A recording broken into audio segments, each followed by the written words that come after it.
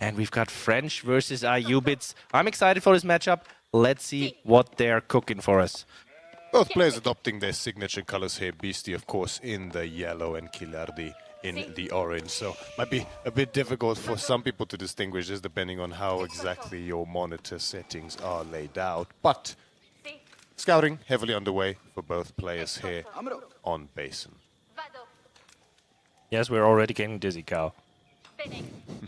Cal showing every possible angle here for us to observe. I'm particularly curious what sort of wing we will see here for Kiliardi being picked in the future. Most likely Dervish, right? But things can be altered somewhat. Military. Hi everybody, hi every spirit, welcome very much to the channel. As we're here to do a watch party of the Garrison final day. Thank you very much for being here, your support is greatly appreciated. I wish you the best thoughts, ideas, feelings and emotions, and a whole bunch of individuality, creativity and responsibility as well. We are here to keep watching this event that has been pretty cool. So thank you for being here once again. I hope you enjoy and make sure to support Rising Empires on Twitch as well.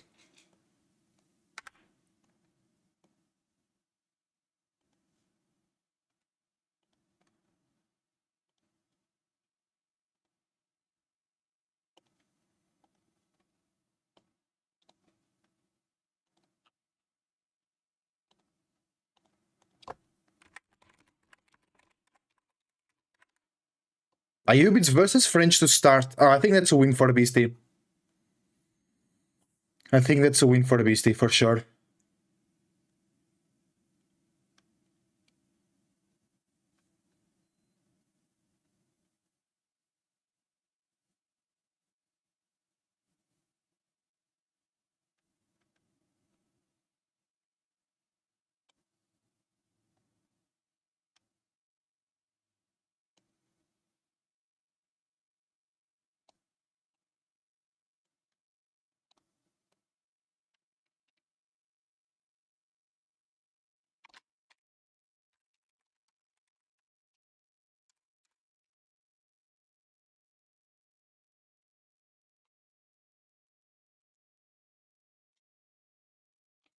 Early pro scouts There's coming one in right for next sure. to his base. There's one all the way in the top corner, but he's more gonna look like looking towards Kiljardi's deer packs, and they are. Hey guys, I'll grab some situated right water. above the Eng-Pt I'll be base. right back. So Kiljardi, what do you expect out of him? Will he go for a Raider Horseman comp here to keep Beastie at bay, to keep him a little bit under pressure to contest those knights? Or what is the poison of choice here for the Eng-Pt? You have to make some units, right? I mean, you can't just zoom directly for a naked castle or like 1-2 desert raiders. I feel like that's not quite enough of a commitment here. I mean, you know, if you do leave those deer packs up for grabs, the amount of units that the French will be able to muster is just way too overwhelming, right? The amount of food they can get on there, if they get more than 2 or 3 deer packs, is just astronomical, right? It's just too much. So you have to take some sort of engagements, some sort of good fights here to at least delay the pro scout somewhat, to give yourself a window to challenge properly and at least get a tech advantage, hopefully. But the Desert Raider now from the military reinforcement is out and likely making its way across the map as we speak.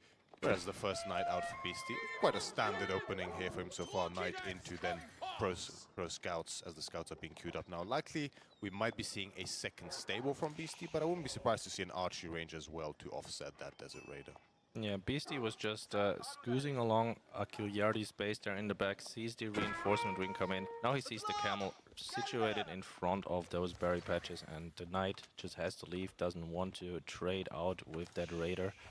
And we see Kiljardi's resources actually just growing straight towards that castle age. She's just gonna go naked with just the 3 raiders? That seems exceptionally greedy. It does seem quite greedy, doesn't it? Especially considering the fact that no berries are being left over, so I'm not sure whether he does opt for the growth wing in that castle age to get additional food on his berries, as well as the 7 villages, of course, or whether he opts for the dervish. These are the most likely alternatives. Desiree finds the knight once again trying to wrap around the side. Tower is going to be rushed up here. The villagers could be in slight danger here if the charge does come in. One villager is going to get picked up, but Textiles is already in. However, not enough to save the villager as Beastie commits a lot of damage on the knight, but if it does stay alive, then in exchange for one villager, I would say that's worth it. That's 100% worth it. Killiardi even opting to go for the textiles, and still it's not enough. Such an unfortunate timing on the tower. He was just like 2 seconds late and gets punished for it. But yeah, as you say, if he doesn't go for the growth wing with the berries in a little bit in the back of his mind, then he'll be out a lot of food.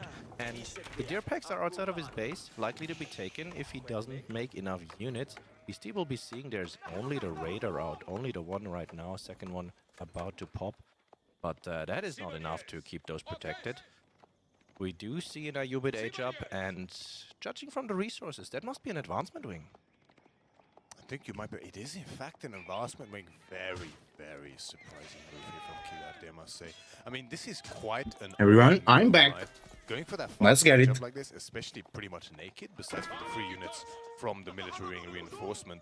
Killiardi is clearly looking for a I think very Beastie will win the aggressive, tournament. sharp tempo timing here for the age up. What you guys think? Get up super quickly, get out those lancers, and start contesting these knights very early. But frankly, I mean, I feel like if Beastie just keeps massing knights, maybe adds in a barracks or 2 as well, is Killiardi actually going to have the food to support?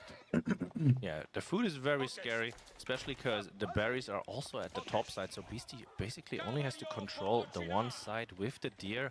It's already starting to make more knights as we speak. I don't think he's scouted out the age-up just yet. I don't see any scouts in the back of Killiardi's base there, but he must know this is pretty much a naked castle. He just probably won't expect how fast it is. No, it's certainly super quick and slightly uncharacteristic of Eng-Pt nowadays, right? The advancement wing is not something we have seen too often, but I know that is the second time I think Killiardi does it in this tournament on the Eng-Pt, so it is something that he favors. Killiardi is this very, very timing, tempo-orientated player. He loves finding these moments in the game where you're at your weakest and exploiting them to the fullest. As to whether this is a point in the game where Beastie is at his weakest, not too sure about that one, right? As they are coming in hot, 5 scouts on the field now, so they will be coming in super quickly, and the food will only ramp up further and further for Beastie. And now, little raid onto the gold, causing some idle. Welcome everybody. Not too much We are doing great. done here. It's tough to dive in the future. Starting the day with a good Age of Empires 4 tournament. Let's get it. Just yet. Yeah, Undermesh is on the way for Beastie, and basically this gold is the most important part for him to attack. Without the gold, Killiardi will not be able to get... How about you? Hope you guys doing great as well. And Beastie, as soon as that age-up hit, he immediately shifted more villagers to gold, probably just for a lot more knights. And maybe also Thank you. Age-up, but we do see an engagement here at the front, and Killiardi actually losing a lot of the raiders to the archers there. Knights come in for another charge, but he leaves another one behind. So that's a pretty decent cleanup for Killiardi there. But You enjoying the tournament? here. Oh, another You enjoying the good knight games? going in, and he's gonna get punished. You watched yesterday or something like Not that? too sure this was super worth it for Beastie. What is he buying time for?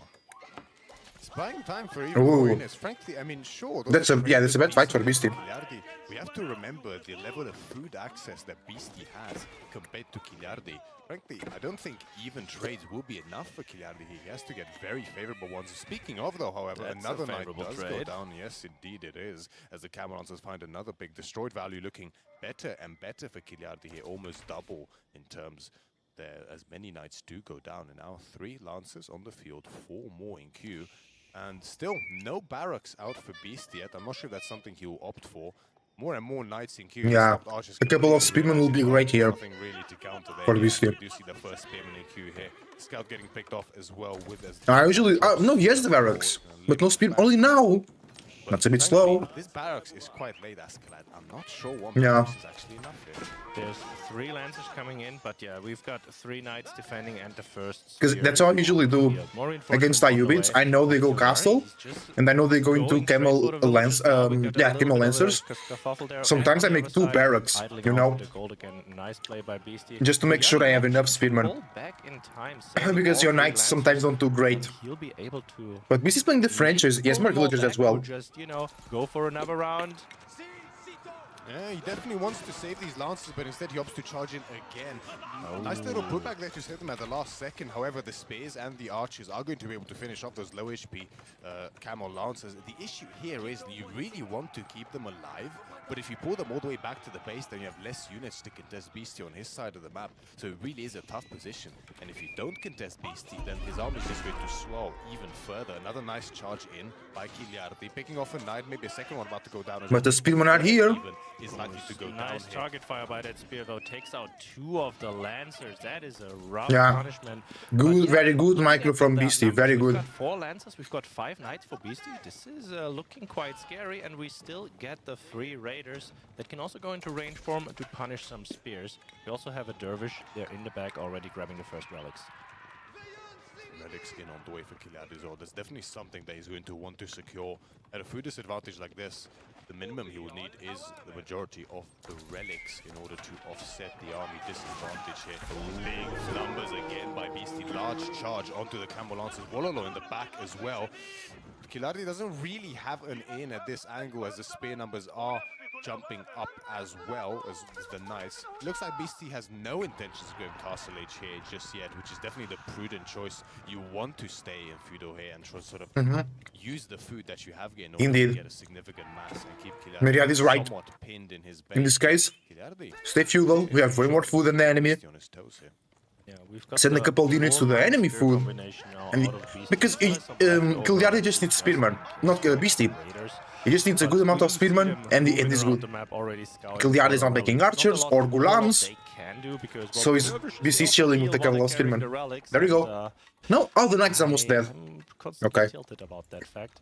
Knights coming in for another round here. These villagers, though, they have shivs and do have textiles, so no can do. Beastie's army mass growing faster than Kiliari by a lot now. We see some crossbows popping out to deal with the extra knights, but really not a whole lot answers for those 10 spears.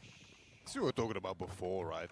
Beastie doesn't really have too much pressure here to go Castle Age. The Knights will deal very well with any kind of gulams. Somebody's Spears will be holding able a to key go in on the mass keyboard. with the Camel Lancers. And really, it comes down to the That's a lot of food. Now camel. that Beastie Where did Kiliari got all that Kiliari food? is going onto the berries. It is a prime target to strike as they... Kiliari looks to make a defense. His spears moving in along with the Knights at the front line here. Decent engagement there for Beastie, but the numbers do favor Kiliari. Naturally, defender's advantage is going to make that possible. Most of the spears go down as well as the archers, and Beastie is forced back. Only one of the knights goes down, but still. Yeah, that's important. Kiliari is not denied. The knight numbers keeping up. As long as the Lancer numbers stay low and stay outside of Beastie's space, I think Beastie is quite happy with just trading out. As long Yeah. as Pro Scout is still going, there's still one more deer pack he could potentially be taking. Because what's from important is that Kiliari. Beast is not being And, attacked.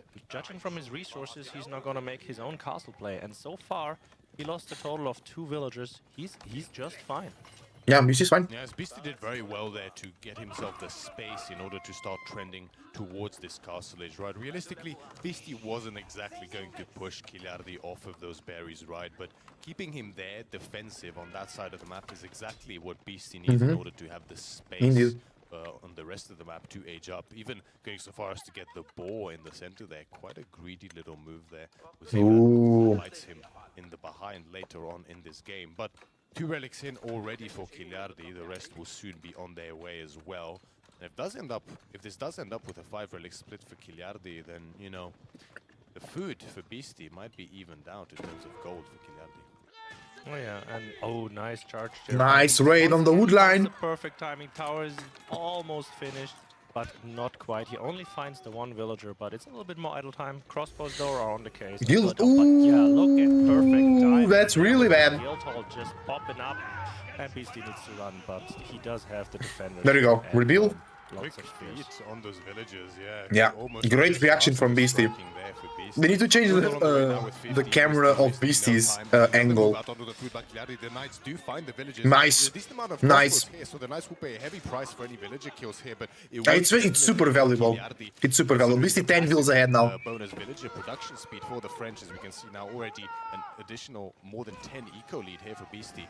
Spears chasing after the camel lancers in the north do manage to pick up one, but of course the additional move speed of the cavalry will allow them to get away unharmed here. But Beastie picks himself up another 2 villager kills. Yeah, but man, those textiles, they're doing work today. Usually, when I see a player get textiles, everyone just tells me, nope, don't do that. It's a waste of 100 You didn't know there was a tourney. Yeah, No, the this marketing time of the around, tournament this was wasn't definitely great. where we would have lost That's true. massive Like, I know because I'm always excited for tournaments and I'm always looking for them. The tournament started on Thursday with the offline qualifiers, actually, because it's a LAN, it's an in-person event. So it has been going for, but I only discovered like on Monday. You know, I only knew the tournament was on Monday, so the marketing wasn't great. I don't know how they can do better marketing. It has to be in game for sure, but this is not like an S-tier tournament. I think it should like. It is Beastie, it has Killiardi, it's a LAN event. I think it should be. I think it should be in the game. I think like A-tier tournaments, S-tier tournaments, there should be like an announcement in game. Because tournaments are basically for the community, right? And like they really need to be a direct way between the players and the tournaments. And I think they kind of messing around on that. Because tournaments ultimately are a great way to advertise the game. You know, you see the best players in the world playing the Sieves, playing a lot of Sieves because of the ban system and the pick system. You see all the Sieves being played in cool maps, in water maps, you know. And then people be like, oh, this game is so cool. Look at this player is doing this strategy, using those units, whatnot. And I just think once again, they're fumbling the bag with the marketing. I think it's something they really need to improve. It's like the communication with the community. Interesting point you brought up regarding the spear against crossbow earlier. Normally they do decently here. Oh, as we see, horseman switch now coming in for Beastie. But the spearmen do well against crossbows generally. But the interesting thing with the games have been great. I think Beastie will win the tournament, but Killiardi has been playing really well. Louis has been playing really well. Actually, yesterday I was really tired because it was my girlfriend's birthday, so we spent the whole day eating and drinking and going around. Then I was really tired, so I didn't watch much. But on Friday we watched everything. Louis was playing really well, Demo was playing really well, Killiardi was playing really well, and Beastie was playing really well. I actually don't know how the yesterday went, so let me go and check. Beastie going for another raid here. I don't see any defenders very close by.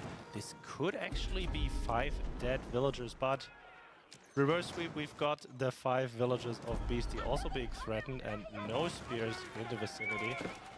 Yeah, look at Beastie's controller trying to go for the surround. He'll definitely pick some up, and there is the double pronged attack going for. Oh, there will be Louis versus Demo today.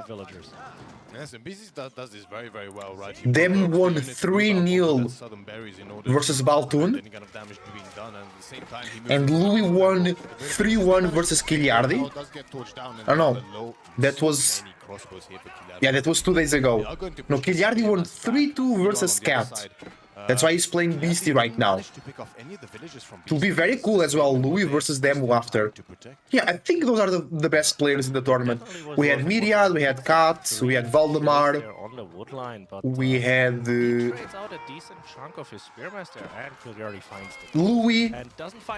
Yeah, those are the best players, I think. Beastie, Killiardi, Louis, and Demo. I think the final will be Beastie versus Louis. Yeah, nice little pick off there for Killiardi, certainly. Still no textiles in for Beastie at all, but the Arbalestria numbers are now building. Beastie's still 10 kills ahead, more than 10.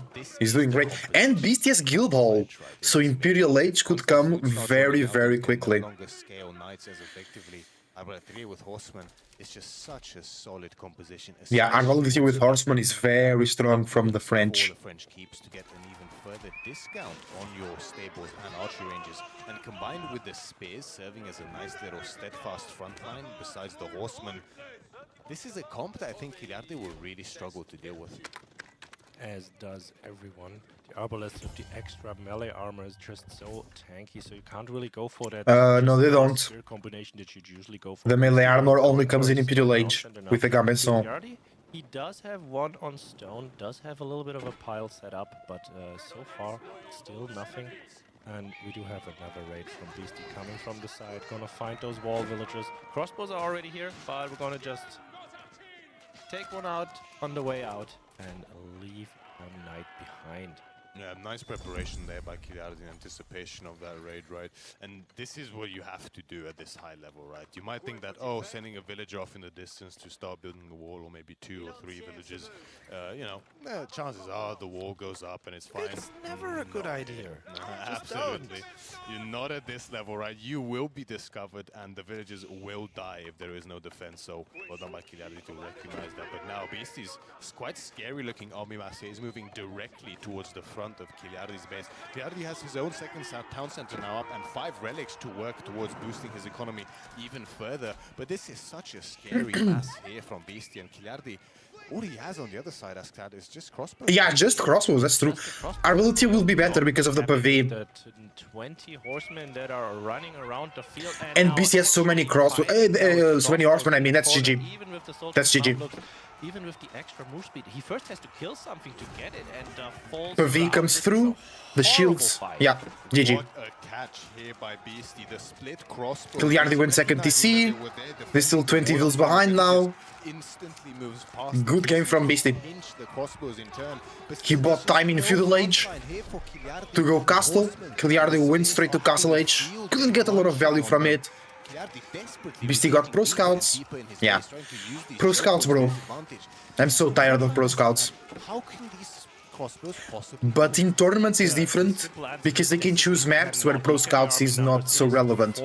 You know, Hill and Dale, water maps, This might be just it. Still has 10 horsemen. like maps in the Killer Pigeons tournament, the Oasis map, for an example. It's also not good for professional scouts, Prairie. But GG, there we go. It's just too First game for Beastie. Easy. It wasn't easy, but it looked easy. It wasn't easy, but it looked easy. Caught out in your own base behind your second town center, but here we are. No, quite a painful way to be caught there with your pants down, essentially. If you're Kiliardi, as it does appear that the names are a little bit flipped here. You know, we have a bit of impersonation. I would have never noticed. No, yeah, they do look somewhat alike. If you don't look at the glasses and the face shape. Do you think Kiliardi slept tonight, or did Demo poke him all day long? You know, that is a joke that Demo made yesterday, but I don't think it was a joke. this level of competition, you got to take all the advantages you can get naturally, and it wouldn't surprise me too much if that may have been on the cards. We have here the grass showing up, and oh my god. Yeah, Beastie got so many more resources. 10k more resources for the Beastie, that's crazy. 6k more food. Pretty decent, and keep in mind that is with 5 Pro relics Scouts. for the units behind that. And with Golden Age, it's a worse Golden Age than you'd have as the Abbasid, but it's still 10% extra. And yeah, numbers are still working out for the French. Pro Scouts is pretty good. Most Yes. food there, right? An additional, just over 6,000 extra food for Beastie. Yeah, This it's is the too. power of the Pro Scouts, right? Yeah. Even getting in only his own deer packs, and he may have snagged a couple of Kiliardi's there. Sure, Kiliardi has access to the additional boosted berries, but Yeah, it's not enough. you can see the numbers just don't lie here.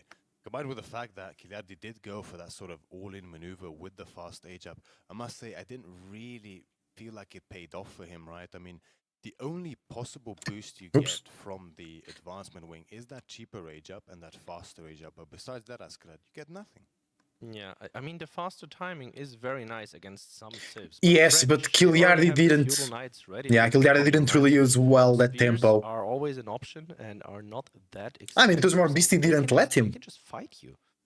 use the They tempo. can just fight you indeed, and with so much food access, Beastie has no reservations about staying longer time in feudal than perhaps other civs would like. Just like you said, the French knights deal with camel lancers in low numbers as well as any type of Gulan play. Spears then will also deal with the camel lancers as their, higher tier will eventually win out over the knights in turn. But besides that, I mean, with the food under the TC, the additional passive villager production, Beastie can just sort of chill, take some decent fights, use his food, and then once he pushed Kilardi back into his base defensively, as Kilardi had to defend his food sources, that's his window to go up. That's exactly what happened. He also hit the farm transition perfectly. Kiljardi was just spending a lot of the wood on the farms. Beastie, though, I didn't see any in his base just yet. He had that one extra boar, and it was just enough. Board is great. After Pro Scouts, going for board, it's insanely good. I was a little bit worried when he first went on Coastal Cliffs, this will be Delhi versus... no, because Kiljardi has both Delhi and Byzantines. This will be either Delhi or Byzantines from Kiljardi versus English for Beastie. I don't think it will be. It's JD. LOL. Beastie, I told you that was gonna be Byzantines for Kiljardi. Beastie starting the day with full Pro Scouts mode. Matchups, just the other way around. Because Kiljardi didn't ban. Like, Beastie is so strong with French and JD. I think Kiljardi had to ban. No, you ban HRE and Rus and Zushi for sure. Delhi, I think it's okay. Because Beastie got, if you think about it, Beastie got all the Pro Scout Civs, or the better Pro Scout Civs. Chinese, French, JD, and Lord of the Dragon. Realistically, Kiljardi Civs with Pro Scouts are HRE and Malians, and they are not the best. Yeah, Beastie just outdrafted Kiljardi super strong here. Super strong. Other maps, and sure, you might get most of the deer in, but where exactly are you going to poke? You can't engage directly into the Mitane. And then whether it's longbows, whether it's jabs, which are the contracts we're most likely to see, it serves as a very, very scary backline, doesn't it? And it's just, it feels so difficult to engage. However, I was talking with Beastie myself several hours before this game, and he still thinks that, yeah, even on this map, he thinks it's so favored for GD. For the French civilization. Of course, it is. At pro level, sure. About Malian specifically, but it's a bit of a similar dynamic here with Byzantines, right? There's a lot of overlap here, so we'll see how we can make it happen. Yeah, Byzantines, of course, is happy with the more narrow map, trying to contest those deer. And if you can keep the French off of them, then there's just not gonna be as many units. Just gonna have a much better time. But do you think we're gonna see some Dark Age aggression out of John Dark? Nah. That is a good question. Nah, just BC doesn't want to slow down the professional scouts timing. I'm not sure if Beastie is the type of player to opt for that here. It does feel a little bit of a gamble. Sure, you can go directly forward with the scout to check for that, but I mean, very early on in the Dark Age, right as you begin, you have to set your villages if you want to make a barracks, and if it does end up being a back gold spawn and or a back berry spawn, then whether that pays off is a different matter entirely, isn't it? Beastie did go directly across, snacking a few of Kiljardi's sheep next to the base, but now he circles back around. And Kiljardi, he's already all the way in the back there, grabbing more sheep behind the base. And we don't see any Dark Age fun, unfortunately. But we do see quite exposed golds, a little bit behind the wood line for Beastie, which is quite nice. And those berries all the way in the front, Kiljardi's not gonna be happy about that one. Certainly not, right? I mean, it's such a difficult spot to be in against a supremely aggressive civilization like Jeanne d'Arc, right? Once those knights get on the field and those archers, if you are not able to protect the Grand Winery Zone of Influence, which is the landmark we're most likely going to see. I mean, frankly, without olive oil, Byzantines... Berries in the back? No, berries in the front for Kiljardi! Oh, that's so bad. Berries in the front for Kiljardi is really bad. Like, those knights will be so easy to attack that. I'd like to remind you of Demo's words. Of course, you'll defend with Limitan A, but it's still gonna be tough. Straight towards one of those sides. So we'll see what he's cooking, but for now... And the it's a second rank berries are winery also in the on front for those berries, Kiliardi. as we see Such a all bad of the spawn. regions GG. built by Jean d'Arc there. Beastie And we do 2, see the melt, Kiliardi so 0. far, no surprises. Just Of course, standard. we still have to play the game, Very but standard indeed. it's Two on the edge looking up, really obviously bad. full of cavalry, Jean, and a helpful It's little villager looking from really each bad for side. Kiliardi. You know, on the other side, very standard opening here for Kiliardi as well. Opting for the 2 on gold instead of 3 as some other players tend to do. So perhaps looking for a slightly earlier mercenary camp, slightly earlier barracks timing potentially at the delay of those upgrades, which could be a prudent choice Ooh, potentially. Right? Kiliardi Want to get a lot of brings Limitani 14 up there sheep back home. with the So if he knights gets and pushed then away your from the berries, he can barracks. rely on Realistically, that, but there's no not much that he would mercenaries, be able to and do he needs against that. Byzantines here to deny the day on Beastie's side of the map, right? It's just like moving with slow Libertane all across the map there is a surefire way to get caught out of position and start bleeding units, which is definitely not something you want to do against Knight Civilizations, and most certainly not against Jean with the threat of XP gain being on the table. Oh yeah, but talking to the players here at the venue, I've heard it said a lot that if you don't at least get one of the packs of your opponent plus both of your own, then Pro Scouts wasn't worth it. Yeah, I mean, that's a good point, right? I mean, you're ultimately paying a technology. If you only get your own day packs, you're paying such a premium cost for a technology to get them safely on the OTC, but normally Knight Civilizations can gather their own day packs safely anyway, right? So getting a whole additional day pack is typically where it starts to pay off significantly. It doesn't surprise me at all, they're definitely right. Yeah, we do see there's the double gold, and Beastie's just Here we go. push the deer in as well. Ooh, This is a nice. nice spot. Nice. Pushing the first tier in is always good, because then you can go to the further deer pack first. And I just... Oh, but Kiliardi can kill the deer. Kiliardi, kill the deer. Nice. Beastie's killing it as well. Okay, so he just picks them up super fast anyway. Stop from being gathered. I mean, Kiliardi is going to prevent the shoving going all the way here, as he should. Very well done so by him. But I mean, just having access to them even earlier will allow BC to swell his knight numbers and potentially later his archer numbers even earlier, right? So that is the reason for the shove in. Limitane moving directly across the map, so Kiliardi apparently not believing what I was saying, instead opting to go directly straight across and start challenging Beastie's Knight Mass and his own deer. But as the knight makes his way forward, the Limitane does back off. Yeah, if you only have the one Limitane, you're just gonna throw it away because the knight's gonna eat it. And if there's a second one, even more. And if there's a Jean d'Arc with a big old sword in her hand, then you're just gonna give over a little bit of experience as well. So Kiliardi, he needs to pay attention to all of these units he's spreading around the map to protect those deer camps, because Beastie likes to feast on them. As we see, there's the winery almost eating up half of the berries already. Askeladd is a bit low. Of the contract Myriad is a bit louder than Askeladd. House already in play. We see it go up as we speak. But Kiliardi has hidden a Limitane right there in the gold. And it's big. Oh, but he bamboozles. Oh no. Hello, pathfinding. Gets Yeah. the on the villager, and he The will spearman find was his chasing kill. the No scout, tech then this it moved time. No away, and Beastie Actoid go in, activated, gets a villager. It wouldn't have mattered That's anyway. tough. He was on the far side of the goal. That would have been a third hit. Losing villagers in this kind of a position, it's so easy for it to happen against knights on gold, Yeah. right, for civilizations, even with spearmen in position, and it's always so No second cistern because in your mind you're today, for Kiliardi, that's true. you have the spears there, they should be bracing for the knight, but with just some wiggle steps from the cavalry, it's so easy for them to again, move. Yeah, not no, again. not again. Yeah. As the village finds another Another shot, one. Beast is going to commit to this one. Yep, No, another- no. Ooh, but the Akritoid defense at the last second is enough for the villager to survive. Very well reacted there by Kiliardi. Yeah, Akritoid defense gives more armor to the villagers. So it helps in the survival there. We've got 6 Limitane, but they're all Javelin defensively, throwers. Positioned against Sure. just the one knight. BC's not even making archers just yet. Second one making its way across. He's getting the second deer pack. Kiliardi is not able to come out and challenge the deer for Beastie because he's too busy defending one knight. He's defending one knight with all of his spearmen.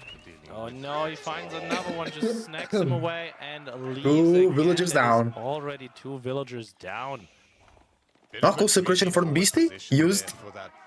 on the School of Cavalry, I'm pretty sure. As Kilardi opted to build his first system directly in the center of his base, which sure would boost a large amount of resources, not only the berries, the sheep, but also the gold. However, the issue with that is that because of the minimum requirement of space between systems, it does force you to potentially put your second system in a very, very exposed position. And getting up that second system is very, very important here for Kilardi. It looks like one of the knights might Oh, the go down. scout! Yes, he looks to BC optimize targets onto the scout. That's very The Javelin smart. doing good work against the knight. The damage being done, however, I think he might just get away, and that's so painful. Kilardi not even able to take a knight, only a scout for his troubles, as I'm sure Beastie will waste no time in bringing this knight back home. And No, you see which villagers all the way at the front, but we do have a tower in the back. And Good play. Limonene Good play from actually blocks the Kilardi. way Good out, so this defense. knight's gonna take a lot of damage on the way out. Beastie, though, he saves all of his knights so far, is up to 4, well, 2 of them are BC didn't barely lose a usable single at knight. I this think he point, lost a knight, but no? The second set of That's crazy if he javelin didn't. is out, and that might mean that No, Kilardi he might didn't, make the because his first threat value is move only onto the 65 map for because Kilardi. you see those So yeah, knights BC lost 0 knight. That's really, really good. you have to admire Kilardi's confidence here in his ability to keep his villagers safe by still sticking with the one villager that's, you know, essentially on almost invisible health there on the goal. I myself would definitely pull him back safely onto the 8 javelin throwers already for Kilardi. That's really, really good. So risky, a single charge can Because BC only has 8 archers as well. Kilardi can push, but BC already got his second deer pack. BC now is doing for Kilardi deer pack. And Kilardi is on the front berries. I mean, in the ones that are even more in front. Power spike for Kilardi to start being very aggressive, doing well to recognize. So big damage going on to that knight. It might just die to the javelins, and that's a big pick off here for Kilardi. Yeah, taking just 1 out of those already a huge gain for Beastie, and we do see second volley, maybe? No, not quite as much. There's the third one though, takes another scout. Beastie down to 3. I say down. Beastie already started moving towards Giliardi's home deer pack, because Giliardi now on the left side would have loved to be in time to contest Beastie's own deer, but just wasn't. Oh, but that guy. The scout. That guy's living dangerously, and Giliardi says, Don't mind me, guys. I'm just going back home. Yeah, just a traveler in the night is what that scout is. Don't mind me, I'm just delivering beer for the villages. I mean, you know, I'm not associated with any kind of French civilization. Uber Venison. We see Beastie moving towards that gold again, towards the top side. Giliardi knows this is going on, but it's likely going to cause some idle time in a second. Let's hope it doesn't cause another villager to keel over, as they're busy building the house quite far away from the tower that has arrow slits. Arrowslits is now in, right? So it'll make it even more difficult for Beastie's Knights to find any kind of damage without taking quite a bit of damage of their own in turn. Beastie looks for an angle here, but sees the fortified position and realizes that, yeah, there's not quite a way to poke in here. Textiles on the way for Kilardi as well, along with additional economic upgrades here for specialized pick, as well as horticulture is on the way for him. Meanwhile, decent upgrade advantage here for Beastie, as Ayran Nabesh now on the way as well. Still arrow in already. Oh, this is a nice little pitch maneuver here. Very nice. Yeah. Thought out. There's a charge. Nice on the Garrison. triangulation. You don't want to lose any of them, because you cannot replace them right now, just as the oil income is not there yet. But nice. JD coming forward. Saw the Another villager went down. and the forward Beastie 4 villagers ahead, with cheaper units and professional scouts. It's looking great for Beastie. Giliardi hopefully in time to prevent any villager losses. One more villager did go down there. I think perhaps on the berries there for Kilardi, if not on the gold. So another little chip in his armor in this game. However, securing that southern berry pack there for Kilardi, that's certainly a very, very good little prize to obtain out of all of this. I mean, the javelin continue to swell right now. Kilardi going for the farm transition while going for another boar. What's the score? 1-0 for Beastie so far. Those are the semifinals. So who wins goes to the final. Who loses will participate in the third and fourth placement match. And the fourth the third match, the third placement wins $1,000. The fourth placement wins $777.7. The first place wins $2,000. The second place wins $1,000. Base damage, so it's quite scary for her to be anywhere near the front lines. Baltunin Cat won $500. Valdemar and Myriad won $353. But the army numbers are definitely not. Big fights happening in the center. JD barely gets away by the skin of her teeth. The Limitari numbers are dropping very, very fast. Those large Oh, GD! GD was picked. JD does end up. Kiliardi is going castle. Numbers are still looking pretty healthy here for Kiliardi. GG. Even for Beastie, sorry. And even night numbers to Limitani, That is not the kind of position you want to be in if you are the one with the spears. As no Oh, but a lot of knights died as well. for Kiliardi. But 32 archers. To get him to overextend, as the archers are now actually enough to clean up the rest of these jabs. Yeah. That knight GG. did such a good job of making it possible there in the front.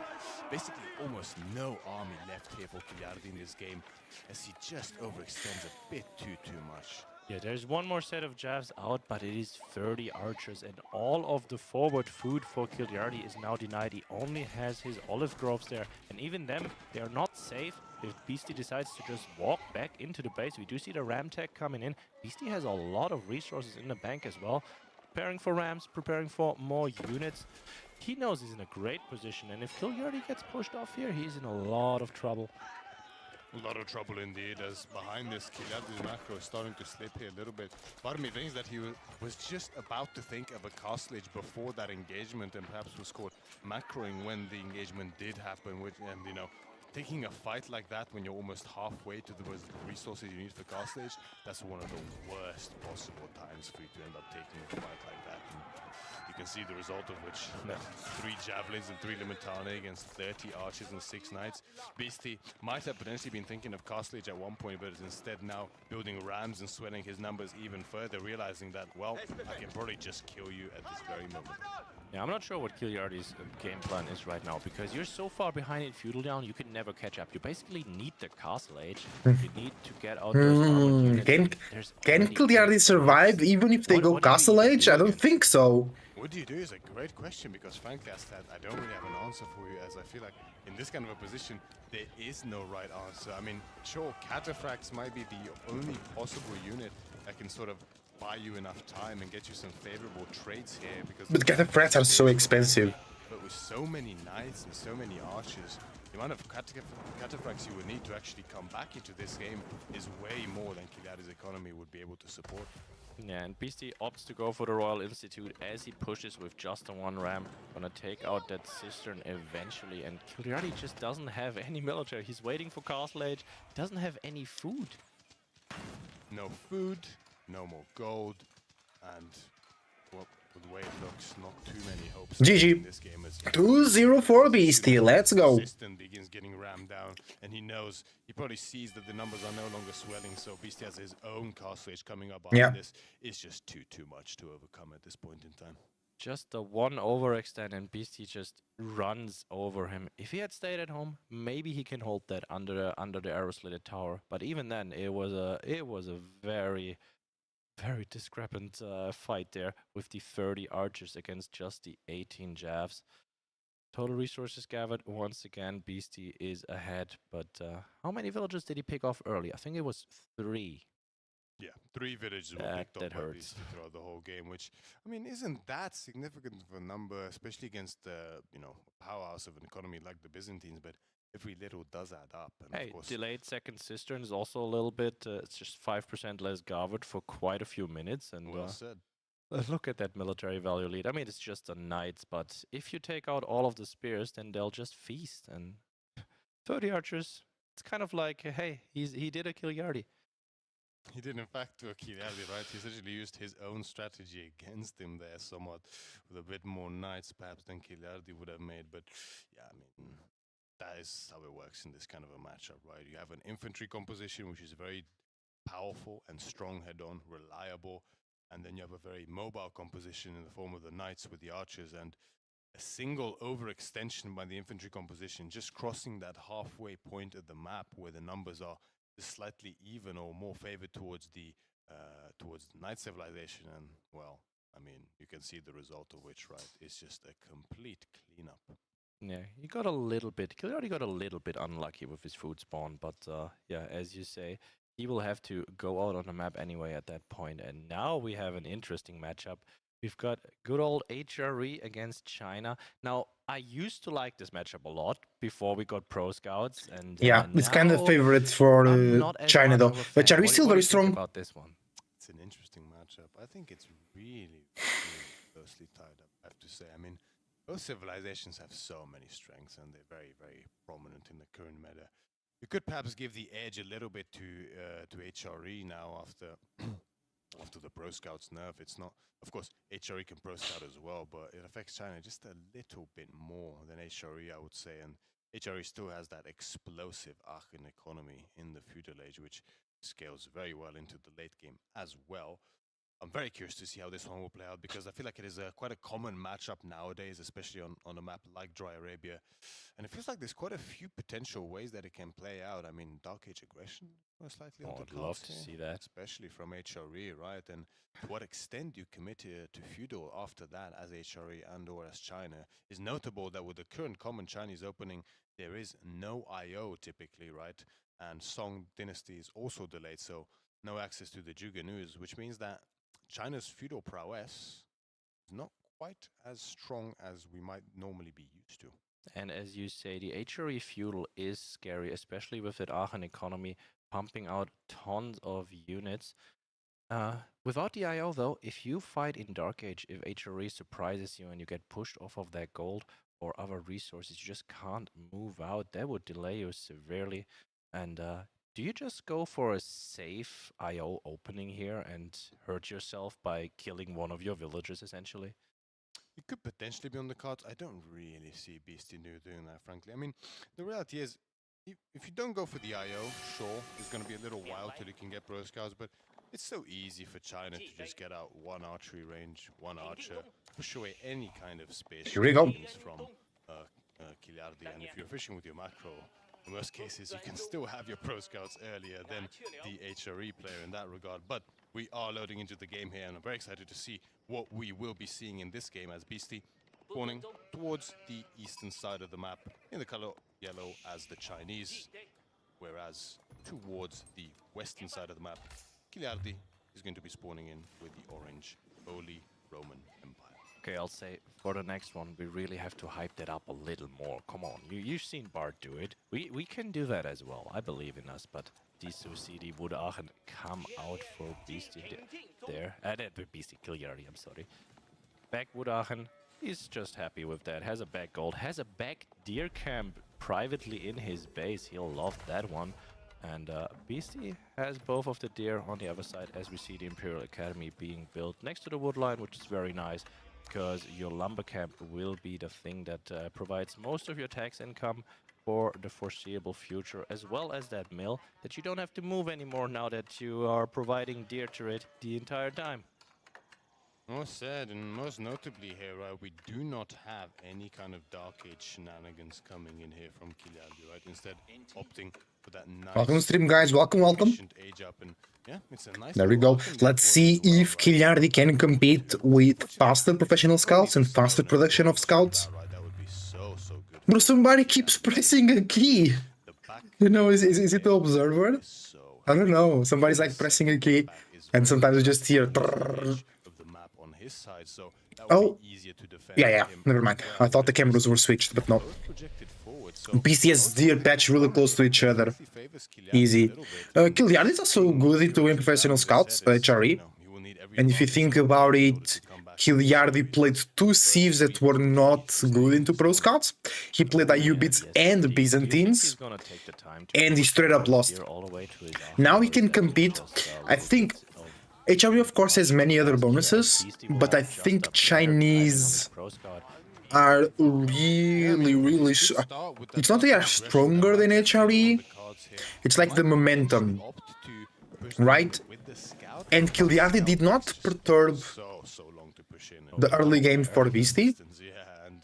with the Dark Age barracks or something. So he's just giving Beastie enough time to do whatever he wants.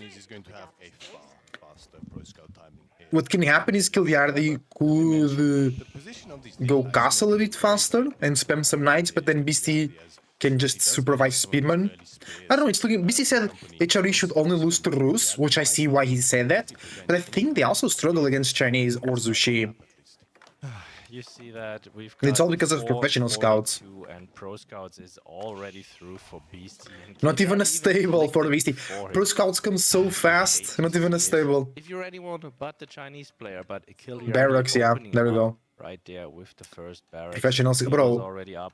It's taking too long for the developers to change professional And scouts. He queues the scout first. I'm expecting Beastie Scout to be out first. Somebody needs to organize a tournament where it's not allowed to go pro scouts. Just for us to have a different experience. Yeah, those scouts are going to be coming out. And now we'll have to fight for the deer. Kiliardi not opting to go for a spear just yet, just going into more of the scouts. But keep in mind, scouts quite pricey on the food, so he just didn't have the resources just yet.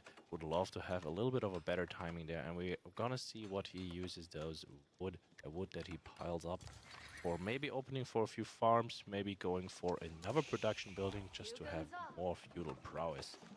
Beastie though, no units. Yeah, no units here by BC, instead just pumping out scout after scout after scout. Yeah, BC is going up to 7 scouts. It's so fast with supervision, it's crazy. So potentially some kind of production building is going to be a card, as you see. No, it is in fact a village instead. Village. Just further increasing the population cap there. Makes sense to do so. Up to 7 scouts now, BC, so he's just going to get this here with ace. Yeah, he's already on his second pack. Like, first one, he just gobbled up immediately. And basically, if he micros this correctly, he's gonna just drop that deer Kirk. Easy. Yeah, nice. Scout survives. One hit away from death now. Would it be a nice change, you say, if we reduce the scout HP by, like, say, 3, 4? There's a lot of ways we can potentially change pro scouts to be just a little bit more of a choice as opposed to a necessity, right? Yeah, exactly. Well said from Myriad. Right now, pro scouts is a necessity, and it should be a choice. I'm inclined to agree, but now Kiliardi, what a difference in styles here, right? Welcome to the stream, guys. Welcome. Barbican there to secure his gold. I wouldn't be surprised to see him zoom towards the cast stage after that, whereas Kiliardi is pumping any and every single unit he can, denying pro scout even more. And frankly, Barbican of the Sun. Here we go. For any kind of units to secure his own daypacks might end up biting him here. Because Yeah, BC not doing any units. That's true. I don't know if I like that. From the second one, I believe, but the other ones, okay, they're still there. Beastie has the better vision here. I'm not sure. So much food under that meal, guys. Look at that. Ridiculous. Real fast. Some dynasty for BC. BC is already ahead for some. in fact leave. Oh, because of the Imperial officials. Never mind. Suspects Beastie scouts making a greedy little move towards Kiliardi's southern day there in the south part of the map. However, I can see on the mini. BC is going straight castle. I don't know if that's the great idea. Great idea, I mean. However, if Kiliardi is able to deny the attack here in the south as well, which is in fact his own, then it may end up being just fine for him. But you can see Beastie, I mean, he's going straight towards Castle Age. Yeah, Beastie trying to go around here. Maybe he'll even drop the carcasses somewhere safe and then opt to go somewhere else with those guys, as long as he knows where the food is. But looking at those resources, he's gonna have an H up very, very soon. Kiliardi on 24 units. This might be very scary for Beastie. Going straight in, getting... Is he gonna get that? Yeah, first villager just immediately goes down as the archers provide some fire support. But with the barbecue, they're next to the gold and also covering the food a little bit. And as I say that, Kiliardi just steps in. Can he safely go anywhere near that without being shot at by the town center? That's actually a very painful position here for Beastie to be in, right? The mill is just a little bit too forward, and all of those juicy deer carcasses to the southern part. Astronomical clock tower. All right. Losing villagers. It's okay. Yes, from Dynasty, right? Any food he drops off might cost him a villager repeatedly here. House goes down, the blacksmith gets denied. Beastie can go Lancers But Kiliardi already has a lot of speedmen. Archie range? No, it's gonna be barracks, palace guards. Yeah. I thought about palace guards, but BC didn't have any barracks just yet. Chinese go speed is going to be very, very fast. Now, also being rushed up along with a stable, so knights and palace guards. Kiliardi going siege engineering. He wants to make some rams. He's going to the wood line. Nice. Ooh. The villagers from Beastie. I think they are gone. Kiliardi's army being right there, and he finds the villagers as Beastie moved all the way to the back. Now we're under TC. Beastie opting to not. Now he does Garrison. And Kiliardi cannot stay here. He's just going to lose all of those units. Does not have the range defense researched for Feudal just yet. Oh my god, those two guys made it away. That might actually be very important for Beastie here. Providing a little bit more sustenance and keep staying power in his base a little longer. As Yeah, Lancer Palace Guards. It will not be easy for Kiliardi to deal with that. But Kiliardi is going to the castle edge very soon There's not too. enough melee units right now. And as I said, What's the food for Kiliardi? Because he also got pro scouts. Moving towards our northern side to deny any further deer being picked up by But Beastie. we However, didn't see how many deer he now got. The army retreating is going to give How much Beastie deer he got, access I mean. to his deer pack as before. I must say, I think Kiliardi perhaps overcommitted to units here just a little bit. I really like the damage that he did so far. However, it's pretty unlikely for him to be able to get any more damage done than what he already did. So, essentially, the additional investment of your army here is somewhat unlikely to pay off. Yeah, Kiliardi just needs to age up and upgrade his units, and I think he'll be good. Honestly, Myriad, I saw those army numbers and I thought to myself, yeah, he's definitely committing here. But looking at his resources now, he's opting to go to castle, get his upgrades in, and Beastie looking to punish that with the knights already out and trying to snack those relics. But Kiliardi's army numbers, still nice. He needs to pay attention here that since those are the high quality armored units, if he tries to protect those relics on the map, he'll not just lose them. Completely right, and I mean, commitment here is probably what Kiliardi was looking for, but it's just so tough to push in under a Barbican, under a Chinese TC, as well as with Palace Guards out big time in order to defend. It's tough in Feudal Age, right? I mean, you just take so much damage when you do end up making The these first monk gets caught out, unfortunate there. And Kiliardi now committing to the ram push. We saw Beastie do this in the last game, but that was a much more clear cut. But what do you think about this move? The monastery might just be a little bit too far out. If he just takes it down, Beastie will be forced to spend even more wood, even more of that resource that he's being constantly denied away from. Kiliardi with a lot of food in the bank. Does he want to go Imperial right away? That would be crazy. But it's HRE, so that's possible, totally possible. Going to the monastery as we speak, just as you predicted. A lot of Palace Guards out now for Beastie. Kiliardi getting close to his own age up, but a little bit of mismacro as Yeah, not enough gold. 800 food compared to what he needs for the age up. The gold just a little bit shy now. Oh, I don't know about this move from Kiliardi. He does not want to connect with those units, especially since half of his army is at home defending against night raids. And yeah, Regnus Cathedral coming out now. But oh, this might be nasty for Beastie, but he smells it, immediately pulls back. Pulls back, yeah. I mean, dancing between the two wood lines constantly, Beastie has to hear. The Regnus Cathedral now on the way. No Castle relics Edge in on the for way for Kiliardi. Beastie yet, so all of them ripe for the taking for Kiliardi for now. He does have a lead in terms of army numbers here, a significant one at But that. he can deal with the Palace Guards, Kiliardi. He has more units, but he can't deal with the Palace Guards, can he? These armored units, that would be catastrophe for Kiliardi's entire plan would fall apart. But maybe Beastie won't give him a chance, because these armored units with the double range defense, they'll just be able to stay in his base. Completely correct, and this is what I was referring to, right? If Kiliardi just invested a little bit less into his army, which sure, his army is very large, but even now still can't contest this elite mass compared to his from Beastie, then he would already be up and be able to contest this and start bringing the relics home. But instead, he's left in a little bit of a tough position as he's forced to concede all map control now, and instead focus solely on survival here at this point in time until his upgrades. This is headed by 8 villagers. You know, we do see tri-composition from Kiliardi, so what upgrades exactly do you prioritize here? It doesn't feel great upgrading spearmen, horsemen, or archers in this position. You desperately need crossbows and perhaps your own knights and men-at-arms. But now it's time for Kiliardi to suffer some idle time as well as Beastie moves in directly, wasting no time as the Palace Guards go directly to engage the main army mass, whereas the Lancers split off towards the side looking for villager picking. chains and raids on the side.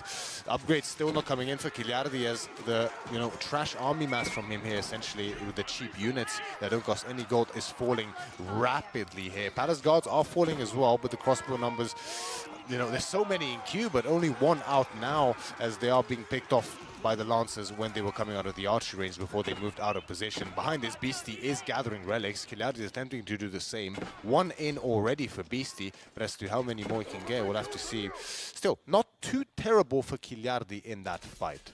Yeah, he didn't lose too many villagers right there. That's the main focus point that Beastie tried to do here. Trading out the army is great for him. Even numbers, because his are much higher quality, are now super decent. He can go for the relics, and that's the other important thing. He already got the third monk out. The second relic is on the way, so Kiliardi will be hard-pressed to even find one or two. Right, Kiliardi able to make some crossbows, feeling good. But, yeah, Beastie Taking care of those palace guards. Finding the right timing again. Balls now going up onto the side of Beastie's Because base. the palace guards Don't were want to really suffer any more the unit catastrophic that were raids not here. allowing Kiliardi to fight. Relics, additional relics now on the way in for Beastie. Wololo in the northern side of the map almost goes off, but not quite there. One relic is in for Beastie, two more are on the way, and that northern one was on the way as well. I mean, it looks like Kiliardi is going to be only stuck on two relics if he even manages to secure that one to the north. And 1 to 2 relic HRE with Regnitz, that's not a very good spot to be in. I mean, More villagers it's still going down. preferable to having just the Burgrave if you played a long feudal, right?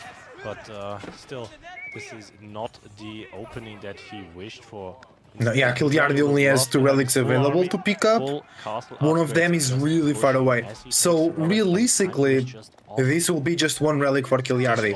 A K2, he has double value on it, but still not good enough. Leading to this now difficult position where GG. he's forced to run circles around his own base, chasing these lancers whilst at the same time focusing on relics. And the army mass is building nicely for Kiliardi. 9 crossbows out already, 7 spears, some knights out on the field. But Beastie is mirroring just in turn with his own spears, his own crossbows. Nice farm his own tradition from knights, whilst Kiliardi. having a healthy Beastie number will of need some palace farms guards soon left as well. Raid down towards the south as The well. deer should from be a running different out soon. While the rest of the army is distracted on the backside by the lancers. More and more villages falling here for Kiliardi, and all the while Beastie, being on Song Dynasty, does have faster villager production as well. And it looks like Beastie is going to make a serious move to secure this 4th relic, and if it is in fact secured he might by Beastie, lose. then I think it will become extremely difficult for The Kiliardi fight. to recover in this game. However, He might lose the army fight there. here does favor Oh, he's Kiliardi holding, in he's this holding, position. he's oh, the Seems product like dies the for relic is Kiliardi. going to fall, but Beastie is doing such a good job. Even if he does lose the Move army Beastie here with the and with lose the monk. He's just bringing the relic further back towards his side of the map, so that when he does recommit to it, it'll be even further from Kiliardi's base and the rest Yep. of his reinforcements. Yep. Quite right there. And Beastie we almost see another 20 villagers ahead. fairly devastating raid in the base there with the lancers coming in from both sides. Kiliardi just suffering a lot of idle time and multiple villager deaths. Now Beastie, he's almost fully walled at this point. Kiliardi trying to punish that, and he does find 3 pickoffs and another one. But the first nest of bees out. Beastie's army mass is at home. Kiliardi cannot stay here and just loses 2 knights for free. Relic is still up there because the Prelate hits got sent to pick it up, got taken out, and now... Beastie now making the nest of bees. This match is just getting But I don't tougher and think he tougher for can, honestly. Kiliardi. I don't think he can. There is 18 Tougher and spears, 40 tougher. crossbows for Beastie, and he can just walk out and... Yeah, I crossbow, think he'll just wait spearman, until nest of Kiliardi's bees, army's in unbeatable that army. corner and stuck. Unbeatable. And with the nest of bees out as well, if Beastie, does look to make a move for that northern relic, which he could, but he might opt not to greed for it, as he already has 3 in the bank. He doesn't need to go too crazy for it if he doesn't want to. He could push now and win that fight. The clock tower nest of bees No might be enough to turn the fight cavalry in from his favor. Kiliardi. No way to However, kill the nest I of bees. think, Second with the DC for defenses Beastie, going up in the back, who he's needs just gonna relics hold when we up, have play defensively, the walls 40 Cs? confirming I don't think it's that 40 as Cs. well. sit back. Because put that the would two be nested bees that would to mean scale, that the villagers get will the be grammar produced in 10 transition going, seconds. and realistically, But it's almost with 4 three relics on his TCs. It's side, like I 3 think only TCs? two for the HRE. 3.3 Frankly, as TCs? painful as this for Kiliardi, the later this goes, the harder. Kiliardi, of course, can always go Yeah, I saw Imperial Edge super quick, but I think Beastie is in a way better position. Beastie also has supervision, and the difference that Beastie can supervise buildings and Kiliardi can only inspire the villagers, so he cannot make units faster, he cannot get upgrades faster. Nice choice is difficult to say. He can make right? villagers faster if he goes Imperial Age, but not right now. And committing to a Swabia in this position is so dangerous because essentially it requires you to, give up the entirety of the map to your opponent. And, an opponent like Beastie, if he has access to the whole map, you can bet that he will take full advantage of it and use it to its full extent. Double nest of bees. That's the bees numbers. Swelling Almost further. 20 Now villager lead for Beastie. Full crossbow. They both lost the same amount of villagers. A very solid, strong composition with a nest of bees that would Yeah. not deny any kind of archer counter. Nest of bee, Kiliardi might look for. crossbow, Kiliardi, spearman. he's stuck between a rock and a hard place here, right?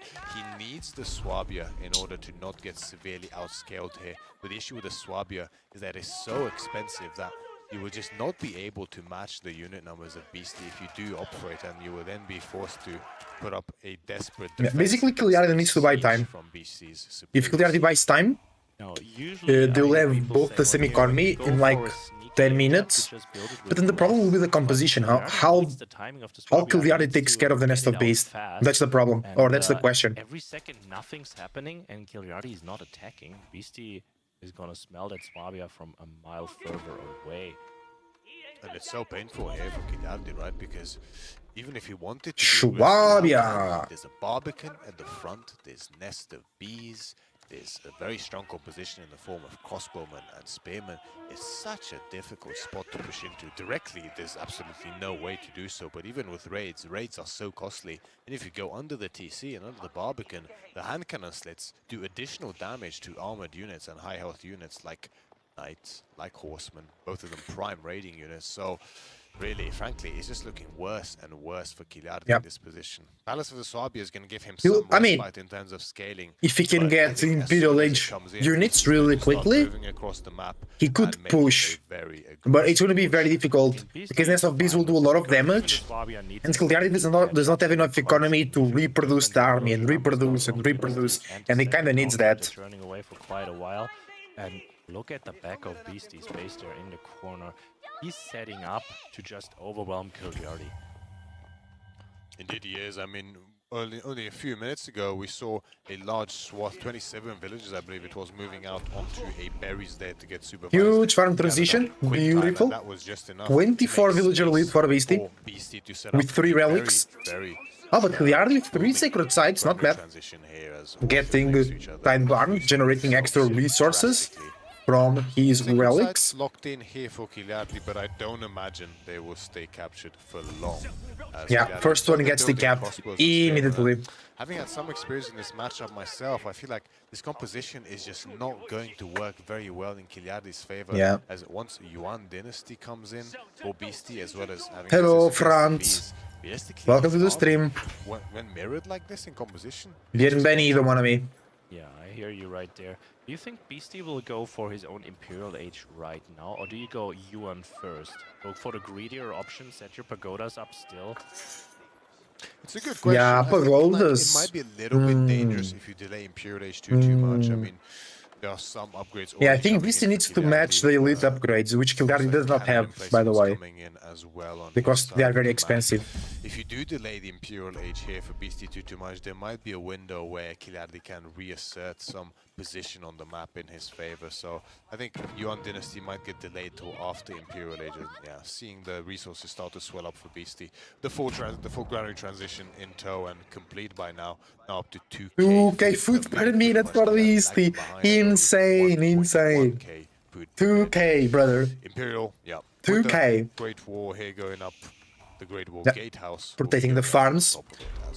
I think it's the best usage. I mean, if you have 3 sacred sites, you can protect one of them with a landmark. But if you have no sacred sites, drop it by the farms. It's so good. And those are clock tower bees as well. They Oh, those are not okay. pleasant news for Kiliardi. I'm not Even quite harder sure for how much Kiliardi. information he has Clock about Tower, these Nest of Bees are just points. so good, so hard to kill. Very aggressively Even towards when the you had big Springles, they were gold hard to values, kill. never Now really without came Springles, in his base going it's so up. tough. Oh, that must probably Elite crossbow? Kiliardi has more crossbows than Beastie. never mind. It was a sort of a Beastie doesn't have enough gold for the upgrades. Kiliardi has to push now. Just a singular spearman to get any significant damage. But Beastie has some good defenses, so it will be hard for Kiliardi to actually He knew push. that Beastie sat back there and he wanted to look for some kind of timing to get damage done. But like you said yourself, Ascad, 4 Nest of Bees now up to 5, a 6th one in queue. Great Wall Gate. What's your feeling for Louis versus Demo? I think Louis will win, but I think it will be a great match. I think it will be 3-2 for Louis, but sometimes Demo, he kind of gets demotivated, or he starts not believing in himself, or he starts believing too much in the opponent, and then he kind of throws mentally, you know. But I think if he's on top of his game, he can beat Louis. I think Louis is stronger, and Louis is not playing without ping, because Louis in tournaments always plays with ping. Not right now. It will be great for him. But you're pretty much right, Escalade. The big goals are the name of the I game think the in this final position here will for be both. BC versus They Louis, are likely what will and I determine think this game it's going to be in best the of long 7. run. It will be Right, I like mean, we have the large gold vein in the center there, which is 4-2 almost pretty much for even Beastie. distance from both players. It That depends would on the likely be draft, of the most course. contested zone on the map so far. Then you have that far But we'll see. northern one there as well. Looks Very like excited. one of BC's We most also then will have might third be and scout fourth just a little placement bit match. as well. And the players will be fighting for basically a difference of $300. Fourth place gets $1,000. No, third place gets $1,000. Fourth place gets $777.77. No joke. No joke. 7777777. 711. Yeah, This is Beastie 3K food in the bank. Kiliardi's wall there that he placed right in front of his face, straight Sheesh. across half of the map. But, Culverin versus we Culverin do see versus the Bombard, I mean. Bombard and the Culverin trading out against each other, and that is a clock tower Bombard. Yeah, Clock Tower Bombard. Culverin getting field It will just prepared, survive, brother. but one Culverin is not going to cut it against the 6 nest of bees that are currently rolling up, and that Culverin's going to realize that in just a second. I checked the BBL stream for Louis. Hello? He had 2,000 viewers. It's so huge. I didn't expect that from China. Both players were looking away I kind just of did. for a minute there as the 2 billion, no, 1 billion people. Right. I kind of expected. Annoying You know, rate here coming in from Beastie. I kind of expected He's it. slacking a little bit on the defenses here, right? There's not a single Right. tower on his main And they really like Age of Empires 4 in China. They really like it. mostly exposed, whereas Beastie They have a lot of players. They have a lot. That's why you have so many Chinese players in the top of the ladder, and that's why you have way more Chinese map hackers than others. Because it's just like they are way more than other countries, and they really like Age of Empires 4. They really like it. And I think the Chinese civilization is very good in AV4 in terms of design and playstyle. And they also did the Zushi legacy. And I think Chinese people just really love it, you know. Very short work of Kiliardi's additional army mass. Yeah, Kiliardi is in dire straits now. With just everything that Beastie had in the siege department is clock tower as well. So the 2 culverts, they're just not enough. Even if he had twice that amount with the bombards there as well, you just cannot deny that the siege prowess and. Okay, Kiliardi will but just have to why retreat only and one, retreat. What two is gonna be was his top solution? player? More culverts. Because they're not good enough. Yeah. Also, it's hard to, because they're always playing with ping, right? So it's hard to participate in the online tournaments, and then it's hard for them to go for LAN events because of visa issues, like what happened with CSO. But for example, you only have 2 North American players that are really good. All the rest is European players. So I think it's more the European players being better than the rest. Yeah, nice. I just got 2 shots off against the nest of bees, and it's gonna be down momentarily. But he does take out the first one, and the Culverins is almost. Oh no! This is the full connection. Nest of bees are still going strong, still going up. Beast's front line is not good enough. So the bombers can work on it, but look at that shot! Oh my god! Well, that was half of Giliardi's ranged mass, and the other half is going right now. The rest of bees are disgusting, This bro. is not looking great for him, even if the numbers are still favoring. Look at the bank, and Beastie's heading in. The hand cannoneers now has the extra range. I think it's gonna be a quick 3-0, guys. We do have the Palace Guard mass coming in as well. Giliardi's bank is just not there to defend it, even if the Culverins are still going strong. Yeah, BC did engage with low front line numbers. As well. Giliardi's gonna be able to hold here, but that Nestor B shot was brutal. I don't know what happened there to Giliardi's shooting down for a moment. Perhaps a very sneaky raid by Beast in the back, but it fell down all the way to 200 foot a minute for Giliardi there for just a few seconds, which is a horrible time for that to happen as the fight rages on heavily. Beast's economy is Another just great on shot by another the level. Bees, and now we've got the clock tower bombers. Honest of Beast dying. Beastie, wakey wakey. So that's gone. But the hand cannoneers, 16 of them already. Giliardi's trying to add in his own. The elite crossbows will still make a good fight of it, but the mass for Beastie's just ramping and ramping. And if you look at that food income, 2,700 against just 1,000 of Giliardi. He did manage to secure himself. Yeah, a big Beastie's goal at the economy top is so side, much better. but the one in the center is now. Did he win Pagodas? No, he's still Song Dynasty. And that So no goal pagoda. far north of the map. Frankly, it is the only saving grace for Giliardi in this game at this point in time. I mean, without gold access, there's no units, and without units, there's no hope of... No gold for Giliardi as well. GG. And like you mentioned yourself, Asker, Beastie wins. that It might take some time to finish the game. combined with this, but Beastie wins. essentially the endgame Chinese army that has historically been so oppressive at this stage of the game. Elite palace guards, hand cannoneers with the additional range, chemistry in just by default for the Chinese in the Imperial Age, as well as the clock tower siege behind as well. This is such a potent army from the Chinese that has always been very difficult for most civilizations to deal with. I was gonna pick your brain about the choice of going for the hand cannoneers first against the Yuan dynasty, but we do see another engagement here, and let's see if that choice is being warranted, as the hand cannoneers are just plow through that front line immediately. Now the crossbows, they're doing great against the palace guards, but yeah, the Chinese palace guards, they do have the extra health, so it takes a moment, and now the hand cannoneers are on top of that crossbow mass. We'll just trade that out, and as we mentioned several times, the bank is just not there for Giliardi. He just Giliardi doesn't have enough. too much about this. Beastie pulls villagers forward to repair his bombards. Calvin's all the way in the back doing a decent job here, keeping the numbers down, but yeah, clock tower bombards being pulled forward and taking them out in short order. Yep, villagers being brought to the front line for Beastie, as well as it looks like the bombards for a moment were just going in for the hug towards Giliardi's crossbowmen there briefly. But yeah, I mean, with the villagers here, those bombards are not likely to go down anytime soon. You can see the culverins trying to take them down, but two culverins just tickling that clock tower bombard. It's just There you too go. much. GG. Yeah, Giliardi has it. It's 3-0. over. Let's go, 3-0 for Beastie. Beastie as he decisively takes game number 3 as well. What a painful series here for Giliardi. Honestly, Oh, yeah. it was, I mean, Beastie just finishing him in such clinical fashion. Can we get the stage view instead? Since never mind, we have a smiling Beastie. Let's see what Giliardi's expression Let's go. is. Sometimes that man scares me.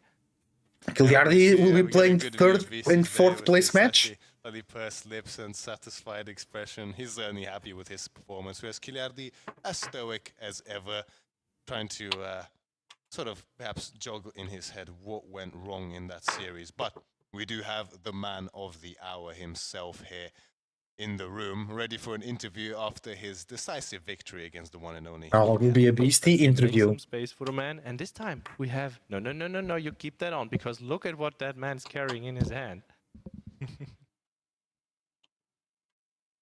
It's a microphone. He does in fact have a microphone Does this it time actually round. work, please? Oh. Nice. That is Confirmation? beautiful.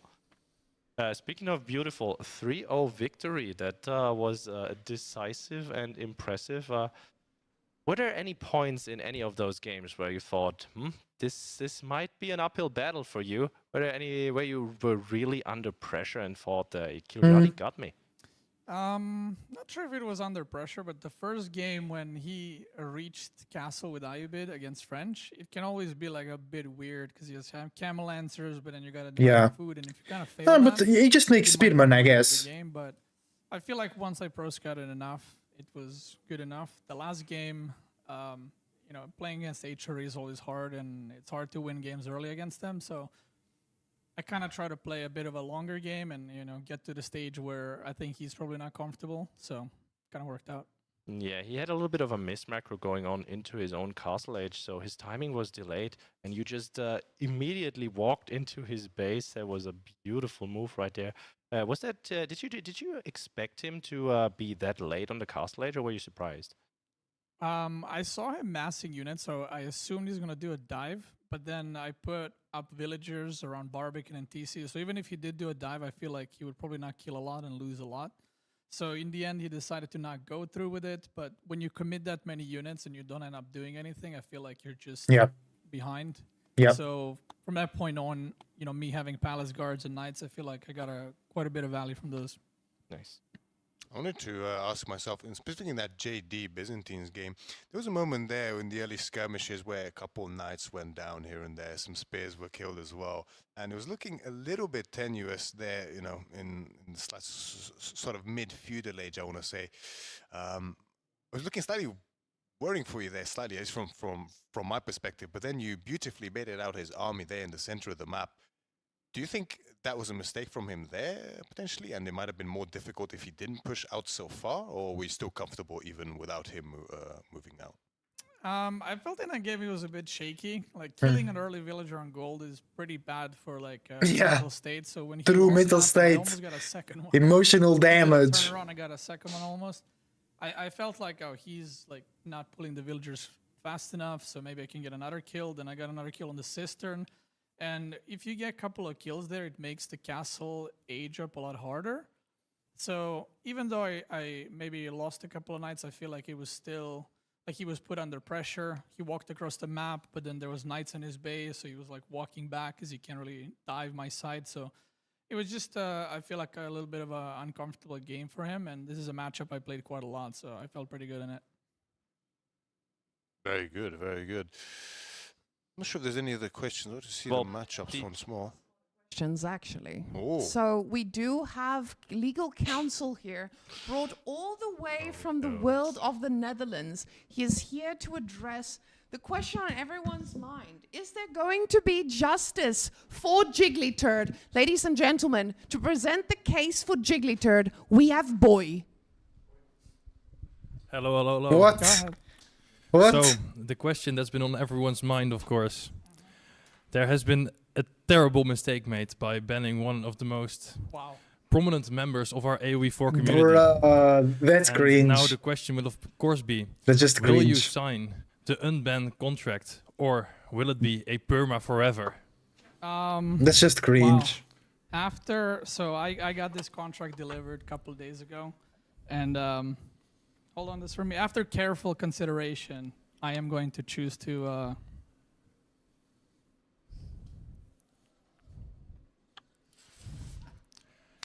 I think that was a very clear statement. That's gonna be a problem. Now, of course, then And you're never getting unbanned, by the way. So He rips the contract. That's it. then That's we it. have the That's a perma t-shirt. yeah, justice for Jiggly. There's no justice. It's he deserved. He is permaban, right? So justice assumes that he was innocent, but no. Opinions differ. That's a perma. That's a perma. Ah, Never getting he it made back. another shirt saying that's a perma. Lol. Any other follow-ups with that, Jiggly? Any more attempts or?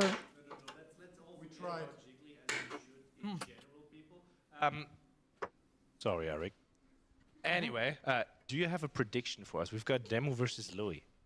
Ooh, that's a great game. I love that game. I actually don't know. I feel like Louis was a bit shaky in this tournament, maybe because it's land, maybe he's got some nerves going on. So I actually think it's going to be a close match. Yeah, I'm not sure who's going to take it. I think Louis wins, but it's going to be very 3-2, close. I want game 5. whichever way. Yeah, I think it's going to go all the way. We'll definitely see some walls coming in from Louis. Couple of layers, maybe. Who knows? Okay, people, we'll see 5 maps, we'll see layers, and we'll have a good time. Thank you for your time, and see you in the finals. Okay, folks, we'll take a quick moment while the players set up as we get another donation getting right in there. Thank you very much. Oh, another dono. Yes. Well done, guys. Look at this beautiful bar up there. Yesterday it was at 82%, now it's at 83%, but the number changed quite a bit. So people, look at that. Thank you very much for your support. Keep in mind, everything here goes to the prize pool and towards further events that we can run here. If this one's a success, if our viewer numbers stay up, if our donation numbers stay up, we'll be possibly able to run more LAN events like this in the future. So all of your support is very much appreciated. And yeah, I don't know. I can't say anything more than, yeah, thank you guys. But Let's go. yeah, I think our production's gonna cut to the break and we'll be right back. Before break? Okay. Oh, what? Ah! It's over.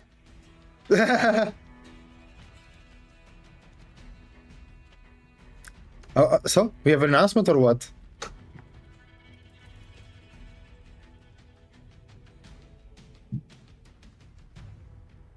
Alright guys, I'll go to the bathroom real quick. I'll be right back.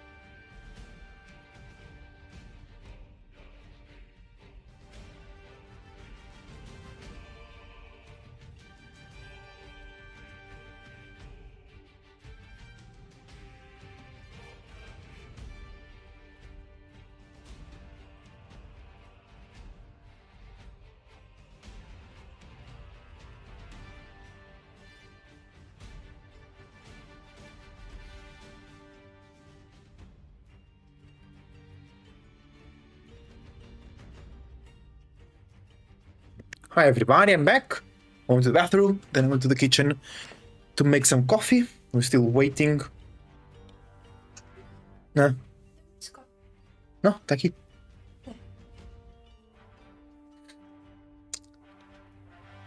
Let's see how the matches of yesterday went, the ones that we weren't watching. So Kiliardi cut 3-2 for Kiliardi. Kiliardi won JD versus Japanese on Gorge, of course. Then Kiliardi lost Avasid versus Chinese on Imeyama, of course, makes so much sense. Then Kiliardi won HRE versus Mongols on Arabia. That's a good one. Then he lost Maldians versus OOTD on Coastal Cliffs. And then Kiliardi won Byzantines versus HRE on Lipany. And Demo 3-0 Baltun. HRE versus Maldians on Coastal Cliffs. Mongols versus Order of the Dragon. And JD versus Japanese. And Beastie 3-0'd Kiliardi, which we just saw happening. Now we are going to have Louis versus Demo, which I think it will be a great set. And then the loser of Louis versus Demo will play Kiliardi in the third placement match.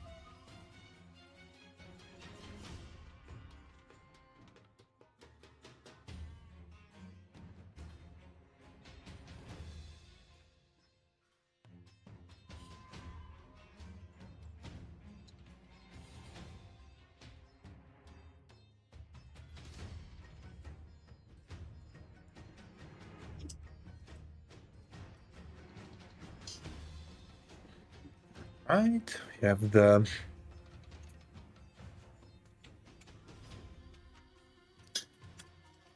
bracket on screen.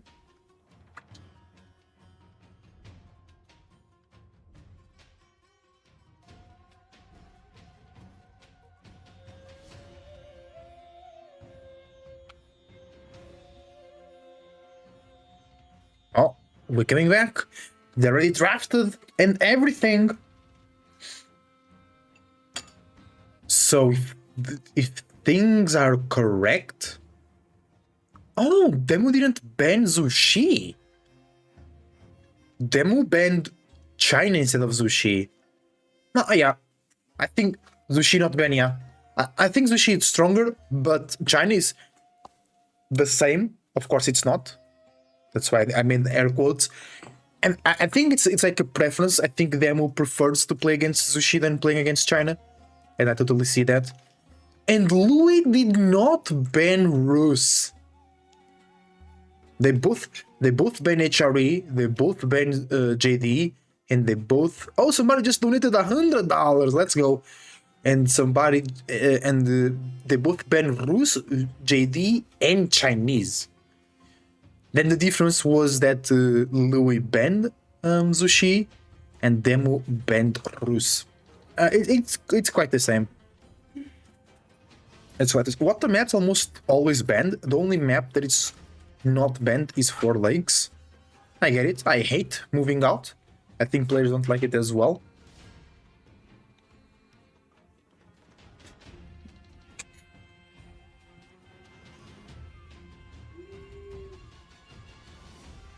All right, we ready. We ready.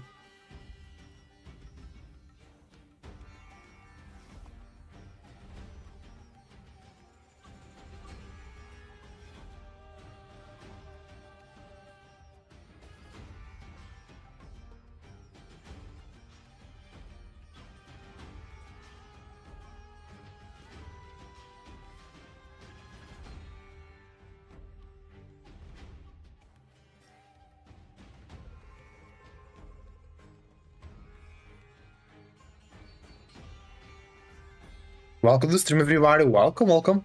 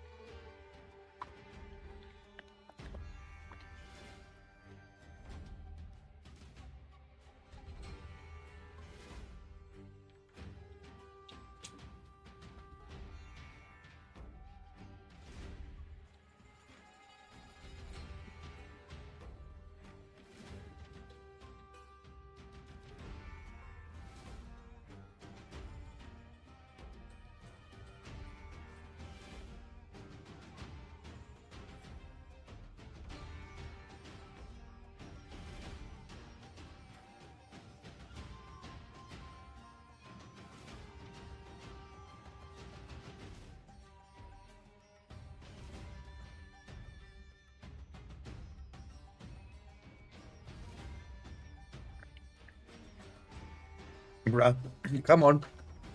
Come on, everybody. Start the game already. Right?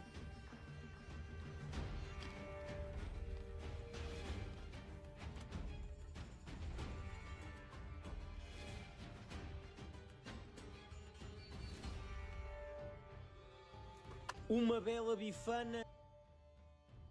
Let's go! I'm now the number. Okay, we're coming back. What's that?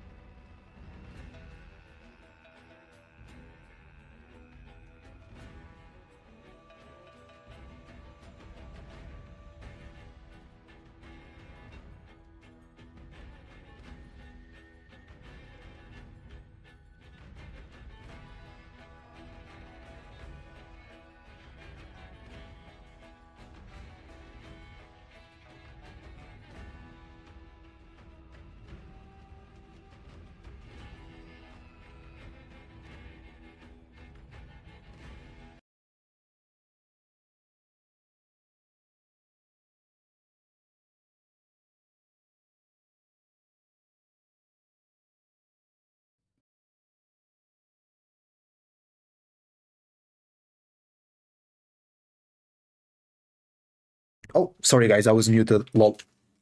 I don't know if you talk to us because it's mute. Yeah, I was just saying while we're waiting for the stream to continue, I'm going to show you some Portuguese food and Portuguese establishments.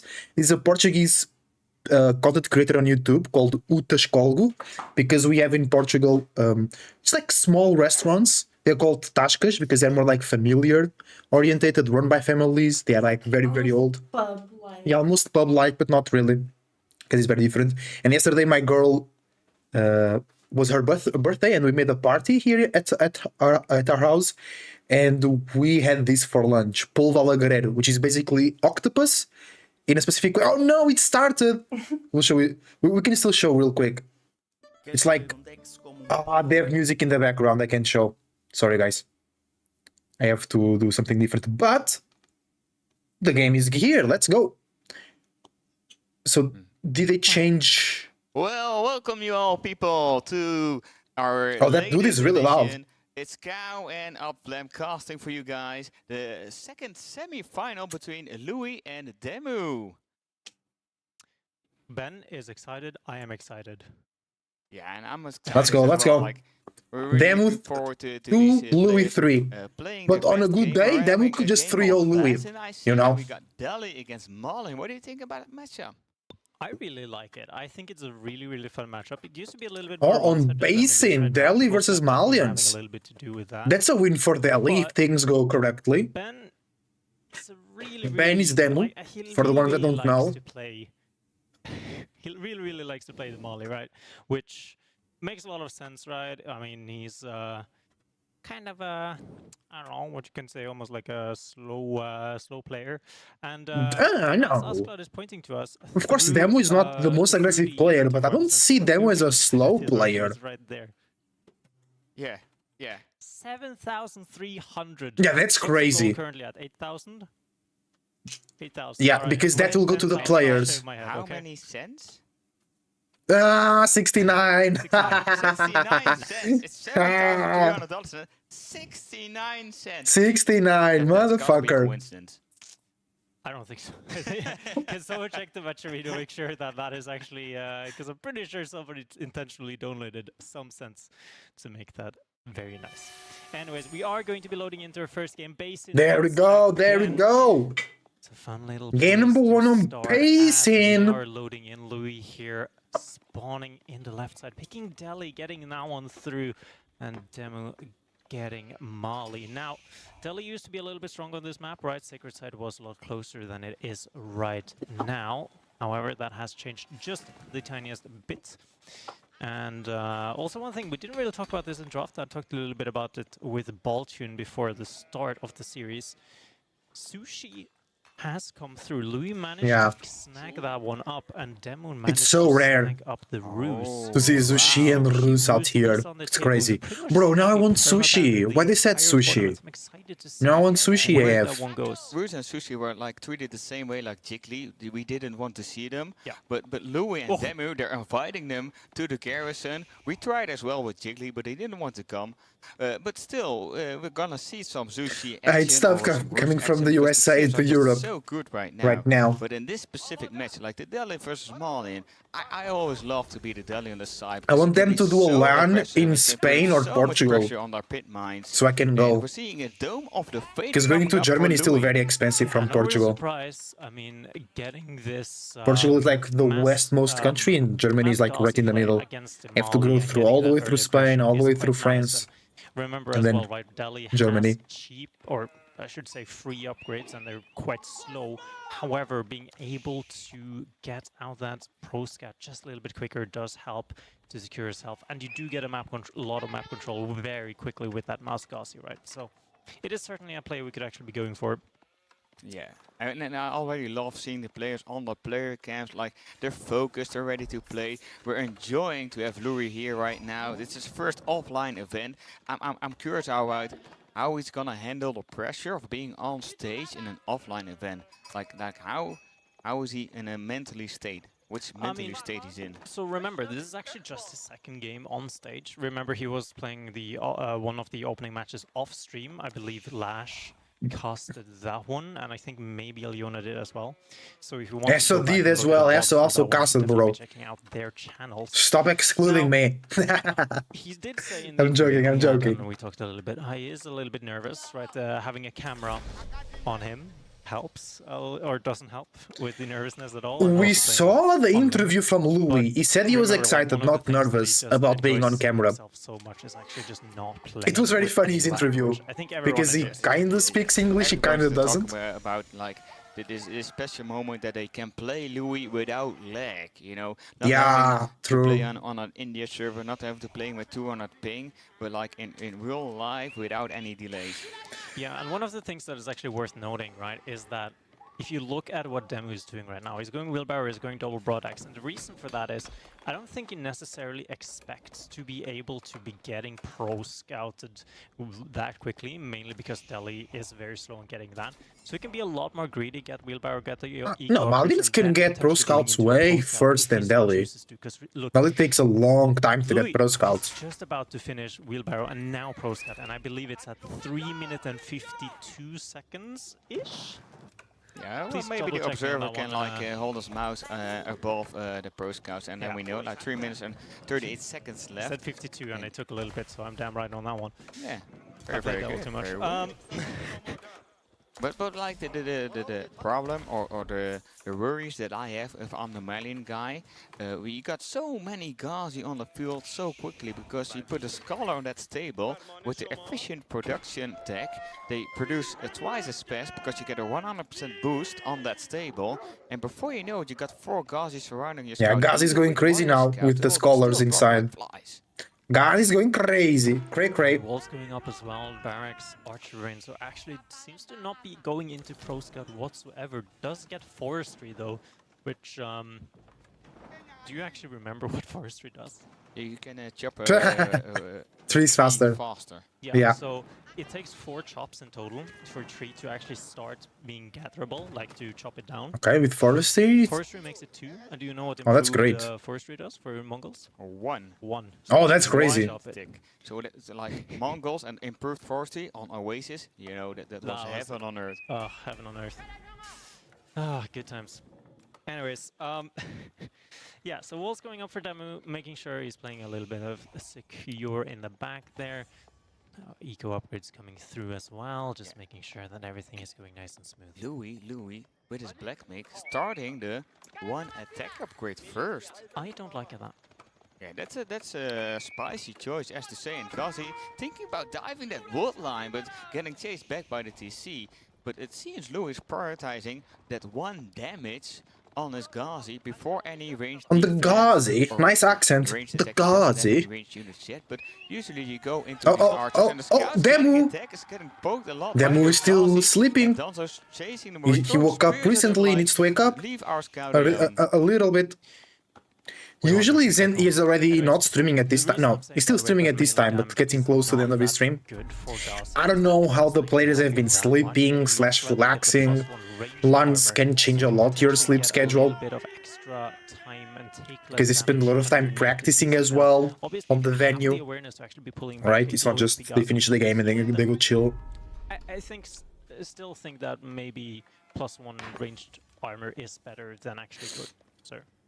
Yeah, +1 range armor to dive the TC. Yeah, I see the value. I'm not that big of a fan of Demu with a good army as well. melee damage first. And Demu is just old, not tired. Nah, bro. Fuck. Being old is mental. It's psychological. Yeah, it's just both +1. So what does it matter? Especially like in RTS or in esports. In normal sports, sure. Being old, I think it's really important and it really influences you. But on esports, bro, come on. You're just old if you want to, if you believe in that. And it becomes 1 less. Because if you think about it, being old on esports should be an advantage. because you have more experience, you're more wise, you can think better. Now in real sports, being younger helps. You have more resilience, resistance, you run faster, you jump higher. But on esports, I think being old should be an advantage. And just players think that old is being bad, and then they fuck themselves up in the mind. Can't be, bro, can't be. Look at Kiliardi, he was the oldest player here, and they went to the semifinals, you know what I'm saying? And Demo too. Demo also old, and the semifinals. I think being old is good, guys. I think being old is good in esports, you know? Yeah, he still didn't lose any villagers, and Louis didn't as well. Like, they made a joke saying that Kiliardi was 52 years old. I don't know if that's true or not. But if he's still 52, if he is, that will be just crazy. If he was 52 years old, that will be so funny. I'm pretty sure it's a joke, of course. Oh, villager! Out of here! Villager down! That's the first thing that Louis has actually destroyed. Like, that was the first thing that has been killed. Now, the Gauzy mask is looking pretty solid for Louis. Has a lot of scholars out on the field as well, but the archer number is not that great. Javelin numbers, the same as archer, is not something you like to see if you are playing that archer Civ. But he is double producing them. He has 2 archer ranges, as Askeladd was showing us. So that mass should be going up pretty quickly for them. Yeah, we want like a big mass of archers, like at least like 10 or 11 archers. You can one-shot Donzos with less, but you have to take into account. Demo's already playing cows. Demo didn't even try to go pro scout. You want to keep one-shotting the Donzos as long as possible, and we see just a lot of Gauzy going. Good movement from Louis. Demo, great reaction as well. Let's get it. Being thrown against them, and they're being chased away. Yeah, and you can see the positioning of Demo's army here. It's crucial. He is having those spears just sitting on. Cow sometimes sounds like Crackedy in certain tones of his voice. He has mauled the back of his base, right? So he can't be attacked from that. He's going to get an attack notification. Can't be attacked from front because there's a lot of landmarks there. Yeah, Demo needs a wall. Demo needs a wall to the side of his gold for sure. Sort of pressure on him is that gold vein, which he is protecting so nicely with those Donzos. I know it's hard to wall right now, but he needs it. Is Louis going custom? I think Louis is going custom. Seeing at the spawn, like one pit mine is on the left side of the base, the other's on the right side of the base. So it's a little bit more difficult protecting them both because you got a pretty slow army composition with the Donzos and Javelin throws. So you have to go from the left and to right and to let's go, Louis. Yeah, I really like both of these players. I love to cast both of their games. I like demo streams as well. To get some value from all those Gauzies. He already has 17 Gauzies. That's 1,700 food. I think they are like 2 of our favorite players. I really like VC as well as a player. I really like Crackedy too. I really like Valdemar as well. I think my favorite player is Vortex though, because he's very aggressive like I am. And he's nuestro hermano. De la España, ¿no? Yo soy de Portugal, el Vortex es de España. No estamos muy lejano, ¿no?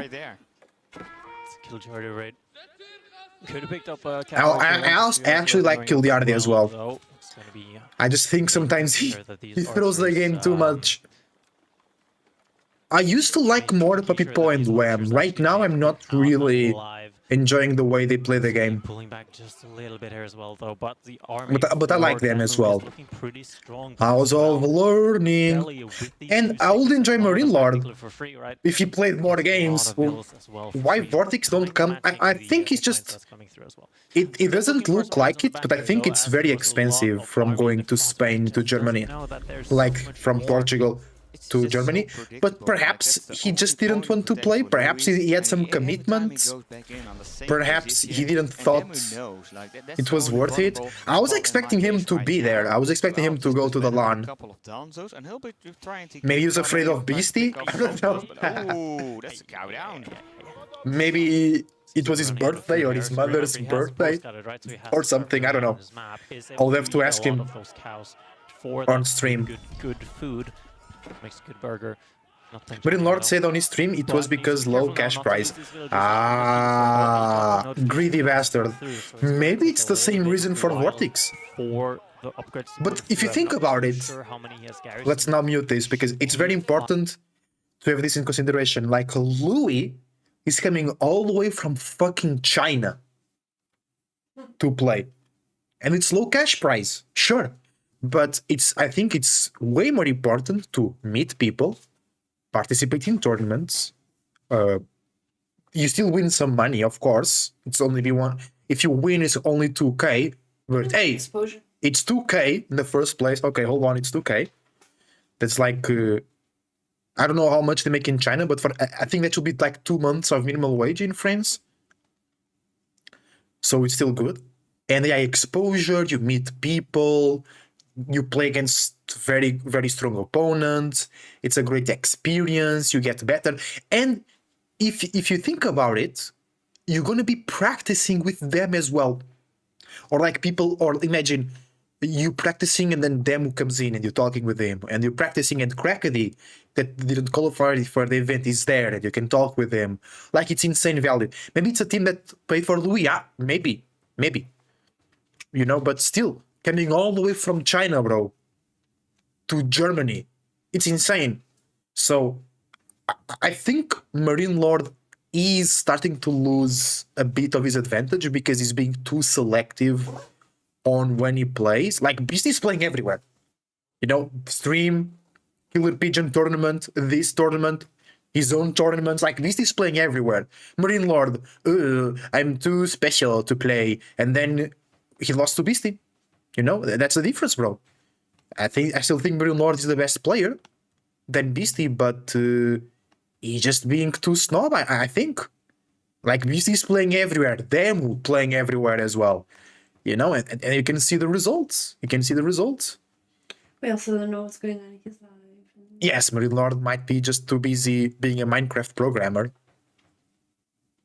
Or enjoying some good wine and some good baguette with fromage. Portuguese food is way better than French food, though. Fuck that. I think Marine Lord has Portuguese. He's from Portuguese descendants because his first name is Eusébio. And there was a bunch of people that went from Portugal to France. And Eusébio was like a football star in Portugal, the king of football in Portugal before Ronaldo. And I'm pretty sure like his grandfather gave him the name Eusébio because he loved Eusébio from Portugal. I'm pretty sure he's from Portuguese descendants. You unfollow, bro. It's okay. It's okay. You don't need to unfollow. It's just the truth, bro. Just accept it. It's okay. We don't need to fight over it. You just accept the truth. You know what I'm saying? It's all good. It's all good. Don't unfollow. Don't unfollow. The Malians is really, really nice. I will make a French dish on stream to keep you in the stream. Huh? Ratatouille. Bro, actually I made ratatouille before. It's so fucking good. Oh, I just remember, bro, I unlocked a memory from my teenager years. There was a restaurant in my town. It was the only bistro that I ever went. Because it's not very common in Portugal, maybe in Lisbon. But if I go to Lisbon, I go to like ramen shops and shit like that, right? Or Thailandese or Nepalese restaurants. But in my town, there was a bistro. And they had this pig, I think it was pig vol au vent. Bro, it was so good. It was so good.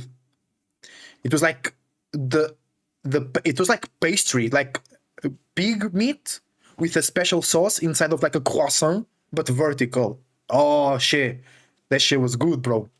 The shit was good. Supposed to counter them is just taking so much damage, and basically they're getting one shot as well, as Temu has not deviated a single time away from his core composition. Donso jabs.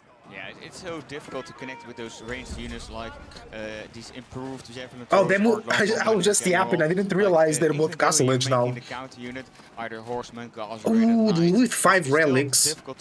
Them with more units. With 3 villages, no more and Louis. Oh, this is really bad.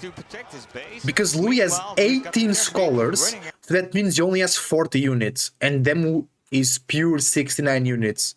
He doesn't care. He's coming forward. Louis trying to drop a keep in the middle of his base. Oh, but the front line for Demu just disappeared. What the hell? Bro, yes, 19 dozos. Where are they? I don't know. Force them. It's like, yeah, I can let you guys go. All around keep.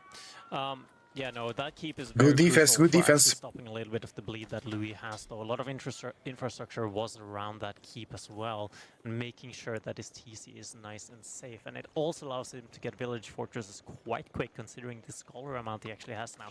Now, Demo is seeing if he can find something else elsewhere on the map to bypass that keep just a little bit. You can see that the knight in the picture gets decimated pretty damn quickly. Now, where does Louis end up getting something? Now, Village Fortress is getting in quite quickly here. Yeah, Louis already killed so many vills that he's comfortable with going in a more defensive position. He still has the Shaker side pretty close to his base, which is really difficult to contest for Demu. He has to go all the way around. We see another attack notification on the gold vein. Probably more knights, yeah, more knights or Ghazis trying to raid those villages that are trying to build up that third pit mine for even more passive income for a Malin player. Yeah, Yep. and we are Malenito is pumping as well, right? One of the main reasons for that is slowing down the game, right? He understands that Demu's eco right now is not the best. It's and Demu went for Rimba. remember, it's not a Wait, why is Demu so... Oh, he lost 13 vills. setup that's happening right now. There's He's a really couple behind. There's a couple He's of really matches behind. That's going to be helping out just a little bit, but Louis is on that 5 relics, and we could see this potentially be going to some... Welcome to the stream, welcome. late game elephants. Remember, you can support the stream for free using your Twitch Prime. Coming up, some farms in the back for Louis. He's got it walled off, but the Javelin throwers are just throwing this piss over the wall, and one is down. That's a Vil down. Quickly. Yeah, the Garrison inside the houses. Like, if I'm afraid, I'll go home as well. Oh yeah, that's fair. Still cheating, not going inside of the house. Yeah. But we see some farms coming up around those keeps as well, because once you research the village fortress, the keep acts as a town center, so you can also drop off resources at it. Yeah. It's quite nice having that upgrade. Just the main thing you gotta remember, which often I get burnt on myself, if you catch my pun. It's getting boiling oil first and then making villagers after, and delays your villagers quite a bit. Yeah, if you're a big fan of medieval movies, you know, you always see those people throwing oil on top of the gates on those two people and then setting it on fire. It really helps a lot, and the same goes for AoE4. Boiling oil, Boiling oil, oiling oil. To keep any more with melee units, they just take so much damage. You really gonna need siege then. But the most raids of them are getting cleaned up. Louis trying to raid him himself, but also walling off the right side of his base. Yeah, and this is something he does really, really well. Scouts make sure where the army is, and then he goes to wall when it's safe to make sure that he can secure that position even further.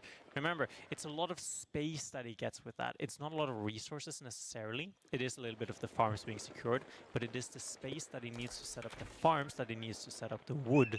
That is what he needs. The scouts are just so good as well there for Louis, just making sure that he is able to spot the army and save the scholar. Never mind. Oh, the scholar still went down, but by securing those space in the map, you're kind of forcing your opponent to go on the map in a position on places where you know he's gonna be. So you got some information about the movements of your opponent's army, and you can easily defend yourself. We see another knight party coming in. It's gonna meet up with a couple Lancers coming through. From Demo there instantly, and Good raid. Louis has to keep up. I think Louis is buying time to get Village Fortress, we want to attack you. because I think he needs to be even further ahead in economy. He has 5 relics, which is great, but Malin economy is too strong. I still tried to do it against Wait, but Dem only has 7 cows. What is he getting food? What is he getting so much food? Or maybe they didn't update the counter. But yeah, I mean, the army mass of Louis and Demu right now is looking pretty solid for both of them. Their eco numbers quite low. Remember, these are passive eco saves. Oh yeah, and we are like hear Chris talk about it a lot. Like, how do you want to pick your poison? Well, them was choosing for those javelin throws because it's 3 damage every 5 seconds. 62 Mansa Javelineers 62 and 50 Donzos. 6 seconds. Holy shit! Demu knows how to play Malins. Let's go. Actually, not Malins. Demu. He's the one player that I see using the Farimba the most. It's really cool. Never mind, my click was there. So, Que faro. here a little bit. Que paro. He doesn't have any sacred side control, doesn't have any map control really, except for the back of his base that he has such extended out. Two walls are going to be targeted down just a little bit, and there's still no siege on the field for either of these players, which I feel is really, really weird. And look at that, we might actually have a potential tech switch coming in from Demu here, though, which could be really interesting. But the scholar numbers as well for Louis absolutely mental, all things considered. He is able to pick up a couple of villagers in the picture-in-picture. They're fighting the army at the same time. Needs to make Huge sure army the for archer both mass players. he has right now does not Now get Louis has caught out way of more place food per minute than however, though, Demo. because if he does lose that, I would like to see the food situation for Demo. but he is going to be doing a little bit of a run by here, trying to burn down the wall and see if he can get in to actually get some more damage on this one, because if he's able to get a little bit of eco damage on this one, it's going to help quite a bit with the trade, but he is running away. Could this be a clash coming in from all sides, though? There's no reinforcements going to be joining him, though. So I'm not sure about this. Archers needs to be trading away as efficiently as possible. A little bit of a raid coming in from Demu at the same time in the back. It's going to be cleaned up quite quickly. Yeah, that's what our observers pointing out really well. There's happening so many things on the map at the same time, like with the split army. We got an army up top that's fighting and killing villages on the farms. It's cleaned up right now. We also had Louis on the whole other side of the map. Like I was like that army could be very, very vulnerable. It's gonna be trapped if he doesn't care. But Demu's finding that army once again, engaging, and the top side of the army going for that army of Louis in the middle. They're just splitting their attention on the whole map on all different sides. Yeah, and this is kind of it, right? Like, Louis hasn't been able to put down another keep anywhere, right? Normally we'd maybe put it one of the stone veins, maybe potentially even some of the big golds that we have right now. Good raids coming in as well.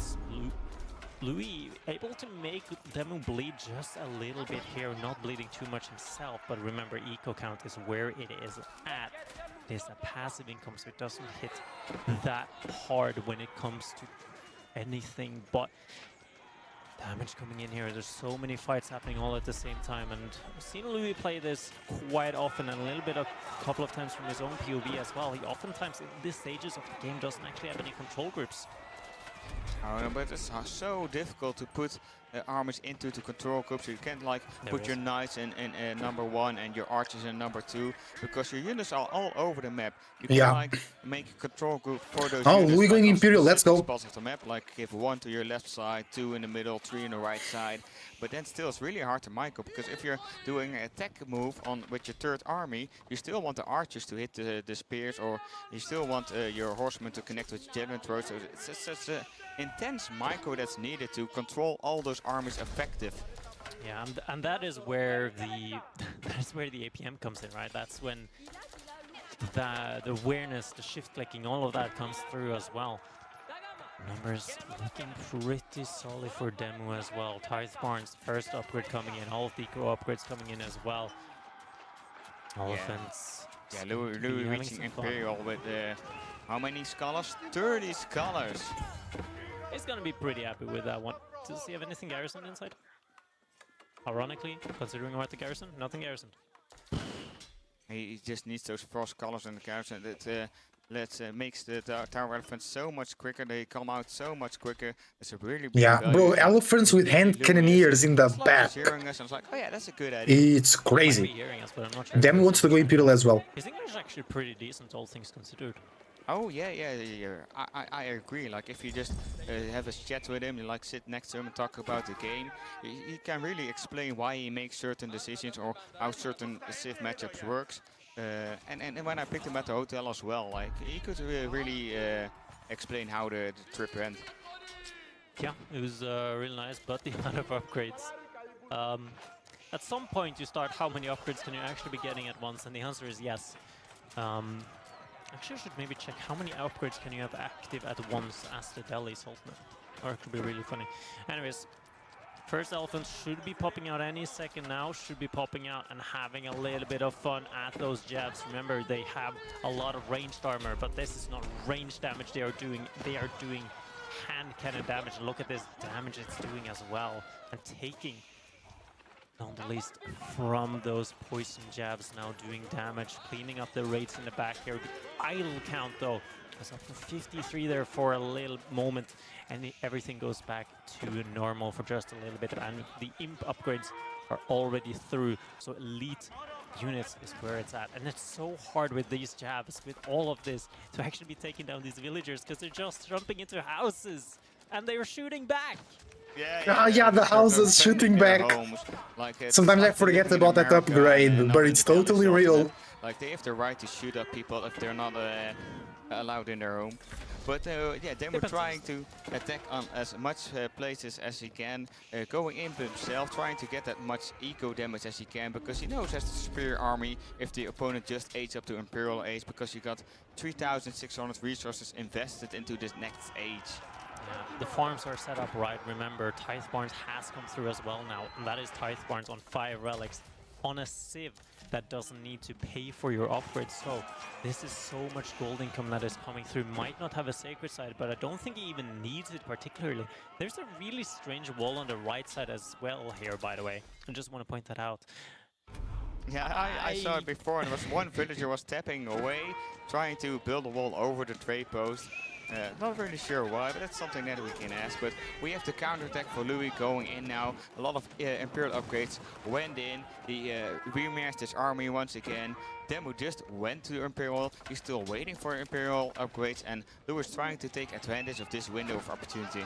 Yeah, and while that is happening, there is a switch that is happening for the composition of for Demu here, though. It is these freeborn. Remember, they're not light, they're not heavy, so they don't actually take any bonus damage from any oh, really? damage. The freeborn are not light or heavy. Here. We'll I didn't knew that. I thought you were one of the two. That's actually interesting. I'm very excited to see how they're doing against these elephants. Yeah, because when you go Imperial with Malians and Farimba, you can choose another special unit. Too much damage, it feels like. Trying to just deal with a little bit of frontline that they have, but the elephants at the same time. Look at the elephant numbers. 9! Because there's a bug with the capture age UI, so he only has 3 of them. Oh, 3. Yeah, but, oh, but still, okay. Okay, I thought he had... Oh, that was crazy. Protecting his base and pushing Louis out again. If he had 9 elephants. On the sides a little bit as well. We're still on the south side. We have like a raiding party going out there. It's 3 guys and 1 archer getting caught out by a couple of units by Demu. Meanwhile, they're also fighting on the sacred sides, and Keep is going up on the big gold thing with a tower for the vision. And I wonder if Demu's spotting it out and wants to try to deny that.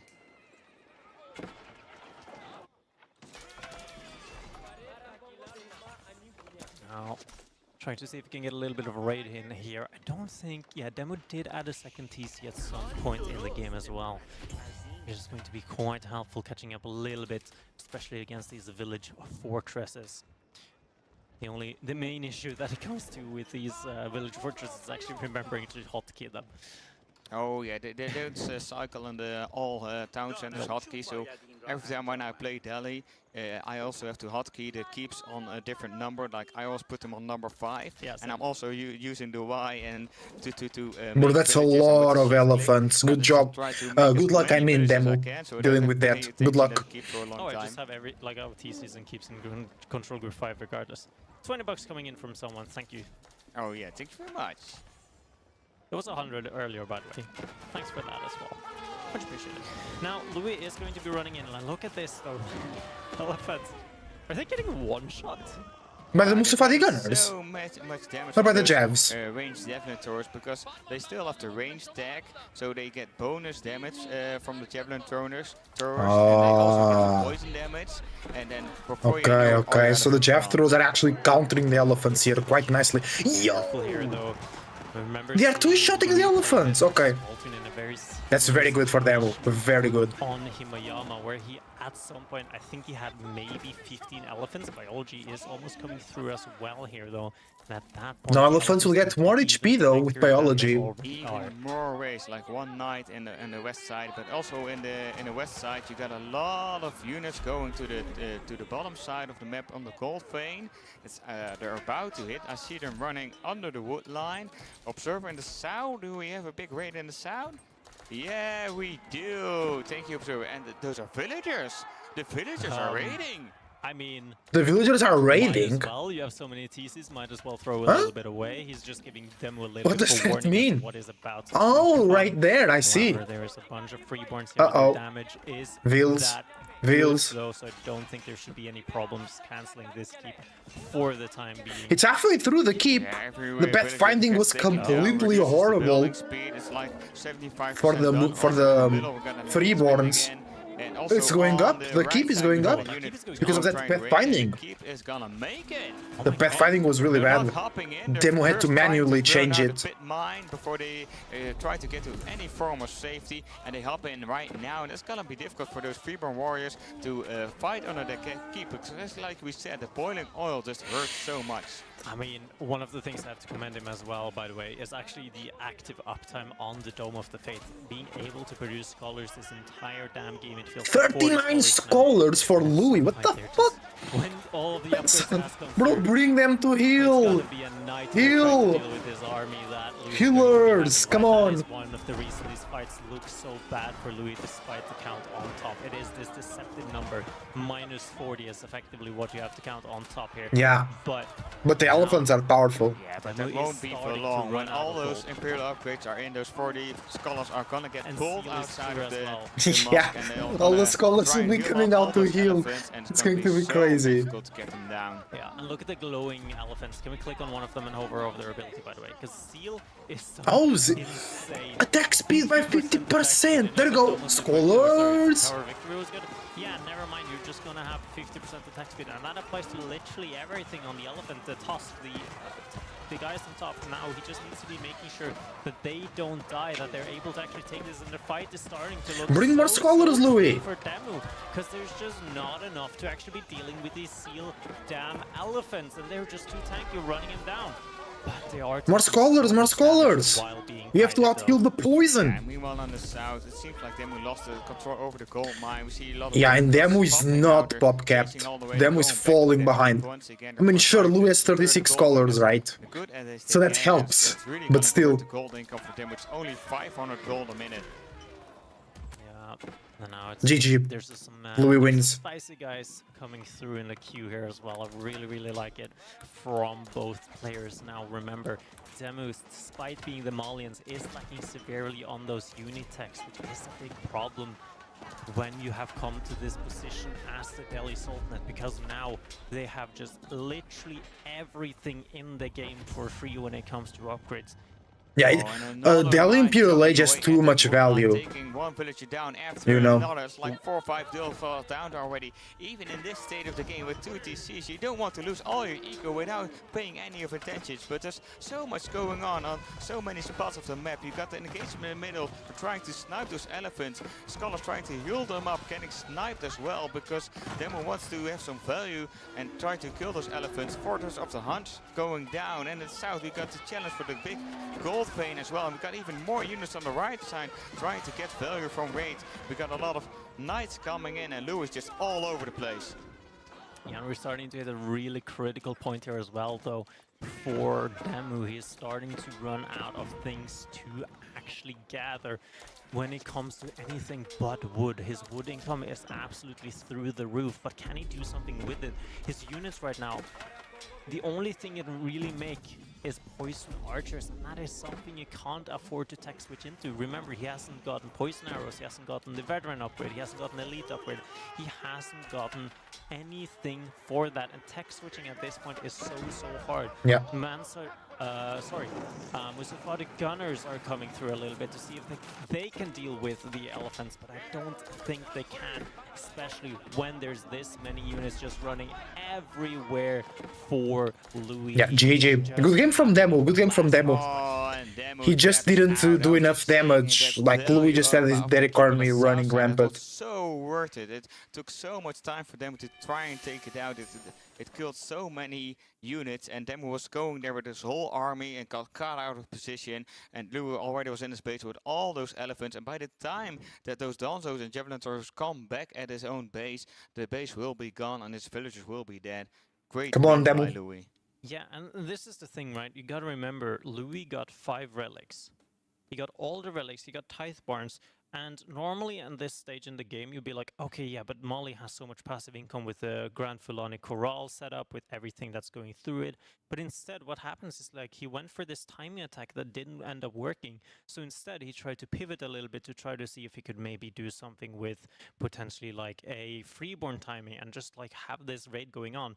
But I just think there was not enough damage, and the keep timing as well was crucial to slow the game down, not allow that timing attack to actually work out, and then bring him back into the game. Yeah, it really looked like them had a bigger focus on the military and instead of the economy. And like you got these three things you can either boom, or you can fast tech, or you can double down on military. That are like those the three general ways to go Let's in go. an RTS to try and win the game. And Demo really wanted to have better units than Dewey really wanted to keep the game short. But if the game goes long then, and with all the economic upgrades that Louis is getting for free, and all the upgrades investments that he has, and the landmark choices, he just scales so much better into the late game that at the end it becomes a war of attrition, and Louis will win that with the Delhi. Yeah, oh, naturally. Right, and yeah, like the 420 is 69 right now. I didn't even realize that. Close enough in one time. I'm close enough. It's easy right there. Yeah, you're really good at it, but no. There. All right, next map though, we have the first picks But for each of the. I can. What? Bet is bold head. Sushi versus Ruse. Broken versus broken. S tier versus S tier. Let's go. Yeah, good demo. But we have the first picks coming in, right? We have Sushi Roos coming in, right? Remember, Oh, this one, like this is S something tier versus that S tier. I think it was Voldemar and Bolton who said that this to Demu, which was allow yourself one of the top Civ picks. Allow it to have that coming through, and now we have that coming through. We have Sushi on a very standard map. We have Roos on a very standard map. Remember, we have 4 lakes in the pool, right? So we could have potentially seen Roos on that map, but it's Nah, Roos is not great on 4 legs, I believe. It's not bad. I almost want to say a year. And Sushi on that map as well feels kind of okay, so I'm actually interested to see how this one will play out. Are we going to have some fast castle shenanigans against the pro-scat fast castle that the Roos is having? Or are we going to see some Shuganu potentially? I actually do not know. I prefer the fast castle way, because even if you go into the Suganu, it's really hard to inflict damage on the Roos opponent. And if the Roos just goes into mass horseman, for example, it's really difficult to protect your reinforcement line, and you're gonna get raided, and then you're gonna bleed units and villages all over the place. Before you know it, you can just tap out and say GG. We see the player cams again. Both are really focused. They're ready to go. Here we go. Going to dry Game number area 2. with Sushi versus Roos. We're gonna have the map any minute now. Just a couple of seconds left. I'm excited. Like drum roll, drum No, rolls. you gotta do the Zelda. Yeah, more of the Mario generation, you know. Oh, I actually never played a Zelda game. Actually never played a Zelda game. You never played Mario? Oh, I played Mario, yeah, of Yeah? course. I played like Super Mario World. Oh, good thing, good thing. Like Mario Kart was golden age. True. Oh, that was actually. Yeah, and in the right, on the east side, in the color green. Here we go. Got L, Louis and T playing as the Sushi. Audience, Let's go. can you Excitement. say Louis and T? Okay. Hopefully, Yeah. hopefully that is. Keep it In up. my mind, Fuck the they're haters. shouting. In They're my mind, they're shouting. shouting. We're in the casting room, so we can't really confirm. But in my mind, it was a successful cast. In the color purple, playing as the Roos, it's Liquid Demo. Liquid demo. Let's get it. Let's get it. You're okay, Kyle. We'll make it. We'll go all 5 games. It's only The 2 strongest Civs in the game against each other. I think Roos has an advantage though. I swear, It depends on the deer spawn. I swear. I it's think just because it really you don't depends have on all the deer audience spawn. mics. You don't hear the clapping, you don't hear the shouting that was happening every time there. Golden Gate going to be going up though, no big surprises there. Now, looking at Meditation Garden spots, there's a pretty juicy one in the back there. Oh, that's really nice. Some food. Yeah, gold, good. The 36 Meditation foods, Gardens. 50 gold. Deer. Trees. Ooh. Yeah, Kinda bad for them, that seems kinda really nice. okay But for gold tickets Louis. is really nice as well because it gives you these tickets which you can exchange. You can either buy food or you can sell food, and for every 100 resources you get 150 back. So like every ticket you get every minute, it's 50 additional resources for free.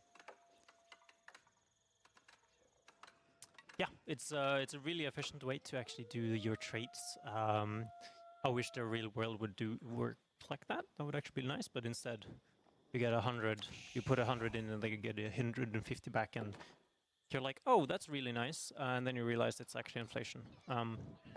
Yeah, but inflation in a good way because you're True, in a gaining good money way. instead of paying more. Like that in real life, you got these taxes and then you have to pay 20% more for your food or your groceries, but not as you're playing as Russian. Like you're getting free groceries. You're buying just a Sub couple of gold bottles of milk, and then you Matt. get 5 There instead we of the 3 that you go. bought. Sub So that's gold an amazing Matt. deal Well right there. done. Well freaking Very done. nice. Anyways, Louis is going to be taking down some of these deers quite early on, which is actually going to be really annoying for Demu. However, we'll have to see what the choice is going to be. Age of timing is quite nice here. It's going to be getting some of that tax and getting that upgrade quite quickly that we shall not name, even though Yeah, we didn't name it, and it's the okay. upgrade who shall not be named was researched Yeah. by both a couple of minutes. The It's upgrade, only it should 20 not be seconds named. left for I know. Eng-Pt, and then we're already going to research the tech that shall not be named as well. You already got the 3 scouts on the field, 4th incoming, and just trying the meditation, burning down the meditation garden a little bit just to deny some resources. And he has some idle time with the scout right now because he has to wait for the research to finish. Yeah, and he also needs to wait a little bit for actually getting the resources. There we go. Oh my gosh. Okay, that's a quick queue. I mean, he can just supervise them out, right? So he's just going to be quickly able to get that one back home. I think it's 9 seconds. There it is, 9 seconds. So we are going to be getting that one quite quickly coming through as well. Scouts going to be coming in from Demu as well. However, this was expected. I think we all expected this. Now, the thing that I don't know, I don't really know what the response is. Like, what is the follow-up for Zushi, right? We see in team games, we have Be this fast meme that castle there's or a lot of spamming shallow spearman and monks horseman. doing fast one dynasty, so you can actually get just like 10 billion monks and actually start smacking the bold men around. They actually have a really cool beard, by the way. Or are we going to see the Lancers, right? Because the Sushi has a really nice blacksmith upgrade where they're, I think it's 2 Dali armor horses. on their knights. 20% attack speed. From HRE, you're meaning the attack speed, the Dali Yes, horses. Yes. attack speed. Yes, the Dali horses. That's the one I mean. So that could be an option as well. However, making Lancers / Knights, whatever you want to call them, against the Bruce with the Horse Archers. It's I'm not Lancers. sure how I feel about that. It's a difference between Lancers and Knights. Knights are from an order. Lancers are just dudes on horses. You can either go Shelyn Monastery to immediately pick up the relics and try to contest him, or you can go Mount Lu Academy. You take the research, which doubles the supervision, and then you want to start off with a couple of Lancers, like 2 or 3 is enough. Simply so you have some heavy map presence, and you can dive their TC. Nice walls from Louis. You can dive their TC. Wall empty. You can dive their Wally empty. They don't need gold, but you can dive their high trade house. And then after that, you want those horsemen, but those horsemen do very well against those horse archers. So then Demu, as the Rus player, has to add something into his composition against those horsemen. Probably gonna be nice, but that's all the speculation. Yeah, and Demu is a little bit greedy here. I feel like he has gone for that wheelbarrow, which is going to be helping him just a little bit. I mean, he does have a lot of resource, and you can see the macro that's happening right now. He is going to go for that castle age, and without a doubt, by the way, he is going to go for horse archers. And I think Louis is actually quite well aware of this, considering what is being dropped as well. Yeah, Louis' response is like, I'm a little bit slower at my castle. I'm gonna invest a lot of wood in walls already, so I at least have my side of the map secured. And that's the thing about horse archers. They're really effective at controlling the map, but taking down a wall takes a long time. Yeah, it's not longbows where they do way too much damage against walls. Actually, they do way too much damage, period. But we do have a lot of deer coming in for both players who actually won the deer scouting war. I don't know. There's too many scouts there to actually be keeping track of it. But Shaolin Monster is coming through as well, though. It's going to be trying to get those relic quite quickly, and I'm expecting the High Trade House to come out from Demu as well, which would not be a surprise. He's going to be making himself a little bit slower on picking up those relics, trying to get that warrior monk out. But it's still a very good possibility, and this is just a joy to watch, guys. Yeah, and I think this is very good by Louis. Scout versus Scout. High Trade Trade House. Shaolin Monastery coming through. In 20 seconds if you macro properly, and that couple of seconds, like those 10 to 15 seconds, are gonna make the difference between 3 relics or 2 relics. And if you're Zhu Shi and you got a couple of relics, you can even go Yuan Dynasty and get those pagodas. You put a relic on a pagoda and you get a massive amount of resources. Yeah. There's a possibility. Scouts torching down. I'm just going to be a little bit annoying. Seeing if we can get maybe like a Dare Carcass or 2. This is starting to be quite reminiscent of the olden days when you would actually be diving TCs to see if you could get some Dare Carcass from your opponent. Could be diving the High Trade House, however. Now, walls have come up as well, so quite secure. Archer ranges is on the field for Demo as well. Should be dropping a monastery. There it is. So what the relic split will end up being is 3-2, but who is going to be leading that 3-2 is my question. Yeah, and we got 4 archery range up. It's a quadruple archery range. Only a staple for Louis as of yet. We're hearing a second production building going down, and it's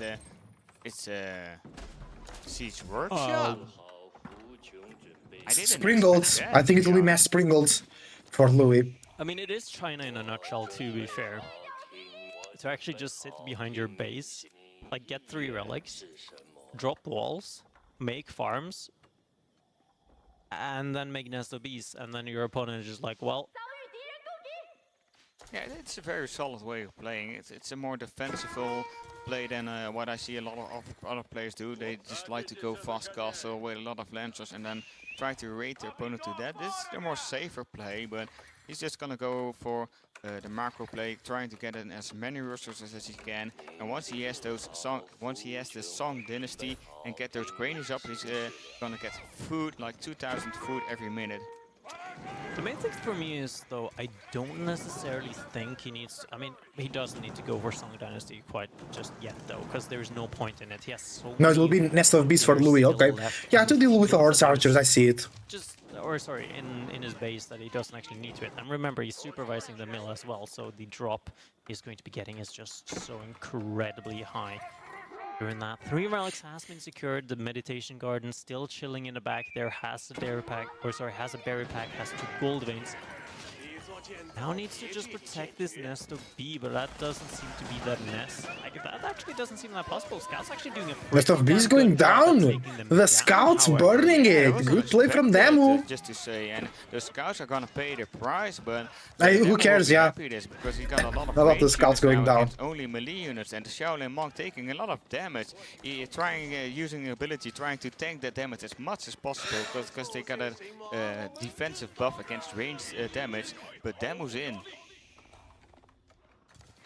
Demu is in. Horse archers. Yeah, those horse archers are trying to find some value. They're checking out the meditation garden, looking if there's like a mining pick and a gold vein that's occupied with villagers. We see some quick walls coming up next to the gold vein, so the horse archers can easily raid the gold vein and go back on the wood line. And if they really want to, they have to dive under the sea. But the sea has this hand cannons who does 25 damage. One of the things I've been thinking a little bit about while we've been casting is actually going for the Dali horses.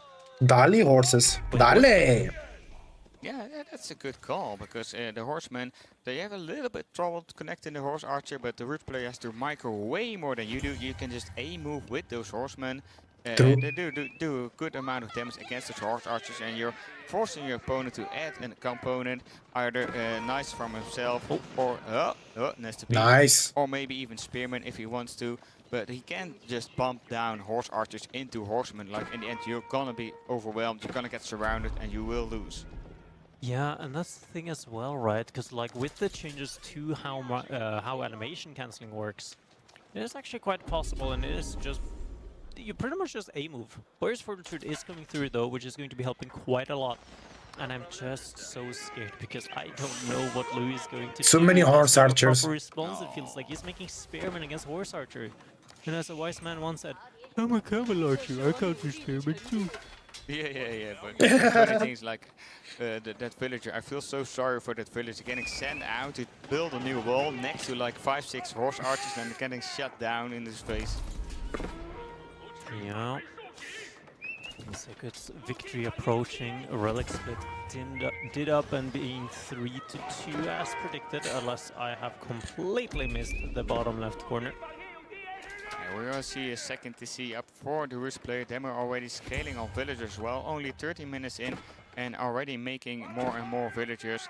Also got the 3 sacred sites. He does only have 2 relics, so that Louis is doing better in the relic apartment. But by taking the sacred site, he's at least forcing Louis to do something in the next 9 minutes and 36 seconds. He needs to get out and contest one of those sites somewhere between the time. Yeah, and we do see a little bit of a switch up as to what Demo is going Demo for. going He crossbows has as a lot of well. gold now coming in, so wants to be using that somewhere. Crossbow's quite a nice because way to Louis deal with that, is especially going considering knight. what Louis has on the field. I mean, this is just a bunch of spearmen that's protecting siege at this point. But still, like, don't you want either? Oh, a lot of damage coming in on those horse archers. And Demo needs a scout with those horse archers. He might just lose them out of nowhere. So if he keeps going like this. Knights, but maybe like a big blob of men at arms, just to have some front line, just to have a meat shield to tank while the horse archers deal all the damage. That would be nice. Yeah, he is going into that, so a little bit of melee units as well going to be tanking up the front. Yeah, man, great. I like that. I like that.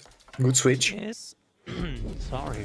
It is quite possible that Louis could be going into some men-at-arms himself. It's not something I necessarily expect to see, considering he wants to have those a little bit higher premium units in those knights to have some mobility and that tankiness. Yeah, well, Sushi feels more like a careful save to me, because with the Temple of the Sun you get the damage increase on the horses. Oh! That was a nice peek. It was an Demo is second TC. You got the attack speed on the horses, and those men-at-arms. 3 relics for Louis. Louis with the Imperial officials as well. Really fast, but so he needs to make them from TC because he doesn't have them on Blue Academy. Just run them all over the place, so it's very possible they're using it for raids, but the men-at-arms are being scouted out by that Lancer, but will pay it for it with Guys, we have some bean soup. Yeah. Not sure in a clay bowl and a sandwich. Greek mythology. Oh shit, thanks for the meal. Let's enjoy it. Walls are going to be super spicy though, sectioning off the map quite well. Sacred Site has been shut down for the time being at least.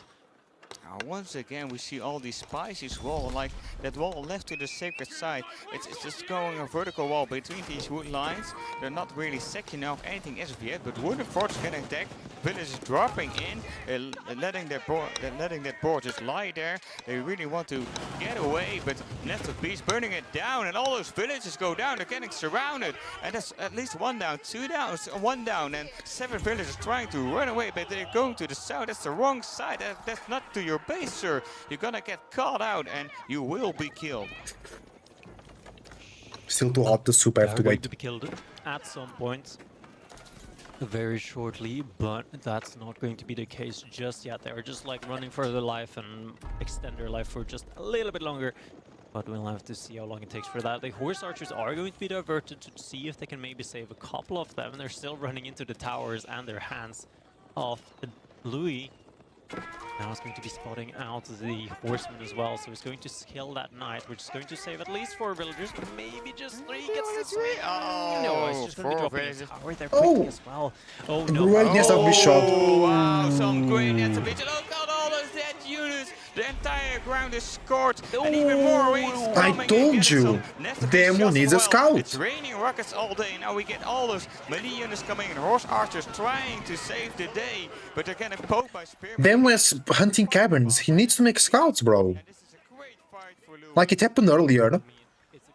Now it happened again. If he had scouts, he would not lose those units. It looks like he might be losing. Not sure what happened on the bottom. They lost those 4 villagers that made it out alive. Lou is such a good job on the multitasking, still knowing that the four villages were there, sending another more shots on top of the army of Demu. That's so much damage on his army, that's so much destroyed value already going over the 6,000 mark. It's over 6,000!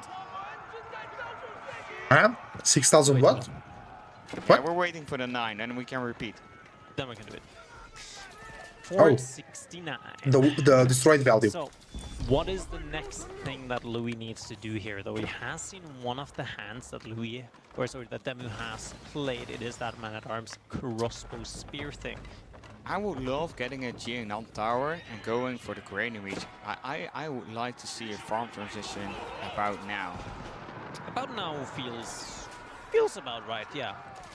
I still think you should at least start your farm transition just a little bit now, considering how, for the lack of better Bro, yeah, words, Louis has no food. That's tough.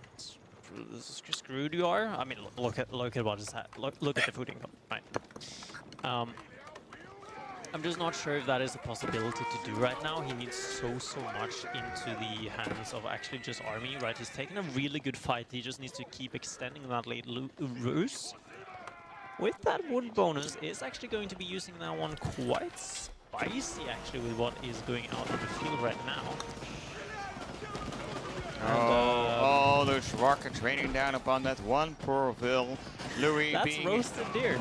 Yeah, he's Yeah, roasted it is. for Roasted life. deer for sure. But Louis pushed Demu's army so way back. He can transition into farm because he won a couple of fights. He has more army. He has the better army. Oh, wow, another foregone. So one of the things I'm actually interested, and there's like this food YouTuber who does a lot of beef and stuff. I don't know if you know what I'm talking about. He's a bald guy. Maybe can someone like hit him up, email him, and be like, "Hey, can you roast a beef with gunpowder?" It doesn't seem food safe, but I still would be interested.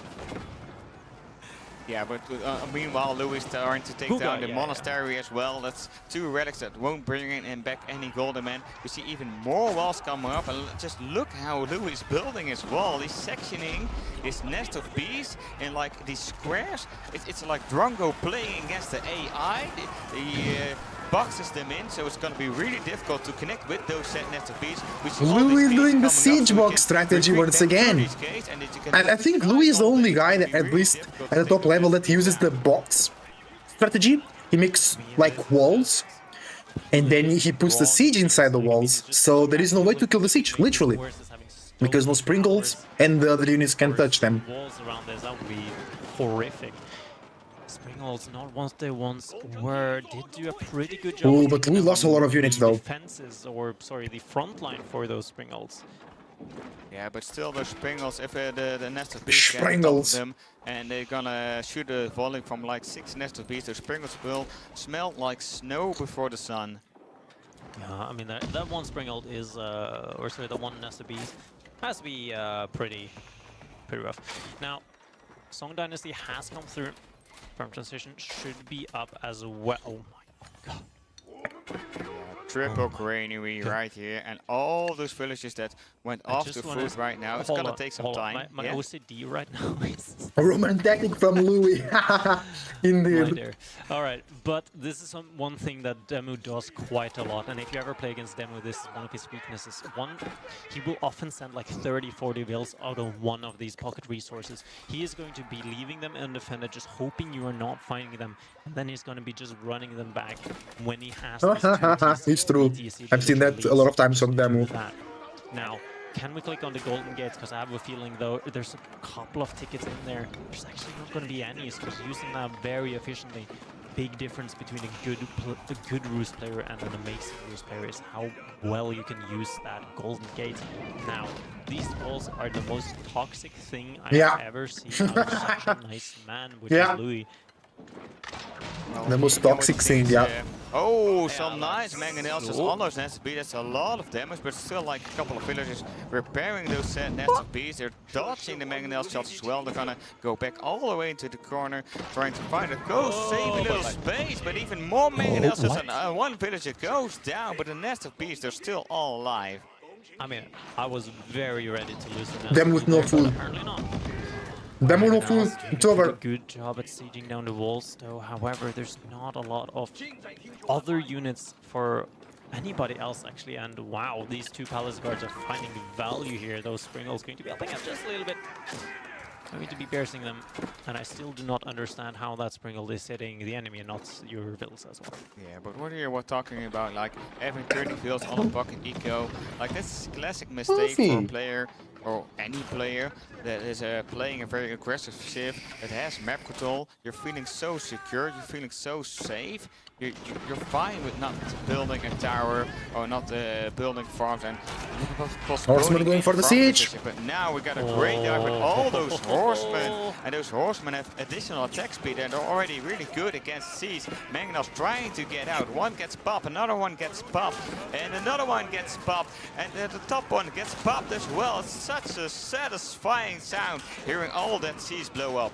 I mean, all of the siege is just blowing up, and one thing that is not blowing up is Demu's food income right now. Yeah. He's stuck at GG. 4 bills on some food. I think that's just the guys that's killing and hunting and gathering from the deer from the high trade house. Nestor B's count is absolutely insane. And if you were just showing me the top bar at the moment, I would be like, oh, cool, a King of the Hill game.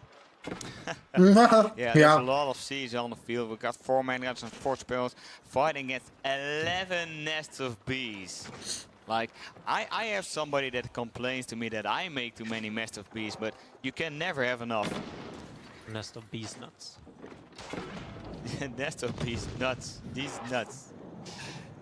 Yeah, I swear I'm an adult. Yeah, there's an amazing K and Peel sketch about that. You should watch it. But we'll watch it at a later time. But let's focus back on the game. We got walls being attacked. We got the granaries being set up. It's not the most neatest and tidiest farm setup that you can do. But we got food at least. It's something Demo doesn't have. He's got 16 views on food right now. But trying to add in some farms right now, if I look at the map correctly. But it's still going to take a long time before his food income is healthy again. I mean, this is just like a slow burn, right? I mean, at least with the Roost, you have this bonus wood income, so you don't mind the farm transition as much as, for example, French, for example. It's still pretty rough how bad it is. I think it might be 1 in every 7 farms are free. Yeah, and Demo's just losing map. Look at the left side, at the trade post, but also at the screen. We got villagers getting killed. We got villagers getting killed at the trade post, trying to wall up, but they're also leaving that gold vein outside of their space. Demo is just losing out on resources. He's getting denied more and more of the map. Yeah. And one of those walls was torched down / cancelled, depends on how you see things, and then one section was cut off from its trade post, so it actually never would have been properly walled off unless Demo has the awareness to actually do that. Now, mangonels are doing a pretty effective job at torching or sieging down, you know, towers and walls, but the second you start coming to buildings, it's going to be quite problematic. Now, Louis has the income to do pretty much whatever he wants. Yeah, Louis' economy is great. Despite being on 2 TCs for quite a while, is struggling to catch up. Look at the villager kills, 37 villager kills, and he is on 2 TC. Louis is not. Now, Louis decided to skip the Juan dynasty. He doesn't need any pagodas as of yet, but he's going to Imp. So it's gonna be either the Zushi Library or Temple of the Sun. Temple of the Sun gives a buff to your units, like movement speed to your infantry, or damage to your cavalry, or healing when your army isn't fighting. It's passive healing out of combat, and it's gonna be the Temple of the Sun. Zushi Library has some really nice, unique upgrades, like the 1001 bolt, 10,000 bolts even. I know it's really strong, like, but I don't really know all the names. But still, Ram pushing on that wall, cracking Demo open. That's the thing that Roost doesn't have. They only have the wooden walls until you have the Spaskia tower. Then you can make stone walls, but until then you have to double or triple layer even if you want to keep your enemy out. Yeah, and one of the things that is a win condition for Demo as of right now is slowing down the game. Because there's not a lot of sieging siege. There's just Nest of Bees who's going to be doing a lot of damage, right? Slowing down the game, getting up to the A goal Imperial for Age, Demo. getting some bombards, and then finally, maybe then finally be able to take out the siege. But the problem is getting to that stage. He needs a lot of food, he needs a lot of infrastructure to get to that point, and that is one of the harsh parts for Demo in this situation. He has a lot of gold, which is good. Yeah, and he also has to place the high armory somewhere. Like, he could place it next to the TC of Louis, but I would prefer like a high armory in the back of his base. Like, it feels just a little bit more safe, and you got a higher chance of getting it up. Louis, he's kind of just chilling and vibing at the board. Just yeah, he's macroing and having a good time and making sure that everything is nice and set up for a slow and easy victory. Yeah, he's got under control over enough gold, and he's just getting his Imperial upgrades in. He knows Demo has to bank for the resources as well, because Demo needs his Imperial upgrades as well if he wants to challenge the army of Louis. And once Louis has his upgrades and he sees that Imperial notification from Demo, he's gonna go for the kill. Yeah. I don't even think he needs it right now. He just needs to get those upgrades, get everything going, and then he can just start running out on the fields. And they can almost A-click at this point. Of course, I still need to micro just a little bit. But always important that Louis in such a pole position, like we see on the right side of the map. On the east side, we see some units burning down that wall. It's the famous palace guards that are so fast, they're famous for raiding. But also on the left side, we got already see units of Louis waiting for those fills, I think. But they're seeing and they're immediately running away. It's on the left side of the map, in the stealth forest. I really want to go he's there. coming in to finish the game. It's units against units. So they need some bombards. Right yet. Amazing picture oh my work by our God, he's observer. like, all right, you took down these walls once, let me do it again. Same layout, so you know how things are going to go down. But Muffy. Yeah, and Oh, such a beautiful cut. Springwood upgrade coming in, and a couple of Springwood for Louis himself, so he's gonna counter all these spearmen that are on the field as Then well. with 3, oh, almost 4k gold, well, and 1k stone. we'll have to see, I mean, SOBs. Yeah, here he comes. Demu has the gold for the Imperial upgrade. He does have gold to take those attacks as well, but village is going down while they're trying to repair that wooden fortress, and the wooden fortress started to get to not getting burned as of yet. Mangonel getting some rockets as well. That's a lot of mangoes from them. 8 mango. Here, though. He can go Imperial soon, Oh my but God, can my he? screen. I Can his can't economy get keep an up of HD them? right now, 'cause I'll probably be blinded. Oh yeah, and wooden fortress burning down as well. That's gonna be a big lack of vision, and Louis is probably gonna get up a couple of towers Elite knights himself, for so he Louis, can elite lancers. I first mean, shot on the siege with of Dolly the horses, I'm opponent, pretty sure. instead of the siege from himself, keep also going up. Demu gonna go real defensive. He wants to take this game. He wants to go for a comeback, but it's gonna be really difficult. Yeah, Demo trying to split up his armor just a little bit, trying to see if he can break through somewhere. You think that that might be in the middle of his base, but no, it's actually in the middle of the map that is trying to break through some walls. They're trying to High see if armory. there's some opening. Springle Upgrade is going to be going through on that one as well. She's going to go down pretty quickly. And is careful though not to be losing the siege mass that he has built up. Oh, Nest of Beast turning around. What is Louis doing here? He wants to kill the mangonels as well. In fact, and now the front line I think Louis is respecting the mangonels too much because he has no ranged units. I think the second he gets that Yes, the mangonels can kill us with bees, and that will be a problem. Yeah, pretty soon the high armor is coming in, and he doesn't really have a way to counter the mangonels, right? And they also can So get I understand the respect. I understand. I understand. Really buffs up those I understand, mangonels. guys. I understand. don't know if the nest of bees of Louis already has the additional rockets upgrade. That's 2 more rockets, so it improves their damage as well with a lot. That's something we could double check. It's in a siege workshop. Oh, Demu is doing very well, hanging on. Rockets, which is really Gotta admit. powerful. So it's gonna be buffed up siege against buffed up siege, and we're gonna see who's the bigger Chad. We'll have to see. I mean, mangonels are in general better when you get that adjustable crossbars. Now, Imp has come through. Louis immediately starts reacting. See if he can find something somewhere. Yeah, Louis knows there's just been 3,600 resources invested into Imperial Age. He knows there's going to be a lot of resources invested in those special tags. We already see the siege crew training. We already see the adjustable crowbars. We see some walls getting taken down, so Louis can stream in or even a wall vertical to block the re-wall, so he can stream in horsemen, knights, palace guards, just to be all over the place again and force Demo to multitask. And siege is slow, so it's really hard to run after those palace guards, run after all those raids, and it's going to be really difficult to maintain his eco. The eco for Demo now has been set up as well, right? So that food count that we were talking about at some point, yet 4 on food, 0 food income has been solved. Remember, Roos, they do not mind a late game farm, considering all of the bounty. Their extra gathering rate on those farms are pretty damn high. The adjustable crossbows are coming through now. A little sneaky guy coming in as well, though. I don't think Demo has vision of this. Yeah, okay, he does see it, but it's only 4 villages and a lot of more villages coming in. That's really important because Zushi, like the Chinese, they have a higher build speed, but if you only build it by 2 villages, you get the same issue as Dowd has when he's trying to build a keep. It won't go up.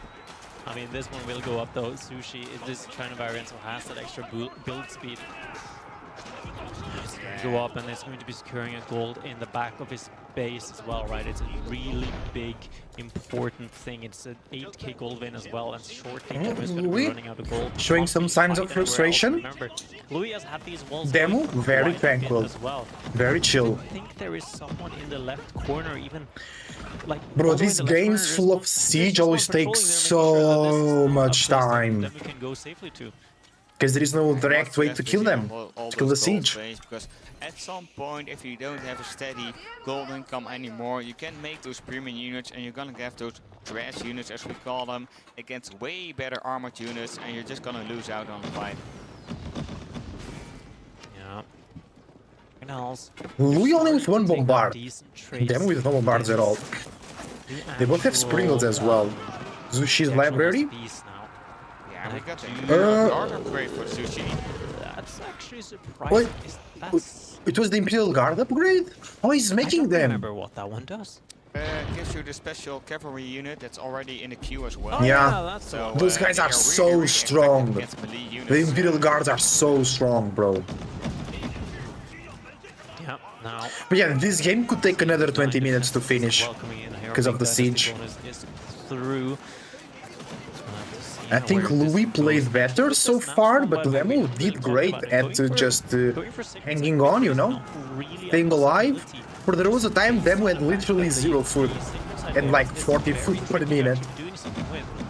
Now he's up to 2,000. However, Mangonel He's doing great. Starting to be pretty scary. It's only going to get scarier. It's going to be cheaper as well for them. Yeah, I also think Louis respected too much the nest of the Mangonels. Like I said earlier, he had no ranged units that would die for the Mangonels. Yes, he would lose nest of bees, but like, just go in. I think he will do that now with the Imperial Guards because they're really strong, really strong. They got a lot of armor as well, they're really tanky. And we got the Cloud of Terror, which gives the bombards an area of effect. So Louis wants this. Yeah, every damage on the bombard is really good. Because you're killing one Mangonel and you're killing the other one, or the other ones around it as well. Yeah, just siege games take so much time to finish right now. So much time. How well they are doing with that extra range, with that extra AoE damage as well. Just doing so much damage. And Louis, he is on the Sushi. He is one of the best late game saves, and now the multitasking is starting to come in. What is he doing with that sneaky little guy? Uh-oh. The bombards. The bombards. Strelci. Got a couple of villagers repairing said bombard on the top at the big gold vein. We got a siege workshop as well. Louis really protecting that gold as good as he can. We got Nest of Bees firing wherever they can. Spearmen trying to run in, but those Imperial Guards, even though Spearmen are the counter against cavalry, they're just so tanky. You get all those buffs on the attack speed, on the damage, on the health, with biology. They just That's a nice fight for Louis. I told you he would go in. I told you he would go in with the Imperial Guards. That's it, GG. They're even running past the siege. It's never gonna get go. This whole army is gonna get cleaned up. It's getting cleaned up, and now I think that is it. Demu's going to be tapping Good out play of from that one, Louis. realizes He when was loses all of patient, that siege, it's made going super to be strong it. units, and he got the win. Guys, I'll go to the bathroom real quick. I'll be right back. Slow game, but it was a really, really calculated one from Louis, it felt like. True story. Calculated I indeed. think Louis is playing so well. Remember, this is still his first offline event, and like we talked about before, he also told us he was kind of nervous about it. So the first couple of games at this event, you could see that he needed to get used to this situation, being used on an offline event, because it's just different. But he's playing so well in this series. Yeah, and you can see that there's like a teeny tiny bit there where the military value lead for Demu was in his hands, but yeah, still yeah, it didn't look too well at the end there. I mean, instantly losing all of that siege just drops it down so quickly. The economy count as well, though, I have to talk about that. The 2 TC that Demu was on the entire game kind of only had an effect for a little bit as well. And Louis, you know, I don't know. Is it the... is it just like the meditation garden that's just strong? Is it the... is it meditation garden? Is it IO? Is it just like playing well? Like I don't really know, but I wish actually we did have like a total resource gathered chart properly, not just like a bar chart, because you know Louis did end up having like 7,000 more resources, but I actually do wonder how much of that he was ahead in resources gathered throughout the game. Yeah, that's a good question. I think if you're looking at the Zushi Shift, they got a lot of bonuses, but with the Imperial officials, of course, they can either supervise a lumber camp or a mining camp or granary, and you get a lot of more additional resources. They can also pick up tax if they want, so you get some additional gold income. At the Mountain Academy, you got this upgrade, you go for 4 Imperial officials to 6. And that really helps a lot in the late game. So it's a combination of all these bonuses. The granary, which gives you additional food. The relics, which gives you gold. Louis didn't build pagodas, but they're a really big boost to your economy as well. And if you add all those things up, that's what makes Zushi so strong in the late Imperial game. Yeah, and that is... I don't know, like at the start, it was really weird. Like at the start, we were like, oh, Sushi is like a terrible late game civ. Like when they were first released, and then suddenly people were like, this is kind of busted. Especially when you have like Temple of the Sun and Sushi's library, and you have Imperial text, the new ones that was released. You're kind of at some point just getting up to like, yeah, it's going to be, yeah. It's going to be pretty strong. Okay, I think you still have good eyes and you've read the text. Yeah, and you know what to do. So I'll let you do that because you're more in the lead of that. Meanwhile, I'll be talking about our sponsors because we see that bar. I'm gonna try it again. Close enough. The bar, it's here. Yeah, my hand-eye coordination just ain't good enough, probably. You're getting old. Yeah, I'm old. I'll admit it. I know I'm getting slow. But still, we're gonna talk about our sponsors. We're gonna talk about the donations. Like you see all these sponsors here, down there. You got Samsung from the mobile phones. You got Surfshark for the VPN. You got the Lead Desk, but they're like literally desks. It's not like a gaming community or something else. It's like a table you can stand at and you put it up and down and you can even sit at it. Amazing. Experion is the venue right here where we're hosting this event. Die Techniker, that's the German health insurance company. So we're taking the tax money of these Germans and putting it in the pockets of our pro players. We got Being Esports, this organization that's helping us out organizing this event with the main man Gideon. He really helped us out a lot. Really hope he drops by. And last but not least, of course, we got World's Edge. World's Edge, of course, being the developer behind one of the games. However, we have Byzantines versus La France. Oui, je suis une baguette. Omelette de fromage. Oh, you've seen Dexter. Yeah, his lab is very secure. I'm old enough for that. Oh, that's good to hear. So we need to announce the players. Do you want to do that? Or shall I? I really hope Eliona is not listening right now. Eliona is streaming himself, so yeah, he I know, is but fine. you know the speakers. Yeah. In the left side, it is Louis playing as the French, and on the right side, it is Demo, the bold man, playing as the Byzantine. We are very hyped for this. That's for sure. We see already a sister with his School of Cavalry coming up, and the Grand Winery, because we French really like wine, so that suits us very good. Hi everybody, I'm back. Yeah. And this is going to be most likely 3-0 for Louis. Not particularly. French versus Byzantines.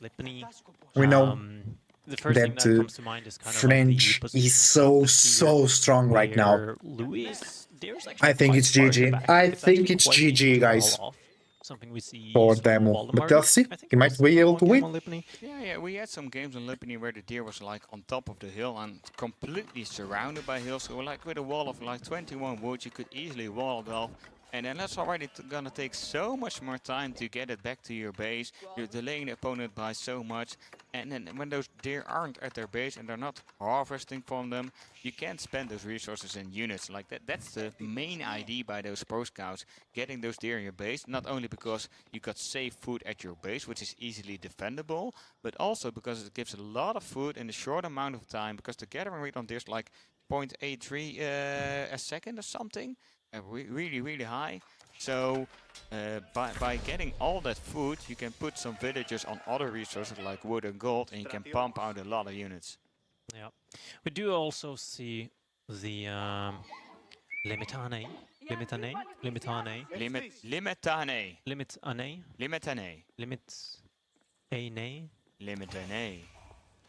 This special Byzantine spearman. We actually need someone to correct us on how to say that properly, because I've been saying it like 4 different ways. I don't know the pronunciations as yeah, well, but I got some messages like the way you say it, you know, it sounds so awkward. You're saying it completely wrong. So I'm just saying the special Byzantine spearman now, you know, just to cover myself up. Yeah, we'll have to see. Anyways, they are out on the field right now. So welcome. The deer just a little bit. It will be. Will it be 3-0 for Louis, guys? French versus Byzantines, it's really tough for Byzantines at the moment. Demo opening with a very early speedman. Louis going pro scouts as usual. Can't escape from it, guys. Can't escape. With the amount of gold he managed to gather, he got enough gold for the wheelbarrow, he got enough gold for the professional scouts. He already has one knight out, and he still has 100 gold on the back for the second knight. And that's like the perfect situation for a French player, because you like to have 2 knights, simply because you can one-shot villagers with double charge. We see the villagers going back to the gold again, because somebody's gonna change that special spearman away. And he's getting deer in as well, and he also has the wheelbarrow, so the villagers are really fast. Yeah, and to be honest, like French and JD has like a really easy time to actually play this matchup. I feel like at times, you kind of just go knight and then you pro scout and then just drop double archer range and get an early village. Oh, the accuratory defense! Oh my god, that timing on that one, that was a good one right there. In accuratory. He's not letting his villagers down. Oh my. But yeah, you have actually a rather easy time. You put on a lot of pressure, you do double archer range, and then you just start you know, you just play the game like you normally would, and then you kind of just It's classic French, like the 2C is not a matter right now, it's just making knights and archers, and you got so much food to work with, your technology is so cheap, deer scout getting caught out, but just drops the deer and says, I'll take somewhere else some food, I'm fine. But we also, oh, that's some really aggressive scouting, taking those deer all the way in the corner of the map. But yeah, I mean, we do have the chaps coming in from demo as well. Original scouts coming in. They are a little bit faster.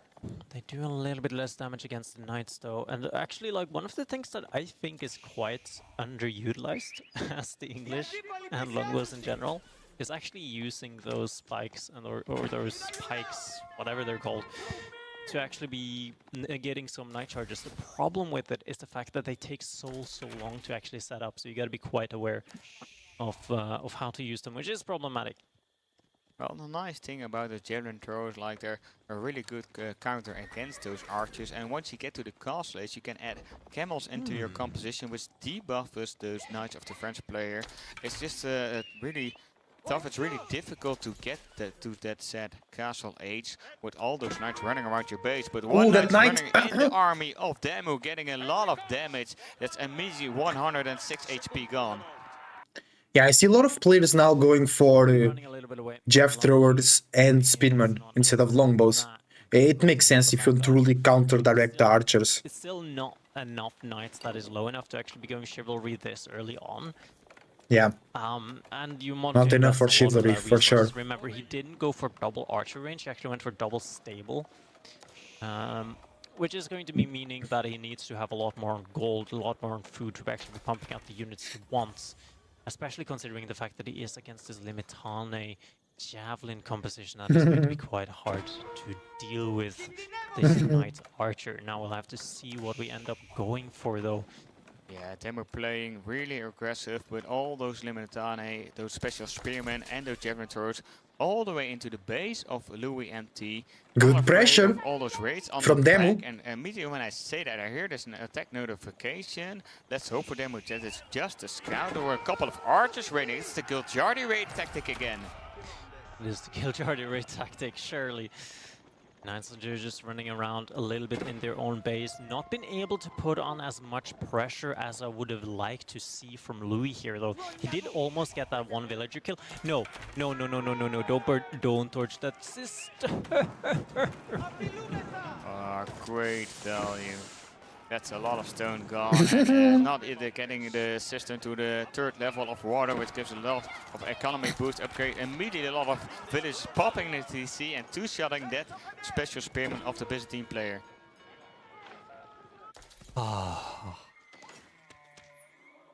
Archers. Killing some of the Limitane in the back here though. Shield Wall is going to be used, going to be taking a little less damage, going to take a little bit longer time to actually be killing these though.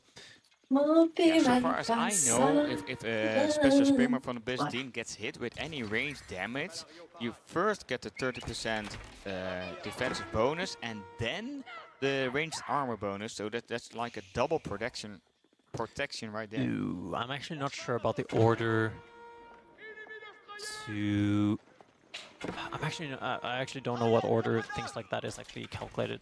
I know we got Twitch chat. Yeah, Twitch chat can find that out. Somebody should know, but that's what I've been told. As long as it's not like the Mongols improved, like the improved siege or Springle tech for Mongols on the pop. There was a bug where it was 100 times 100. Yeah, I remember. Like 25 times 25. They were like in real life machine guns. It was crazy, you know. And the whole army was dead.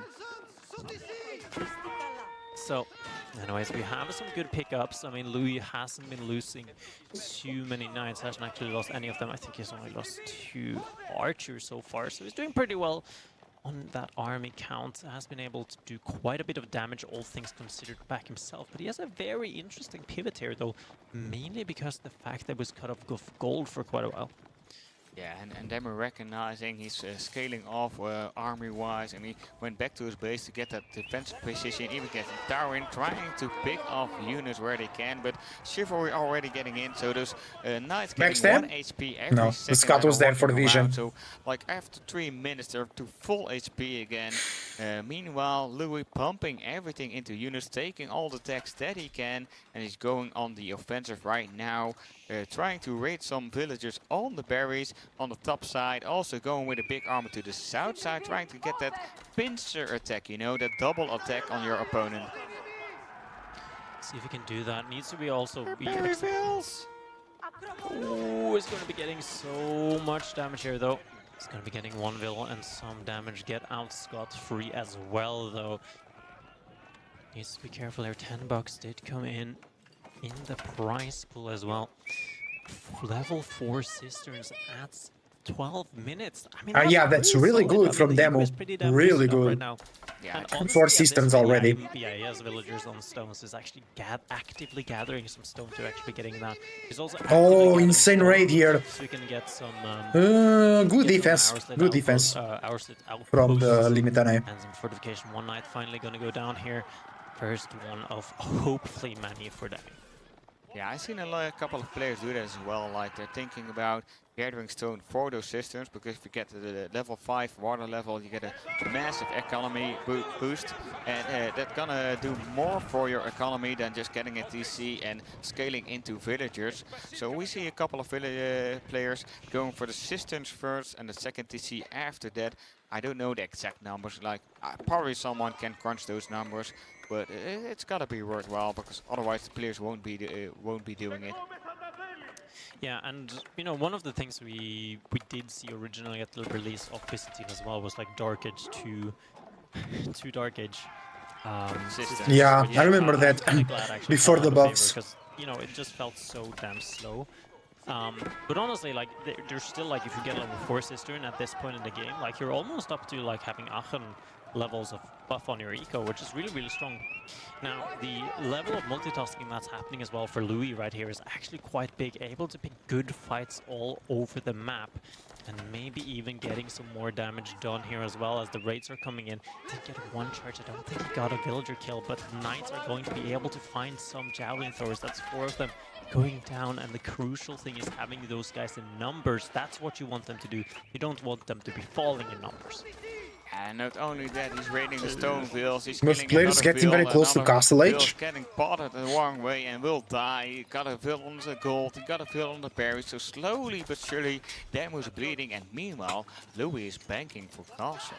Yeah, I mean, the bleed right now is just so hard to stop for Demo. There's so much idle. There's farms around this TC. Yes, that's good for him and all, but the problem as well is he's 10 eco behind, 11 eco behind now, and it's just... There's only 5 villagers killed, so it might have been maybe Demo skipping up Will here or there. I think he might have skipped 1 Will in total, but the French's villager production bonus is what is really getting... Yeah, Louis 10 ahead. villager lead for Demo Louis, is plus 5 taking better kills, fights, doing like the last amazingly, couple of minutes. In lead. destroyed value, we see already double the amount of destroyed value that Louis has. It's cheating. It's cheating. If you go back a couple of seconds, he actually cancelled his Royal Institute, which actually counts to this destroyed value, I'm pretty sure. Ah, that's It's true. kinda cheating. That's true. Okay, those are some technical knowledge you have, so that's why I'm really glad you're casting with me. You can correct me on these sort of things.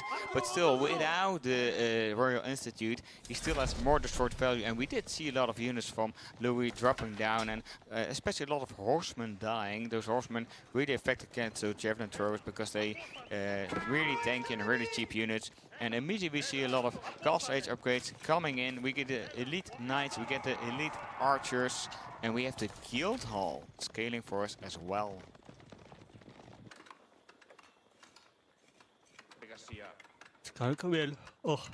Oh, somebody's sleeping. Golden Tower is going to go up. Has a lot of farms to be able to Carl needs to sleep a little bit. pump out a little bit of extra. I think you should be able to actually at some point now have consistent javelin production from both the cistern, or sorry, both the Golden Horn Tower. I mean, obviously you just get that, and also from... Okay, both players into the Castle Age. Well done, well done. Some olive oil at some point that it could potentially sell. I don't actually see a lot of people do that, except unfortunately Jiggly.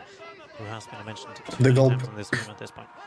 Now, Teardrop is going to be coming up as well, though, so could this potentially be a little bit of a change-up into... I want to say change-up into cat effects, but I feel like the eco is just too bad for Demo right now. You just can't do that. You can't go into cat effects, but the Teardrop shields also help the special spearmen. They also buff the spearmen. They also buff another unit, if I'm correctly. It's just Oh, the shields? And cat effects and... The teardrop shields, yeah.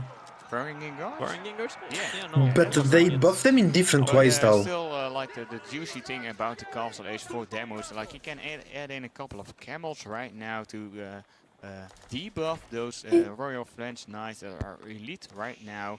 They will do 20% less damage if a camel is staring in their face.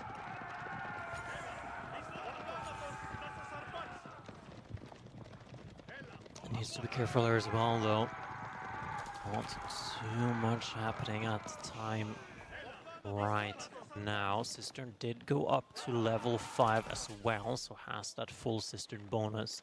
So should be able to get quite a lot of production out quite quickly. Just the problem is mainly actually getting the resources for it. He is quite far behind Louis. Almost feels like he has been on 2 TC, but again, it's just the French and the villager kills that he's actually been able to get. And also just chilling in the base around here. Just needs to be careful to take a good fight here, though, and not throw away the military numbers. He is behind on that front due to the fact that how Byzantine is just going to get so many units. There's so much damage coming in from Louis. Well, so needs to be careful. I don't think Demo can keep up. On these knights, so they are quite squishy, all things considered. Oh, but Demo has double the military units. Push happening on the front for Demo here. Looks like he actually might be able to take this one. Once again, we're just all over the place. We have raids in the back, a couple of knights running through those olive growers, denying the gathering of that food and olive oil. The olive oil, you can buy a lot of special units from it. You can buy javelin throwers, you can buy a couple of camel lancers, which are in the queue right now. 2 are on the field. Louis just, with all these small armies, all these small raiding parties, gathering stone for himself right now as well. He wants that keep to make these stables and arch ranges produce units cheaper than they already do. And we're almost, I feel like this is a point. This is crazy, and I know a lot of people is going to call me crazy. I feel like almost Man-at-Arms from Louis would actually be really, really helpful. Should yeah. a market right now to just not a lot buy of stuff crossbows like from to Demo. get that cheaper production in his own base and also the defenses. Is just running away with a bunch of villagers, though, and it looks like if this actually does go down and is able to do that damage that they needs to do, the villager lead is let's go. quite equalized. Push, Demo, push. Oh, yeah, a lot of villagers I said it would be 3-2 for Demo. Hopefully it is. Like, even though if you're French and Blue you your match like those point. knights, and you've got these special bonuses for knights, your opponent is going to mass spearmen, javelin throwers, and Man-at-Arms is a great counter to that. Yeah, Man-at-Arms would be very good here, yeah. But the switch is stuff, doing the switch now is stuff. Has gathered enough stone, remember, keeps for the French is a little bit cheaper, so they can get that extra little bit of help as if they needed that. Just needs that. Just as game number 1. Oh, those knights. This game down as much as possible. Going straight into the Spearman. Is, however, going to be a 3-1 for Demu. Or sorry, a 2-1 for Demu. Not over just yet. Sorry, I'm calling out my predictions, not the actual result. Yeah, Louis lost a lot of units with the raids. Not without a lot of villager deaths. Yeah, a lot of villagers dying right now. Villager amount equalized, but you have to keep in mind that the eco of the Byzantines is better. Yeah, because of the buff. Systems, and simply because they're gathering oil as well from those olive growers. Killed a lot. I thought Louis would win this game, but it doesn't look like it. GG. Demo 2-1. He only has 4 archers left. That's all he got. I mean, currently the only thing that is keeping Louis in this game is actually the guild hall. Yeah, the guild hall. Trying to go for a fast imp just to see if that is enough to actually keep him alive in this game. Yeah, maybe roll here or there, and he's moving all his villagers to the wood line next to the keep, just for a little bit more security. But it's only 1,000 food in the guild hall as of yet, and it does kill. Wait, oh, he used it.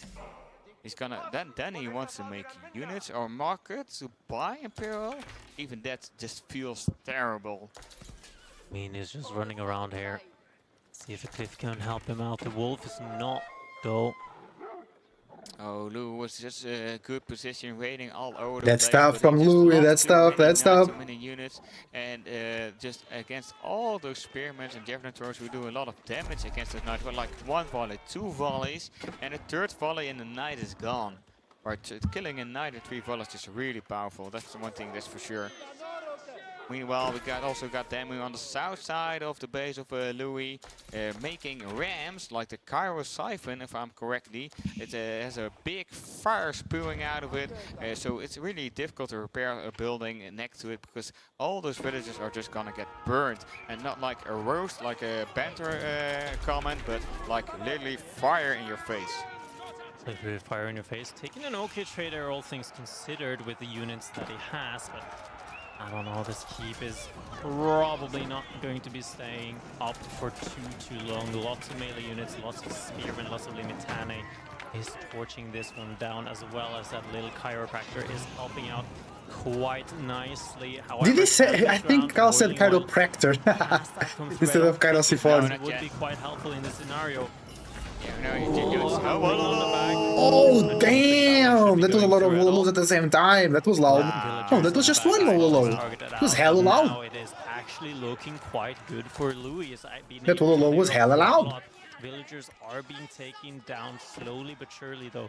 And Walala did fail in the end, but did buy him some crucial time. He still has actually left some deer underneath his TC, which is Louis is holding. Louis is holding. Doesn't need to repair it anymore, though, so it's not that big of a problem. Bigger problem is keeping all of the villagers alive. And right now, Demu might have been going too ham too much too early. Yeah, Demu lost a lot of armor when he was only fighting against 4 archers. But now Louis managed to remass a little bit again, but he also lost 36 villagers, and his guild hall is nearly empty. So even if he manages to get Demu out of his base, it's going to be really tough to recover. This is just so strange to me how Louis is still in this game. I'm sorry, but like, what? He's holding, he's holding. I mean, it is just keeps being dropped there. Normally we'd be like, oh, And also he's tiring the enemy down. He might be thinking about strategy. He's in the game. Whatever. But Louis' eco is so low. He only has 49 villagers left. Food is running out. He's going on the barracks all the way in the south. He's gonna be really open to raids. If Demu like scouted or just thinks like, where are the farms? He should be getting food somewhere. He's gonna check those food sources, and you're gonna lose and bleed even more vills. Like, he's so behind on eco. If you look at the resources per minute, it's like 700 food behind, and like 700 gold behind. It's 1400 resources a minute. That's just so many units coming out that he can produce. Yeah, and that's the thing as well, right? Like, we still haven't seen any arbitrary being swapped into. Like, we still haven't seen that small little tech switch, and we still haven't seen any Varangian coming out from Demu either, which could be so nice to actually be having in these fights. Mixing in Limitane, mixing in jabs, like, sorry, Varangians. It'd be so nice to actually be having that right now, and we still haven't seen a lot of these sacred sites. We still haven't seen that win condition being triggered. Should be able to decap this. No. It's not gonna be able to decap that one. But the keep, again, right, just needs to be so careful, and Louis needs to have the awareness as well, not to be throwing away these knights. Again, there's been Guildhall that has been keeping him in this game, but it also might have been the Guildhall that has been preventing him to be winning this game. If he had Royal Bloodlines on these knights, these fights that has been happening over throughout the entire game would have looked so different. It's crazy. Louis still trying to raid, trying to do some counter eco damage, trying to get back in this game. He only killed 8 kills as of yet, but we see the green dots running around the map as well. We see purple dots chasing after them. That's the 2 knights that I was talking about. The sacred sites are getting taken. It's a 3 relic against 2 relic split, but the sacred sites helps a lot. It's like 100 gold a minute for Demu. That's a lot of resources to work with, and slowly but surely we see a transition into Demu on the second TC as well. Very smart. He got the lead. I was gonna make sure that Louis cannot come back. Have been set up, so it's not a really big problem going to Imperial either. It's more a concern of having the space. With the archers out of position. Do you see these archers on the front line here? Nice kite of the coming out from camel here, camel riders. very shortly. but he needs to also get there in time, though. He's going to be having quite decent time. Oh my god, that has been so close. Oh my god. Under the keep once again. You could almost feel the breath of those enemy units in your neck, but at the last second the archer died and the units went away. Yep.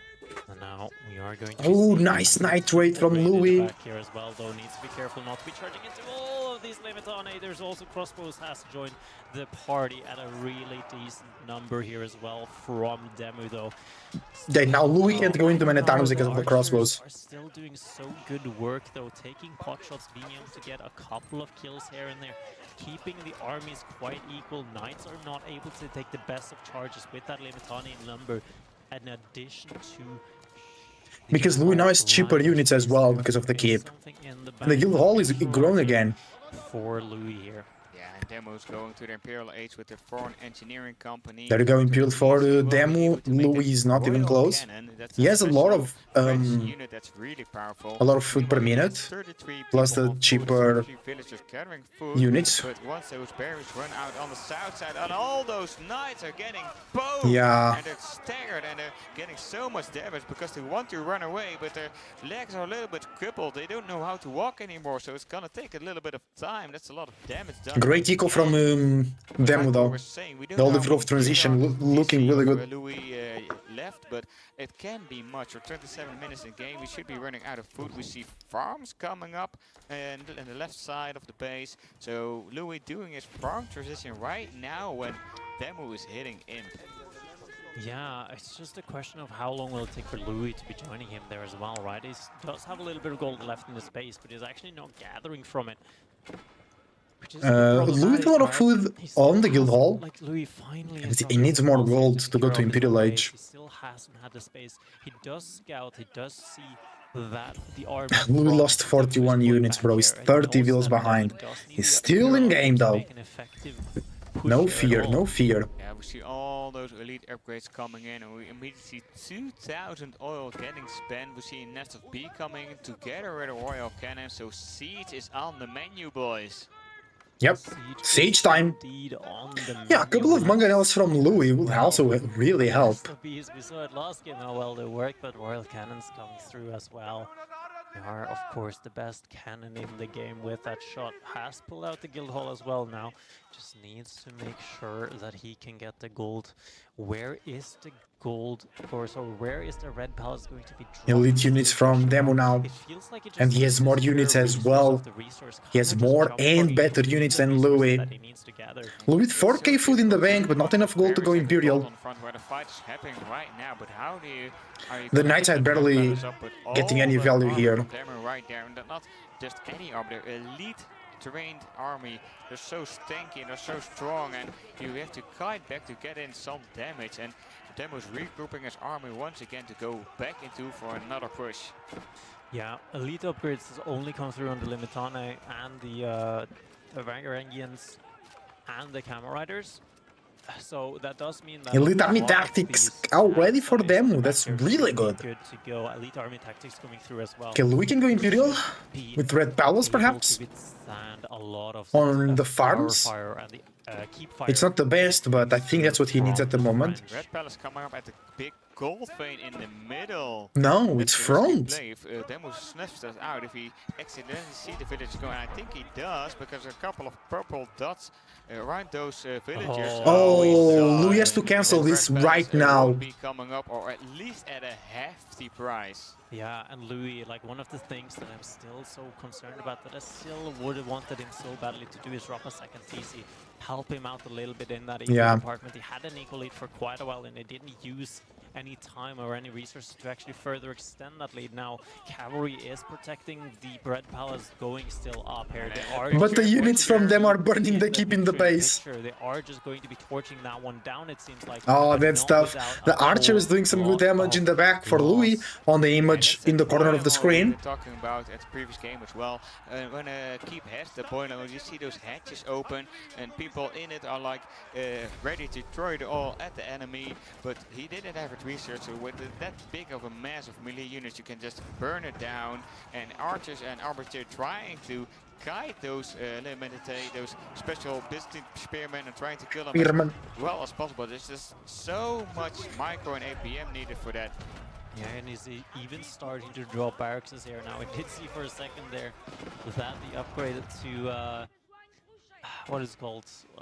Feudal Spearman was in queue for just a little bit, but the cannons here is in the base of Louis. He should have a pretty damn easy time to take down all of the infrastructure. Ooh. Oh, two Royal Cannons already killing. Okay, GG. I think Demo takes this one. I think it's for sure now. These Yeah. cannons are so insane. I think it's for sure now. Maybe he gets out of Oh that no! one. He kills the cannons with the Red Palace. Really? Now it's gonna get repaired, and the Red Palace is gonna repair with wood. You don't need any stone for that because it is a landmark.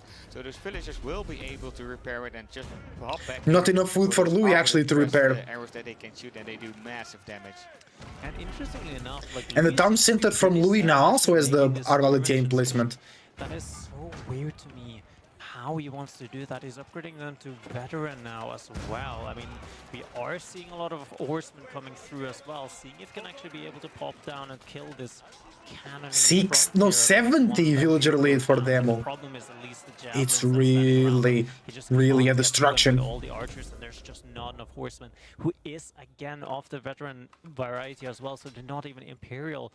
Now just still these keeps, they're just buying him so much time in the middle here, though, making rallying to them quite harder. But I think there's a keep now that might be going down shortly in the middle there on that big sacred site. Oh yeah, Louis doing a good job Yep. delaying the game and buying himself time for a potential comeback. Nah, It's nah. so It's very difficult hard for the comeback for and Louis. the Very, amount very of hard. villages that Louis has, in Them with comparison with the Demo and 2.6k with food per minute. military account, Louis with military 800 account food per also minute. being almost triple of what Louis has. He's in such a terrible position. Oh, but the Red Palace doesn't fall. That's kind of crazy. It's still up. Oh, it will fall now. He kills the Bombard though, but it's not enough. Red Palace is down. Villagers as well, and Louis should call GG now, I think. Going down, the Gvills are going to be taking a lot of hurt. Has gotten some cavalry. No, Louis is not giving up. He's going to be able to get a little bit of damage done. Yeah, and all those villagers running away again. There we go. Louis Good stepped play out to win for from Demo. Demo. So Really, roughly really at good least play. It will be 2 against 1, and we're going to go to game number 4. There we go. Game Good play from number Demo. 4 indeed, and I don't know how happy Demo is with that one. I think he is happy with that one. I mean, Yeah. it is not the easiest. Surely he's one, happy, but right? I think he still played it solid. I still think he should be happy with that one, just standing in the ground, like standing there, not allowing Louis to slow the game far enough down to be able to get a comeback there. And yeah, I mean, the writing was on the wall for a little bit, to be honest. Well, I think the opening from Demo was really well. He tried to hit Louis with a couple of special spearmen and with the javelin throwers, and he managed to keep Louis in his base. Then once they were coming in, Louis had enough resources to invest it in units and was pushing Demo back, and he got some good raids. And Louis was in a position where it's like, okay, this feels really oppressive for Louis, and I wonder if Demo is gonna be able to deflect it or gonna crack under this pressure. But somehow Demo managed to pick off more and more units when they were going to castle, and managed to flip the game to his side again. And then he kept on pushing Louis, and Louis just kept bleeding units, kept bleeding villagers, and couldn't really push Demo back anymore. And he bought himself a lot of time with those set keeps and with that Arbalest upgrade and with the Red Palace, but you kind of felt they were just going through the motions. Yeah, I mean, it was just like, all right, can I just see if I can just do something for that? And there's like, see if I can throw something there. It's like, Yeah, oh, trying too slow. Anyways, next map. Next map. Gorge with Ottomans versus Iobits. Ooh, that's a spicy Civ matchup, to be honest. I can say that I played that matchup a lot. I don't know if you've got experience with it. I don't. I do not have any experience with this whatsoever. There's a bunch of options there, though. I do think that going for logistics wing is a really good option here, potentially. And then you could go into some, potentially even a Gulam play. Could be a fun way to actually get this one going. We did see Louis, was it against Kiljardy? Yeah, it was a Kiljardy game. There was a Basin game where he did go for the twin minaret madrasa. He had pro scout queued. Oh, I really like Louis' Ottomans. They are really, really good. And went fast castle. So Louis plays very well the Ottomans. Against Eng-Pt, it's going to be a bit tougher because they are a bit more aggressive and they have great tempos. Louis has been playing Ottomans with 2TC actually. 2TC Ottoman. Potentially be dropping some military schools. We actually did see him in that game against Kiljardy go for military schools, the Vizier point. And that didn't build any Vizier, like it didn't build any. Military schools, yeah, that's true, but I think even if you go for the different landmark, you go for the gold landmark with the getting a message again. It's really slow message. It's really only 500 to 10k. So we got the bar, and let me try again. I'm gonna do it. It's there. It's there. So I just have to line up my finger with Chris and Maneas, and then I'll be on the bar. And we have $7,479. And how many cents? Yeah, you did that earlier. 69. 69, baby. And we only need a couple of more. There we go, there we go. I want to see. Louis also plays Ottomans with no military schools in the start. But he did use some stones, so maybe he's changing a little bit. And it's Gorge. He's changing his way to play Ottomans. I mean, maybe the two games that we saw from Louis was him changing. Now he's coming back to a more normal build for the Ottomans, perhaps? Yeah, I mean, it's been... I still remember we were having some like discussion on like, okay, yeah, we're inviting the winner of the EGC Masters Winter, and we're like, okay, let's not do that because the prize pool is not big enough. And then BSC signs up to play the qualifier instead of getting directly invited, which I didn't mind, to be fair. He is here though. He's waiting for who will join him in the grand finals in a best of 7, and so far we have a very exciting wing coming up here for Demo. So in the south, in the color purple, playing as the Ayubas, we got from Team Liquid. You know, he mentioned it all the time. It's Demo. There you go. No, best team. Best team in esports. Best team in esports. We love those guys. And in the north, in the color green, playing as the Elements. It's Spinny. We're gonna. We're almost gonna go throw up if your spinners like that. But in the color green, in the north, playing as Elements. From EL, we got Louis MT. And he already has his first military school up. He's going for those Vizier points and the twin minaret madrasa, like you said. So a potential pro scout play we got right here. It is foreign gold. It is foreign gold though. So it could potentially be. I'm actually kind of excited to see that, because that is something. When I saw that against Kiljardy, I was like, interesting. I might actually try that one and get back home. That would be a fun play for sure. I don't know how much time we still got to enjoy it, because I don't know when the patch is coming up, but I'm expecting some funky stuff to happen with the pro scouts because they're so good. I'm assuming that the devs already noticed.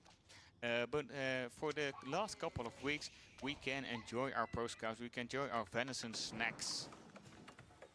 We can indeed.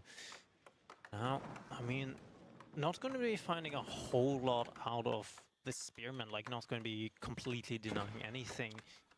But he is getting a response out of Demo, which is what he wanted. Like, he forced him off of the berries that he is going to be having to deal with. Yep, and not getting those that spearman was very valuable. Immediately though, an archer range and a stable, so it is going to be a whole lot of feudal here for Demo, at least in the first couple of minutes, because remember, we are playing against this sneaky little Ottoman. We'll have to see. I am looking at a lot of gold that is being banked up. Yeah, Professional scouts probably coming in. It's only 30 more wood. He already has enough gold, and after that he gonna get only 100 wood for stable, because Ottomans have a reduced price for their production buildings. They don't pay the full price. They only pay 66%, and they have a lot of villages, and they're actually going out on the goal, managing to scare those spearmen away. Yeah, it's just a little bit of a fear for me. I mean, one of the things that is kind of, I don't want to say annoying almost. Oh, but Louis it's like, going it is to annoying that Bahi. you can't make a scout out of the military school, which makes True. sense, all things considered. Yeah. But Louis stretching a little I bit think Louis, in game. I see Louis on the camera there taking a big stretch. Yeah. It's needed. It's needed I still sometimes. like it. Like, I still like what he's trying to do here. I still see the vision, I should almost say. Yeah. If I look at the goal bank for Louis, it seems he's skipping on the scouts. I mean, he is having... He cancelled it. Yeah, he did. He's doing the Kiljardi thing. I think he wants to go Castle Age. Should he go Castle Age? Like the big difference, he already has a military school up, so he's getting those 3 units already in. He's getting the vizier points a little bit quicker than when you do if you don't have that military school. And I'm interested in how many units Demu's gonna commit.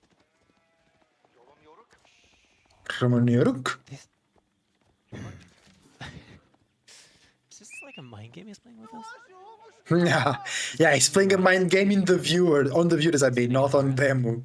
Oh, first vizier point. Vizier point. First one coming in. Shortly. Any second now. Is it? Is it coming in? Vizier point. Vizier. I mean, it was Anatolian Hills. It was Anatolian Hills, yeah. 8 free ship and 10% more mining gathering rate.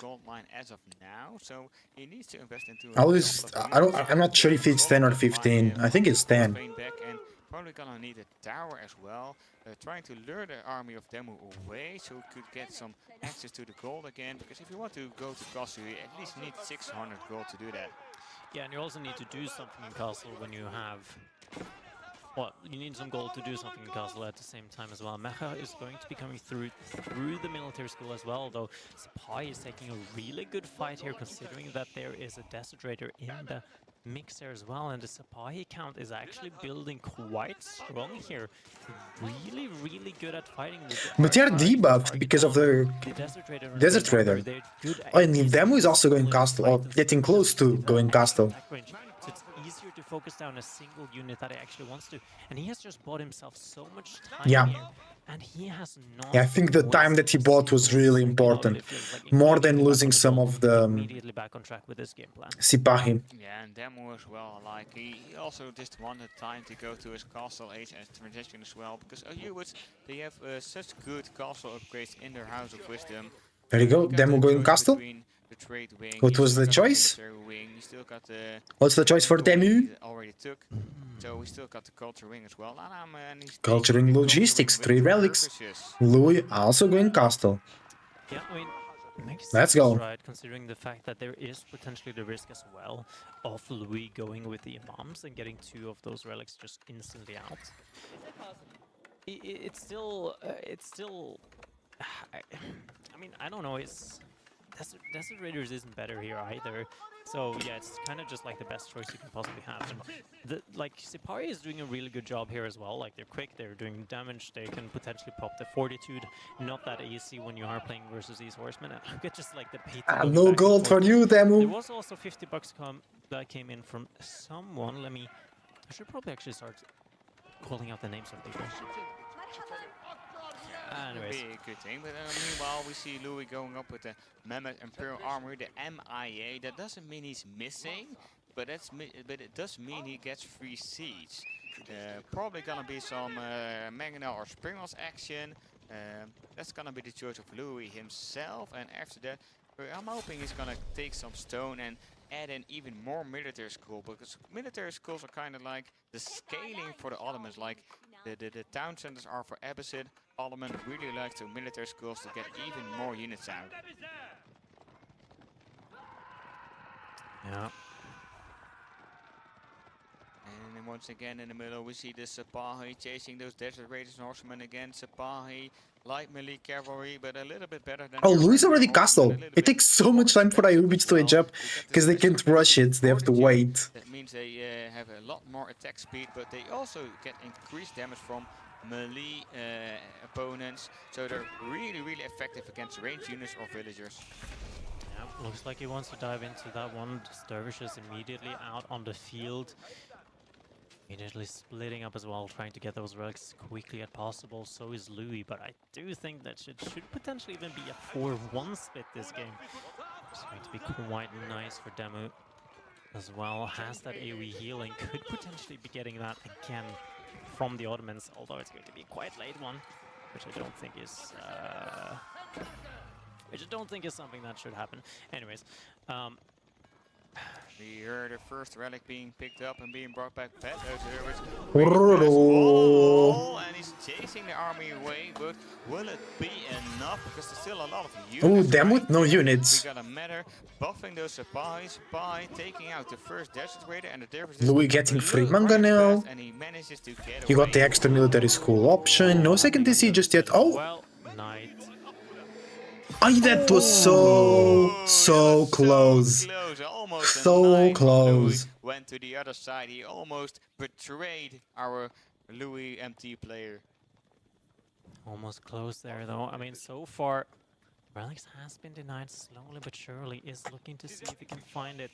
Where did he sneak? Cal by? sometimes He's also getting sounds like a pressed AI back. voice from YouTube shorts, Instagram reels. Or Louis so far, and not a single one. And sometimes he sounds like for Louis Crackaday. either. We can see him even scouting in the top side there. He's even looking You know for where it that is. voice is like kinda a more acute male voice, but very nasal like. Oh! Not again! Mither! What a save, what a save! Gets away just in time, but still taking down the Dervish is gonna be so difficult because those Dervish, they even have 4 legs just like a horse, but they run so fast. Their movement speed is so high, even when carrying a relic. They even got the bags on the side. They got so much weight to carry, but they don't manage to get away in the end. In the end, not happening. Dervish is going to be taken down as well. At least for the time being, pushed off at least the sacred side though. However, there's a lot of siege now slowly but surely building up for Louis here though. He's going to maybe have a good time here, though he's not going to have that one just yet.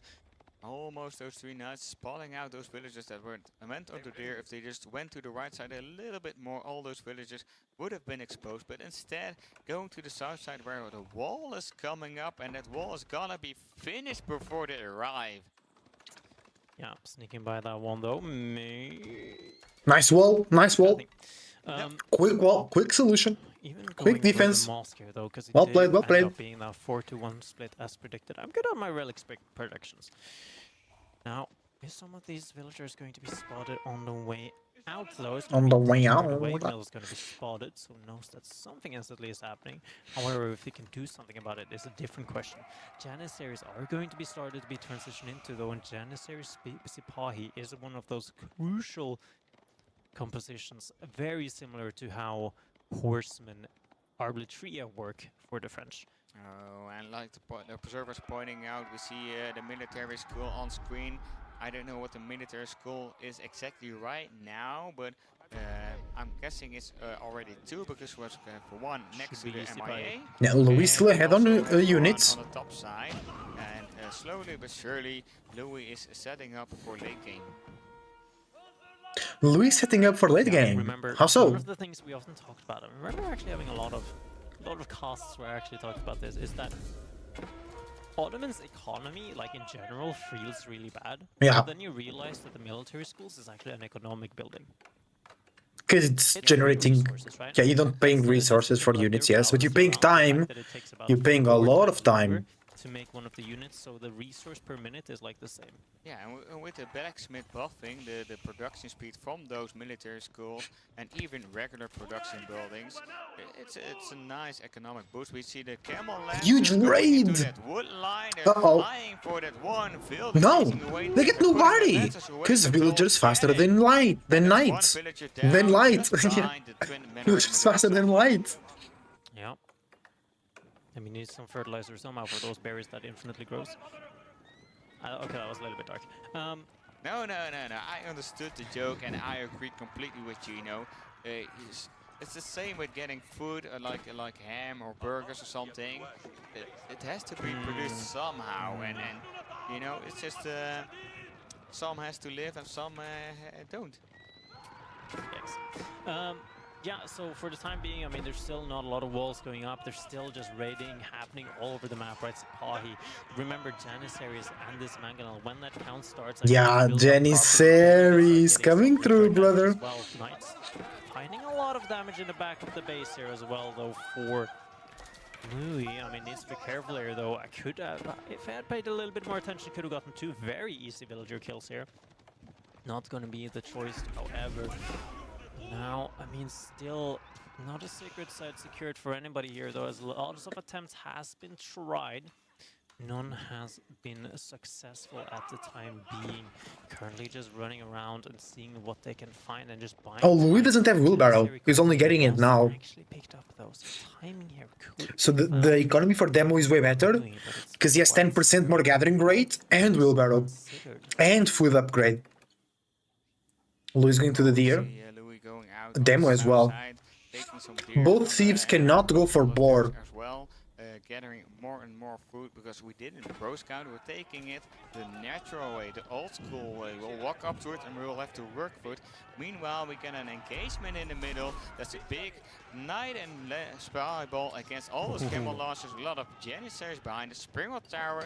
Also putting in some work, trying to chase that army away, and we don't see any mangonels as of yet, but they're rolling in right now. Don't see greased axles right yet, so they're a little bit slower than your average siege engine, but slowly but surely Louis is gonna press demo. Yeah. So actually one of the options you could have right now is you could even pop Fortitude if you Oh. I don't think it's a good time. The Janissaries will melt the Lancers. It's fortified and upgraded Springled Tower here, going to be super strong, targeting down the Mangonel in the back, I think. Look at this, it's just taking so low. Still not burning yet, but it's still doing a lot of return damage. However, it's finally going to be put on fire at least. There's another tower in the back. Mangonels trying their best. It's going to be used in now. Repair could use that repair on the Mangonels. Is absolutely right, Asgard. Yeah, and we got a couple of Springwood Towers trying to defend the base, but we don't have any walls as of yet, so those villages on the gold vein on top are pretty exposed. They're gonna get cut off from the base. The army of Louis gonna be in between of those set fields and the army of Devil, which is a really dangerous situation. If Louis manages to scout it, if he sniffs it out, if he's really This is looking like a win for Louis. What you think? Different position than next to the base. He's gonna search for them and really vulnerable to get taken down. Yeah, look at the villager distribution. There's nothing on food, and now as Secret sites for Louis. well. Oh, and you got the faster production from military schools. More Janissaries going to That's gonna be crazy. quickly as well, but now His army is just gonna be even bigger and bigger and bigger. The gold vein is getting attacked. Ooh, gold vein for demo being. Oh, GG. GG. GG. That's a lot of villagers going down. That's like 10, 12. We still got 5 in the tower. The army of Demo not reacting as of yet. Bro, Louis is carrying Ottomans. I think he's the only player playing Ottomans in the tournament. And he's winning. If he wins this match, it'll be the 3rd win of Louis with Ottomans. For the life of Demo. Yeah, now the thing that Demo has been waiting for quite a while, it is archers, it is Mangonels. That's the only way you can possibly deal with the Janissary mass and the Sipai. You just need something in the front to actually tanking. I think even one of the things you should be adding to the composition as right now is just a bunch of desperate wall walls. If you can get away with them. Because remember, they heal, if I remember correctly, they heal more when they have GG, I also think so. Yes, they do. That's true. Louis playing really well, really well.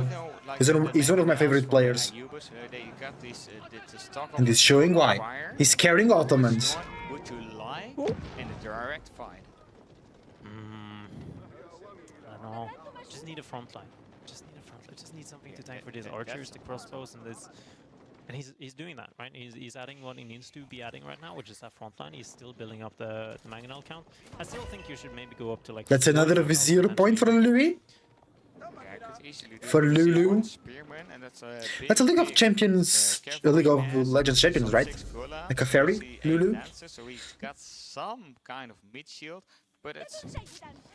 You know, it's not that beefy, and meanwhile the Musketeer relics are getting burned down. The army of Demo is gonna get in. They will be on time to at least tickle that cavalry raid. No fortitude being popped down because this 50% attack speed will also apply to the torches, and Musk will live another day, and he's not gonna get killed. There's the big boom boom. Oh, he got the Great Bombard. There we go. The mini Great Bombard. It's not a real Great Bombard just yet. Then you need to upgrade. No, I think it upgrades automatically when you go Imperial, right? Heal! Heal the Mangonel! It's being healed, it's being healed! The Janissaries are enough. Don't worry. Don't worry. For the side of those sad Lancers again, and the Lancers are going home. Yeah, it is a great bombard that is coming out.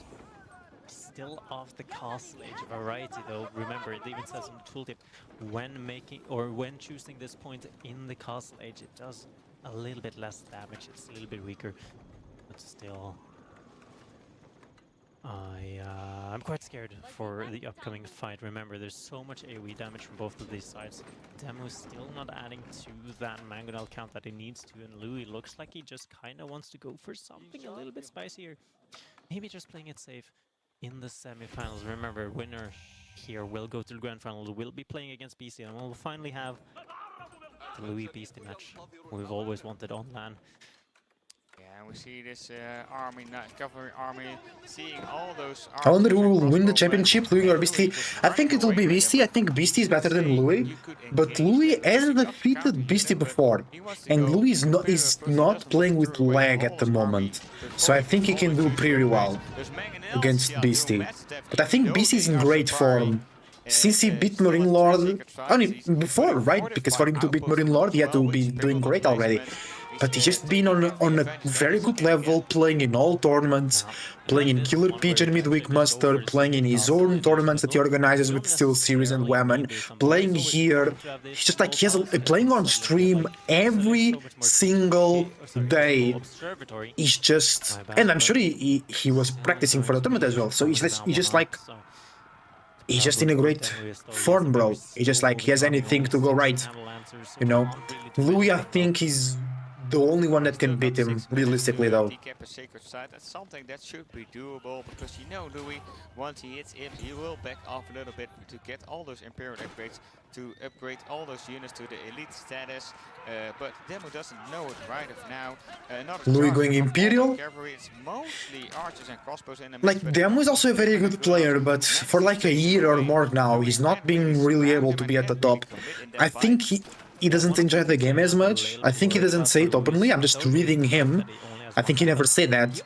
But I kind of feel he doesn't enjoy the game as much as he did before. I don't know. At this point in the game, you kind of just have 5 military schools anyways because you're Imperial. Because he's a very good player.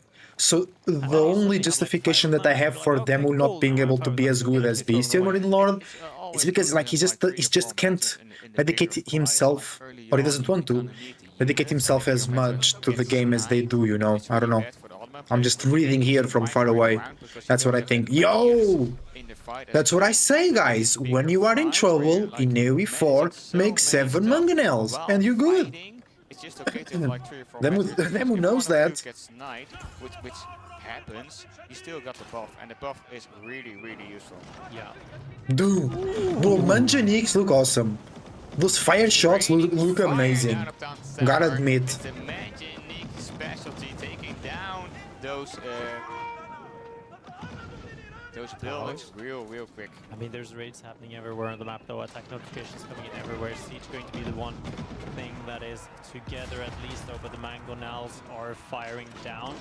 Should be an easy pickup this, so actually taking down the mass of Louis. However, there's still knights in the base of Demu here, though. Everything is just happening everywhere all at once. We'll have to see another flank, another group coming in. The siege from Louis still has not really been touched, though.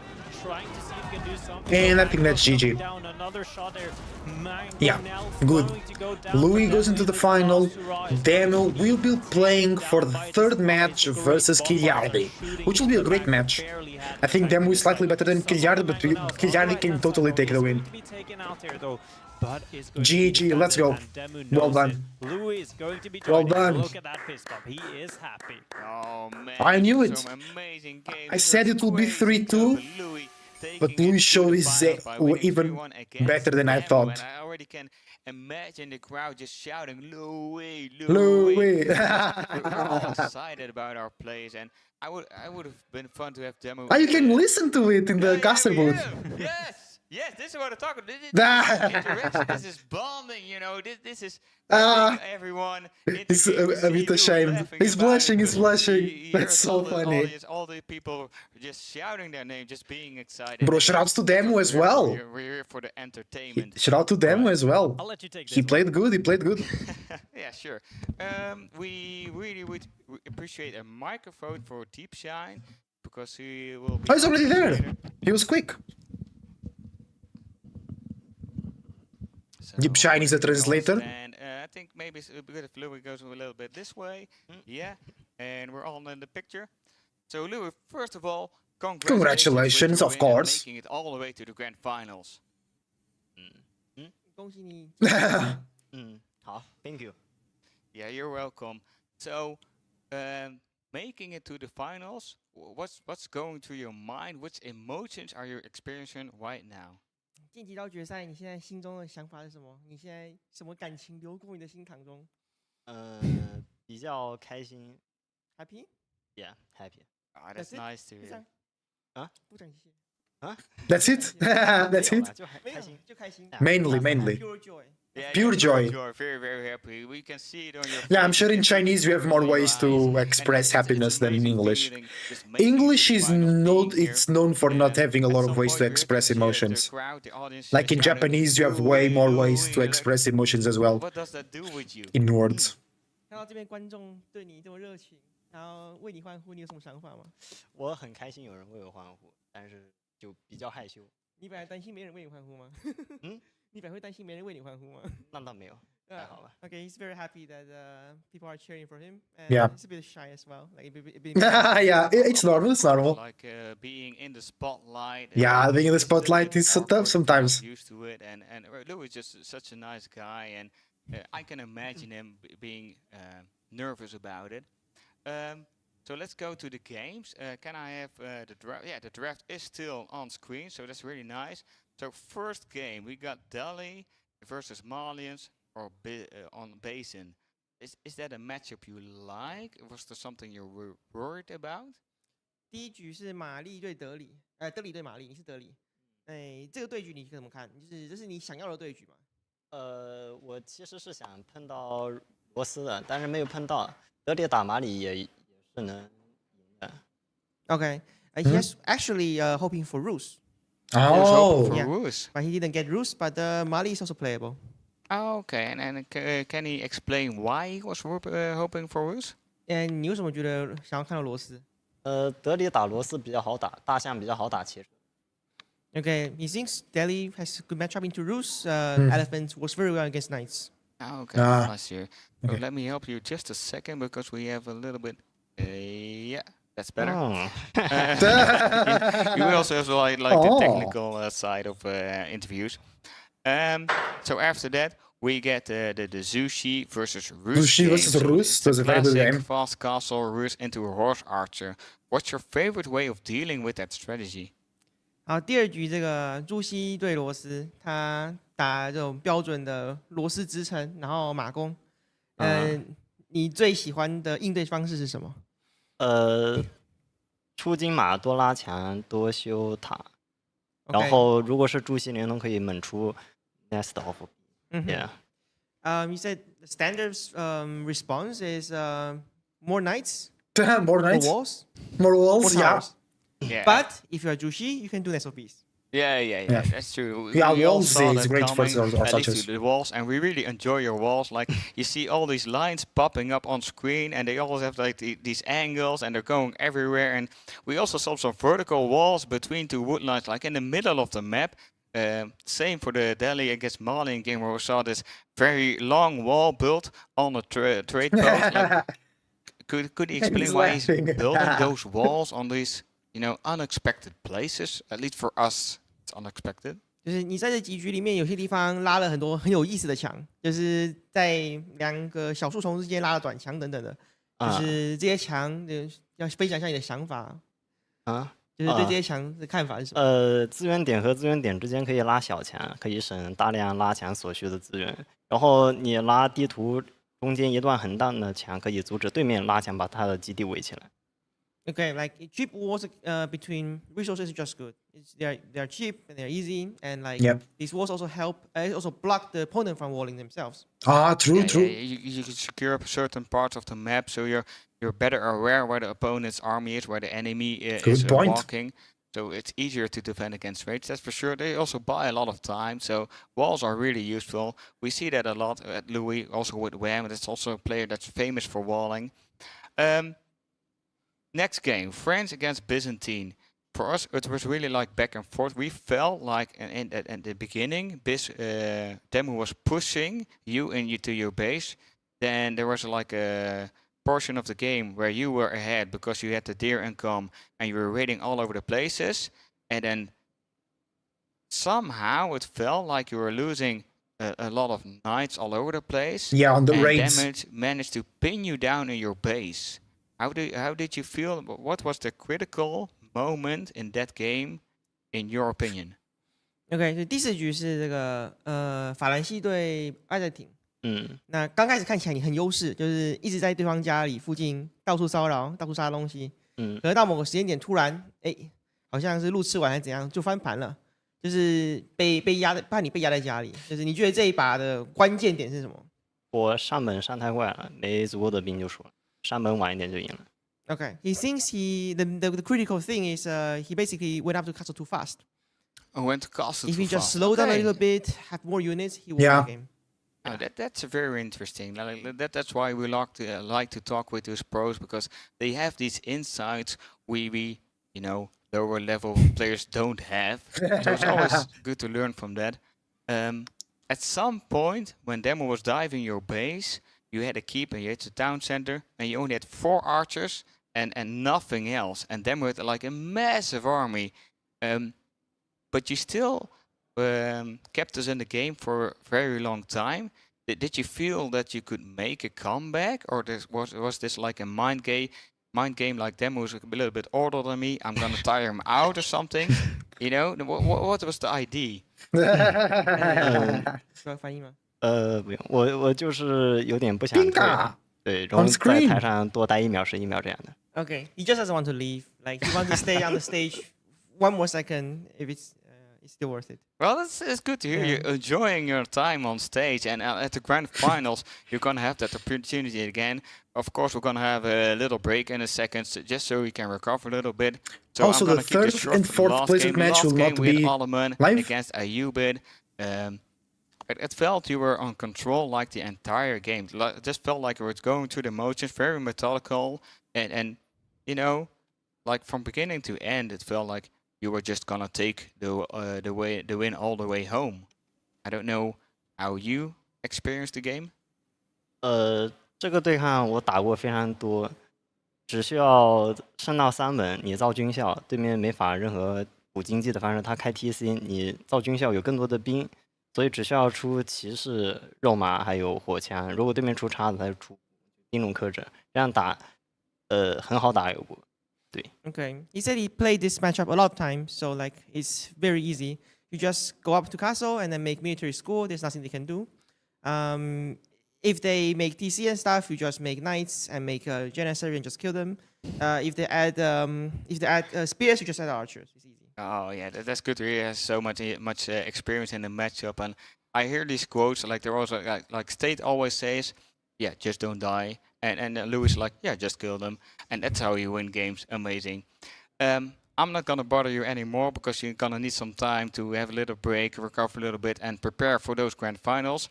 Once again, congratulations and thanks for your time for this interview. Thank you. So for production, break. we're gonna go on a little break so we can prepare for said grand final. And I'm gonna try this again. Boop. Close enough. 7,519 and it's gone. And we will never see it back. So grand final's gonna be in like maybe 15 minutes break or something. And we can recover a little bit, and we'll hope to see you all again. We've been enjoying the time at the Garrison very enormously. We're very excited, and we'll hope to see you back in like a little bit.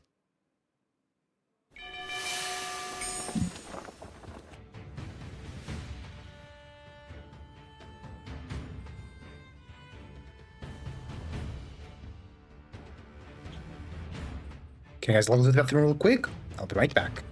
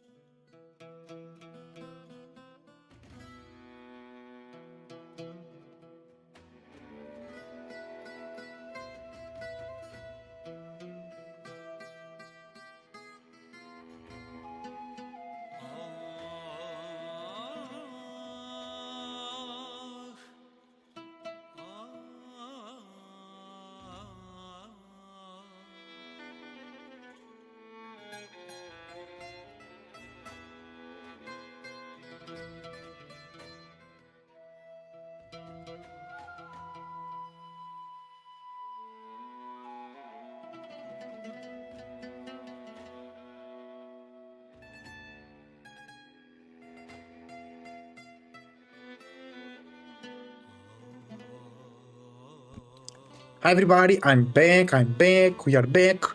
The stream is not back yet, so we're waiting for it.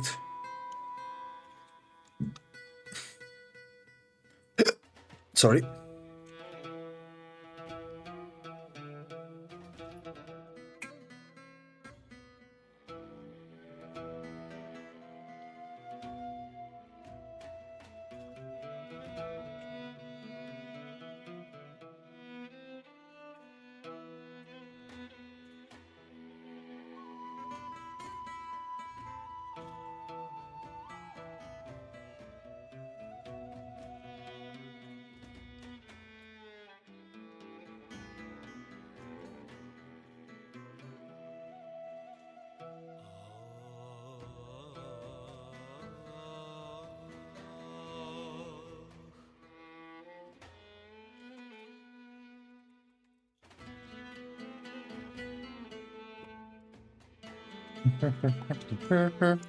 Welcome to the stream, everybody.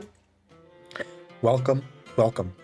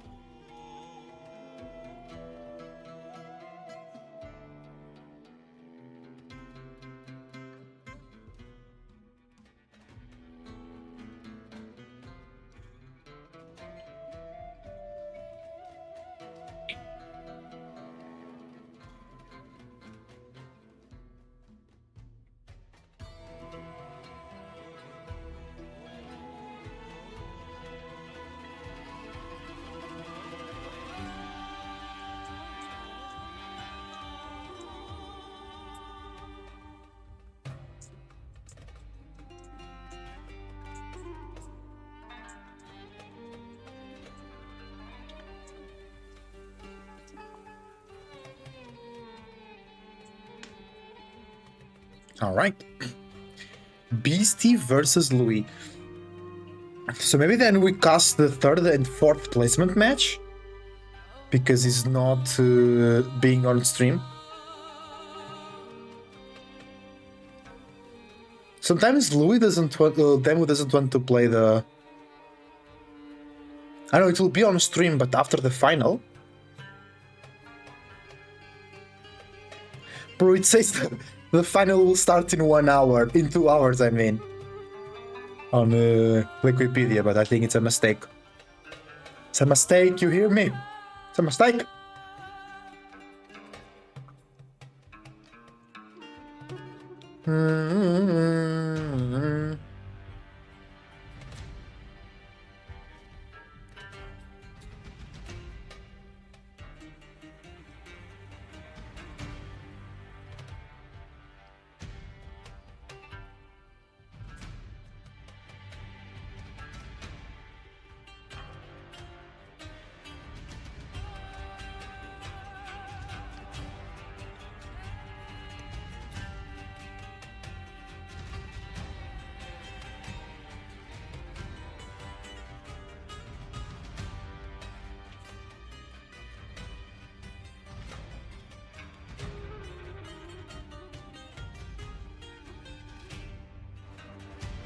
No.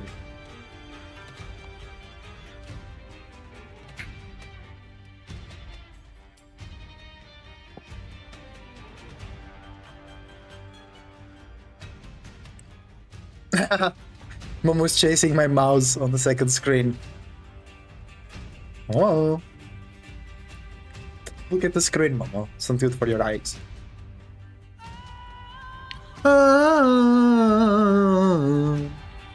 Age of Empires 4 music is goated though.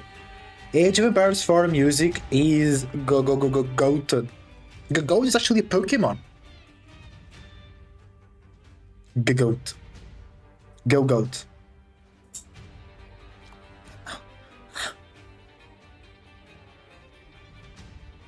You so beautiful, Momo. Beautiful Momo. Man.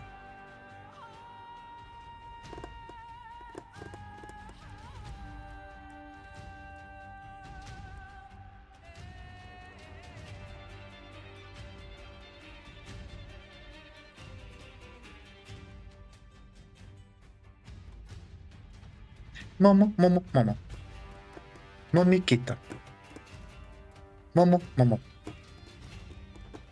Let's go, Louie. Let's go, Beastie. Let's go, Louie. Let's go, Beastie. Somebody's doing some filming. Louis is ready. Beastie is ready. They are on the spot. They are nervous. I am nervous. Let's go.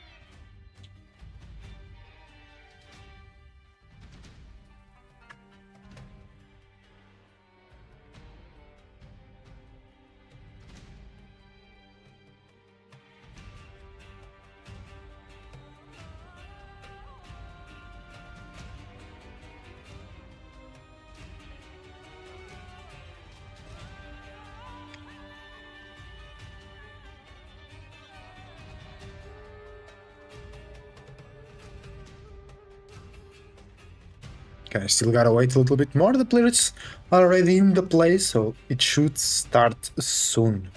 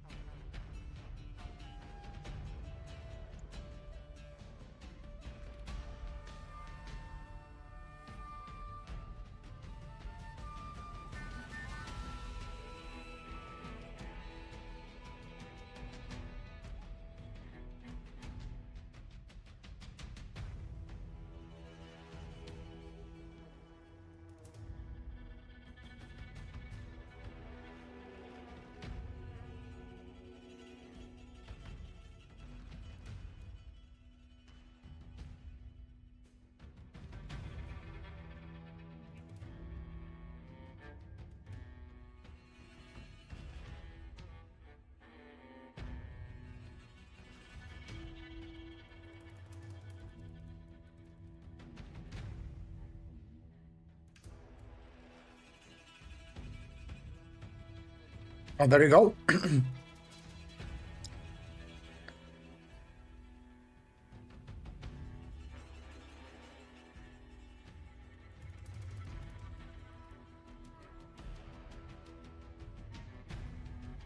You're getting... Oh no, the players are not even there now.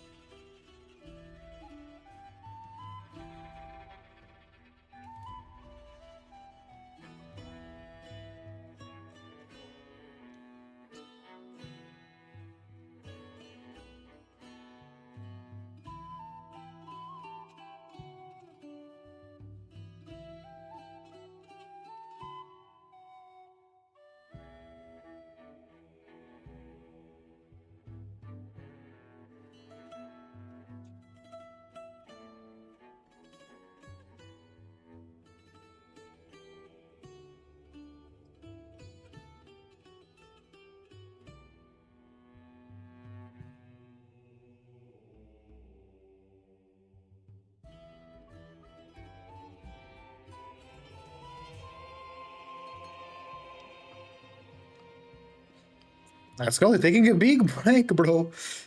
It's understandable. Louis just played 4 games in a row.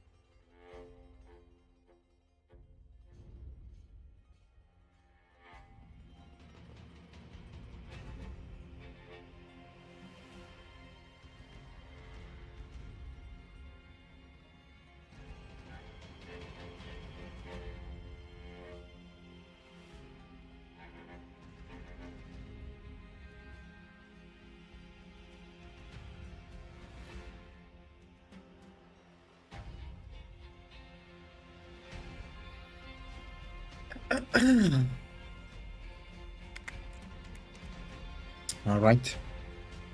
Let's go. Let's go. Waiting a little bit.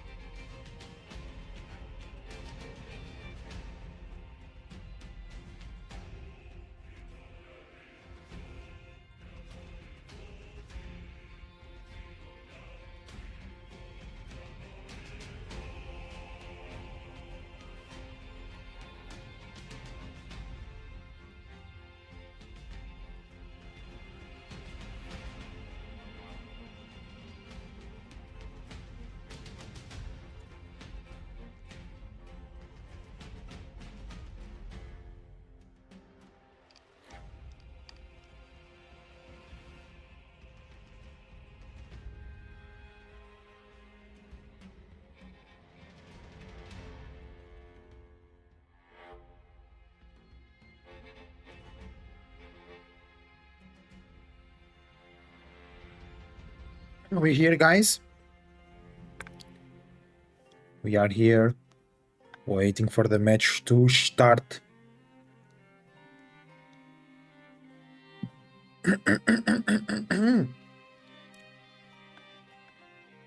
Start the game already. That's a taunting game.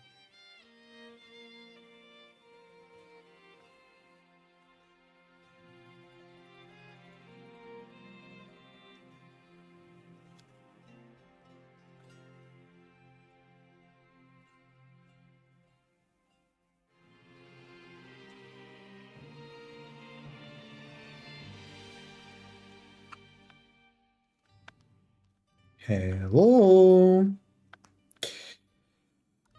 Let's go, guys. Waiting for Louis. Beastie should be ready, right? Because he didn't play just right now. It's best of 7, by the way. Will they do a redraft? Or it will be just normal?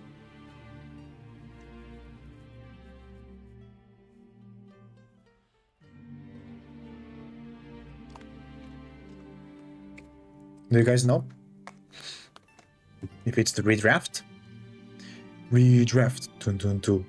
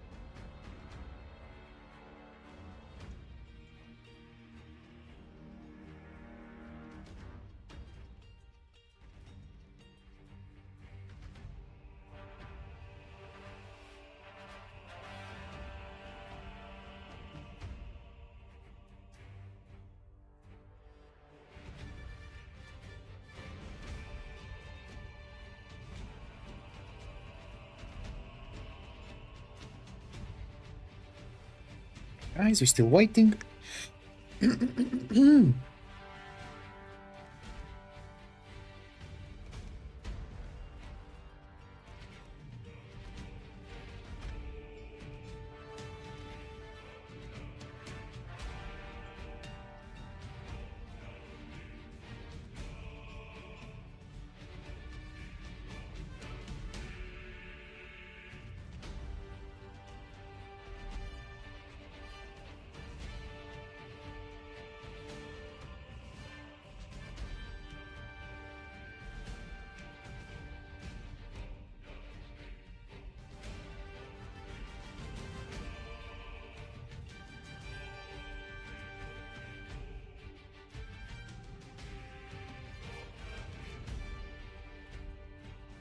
Meow.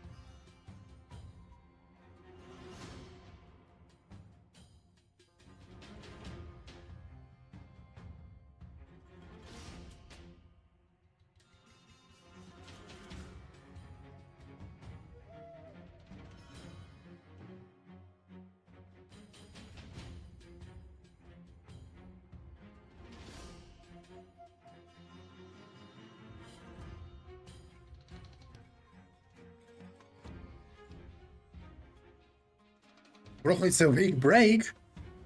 God damn.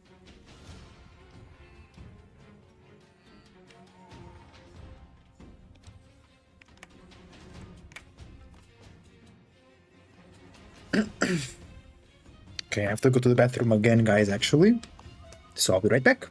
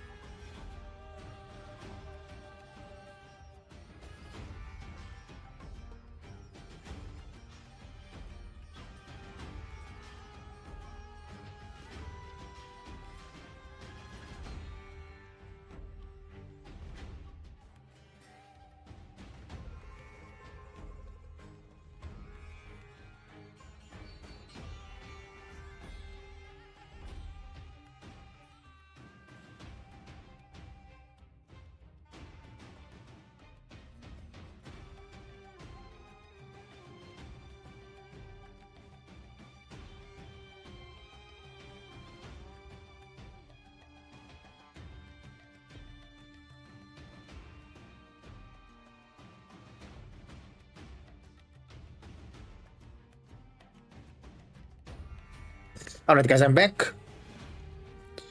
Let's watch something while we're waiting. I just thought the balls wouldn't be so big, but it was.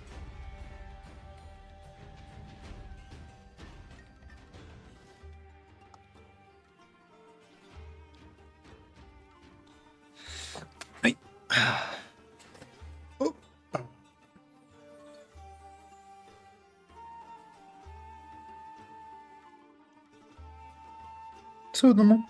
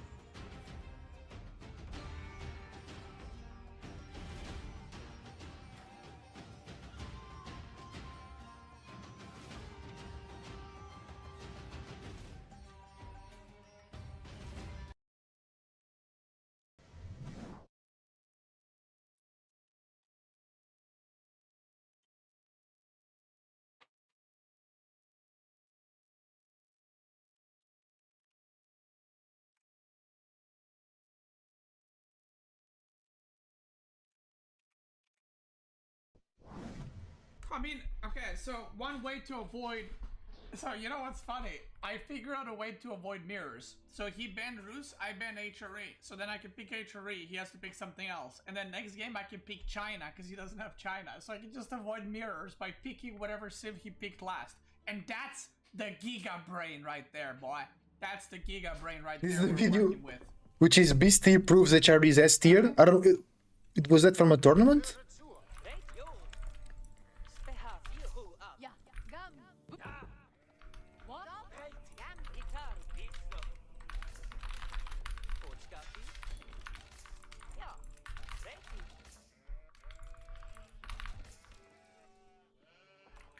Somebody is the meta fast castle these days? Sure.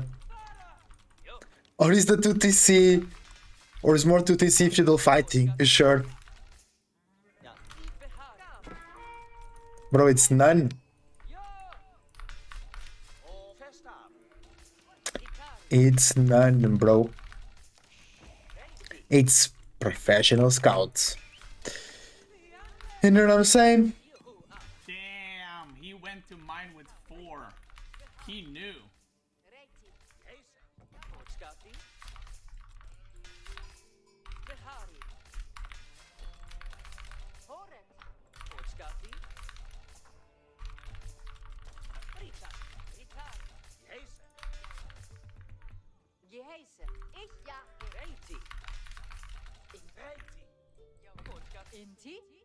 So it's just a game of him playing here. HRE. I thought we'll be talking about HRE or something. You're already watching a lot of games, right? On stream, so let it be. Let's see something else.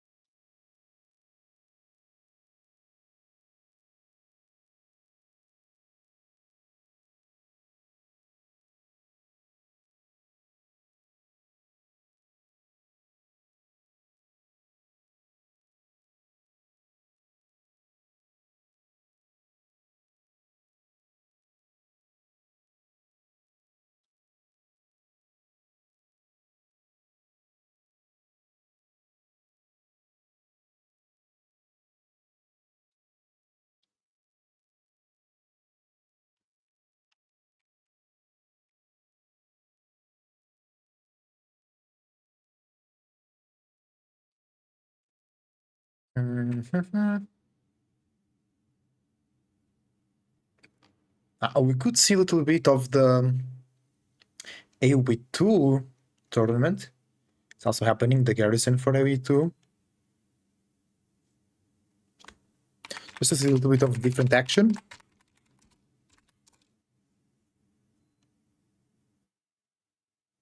Now they're also yapping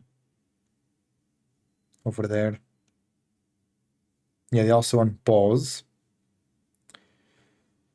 I'm just looking here for something to entertain us while the pause is going.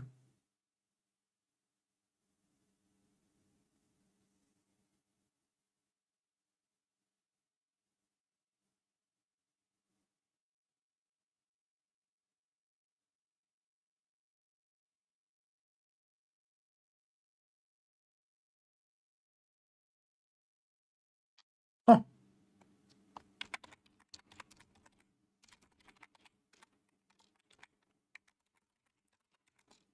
I remember the cool video.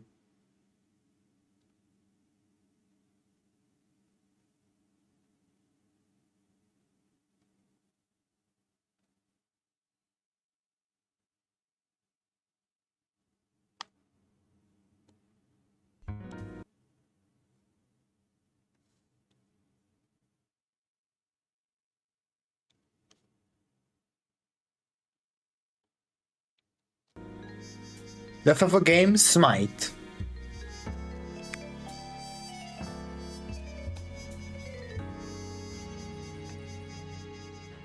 Featuring over 100 gods and deities from 12 plus different pantheons and being practically the only third-person MOBA, or the only one remaining, Smite, which launched back in 2014, was developed by beloved developer, hated executive suite, Hi-Rez. While Smite always existed, relatively speaking, in the shadow of the titans in its field, pun intended, the top-down MOBAs, if you will, League and Dota respectively, it technically has lasted longer than any other MOBA and arguably has had more success than the other ones too. That makes Smite one of the few non-big name MOBAs that found success, which makes it an interesting story.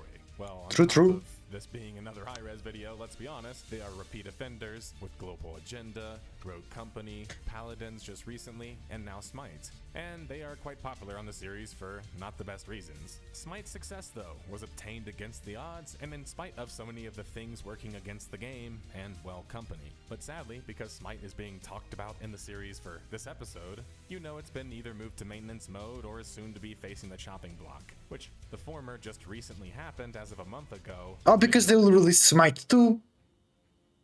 Launch in 2025. Worse, for Smite 1 at least, a sequel was released, which effectively means that the development team has fully moved on. Yeah. This is the Death of a Game series, detectives, and most of you know that, but let me cook. Yes, chef? It's a series where you choose a dead or dying gamer company and try to find the largest contributing factors to its death, failure, or shifting to the bench by utilizing a timeline of events where we pick up various clues along the way, all culminating in a final deduction. Every detective's favorite moment where we crack the case. If you stay tuned to the very end, you can get a hint on what the next case is going to be about too.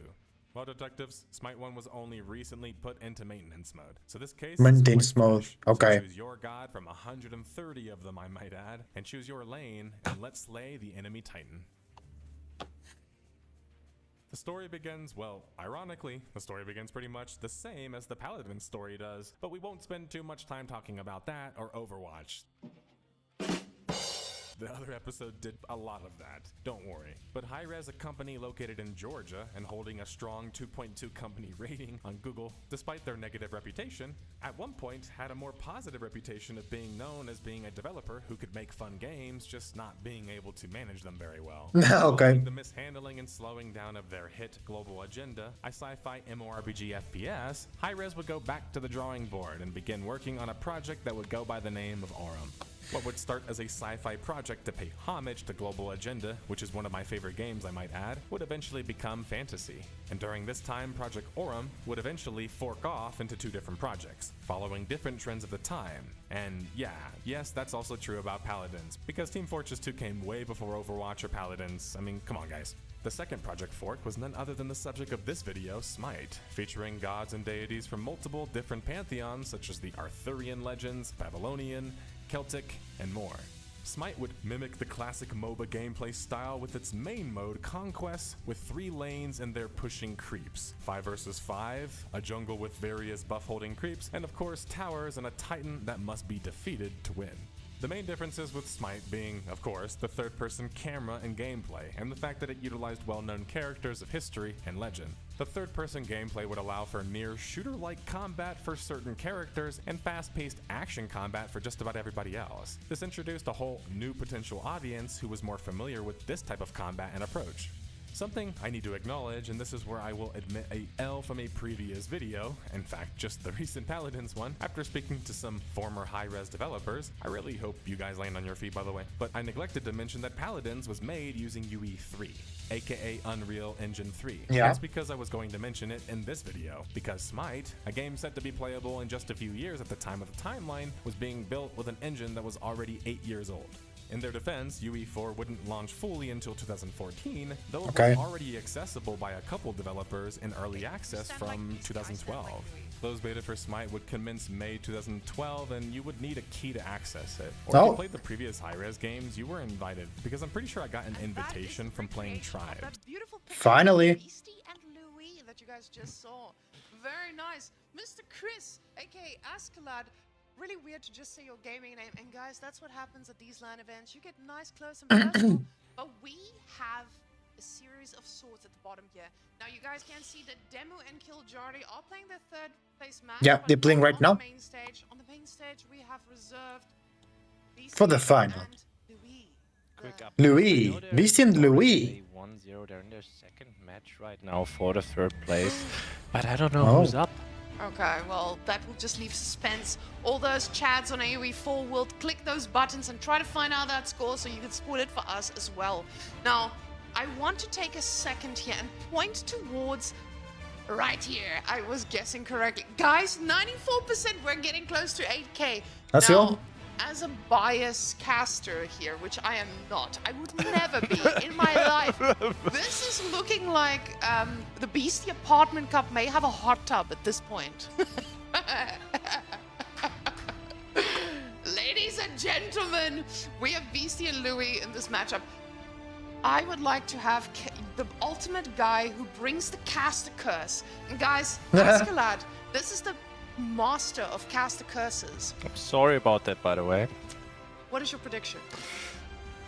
Louis versus Beastie. We saw Louis struggling yesterday, but today Struggling? against Demu, let's just say when I was observing that match, Louis wasn't really quite laid back. struggling. You know, Cow doesn't really have a hard job when he observes, but when Louis plays, there's 3 screens in front of you and there's 7 attack picks. Louis so beat Kilgardi I'm 3-1. gonna say How so? Louis was we're struggling. gonna go to What the fuck?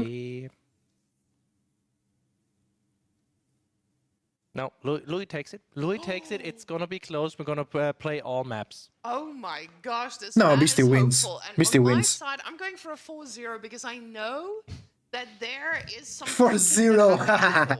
Of course. You can look at me like that. Maybe I'm caster cursing it. Maybe I want Louis give me some secret information here. secret information. What's the sauce? You just gotta break down Louis' walls. He builds Ah. a lot of walls. Have you guys seen what? those He blocks? He on the builds ground? walls? I never know. Just I kill the never knew. walls. Now, we used to say wham walls, but ladies and gentlemen, actually. Look, ladies and Gentleman. Ah, 'cause the dental. Like Louis makes them all look Gentleman. pretty amateurish. Wall. He's the Lou Walls Gentleman. of them all. Now, Louis definitely showing his strength, but look at that first matchup already right above my head here. Delhi Delhi Chinese. China on Ooh. the wonderful map of Lipa. Wonderful. Now, Wonderful map. we did see some shenanigans on this map. I want to take this Ooh, moment shenanigans, where what? absolutely nothing is happening to talk about the shenanigans that we've seen on this map during this tournament. You guys have seen a ton of stuff going on, aka a Berkshire in the middle of the map on one of those sneaky little hills. Look at those sheep, very nice. Look at that. Ah, That's a nice little Libani. Berkshire placement.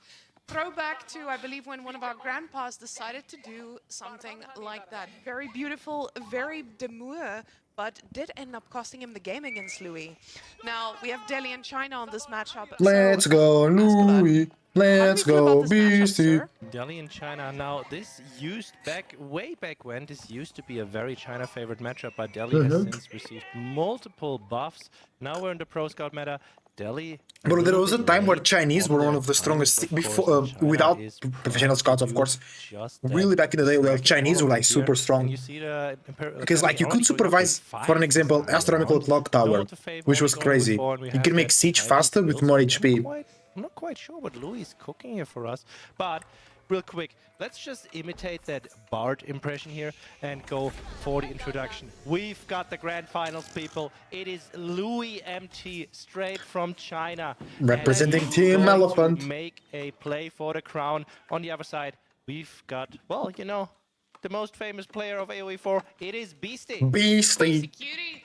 I Beastie. should not use the cutie in this. Where He did wants to that be go, a by the way? I Yeah. think it just started to die off. Maybe when he hit 34, he was like, okay, we're getting serious. No more cutie in the name. We want to keep it serious. We want to be a beast. And that's why he has now cut off the last part of his name. Sad, sad moment for those of us who are stuck with that, since our actual name is banned on Twitch. Very nice. So, Louis, I'm though, always weirded out by that. Louis, though, he's on his home turf, not Germany, where we are right now at the LAN, ladies and gentlemen. But, Chinese, yeah, it's like Chinese, yeah. He's playing Chinese I see. from China. Chinatown. So he is definitely going to be fine on a map like this that is very good with walls. So I'm feeling good for Louis in this matchup as long as Beasties, Ghazi Raiders do not stop that professional scouting from going too wild. You're jumping to a lot of conclusions here. But let's quickly talk about those deer spawns. We see the one for Louis all the way at the bottom in the corner there, which is of course very nice to wall off since, you know, some people like to wall. And the other one close to his base, also pretty easily takeable. Oh yeah, the top side is closed there, so we only have the bottom open. And a Beastie on the other side, he has both of his on top of his base. So he'll be able to fight for those quite effectively, very close. And we'll see if Louis can make a play for those. Pro Scout also coming in for Beastie. And does he add a second mill? No, doesn't look like it. It's just a Pro Scout, so horticulture will be delayed. No survival techniques for now. We do see an early barracks for Louis already popping out them spears. He did not open with a stable. And that, honestly, I'm surprised. Louis now already switching up. He knows that Beastie is a little bit of an aggressive boy, and he's preparing for that aggression himself. And getting those spearmen, definitely a very big power play here by Louis, because it's instantly going to counter exactly what BC's doing. And we see Louis is getting comfortable in his base. He's Walls, like, here we go. Back, relax, and wall up. Walls for Louis. That's exactly what he does. Every entrance has been walled. You were talking about those attack pings. I feel like we should get some wall pings. Wall pings, yeah. Because this base, like in blue. It's locked in. Yeah, there's our stable finally coming up. Beastie already with 3 Ghazis on there, but where is he gonna find any purchase? Can we quickly take a look at that gold on the Chinese side? I don't think he even... Yeah, he still has 3 on the gold. No, never mind, it's the wrong side. Ah, Louis pulled off of the gold. I am already confused. It's great. But we do see 4 Imperial officials, so he'll be just fine with just the tax money and the supervision for the extra income. Now, I do have a big question for our Mr. Observer there. Can you click on a Chinese mill for me for a second? Because I don't know if we've missed it, or if the man didn't cook. Yeah, no professional scouts. He's not doing it, and I appreciate him so much. This is exactly what Beastie would not expect from Louis, because Louis is a man who, he likes his deer. But what I want to point out, remember how you talked about Beastie's deer spawn? They're quite safe. He's going to try to get that yoinking capacity to its maximum ability over on Louis' side. But right now, those Ghazi Raiders are idle, and they see the boys that are cooking. But Beastie still making Ghazis. He still wants to have that mobility. He can charge in just like that to try and do some damage on the horses, but he needs to be careful. The thing about Delhi is they don't mind taking a little bit of damage because, as we can see, there are some prelates on their way that will expire. Prelates? Scholars. Schooler. Do see a little bit of an engagement here, and Beastie just pulling back. He doesn't need to take a straight up fight, but with no archers yet on the field. Okay, we do see the first archer as I say that. So archer range is prime, and Delhi has that extra production speed with the efficient production. So if Louis were to make this a spear horseman power play and just feudal push, it'd be just fine. And good look work. at what Louis takes. But BC is already going archers. Delayed. That is a responsible professional scouts. That is not just any professional scout. That is the most responsible responsible scouts. Possibly. And what I absolutely love is Beastie also has not invested in more scouts. He's used every single tick of his True. Only one scout for Beastie. to try and make Ghazis. Because it takes a long time to get professional scouts for Delhi, so it makes sense that you kind of produce your scouts slowly. Slowly but surely. Trying to trade into this army. Now, Beastie's Delhi has been quite known for some shenanigans, I would say. Now, the shenanigans in this case is he looks like he's dead, and all of a sudden, he's killing all your units. So, Beastie is very known for, you know, playing quite aggressively and feudal, and sometimes overcommitting a little bit. Now, with Louis going for pro scouts, this is not something Beastie might know at this point. We do see a yellow dot going towards his Louis' side there, and I'm wondering if this man is thinking about scouting the deer himself, trying to see what is going on. But the Ghazi Raiders, giving them mobility, they're just running around and trying to keep Louis busy. Now, before we just look at the scouts, ooh, a nice little engagement. We talked about the fact that people stopped scouting when professional scouts became a thing. And this is something Beastie has not stopped doing just now. He keeps scouting. His scout is with that Ghazi army. while professional scouting at the same time. Yeah, and he'll also be watching the fog, watching for those deer to disappear from the map there. Then we go down, he's moving straight for it, and hey, look, there's no more deer carcasses, there's nothing. Oof. The map has been cleaned out on that side, but Beastie, he puts a Ghazi there. He knows when the deer will be picked up by Louis' scouts, but Louis is looking for a little bit raid of his own. Louis showing some teeth here, the man who's the king of defense for the last few series, I would say. Yeah, he came in from the top side there, trying to find a little bit of a purchase on the gold and maybe intercept some scouts. Nice side there, side flanked by the spears coming from the front, but yeah, the Ghazi are just too tanky. Now, those archers have been scouted out. Louis sees exactly what's going on. Is he gonna react to that? I don't think so, because if you look at his resources, he's already cooking. And, Marike, we are 10 minutes into this game. All of these sacred sites are very much not lit. Yep, no sacred sites for Beastie. Sacred sites is probably already quite a win. More units for the Beastie. It's already up to 10 scholars. That's a lot of scholars. Aggressive than we would usually see. But Beastie has quite a big army. Him going for something like Castle right now, it is risky because you run the risk of having a massive army hurtling towards your base. And I want you guys to see there's more walls on Louis' base. He knows that this is a risky move, and him going up now with 6 doesn't mean he's going to rush it. He's going to make sure he has enough to get all those upgrades. But Beastie, on the other hand, though... This looks like an actual push towards Louis' base. Beastie smells the castle age coming, and he'll be taking the sacred sites as he goes past, and then head straight through, try to find some damage here. I really like the wall that Louis put up towards the middle there, by the way. But we do have an attack ping, the horsemen trying to get into Beastie's base, trying to get a villager kill. So far it's still 0-0, and looks like we're still staying there. Now I can see we are missing out on some horse action, but they might be caught Horse out action? turn around, and they are running right into the archers, stopping a scholar or two from running too almost. freely. They did poke him a little bit in the head there, but they're quite fast. They're going to get out of this, not running straight into the archers. Maybe Louis will actually commit for this scholar here, though. Guys, all alone, the Ghazi are here, so he's gonna lose. Ooh, a the horseman, bye-bye. Gotta retreat. Loses to 2 there. Retreat. That's definitely worth to stop the sacred site from being taken, from being lit. You see in the middle there some beastie walls going up around the sacred site just to prevent Louis from decapping too fast, while Louis also taking his own deer pack at the western edge there. Now, what's really funny for me here is the fact that Beastie is not pushing with this age up timing. He realizes, okay, you've aged up. I'm just not going to be able to break through these walls right now. I'm just going to try and secure these sacred sites and do what Delhi does best. The question is now, is Beastie going to wait for those upgrades before he starts pushing? Is he going to push at all? Or is he just going to go for a castle? And with 7 on gold... Oh, that's a nasty surprise there for those Ghazi Raiders. Yeah, nasty surprise. The spearmen arrive. Good reaction, but Louis trying to decap the middle, and he sees the walls and is like, wait a minute. Those are mine! I'm supposed to do that. Now, I was going to say about those walls that Louis put into the middle, I really like that he has a gate right next to the sacred site. He can pull back whenever he wants and fight there. By the way, already first sprinkled out, so in case Beastie was going for a feudal push there into his base, yes, I realize this is a clock tower sprinkled, it's gonna be even beefier, but just in case Beastie were trying to overwhelm with numbers, the siege, of course, a great choice. Now Beastie, he's going for Castle Age.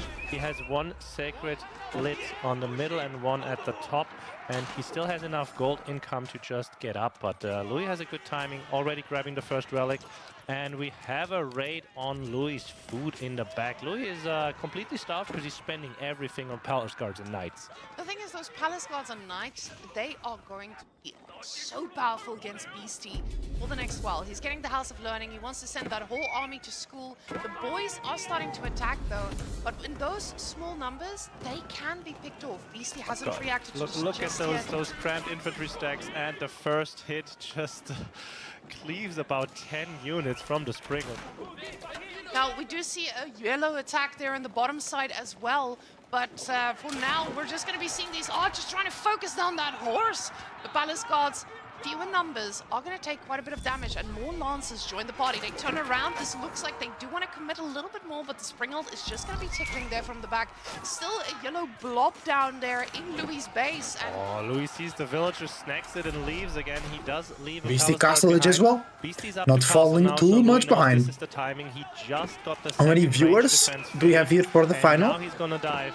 We don't have any castle. Nice, good for 1.5. Beastie just yet. He's just queuing his upgrades, and no lancers, no elephants, no crossbows, and as I say that there's 2 elephants. And this is something we've been seeing from Delis. Delis have felt quite confident in getting those elephantos out into the army, because it forces your opponent to commit quite a lot to it. 1.3 on Beastie stream, 500 on Lash stream, love it. Are getting onto the archers, the 200 on Marine Lord stream, 1,000 on my stream. Let's go. Alive, they say. He stays alive. The Lance is committing quite far in, losing a handful of scholars here, but the elephants have started coming out, and this is going to start turning in Beastie's favor. But that Springald is just looking for some damage. Villagers splitting up a little bit and taking Springles, a lot of fire. here we go. Oh, Louis losing some units there. He's going to lose the Springle as well. The Springle, he's just going to take it out with one quick swipe, and that elephant is pushing Louis' army away. Now, if we look at the villager kills, you can actually see he didn't manage to find any damage at all. 3 villager kills. Beastie has 6 at this point, and Louis can't stay here. He cannot fight the 2 elephants. He only has 11 spears to his name. Beastie still has 24 archers, so those spears have no staying power. We did see in the other games already, the archer and war elephant is quite a potent combination, and what will Louis have to do against this? We'll find out in a second, but look at that relic counter here. This early push from Louis definitely was already worth it, grabbing all 5 relics. 2 of them still on the way though. Now, that's usually the power of Delhi. The power of the relics is in their hands because they have so many scholars. They're just able to put them everywhere around the map. But with Louis' push, like you said, he's kept control on the map. Beastie's poor little scholar running out there, about to see absolutely nothing in front of him. Gonna be going home empty-handed. Now, Delhi, they don't need upgrades, or they don't need gold for upgrades, but they do need gold for units, and those elephants are expensive. Yeah. True elephant, expensive. His pro scouts Expensive here font. have run out, if I see that correctly, so he's out on the map grabbing food. And if Beastie realizes, never mind, he still has some carcasses, but he's trying to eat away at all of those outside resources as fast as he can, because right now he cannot face this army from the Delhi. The problem with this army is it can heal, and your army is not going to trade as effectively into it, considering they're all melee. And those elephants, they do quite a bit of stomping when they get angry, and it will cause some AoE damage. Now, there is a little bit of a raid coming there from the top from Louis. He's going to be running into Beastie's base, and at the same time, it doesn't look like Beastie wants to move that army too far ahead into Louis' side. Now, the green blob at the top is about to TC dive, but they do get targeted by the TC itself, and the elephants are looking at them with vengeance in their tusks. We already have 5 elephants.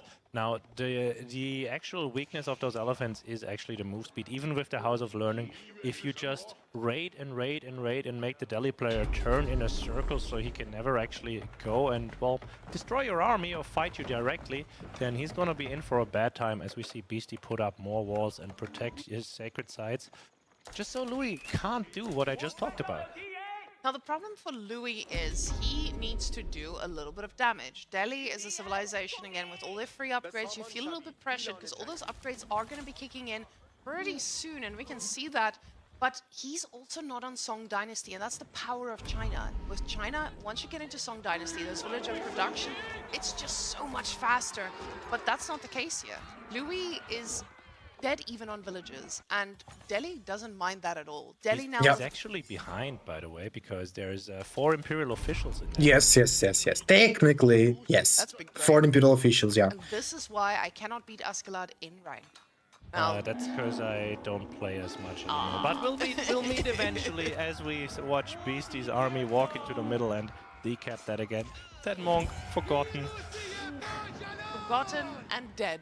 Unfortunately now, that tower also going to be going down right after those walls, making the elephants run a little bit tight round, but they're looking for a way in. And Beastie, honestly, he took a playbook play from the book of Louis himself. when he's Walls, building his walls, own wall. walls. Do you think he's putting those corners in intentionally just because he wants to imitate Louis and trigger him? No, I think he just wants to box the boxer.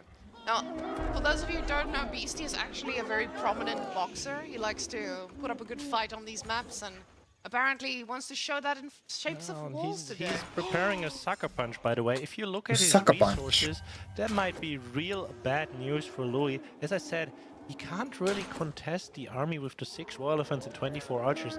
He's massing up right now, Louis is. And in the meantime, Beastie is gonna be cooking Imperial Age. Beastie cooking all the way to in, while Louis is only Imperial cooking Age. Dynasty. This is going to be a meal that's not very Look compatible. at those nest of beasts. Oh, Beautiful nice. connection. Beastie does Nice. not scout them in the fog, and the first hit is already massive.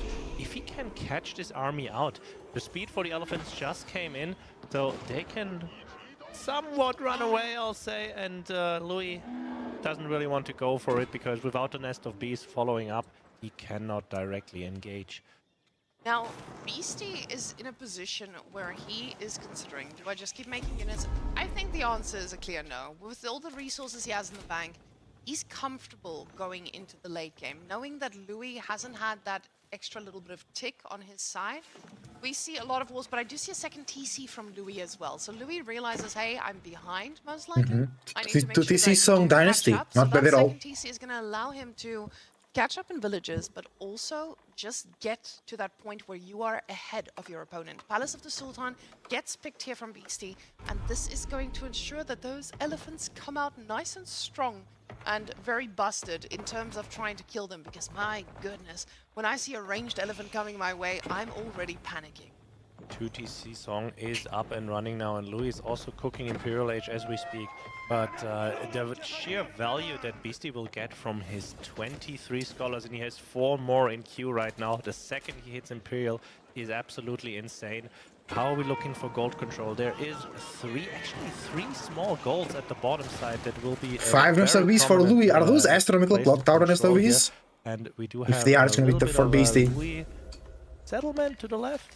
What is that? Show me. Okay, it's just the tower and the berries. All right. Louis also going Imperial. And this tells you that Nice Louis macro. isn't ready for that Imperial Age economy that China so loves. No Now, the farm farms. transition, No as I was farms, gonna yeah. say, the farm transition No or lack farms is thereof tough, is going to brother. start playing a part. But Beastie, he has to ask himself that question as well. Am I going to have enough food to consistently produce and replace once the pushing begins? Louis is about to invest all those extra resources into going imp, but a Chinese Imperial is very, very scary, and the upgrades do come in at normal speed. Now, this does give Beastie some time to wait for his, but we can see him suiciding some of these low-cost units to try and pick off some vills and just cause a little bit of pressure. Yeah, and also finding information what is in the back of Louis' base. Maybe sending some attack pings, but we do see a Great Wall Gatehouse going up on that right side, big gold. As we see him cancel it and go for a more aggressive one right in between there. That's a berries, boar, sacred side, and gold. That's a beautiful spot. Can we just take a double look and see if Louis is actually playing this? Because my goodness, what an aggressive player. Yeah, it's true. Just like that. But he wants showing us his to teeth deny finally the sacred into sides. the late game. And he says, during Imperial, that's when I'm willing to be a little bit aggressive. You know, maybe he took a little bit of a play out of Kiljardi's book there, and just thought, I'll build my buildings a little bit closer to the enemy gates. Now, just like the Berkshire that we saw in English before against Louis, you have to consider that this is the gold player trap. The gold player trap is the landmark in the middle of nowhere that's putting a little bit of pressure on you, but you could mostly ignore it and try to attack from the other side. So let's see what Beastie decides to do, and if this is going to be his gold player bait, but there's a lot of that stuff could be here. a nasty catch here. Louis moving his entire army, and Beastie's not reacting just yet. There's no trying to surround it. Now there is, and he catches even more villagers there. A little bit of a late reaction. That keep might not be going up, but we have the armored beast elephants flanking now.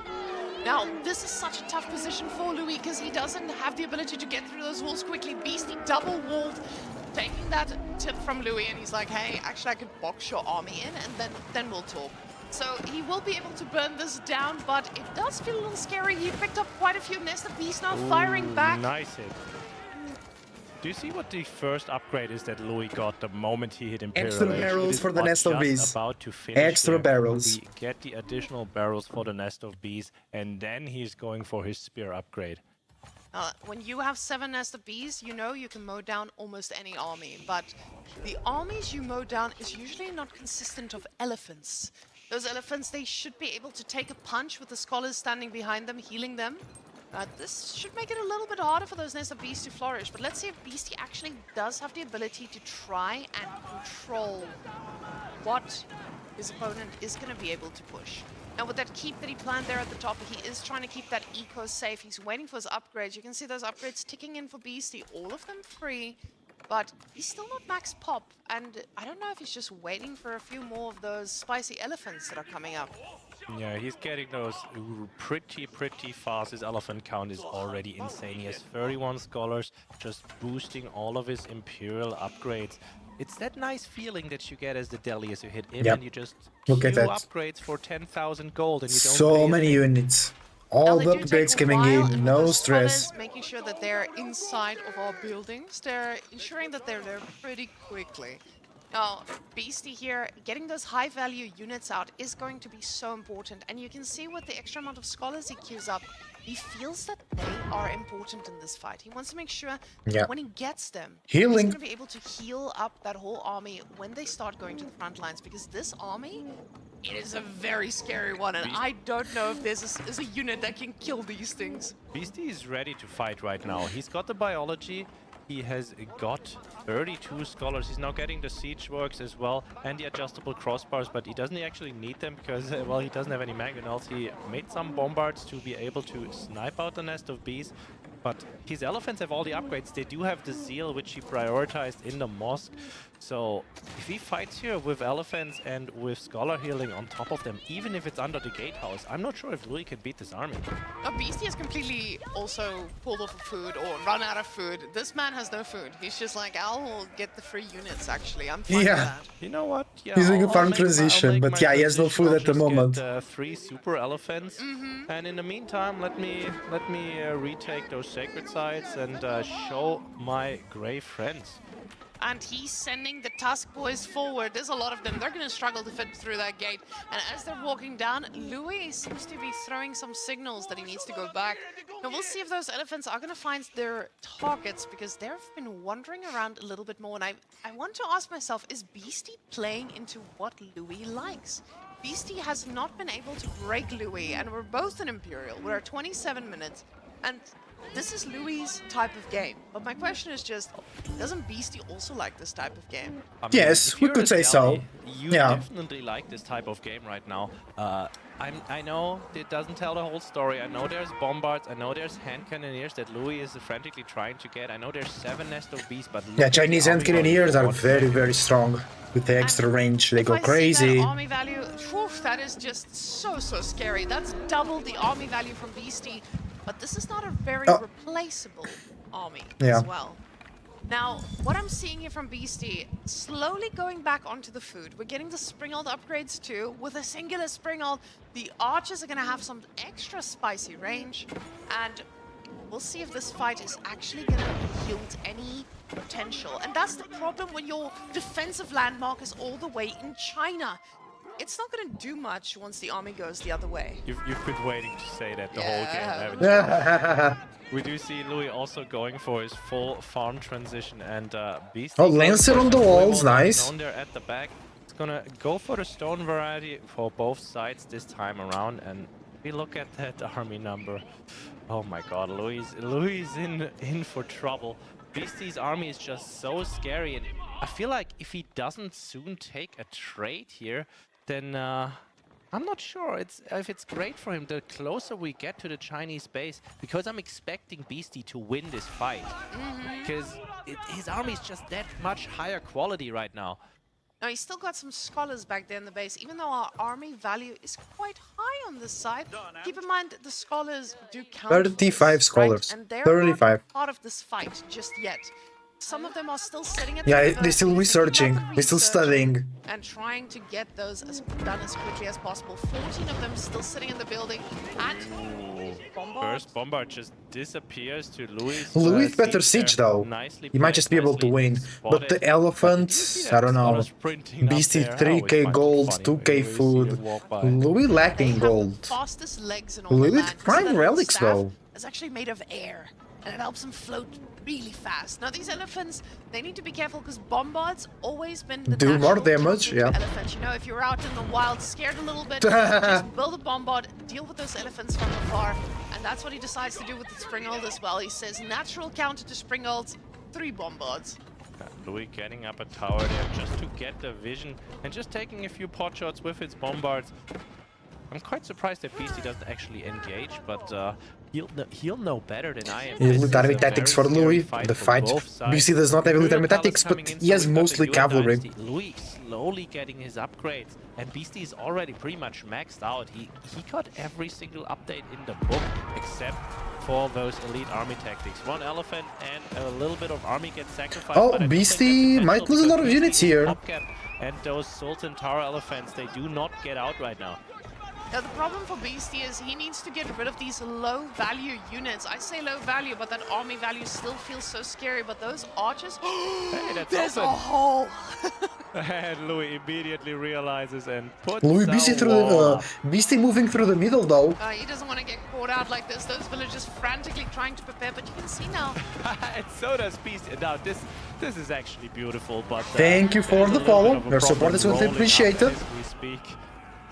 He tries to get as much of this as he can, but those Nesta Bees have joined the party. The thing is, all those units are out of place. Does Beastie try to go for an attack now? And I do see a big army moving towards a very, very scary landmark that's about to fire back. And we see the trebuchets have joined the party. They're going to be hitting straight at it, and those things don't mind a Nesta Bee shot too much. Yeah, is he gonna go for the gatehouse with the whole elephant army right now? Gatehouse, of course, does a little bit of AoE damage, but he could be spreading out those elephants. He's already slow trapping everything here. And Hey, what's Louis, up? Everything he's was actually up. gonna How go about for an you? aggressive keep on the left side, Beastie with going for 5k more gold food. control. Let's Now, we go. talked about that Beastie is getting the 3 elephants, but that is the only thing he's getting for free because all of his upgrades are now through. He's maxed out. Yeah, he can use the scholars now to heal the unit. It's gonna be crazy. He's definitely just going for the gatehouse here with his whole army. And where is Louis? It's still in the middle. Now, the thing is, when you get that gatehouse down, I feel like it's not just about losing your gatehouse, it's about the mental toll that thing takes. Because now, once that thing goes down, it feels like... Elephants can how do charge? I have to defend myself now? The army Elephants can... Bro, they move so fast now. The elephants with the upgrade. Louis' army is also quite immobile. There's Nesta Bees, they walk quite slowly, and... Yeah, also good. Nice, nice, nice. Can you ask? Yeah, you can ask, sure. Day.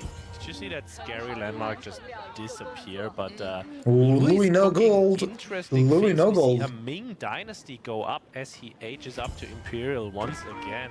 And yeah, Ming dynasty over Yuan means he's not prioritizing the speed for his unit.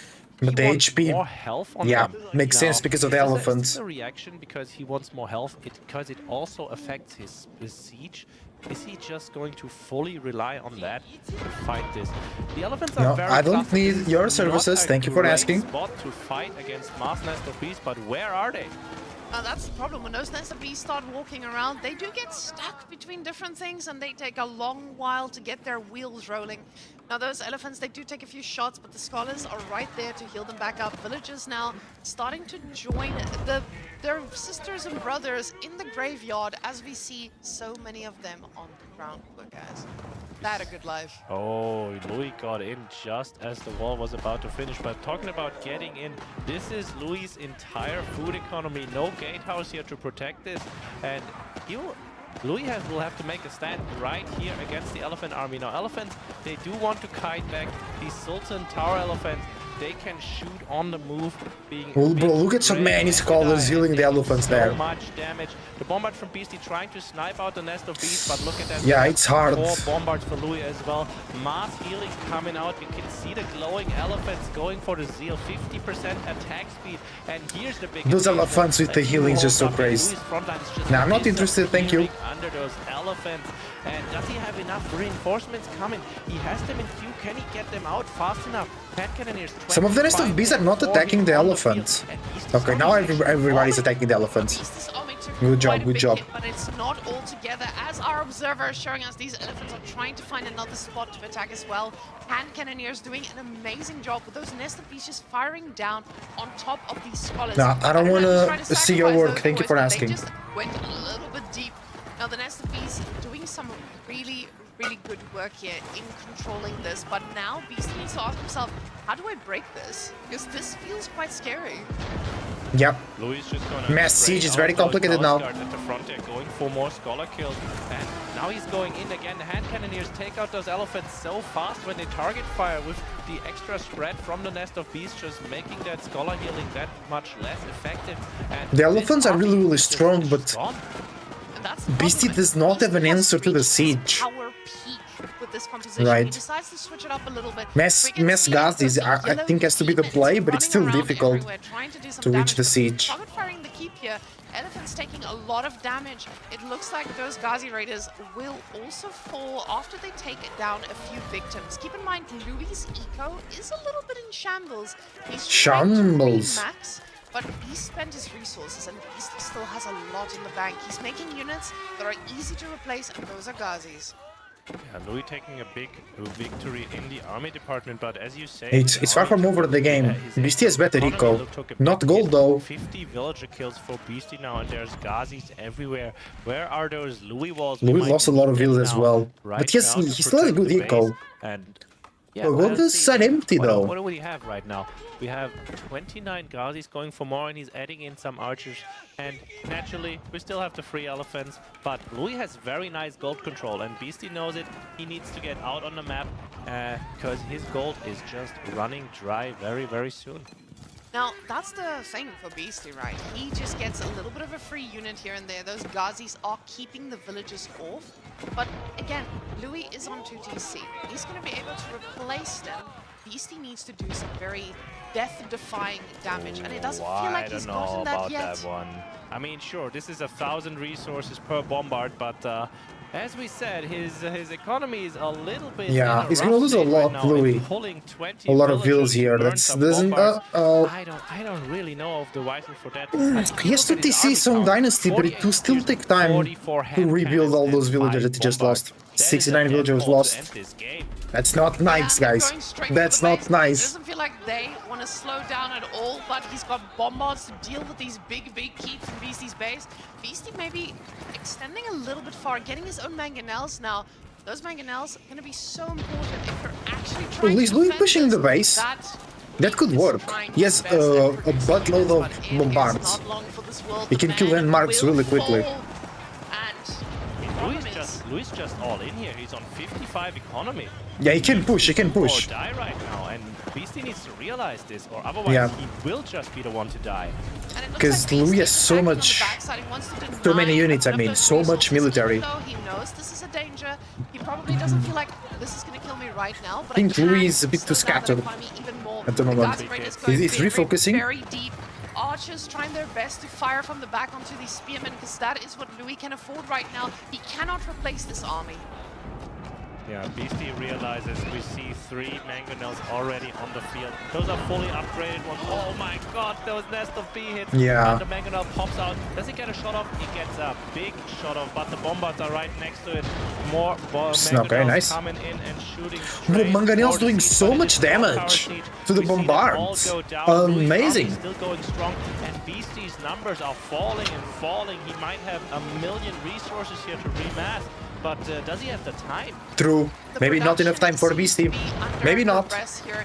It looks like Beastie won't be able to get enough units out. As they're coming out, they die so quickly. We see the villagers being pulled from Louis' side as well. Beastie has sacrificed quite a bunch here as well. The archers trying their best at shutting down some of these, but Beastie needs to pull back and then go for a push, because right now, everything that he's making is just dying.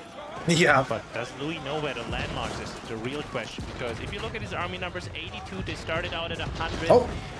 Oh, that camera angle wasn't that bad. Win condition here. Otherwise, Oh, he sees everything. 1, 2, 3, and the palace No. Also, he's right there, but Louis doesn't know. Over on the side. No. Let go, more walls from Louis.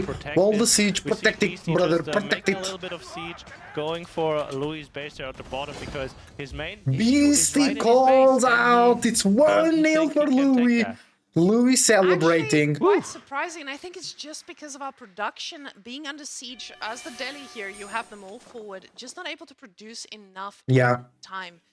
Now, I think this is where Beastie asked himself, did I let Louis play the game he loves? Did I let him actually sit I back, think so. relax, and Beastie play should have the been more late game aggressive. that he's so comfortable doing? And I think the answer is yes here.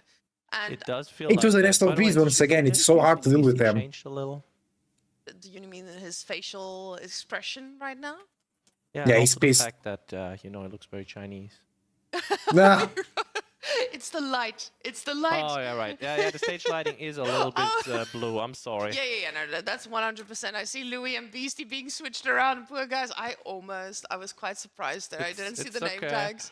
It's okay. Next time. It's all good, but look at that. The Chinese economy is just so insane. But what this doesn't show is the fact that how many of those Sultan elephants did we have that we should probably guess at like 1,000 resources per. There was a lot of them that went down, and the hand cannoneer showing us that there is actually an answer to these. I feel like the nest of bees just completely controlled that scholar mass. Beastie thought was going to be able to keep those units alive, and the gold control actually showing us why Louis was able to handle that mass for such a while and have such a big siege mass himself. Could you interpret that? Because I think Kao was like, yeah, there were 10 elephants, but yeah. There we go. Yeah, from cool. our producer here. I can speak bovine. Yeah, this is quite interesting. He does communicate in noises and hand gestures. So we do need to go interspecies to understand what our producer is signaling at us sometimes. Now, guys, the next one, a map not so close to my heart. A map we haven't seen that much. It's a chill. map that me and my teammates usually suck on, because that is Zivota. We have Nagari. I think one of the first times we see it here. Have we had a Nagari on your time at the desk? We had a Nagari on my time at the desk, but I can't tell you. 3 times. Three times? Never mind. But, wow. you know, okay, we should actually go for the draft here, but real quick. I love this map because that's the map where I beat Tim on during the tournament. And that's the only time you'll ever beat Tim, right? It's really sad. But hey, if I play more than 5 matches per season, then well, maybe you'll get another chance. Maybe we'll get another chance. I'm still in the green as far as our score goes. That's the only thing that matters. Now, right. But if you don't play, you can lose. I would like you to look at that civilization right there. Japanese Ayubits is encountered Japan here. Twitch chat. We've seen Japanese on water. We know what Japanese can do. And when they lose, it is a destruction. I am a little worried for Louis here, but I feel like Ayubids, they do usually have an answer to this. And we've seen some fast age up, fast dock, plays on water. faster and cheaper age up, fast dock as well. In general, we've seen some faster TCs, the advancement wing just opening it up. No, it's just cheaper feudal age into earlier dock. Ready to go into action. I don't think Beastie is going to let his opponent try to play that long game again. This might have been a lesson for him, and my prediction is already off. So far, Chris, yours is looking a little bit more possible than mine. I'm not gonna say I was right, because that would be just rude. But let's see what these guys are cooking for us. Quite honestly, I do like the Ayubit pick here by Louis with the advancement ring play. That gives you that pretty easy control of the water, frankly speaking. I'm quite interested to see how Beastie's gonna counter that. Yeah, but we can see... Oh, Lord. And there's the reason why I don't like this map sometimes. Look at those cliff spawns. Bro, yeah. Are quite wild. So bad for Louis. Side, though. But also looking at the water, you can see on the other side, And the Those water fish is are a little bit uneven. I feel like this is a benefiting marine Beastie. lord beastie water spawn. Yeah, water is in this case, and Louis benefiting got the Beastie, totally. spawn on his side. Luckily for him, he's not going for water just yet. He's going for the Yeah, he's advancement going wing to water at later. the speed of light. Not going for that early wood shenanigan. Beastie does spot it out. He knows what is coming. And keep Welcome in to mind, stream. those Welcome, docks welcome. are a little bit cheaper for AUBids, so they are going to get a Yeah, dock. half 50% cheaper for AUBids. It's pretty Beastie's still going to good. be thinking about feudal, and there's already I going to be think a BC knows the plan for Louis. Let's see how BC I don't counters think that. BC will go beyond 3 fishing boats right here. The real question is, can he get a second dock out if Louis already has a warship on there? Because he has to go all the way around if he wants to put it at the top side. And other than that, Louis will try to watch this spot like a hawk. And as Cow points out, there is some close fish spawns next to this dock still. Somewhat reasonably. Now, when you're putting a dock down here as Louis, you want to ask yourself, okay, can I get a military ship out before the Shinobis arrive? And realistically, yes, he probably could. Beastie is going to be aging up, but he's going to need to age up with a lot of units to get a Shinobi out pretty quickly. But like you said, if Beastie gets a second dock, then that Shinobi it's going to be important to stop the production consistently. And we get a Quokka. So the Quokka Township coming out now. Louis going to queue up Shinobi, let's go. normal arrow ship pretty much instantly, just so that he can try to get back a little bit of that water control that is so important. Beastie getting pop cap now, really hoping that he builds a house here, so he will be able to get that Shinobi out as time goes on. House has been put down, and the wood feeling a little bit scarce because we know we're spending everything on water. Yeah, it's gonna be running out just as you don't want it to go, so he has to put up a lumber camp first, and then he'll only be able to go for that warship that he wants to put out. Or maybe he's gonna go for the naval arrow slits, as Louis just comes from the back trying to body block the fishing boats and trying to get the first one down. Yeah, this is definitely a kill. Good play by Louis there. And this is something we've seen from a lot of these top pro players. A lot of them are pretty amazing at body blocking when they need to. Now the That's true, body blocking on the water, it's a great tech, but it's hard to do. Just yet, but that's just to be seen if he's going to go for another military ship. I wonder what this man is cooking. We see 200 wood in the bank now. Oh, the spring old ship gets called. He's like, no, we are taking the water. It will belong to me. And then we'll see what you can get out of your dock. I feel like this is very reminiscent of how Roos used to play on water before, well, they started to need to mine gold if they don't actually gather food from animals. In the form of, you actually only play one dock early on because you just don't have the income to afford a faster one because you're not actually fishing. Yeah, I can imagine with that change for Rus as well, it does make them a little bit more viable. But I don't think we'll be seeing them much this tournament because they just keep getting banned. We haven't seen them much this tournament. This is the final series, and I don't think Rusa is on the cards, but definitely Demo not let on them water. through. Kiljardi was playing against him earlier with it. No way. The man, the legend. But honestly, now with Beastie joining the age up, he's making another Shinobi as well. And Beastie is dropping a second dog that Louis is not seeing. Thinking about that, he's like, I am getting Shinobi. And with the Shinobi, it's a bit easier to come back on water. And there's the second dock. It actually went up while Louis wasn't looking, and neither were we. Shinobi is going straight through. Unfortunately for Beastie, Louis' gold is all the way in the back, so he has to go the long way around if he wants to hit that. Woodline would also be a good target, but yeah. It looks like he's getting his own demolition ship here, and it is going to go straight into the spring ship. Gets a pretty nice shot. Here's the issue with that, though. The second it's dog not dead, online. Right? There's no follow-up. The problem is that guy can go home now, get healed up, and the fishing ship is already saying exactly that. Oh, fishing ship, that's just a galley. The villager is ready to repair. He says, don't you worry, my good old spring ship. I'm going to keep you safe. Louis should see the second dock now. They are He should going assume to the other side, that the boats are going there. other thing instead. Now, 3 Shinobis on the map, and I would love to say their position. Where are those boys hanging around? Hanging around Oh, ships. they're trying to snipe the villager building the dock there, which would be a great pickup for Beastie. And that also forces Louis to just stay around here at the bottom side as his top dock is getting disabled. That top dock is getting burnt down, but Louis is trying to grab the control of the bottom side of the water. Now keep in mind, this is a very idle fishing economy for Beastie. He has those two shippies just trying to live their best life on the shoreline fish. So no advancement onto the water. He's getting out of this at all. And this feels a little bit tough because do you now focus a little bit more on land? Do you try to control the water because you have that shinobi prowess on the map? Now, Louis, he keeps getting more ships. As I say that, Beastie queues up another one. And it feels like both of them, they have options. They can either now decide, I'm going to keep doing this, or I'm going to keep going on land. Is this just going to be basically us playing a full water map, and every single move is about the water? The archers, though, they're going to be looking at those shinobis very aggressively.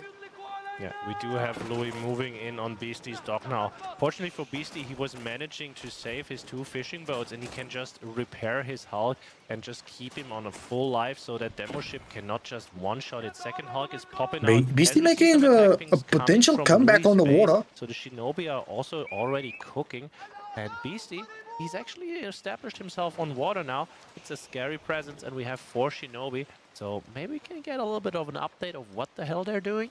Now those shinobis look like they're around the gold at the moment, and they are making sure that Louis is kept. Oh, they look like they were around the gold. Those shinobis good in and snipe out. there. Stops the sabotage from coming in, and the other shinobi is not paying attention. Oh well, never mind. I was like, wow, those Hulks, they just like to watch apparently. Oh, and those Transformation camouflage boys of are the shinobi. running in. Now, this is not going to alert Louis too soon. He's just going to be minding his own business, and then a villager will be going down. And that's the thing about those shinobis. If you don't keep your eyes on your own colored dots, they quickly take down villagers. And afterwards, they can even blink out, blink back in, get deeper. Oh, going into the gold. On the gold, there are no units, and if Beastie can get some body blocks, can There we go. Well done. He's going immediately for Nice. the first. 3 hits, it's down. Second villager only hits 1 time. So he's just fine there. 2 archers Beastie with going Moriko. in to clean that up. We have another But shinobi Louis should have coming 10% here for a Moriko, sabotage perhaps attempt. with And yeah, Louis he has needs to 10% pay so Moriko much with Golden Age Tier 1. So he doesn't get overwhelmed on the water, because if both of his productions are idle, then Beastie will just run him over. It felt like BC stopped producing on the water there for a little while as he was focusing on the land, trying to get some work done here. We see both of the sides now having 1 vill killed each. The problem is Louis has a much scarier water mass here. And as Oh, we can shinobis see, get on top of the archers there. If you can find the connection, it doesn't matter that you're being countered. But we do see Louis come in. Oh my god, Beastie's clamping up there, and we have 4 demo ships moving in. First connection, second connection, and the third one, and Beastie's water presence is gone. Louis made that look really simple for himself, and the galleys coming out now trying to deal with those demo ships, but they're already dead. They're already dead, they say. But this last Spring-on ship is trying to keep his presence there. Beastie making another shinobi. He's just trying to get a little bit back here. That poor Spring-on ship taking a lot of damage, and the villager is nowhere close to be dealing with this. These docks are getting upgraded now, and they are firing back, but Beastie just lost water here. Yeah, we do see the demo ship coming in now with the naval arrow splits already out. I think, yeah, he can just sit under that dock. If something comes out, he can detonate and hit both. If nothing comes out, he can just eventually detonate. You see that the green villager sabotaging the dock. That was nicely played there. But yeah, Louis cannot produce anymore. I don't think it's gonna be enough though. We have 1, 2, 3 Hulks. There is no. And as I say that, we have only Those 2 demo Hulks. ships, bro. And that's the problem with water. One moment Yeah. you're like, oh, okay. The demo ships just makes water so volatile. Sudden, you're like, oh, That's why a lot where of are my people don't ships? like to play on And that's water. exactly what happened here. Now, Beastie, we don't know if he's gonna keep going on this, because we can see he's a hungry boy. At the moment, he's getting everywhere. He's trying to get as much as he can onto the map, because there's no water, there's no fish for him to snack on. This man is hungry. He's even getting that wonderful upgrade that makes sure that your hunted meat get in a little bit quicker. And Louis, he's making ships. Another sabotage coming through. A Shinobi doesn't get punished. We have a demo ship coming in, but Nice Louis defense. on the ball has Louis two reacting. galleys to defend as well. I don't That's a think lot of Beastie put Shinobi up from another Beastie. dock. I don't think, yeah, there's only the one still. It does have naval arrow slits, and Louis just taking pot shots at it, coming back and forth. I think Beastie has completely given up on water. He's just gonna be a pass, just gonna be trying to sabotage, just gonna still have his presence felt there. We see one more. Never mind. He cancels the Hulk. He's gonna go straight for Castle Edge here. Now, this is a pretty interesting move that you can have. You have your situation where you're like, hey, I'm Japanese. I love a good castle age. Once I get those mounted samurais, things are going to heat up. But the problem is they're quite expensive, and you need a lot of food for them. Now, I mean, you see Louis is still producing warships right there. Okay, it's the one demo that he could just use to get this dock down faster. But he has a lot invested into this, and on the land, he's only now going into Lancers, which would be a nice counter to those initial mounted samurais that we're expecting. We still have 5 Shinobis. There's an attack beam. Can we quickly check the? Yeah, desert traders are good to hold on, to hold off the first mounted samurai. 6 villager kills for Beastie. Now, Beastie trying to focus on water and on land at the same time, doing an okay job at that. We see getting another spring-out ship going down. Floating gate now, the weapon of choice here. And that's going to mean those mounted samurais are going to be floating all the way to Louis' base. Now, Louis' army composition is mainly on water, so he does have a lot of ships there. But the problem is, once he gets full control of that side, it's going to be so hard for Beastie to try and even put a little bit of pressure back onto the water. Louis, though, is going to be able to make fishing ships and take all the food in the world. And he's not far behind in getting Castle himself. Yeah, I do want to know. He does not have the advancement ring available. I was just going to say, is he going to go for advancement ring? No, he already went for it. So it is going to be possibly reinforcement or growth. Since he lost a few, I'm expecting to see a growth wing here, which will just True, growth wing could be good. 7 free villagers. But it is a scary timing for Beastie still. He has a lot of resources saved up. He will have those numbers going strong real fast. Beastie not happy with his situation. Is it gonna be the mounted Sams or is it gonna be the Onamusha? What do you think? Both, yeah, both. He's going for both because we've been seeing that mobile army composition doing absolute wonders. People have been struggling to keep up with this, especially when your army is all bound together and they're struggling to come out quickly. We can see first, Bannerman coming out first. Now that bad boy is going to be able to cause a little bit of raiding trouble alongside those samurais now. And that's what I think Beastie wants to do. He knows he's playing against an opponent who is not that comfortable fighting in the early game. Now, this is not super early, but it's still not where Louis likes to be. We do see those fishing ships, though. Look at Louis' boom. He has 4 docks set up. I'm expecting to see a dock at the top side very, very soon. Beastie needs to find an edge here. He needs to find damage in the next few minutes, or he's just going to get overrun. We have the first relic going his way, but Louis, we do see the reinforcement wing coming in, because those desert raiders, they're going to be doing great against the mounted samurais. Beastie's going to go into Yumi. Love it. Beastie going for Yumi, definitely not on my bingo card for today. I thought it would be the Onamushas, but it's gonna be a fun surprise, Yumi's. I would say. But it definitely makes sense against this composition from Louis himself. Oh, Louis sees the food from Beastie. If he goes there, it's gonna be really tough. Louis is already edging up with the military wing. He is going for it, but at the same time, I feel like this could be the moment he starts to raid too. Look at those. They're going way past the docks. It looks like they have something else in mind. Louis, though, migrating all the villagers to the front wood line. So is this just to run away from these mounted samurais? It looks to be the case. Yeah, definitely is. and they're going to the food. To find damage at the spots he raided in earlier, but he also sending some to the top side. We see some nice wall coming up. He has 4 desert raiders, but they're currently busy and well, distracted at the side of his gold. More And Desert Steam Raiders, good job from come in Louis. and find some damage, not just yet, and now they made their presence known. That's why Beastie was making the Louis Yumi knows what's up. He Ashigaru knows to counter exactly the what's Desert cooking, Raiders. and it doesn't look like Beastie is going to be able to find damage anytime soon. He's going to go for quite a deep dive, but there are camels at the ready. He even body blocks straight through the entrance there, so Beastie cannot even get in, and he just hit the Age up. Castle Age veterancy is coming in for those camels. And where are the Yumi? I don't think they're here just yet. They're building the ram at home, trying to go for that dock in just a little bit.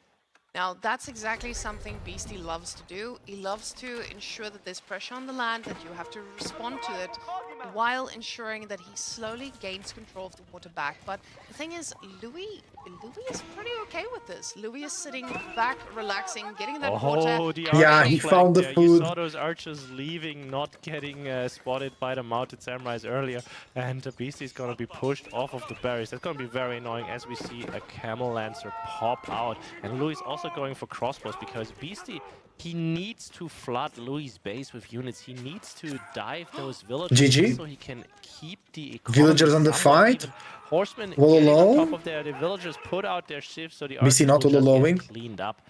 And we do see a horseman upgrade coming in as well with the veterancy.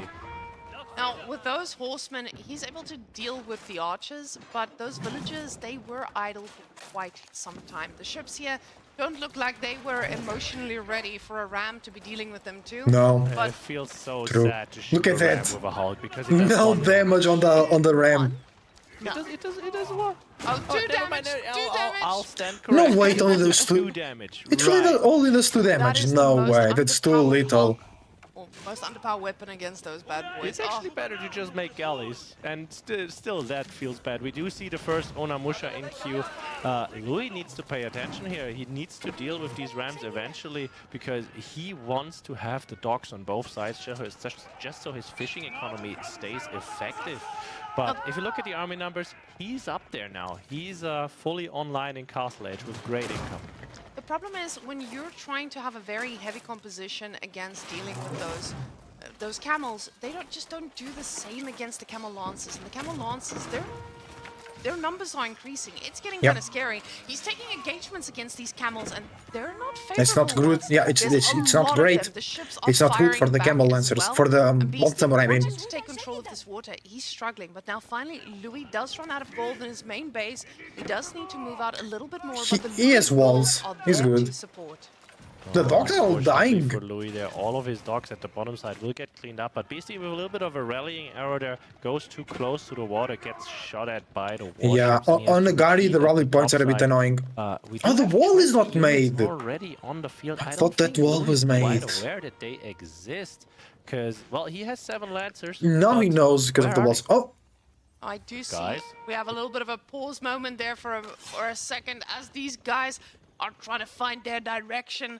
And currently, Beastie's economy is on the other side. Louis, though, those walls that he made pretty early on, they're pretty good, but they're not great against Yumi because if you guys didn't know, those guys shoot range. Louis has no vision of this, I don't think. These guys will come out of the blue for him. Yeah, no, he has no idea. And oh my god, please don't be open. Please don't be open.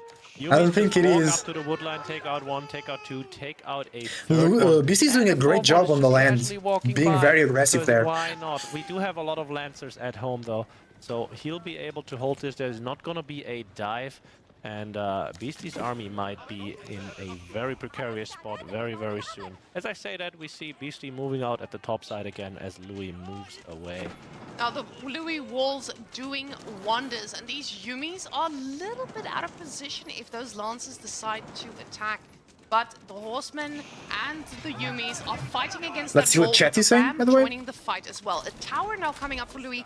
He's trying to make sure that he does not get raided. And even though Beastie's numbers are looking decent, this is scary So for him. for anyone who always wondered how you boom on water, this is how, by the way.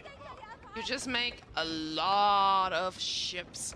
He is going to be Observer just tried drowning to in that surrender. Beastie trying to get some towers up. He's a hungry boy, but some of the camel lancers getting picked off now. He's going to try to fight down the rest of these docks, and a ram pays the price. Beastie not overextend. He actually pulled his entire army mass back there at the bottom side, just left the ram behind. Really good. Louis is very ahead on economy though. Army at home. He was prepared to take a really good Almost fight 20 villager lead. Eco lead, because it also counts the fishing boats. The tower? Beastie no second TC. Tower, he wants that No thing farms. to fight back, and it is It's going looking to. tough. He's getting a spring in placement for it as well, but there are pings all around the map. It looks like Beastie is attacking, Louis is attacking. Louis probably wants to take this fight because this is very unevenly matched for him. He's got a lot of camels on this side, and he knows Beastie's army is split apart.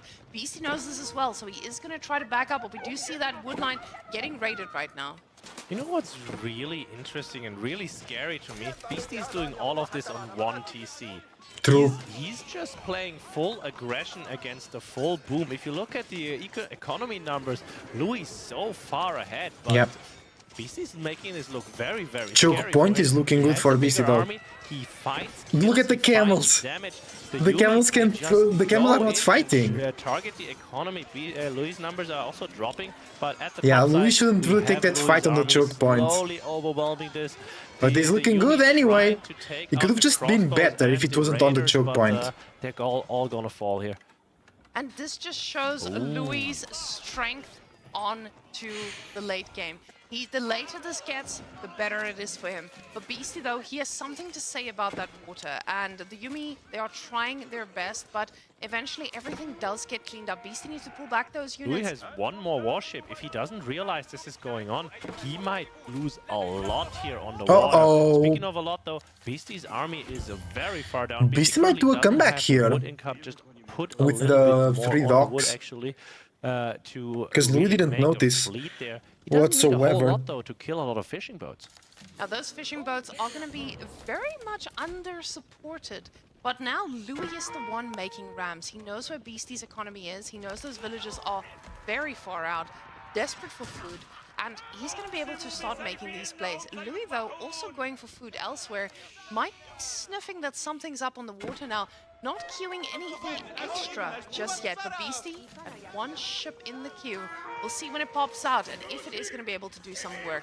He's probably going to need to invest a little bit more there, but if he overcommits, the land mass can overwhelm him. You can see he's transitioning into a very mobile composition to try and start the kiting, because that's exactly what he needs to get back into this. Yeah, I do think he has the speed upgrade on his Onimusha as the... No, never mind, they're glowing because of the Bannerman. But we have the first Hulk out for Beastie. Second Hulk is queued. If Louis micros this correctly, he can out-repair the damage of the Hulk on his fishing boats.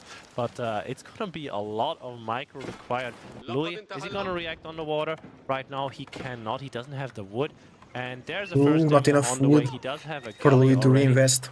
Beastie's army is moving in at the top side, though. And if he doesn't pay attention, there's a lot of camels at home.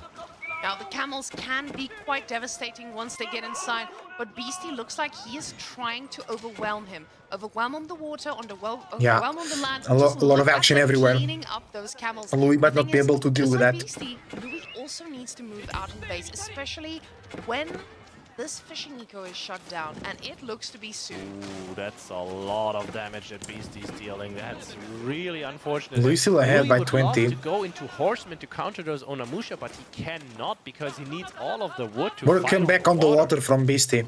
Now, with all Incredible, that wood actually. that he requires, he has reallocated some villages there, but keeping in mind that villages on wood are a little bit more susceptible to raiding. There's the mass repair, but look at that demo ship. 2 demo ships coming in. He needs to split those fishing boats, and he manages to do so. Fishing boats do not go down, but the Hulk does indeed. Oh, looking tough for Louis now. Very good right now, and his land army, though, dropping very fast. Only 6 Onimusha left. There is 16 Lancers and 16 Raiders on the But Louis, I think it's killing the docks from Beastie. Yeah. Because you can see There you go, great play. He knows he's That's it. struggling on food. He knows he cannot keep fighting this. And it does look like he's And Louis moved shut to the down rear, water economy. south of his base, He is so he's still chilling. ahead, and camels are so dangerous to deal with. The He demo doesn't have any fishing and he doesn't have any food anymore because the bottom side has been cleaned up. Where does he get his food? There is one more deer pack just behind the cliff, but he cannot go for it because it's Well, so just wall. far away. Never mind, he has the dock next to it. He could use that, but it is very, very dangerous. Kill the dock. Kill the dock from BC, Louis. He's gonna deny all of the fishing, so is Louis just gonna abandon all what those it looks fishings. like he does? All those because he fishings. has All those such an fishing ships. overwhelming presence on the land now. Now, this is usually where people decide, okay, I'm just going to go into a second TC, I'm going to keep this land pressure up. I Louis, do 3K have gold. an advantage with all the food I've gathered. I've He needs to do traded something pretty well, about that. and Louis knows this. Nice raid from Louis. Under the main town center, Beastie Losing makes villagers a is lot worse than of losing good fishing at this boats, point. because fishing boats 8 only of get them, food. but I say a lot. There is Villagers get 14 everything. Lancers and 22 raiders. BC also with no Now, food. this problem is Louis isn't investing on water, while Beastie doesn't know that. Beastie doesn't True. realize, hey, this guy is not making anything on water. He's just focused on one side, and that's under your TC. Now, this is a Japanese TC. Those things shoots pretty hard. So it's no. not going to be too tough No. for Beastie to keep Not them without back. the But when upgrade. the rest of these camels join forces, it's going to get Oh tough, god, and the that's wood line gonna is be exposed. catastrophe Go, Louis, Louis. raid right there. Unless, you know, Louis just stops and not... Louis! Attack the wood line, bro! No. He's still microing. It's all good. It's Yeah, all good. he was waiting for the, he was waiting to pull the spearman away. That's GG. He's gonna be starting to bleed units from that rocket. But that is Okay, a lot now the of upgrade is in. villagers on the run for Now the Beastie. rocket is He go. does have Now a the lot TC is of wood strong. saved, so if he wins the water decisively, he can start fishing, already doing so. No And docks? Louis already cleaned up the bottom side. Now there is docks. one dock. Now, within Louis cleaning those up, Beastie knows he's going to need to find a different angle, gets the different angle, only has one singular dock, so this transition is going to take about 600 Ram! years. Survive! But the villagers are in position Louis to going go for Imperial. sneaky little berries as well. Very nice. Yeah, he will With just try bro, to he get can those go docks 10 up extra immediately, spend villagers more wood, and then get maybe take the berries if he really can. plus 10 gathering Fighting rate. on that Shogunate castle is so Well, costly. on If top we of see the Beastie one, the put plus 10 that he already Hiroshima has. so he can get those Louis with equal good numbers out damage. a little bit faster. Could have done But more damage, I he's think, looking but in very rough shape. he's playing And Louis, everywhere. He can click up to Imperial right now. And it looks like Louis will be doing that because that is the right amount of resources. He clicks on Imperial. There we go. Let's see. It's what is Atabags. the wing he serves us? Oh, he's getting... What are those things called? The Atabags. Atabags, yes. I almost called them dervishes. Did you know Wrong they got unit, eco wrong unit, wing? Twitch chat. No, he got Those faster age up, things go into which was military culture. buildings. Then he got military. The Bro, I think he had 10 villagers or 7 villagers plus 10 extra gathering rate. I think that was the play. Thank you for that. 2 separate sites for Louis as well. Dev's always listening to the community, but Beastie, though, he's going to see this age up, and he's probably going to ask himself, am I going to survive? Do I have the ability to defend against this? And Beastie then can push survive, back? but he needs a Now, lot of fishing. Louis did lose a lot on water, but Beastie's eco numbers aren't looking great. They're pretty Great game so even far, as as doing these really go, good. But because Louis was on water for so long, he had the ability to get so many resources. The Beastie problem got is, that food cooked. is I think not that's what infinite. I would the love to chat see the there farming meant. situation there for Mr. Louis, and if he has some ulterior options in his base. Louis is an imp desert Have trader farms, fiend. ladies and gentlemen. The man is not going to go hungry and he's going to keep making camels. And I want you guys to notice, he is getting a specific type of camel. He's getting only raiders right now. Absolutely no lancers. Okay, I say that, but he still has 3 left. But mass raiders, if they just go into their range form, 20 spears will just disappear in a moment. Now, with those guys, if they do go So into it's the not a TC, real they're not LAN. gonna have They're not time. And playing they on don't have LAN great time servers. against galleys either. They are So playing all on things considered, the AoE4 Beastie servers. should be able to fight this, but there's a lot of villagers coming to build that dock, and a dock takes a lot of hits to take down.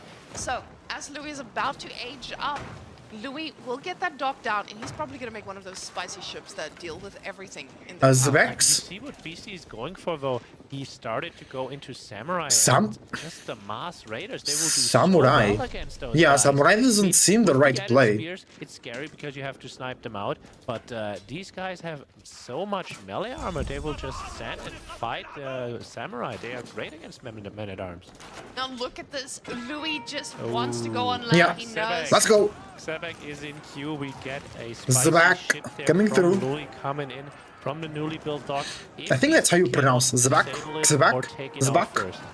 That is going to be a ship that is so hard to handle. Halfway done Oops. already. But I think These Zvek is still camels countered just by looking demo at ships. taking down everything in their power, but the spearmen are at the ready, and if they don't react quickly, they're going to go down too. They do go into range form, which means they don't do that much damage to the tower now, but the ship is about to come out, and as Cow is showing us, it is going to be a destruction.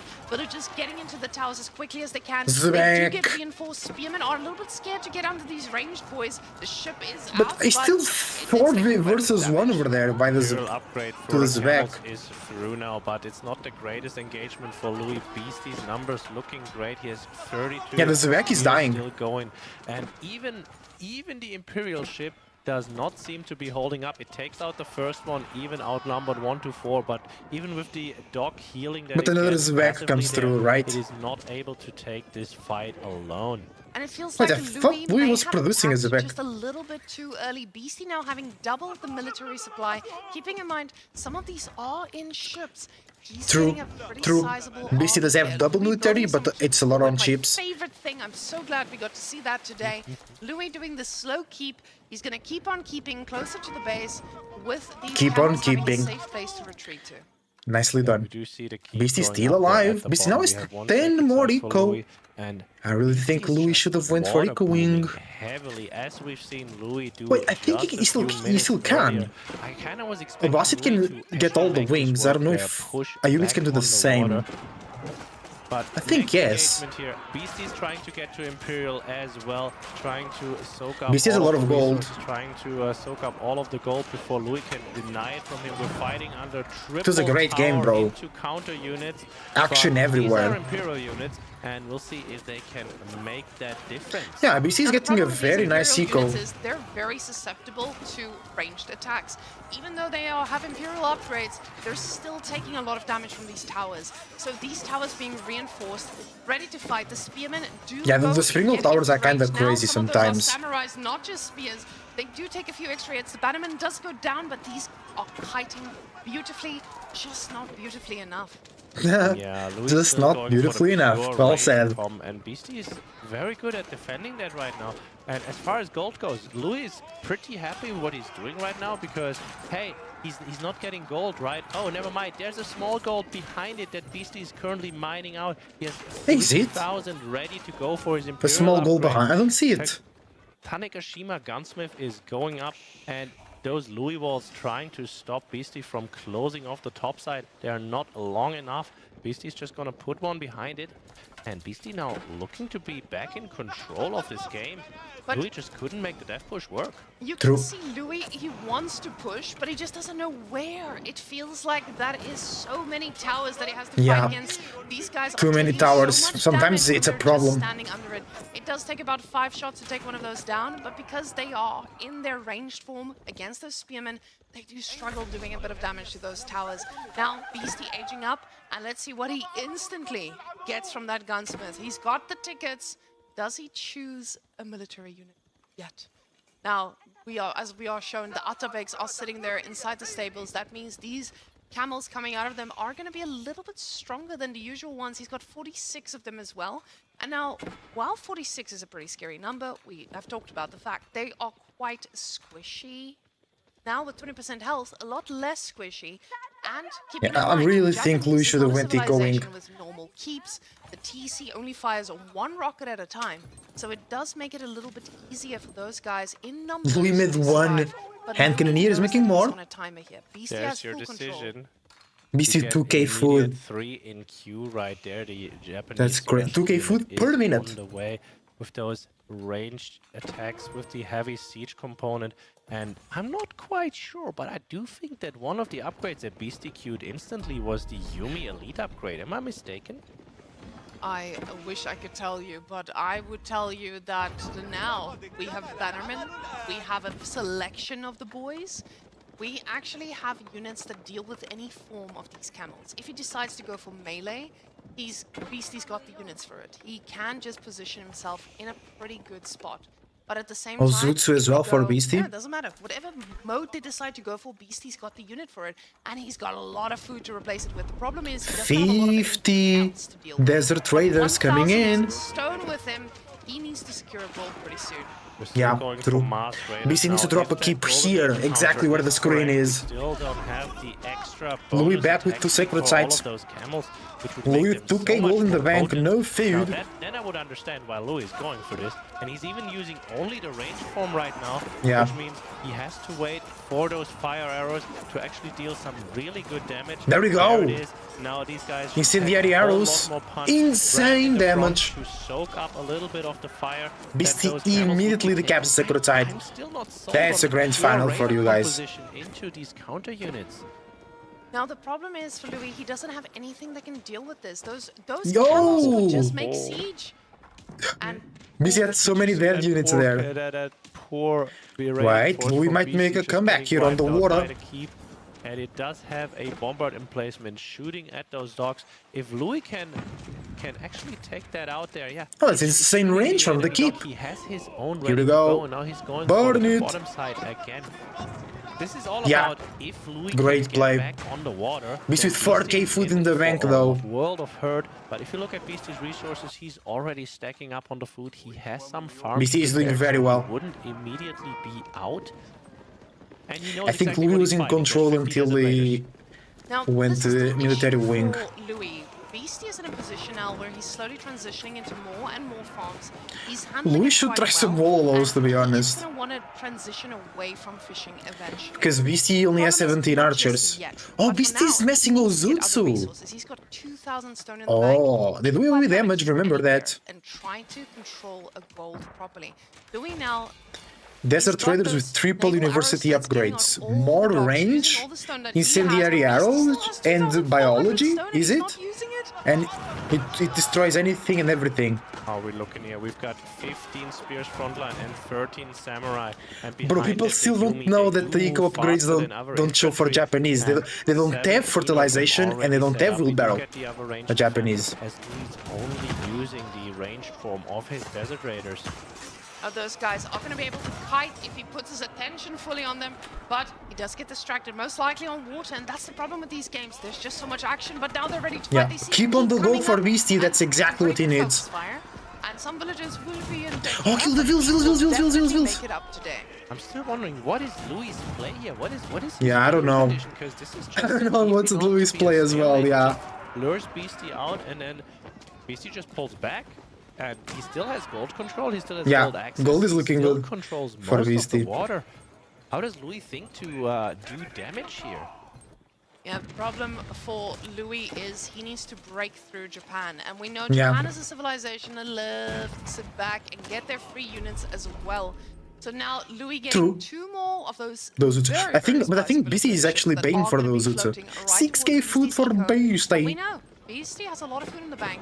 He Yeah, burn the dogs, that's it. using this pretty Two soon. sacred sites again He's for focusing Louis. back onto the farms. The problem is he doesn't have the wood for that just yet. Yeah, we see Louis now going. Louis for has the 1,000 bottom wood in the dogs bank. again. Kill Galleys more have dogs, been Louis, kill pulled more over dogs. To shoot at these dogs again. But, naval arrow slits have been set up. The 2 Xebec just popped out, so that's a lot of military population on the water. Both players not yet pop capped, but that will With a lot of Ozutsu, this keep can go down really both of them. quickly. These Xebec, Beast they with should 16 be able to Ozutsu, just I clean think up that's a if good there's amount. Only 1 galley and 2 hulks left. I think Louis gets the water back. Ships on the water, Louis is going to easily get control back there, but I don't think Louis is in a position where he wants to get fishing eco himself. He's got his farm set up, he's got the True. sacred sites ticking. But it's more And about even though it doesn't denying look the that food scary from right Beastie on now, the those middle. bombard emplacements have been doing really well against Beastie. Beastie finally getting some Imperial Louis upgrades, just keeps ranged going coming with in Desert too. Traders, He just is that. hoping to do some damage and take them down. So, melee damage Bro, as this well. Zrak killing the fishing ship are so it's so cool. Nice, look at that. Sounds good. There we Yeah, go. can you eat it? Put an accent on it. Now, Beastie does have a lot of resources in the bank, but it doesn't look like it's the resources he wants because he is floating them a little bit and not getting pop capped just yet. Oh, we do see Louis getting the adjustable crossbars queued up right now and immediately queues a mangonel behind it as he goes up to 63 raiders. But he also starts to produce some horsemen with the elite upgrade queued right now. And he does find a connection on some villagers here. Yumis are already there to protect, and there's gonna be more on the way. What is Beastie's plan to break out of this hold that Louis has him in? Well, there's something straightforward, and it is dealing with those TCs at the bottom. You want to deny, or TCs, the keeps, because you want to deny that gold that Louis has been snacking on for free, and you need to get some yourself. We can see Beastie is not reaching that pop cap. He's close there. He's trying to get those nice little bazooka boys to deal with the keeps all around. Speaking of the bazooka boys, though, can I put your mind back to that upgrade we saw earlier from 26. BC? That extra siege damage, 40 Upgrades. infantry. And, well, 26 the upgrades, bazooka boys, 26 they do have Ozutsu. one nice That's a lot. little bonus there. They do a lot of damage to landmarks as well, to just about any building in general. So if BC is just going to go for a huge push here and going for a landmark snipe, this might be very, very, very scary.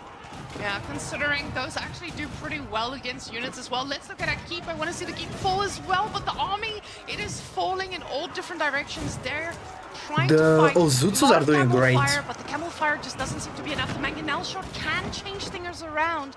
It gets a 41 shot, minutes but already it's for this not game. enough to win Keeps this already fight. disappeared. The mangonel Oh, is keep already hidden died, behind the okay. raiders there. Can Beastie get Next. to Oh, the there is a Beastie mangonel in line there. there? I didn't And even sure, realize. he does. We do see some Secret melee site forms neutralized. finally, as there is no more frontline for these. Now a Japanese keep in the back, a castle.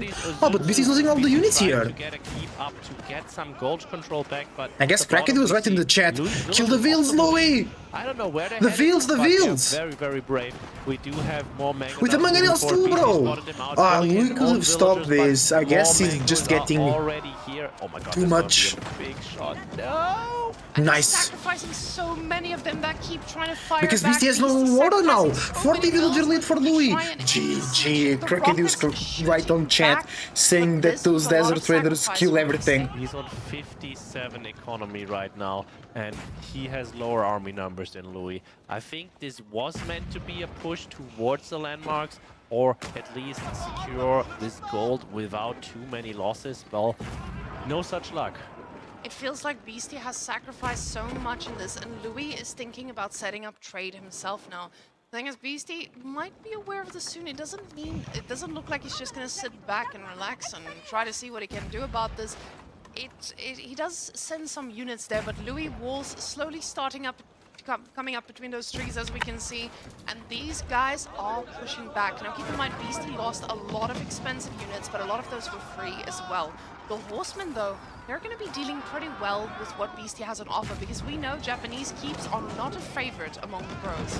Yeah, we have 20 horsemen, 35 camels on the field, and there's only 11 spears. There is no front line for Beastie right now.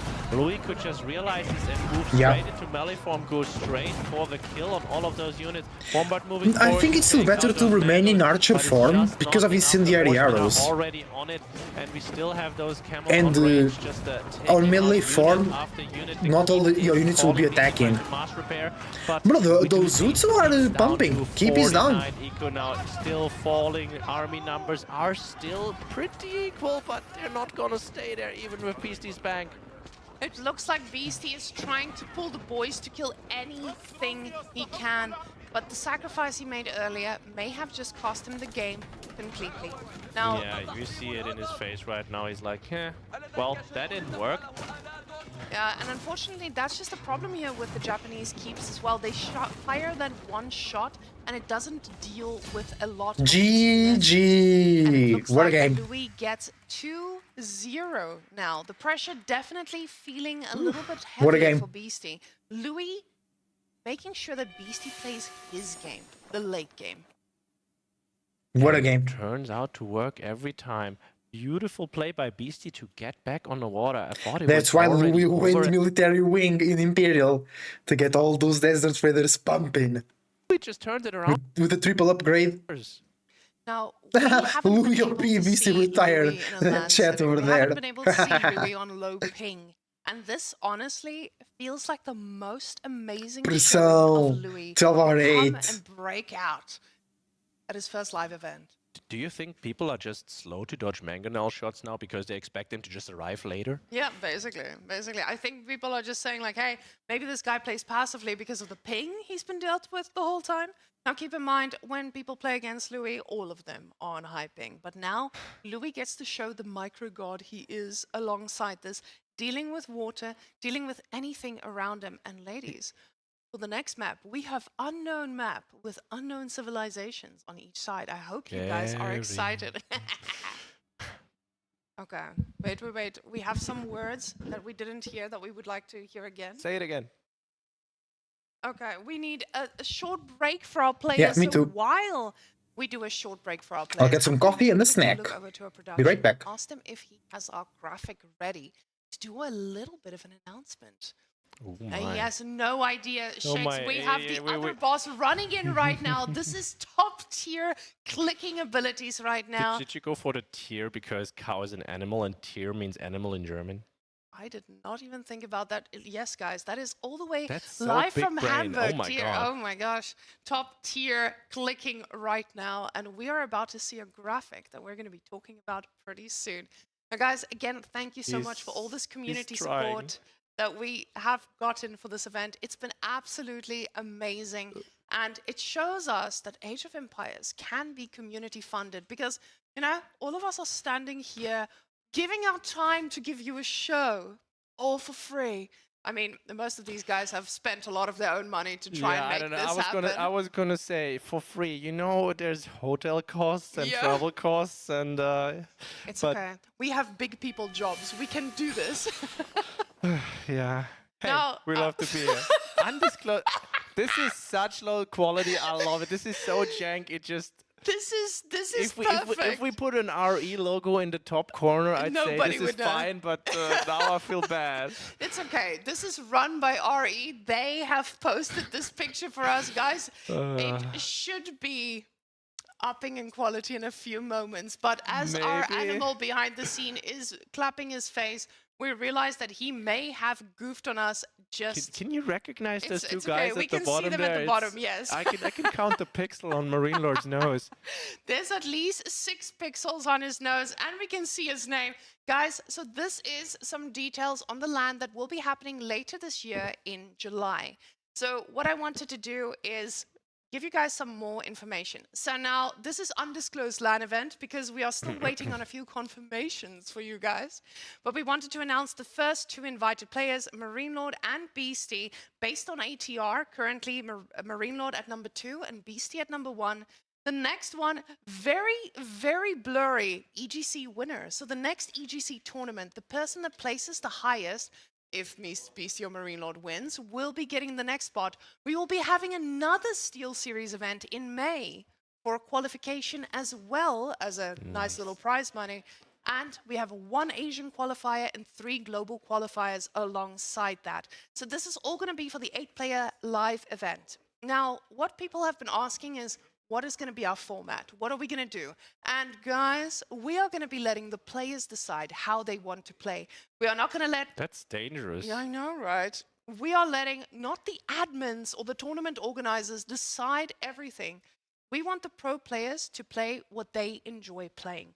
And that's why we've gone to, I would say, community voting, but it's more like top pro voting and allowing them to vote on the maps they want, on the So it's format gonna be they Arabia. want. Lots of Arabia. We already have 3 maps locked in, and Arabia is one of those. But we're waiting for the expansion to see if we are getting a few extra maps, and we will be posting a little bit more details on the maps. But in the meantime, ladies and gentlemen, let's get back to this tournament, the live one, Beastie on Roos. Ladies and gentlemen, Roos did not get banned. Are you Wait. guys ready? Roos went through, love it, because as Valdemar was very fond of saying, and I do actually agree with him here, if you want to let one of those top civilizations through, put them in a situation where they're not as obnoxiously strong. And I do think on Gorge against the Ottomans, this could actually work out. Or do you think this is a Louis throwaway pick? Because I don't think so. I think Ottoman has a shot here. I actually heard a little bit about the cooking with Ottomans. A lot of people feel that the Ottomans is not as weak as people have talked about for a while. Ottoman is amazing in late game. Yeah, we just haven't seen them a lot in the late game. And Rus is very notorious for not letting people get to the late game. Now, I don't think it's surprising for Louis to want to get a very strong pick out of the way. Gorge is a map that's infamous for having Rus as the decided pick. Now, if this is a throwaway for Louis, this is probably the best way he could have done it, because Ottoman still has a chance of denying those professional scouts because they do get the free spearmen. But what's really, really nice about Ottomans is those Sipahi, they are going to deal very well with the horse archers. Yeah, you get the free siege, you get the Sipahi, you get the Janissaries. All of those horse archers do not like, though. Against the Janissaries, they do trade out somewhat evenly, but you still don't want to. You still don't want to, because those range spears, they kind of hurt. They do, but they are also free. So even if they do get bamboozled, carried around a little bit more, Louis can sit back, relax, and make units of his own at a normal rate, while Beastie is firmly focused on getting those pro scouts going.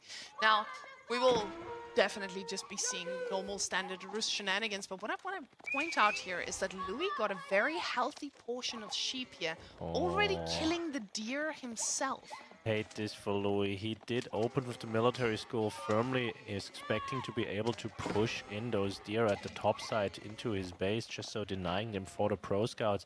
But Beastie's having none of it, immediately moving there and just taking all of them down. Now, that is a very big point that I think a lot of people don't know about. With those spearmen, they are extra good at making deer go right back to your base, because they make them run a little bit further when they start pushing them. So this getting denied is such a massive move for Beastie, because he's going to be able to yoink at least one or two of them without being able to get punished.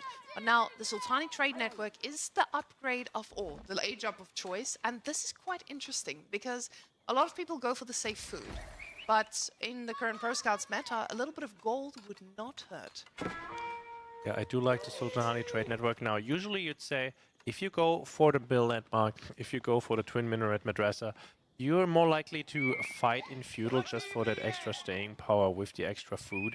But with the Sultanani, you're kind of more focused on the upgrades, more focused on potentially going for a fast castle. And, you know, since Ruse will very likely also be focused on a fast castle, as we see Louis pay Beastie back in the same coin that he just received, just stopping that deer from being pushed in, just taking them all out with the spear. He only has the one spear, so it's going to take a quick moment there. But yeah, he's having none of that. But yeah, I'm expecting Louis to follow suit and try to go for a very fast castle here, as he only makes as many units as he needs to contest Pro Scouts. Yeah, we can see with the amount of villagers that he has on wood, he's not really in a rush to get any production buildings out. He is just going to make sure that he gets castle. At the same time, yes? You know what I'm scared of if I look at Louis' resources? Yes? Pro Well, Scouts? you know how much Pro Scouts costs. No, we are not getting an Ottoman Pro Scout. Does he have a mill? No. No, Louis. We would not know. He does not have a mill. He's a good person. He's a man of honor. This man would not pull a Pro Scout on the rest of us. Twitch chat, stay calm. We're okay. We're not getting Ottoman Pro Scout. This is not the meta you've been asking for, but he's getting a stable though. And this makes a lot of sense. You want to be getting a stable so that you're able to produce the units you need to handle them horse archers when they do pop out. Yeah, immediately going for the Sipai. We see Beastie producing an archer because he's already setting up, of course, with the archery range for Castle Age, when he's definitely going into some horse archers to apply some pressure, to get some map control, to grab some relics, secure him for himself. But Sipai, great choice into that, and with the extra stable, Sipai are quite pricey. He cannot afford one right now. Out of the, there it is, coming right out. But as soon as those guys pop out, he will have a good time snacking on some Ruse scouts. No, I absolutely love how your caster curse prevails. And honestly, so far, my caster curse has prevailed. I predicted a 4-0, and we're heading towards the other direction of the 4-0. Look, I predicted that Louis is going to win, so he's definitely going to lose. Like, oh, that's true, that's true. So don't worry, we're still on it. Now, basically now, bringing those beautiful deer carcasses back home, the archers ensuring that they do not get punished for it.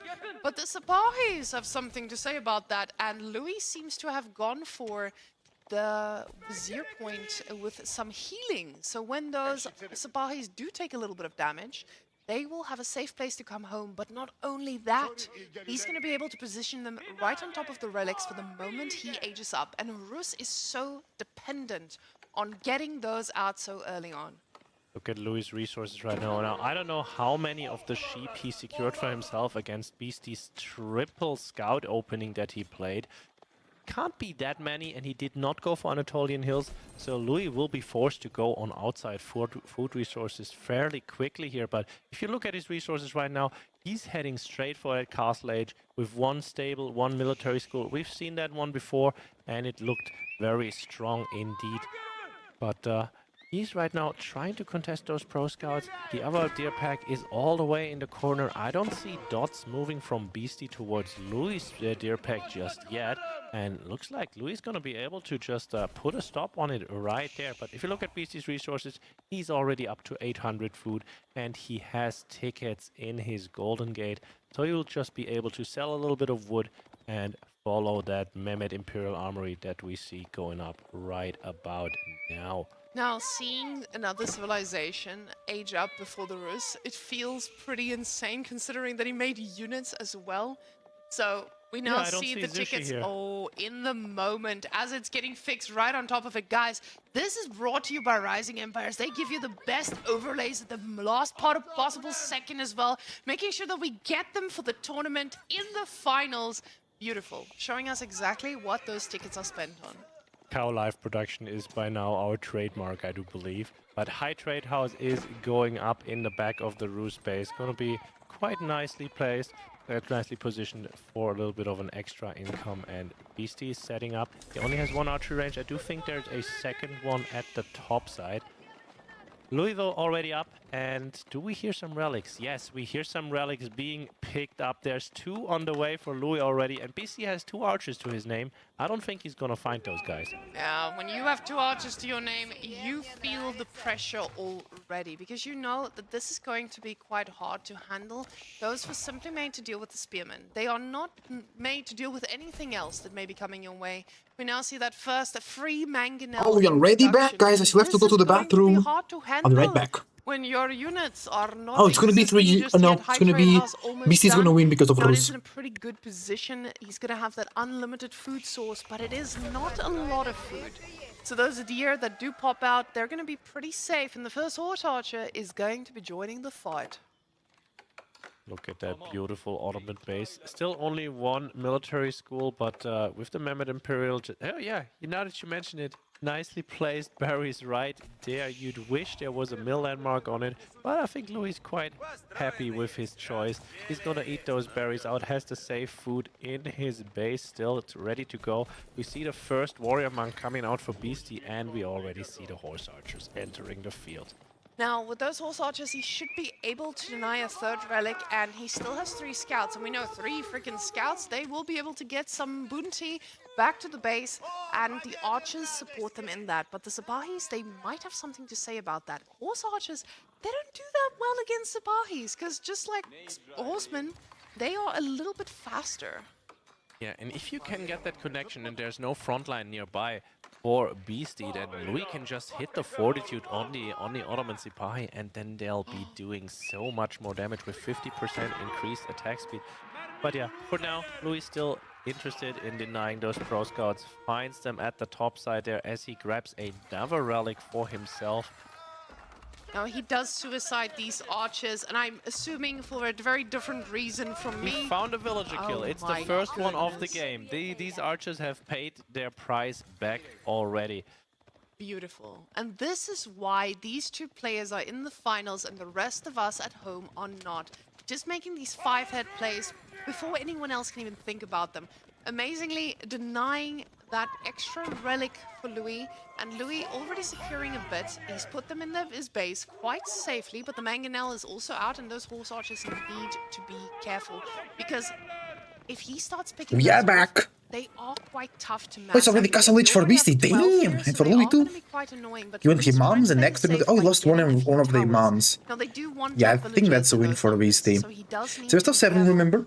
So even if Louis wins, Beastie's not out. Trade network that gives him that extra few villager boost and does give him those passive resources that we don't often see from Ottomans. Louis is quite happy with how this game is currently playing out. He secured himself 3 relics. There's still 1 more on the way for him somewhere.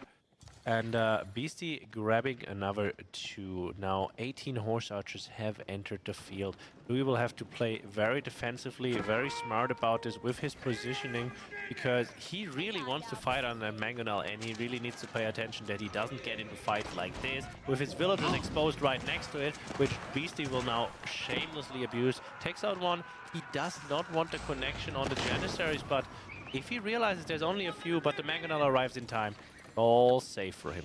Now, the villager does go down in all of this, but it does become a little bit harder for Beastie, because now you have to ask yourself, how am I going to handle Janissaries in big numbers? Because they're just going to make quick work of those horse archers, trying to pounce around and fight them villagers. Now, they are not known for their head-to-head combat, so he's most likely just going to try to get these out. Nice find by Louis here. He gets the connection with the Sipai. As you said, these guys are faster than the horse archers. They're just going to catch up. And at the front side, with the Mangonel, with the Janissaries, he just catches all of the horse archers. Trying to capitalize on that little distraction he created. Trying to come in from the bottom with more horse archers. And he's also taking control of the map with the sacred sites. But it's just... still no real damage found on Louis, and Louis preparing for more military schools. And that is now the hard part about playing against Ottomans. Once you get to this point, Ottoman just gets their free units, and it keeps ticking, and it keeps ticking, and it gets harder archers and onto harder. the wood line, but they realize, hey, wait, there is about 8 Janissaries waiting for me. And those numbers don't lie. They are just so hard to handle, especially when you are just there with a handful of horse archers. These guys are not going to face Janissaries very well. They are going to get taken down pretty quickly. And even though, yes, they are cheaper, these Janissaries are going to start being free pretty soon. The thing about the Ottomans is, against other civilizations, this Rus horse archer and man-at-arms combination is just working so beautifully, because people will go into archers and then the men-at-arms are like, hi. But Janissaries, they still do pack a decent punch against the men-at-arms, and the Sipahi as well. Very high base damage. Better horsemen with 12 base damage. Range. We do see the Boyar's Fortitude come in now. That's gonna make those horse archers just that much more tanky, because they really start out with very low HP. And yeah, men-at-arms are revealed. The Sipahi makes it out alive, not even nervous, not for a second. Louis going for some scouting information. He sees all of the barracks set up, and he knows what's up right now. Beastie trying for a double-pronged attack again, and he's diving straight under the double towers with his horse archers, just trying to find some villagers, and he's going to fight at least one. Second one, he knows where it is. That's Sipai from earlier, trying to help, but he just can't do it with those health numbers. And now we're inside the woodline. This could be really bad for Louis. Some crossbows have come out to defend this. Crossbows being prepared for the man-at-arms. But yeah, Beastie pulling back, does not want to risk his entire army here. Yeah. Now, this is the difficult issue for you as Ottomans as well, because now you're going to start getting raided, right? And those horse archers, they are quite hard to handle. Louis has to make walls. Your army is split. He doesn't have more Janissaries. There's only 6 of them. Those are not the numbers you want in this scenario. And slowly, the control comes into the hands of Beastie. He's getting the sacred side timers. He wants to get those passive resources. He gets them from the hunting cabins as well. But Louis is now going to start playing against that 2 TC Rus that most people hate to face. Because with those tickets that he has, you can easily get into that second TC without even thinking about it. And your villagers are just going to get more and more and more. So as long as Beastie keeps picking off little villagers, he is going to be ahead. Now, getting those towers around the map, a very important placement of this, just to make sure he knows where the army is moving, especially with him not believing in walls. I mean, you said it yourself. Louis is known to be a very defensive player, and he did not show that in this tournament so far. He's just going full YOLO, but this game, he's just sitting in his base. His food is slowly going lower and lower. His deer have partly been pro-scouted away. It is looking a little bit scary, and Beastie is just gonna put on a whole lot of walls up. They kind of switched sides now. Yeah, it looks like Beastie heard me loud and clear. Me calling him out for not having any walls. He's like, actually, women, let me show you what I can do. And he puts down them walls. Yeah. He's ready to wall up the whole map, ensuring that Louis does not get to run around. No, those villagers do not see what's coming right here. Beastie has a scout with him. That's 1, that's 2, that's probably 3. But thankfully, Janissaries are not far off. Now, this is a tough situation because you know with those horse archers, you had the opportunity to get a lot more by just attacking the ones at the back. Now, Beastie wanting to play it safe, not sacrificing any of those horse archers just yet. He knows there might be fights coming and he needs to be ready for it. Zapahi's very mobile, getting on top of these, getting on top of villages as well, Nice, and these right are there a at the massive top. pickup.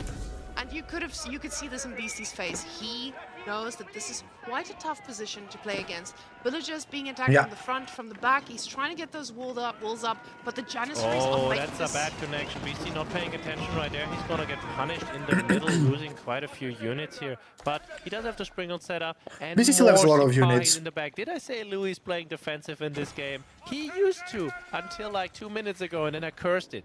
I feel like Louis has read his opponents this tournament perfectly. He's been seeing, okay, this is what you've been doing, this is what I've been doing. What are you not going to expect? And Beastie probably did not expect to see this much of an aggressive man in the home of Thank you This man is all around the map. for the follow. He's pushing now. Again, those are free mangonels. Those things do not tickle. And Beastie doesn't have the types of units that can handle those. Beastie has 24 men-at-arms at this point in time, but we have 12 crossbows, 15 Janissaries. That's a scary number. He can't really push into that. 31 horse archers can deal with the backline, however, if the mangonels are not true on their shots. We have only 9 Sipahi left, but he used them quite well. It's already up to 7 villager kills. It is, however, okay, a Beastie's on scary second army DC. ball for Beastie. That's why Louis is behind. This is a very scary ball for Beastie, but it can easily be dealt with a few mangonel shots. And we see Louis now going for the springles to handle the men-at-arms in the front lines as well. God, I'm scared. It's all about the mangonels, and look where he's putting them. Those are very exposed mangonels. They are. But Demu got the third place. Demu got the $1,000 to his name. $1,200. So he lives in Sweden. Sweden uses zero.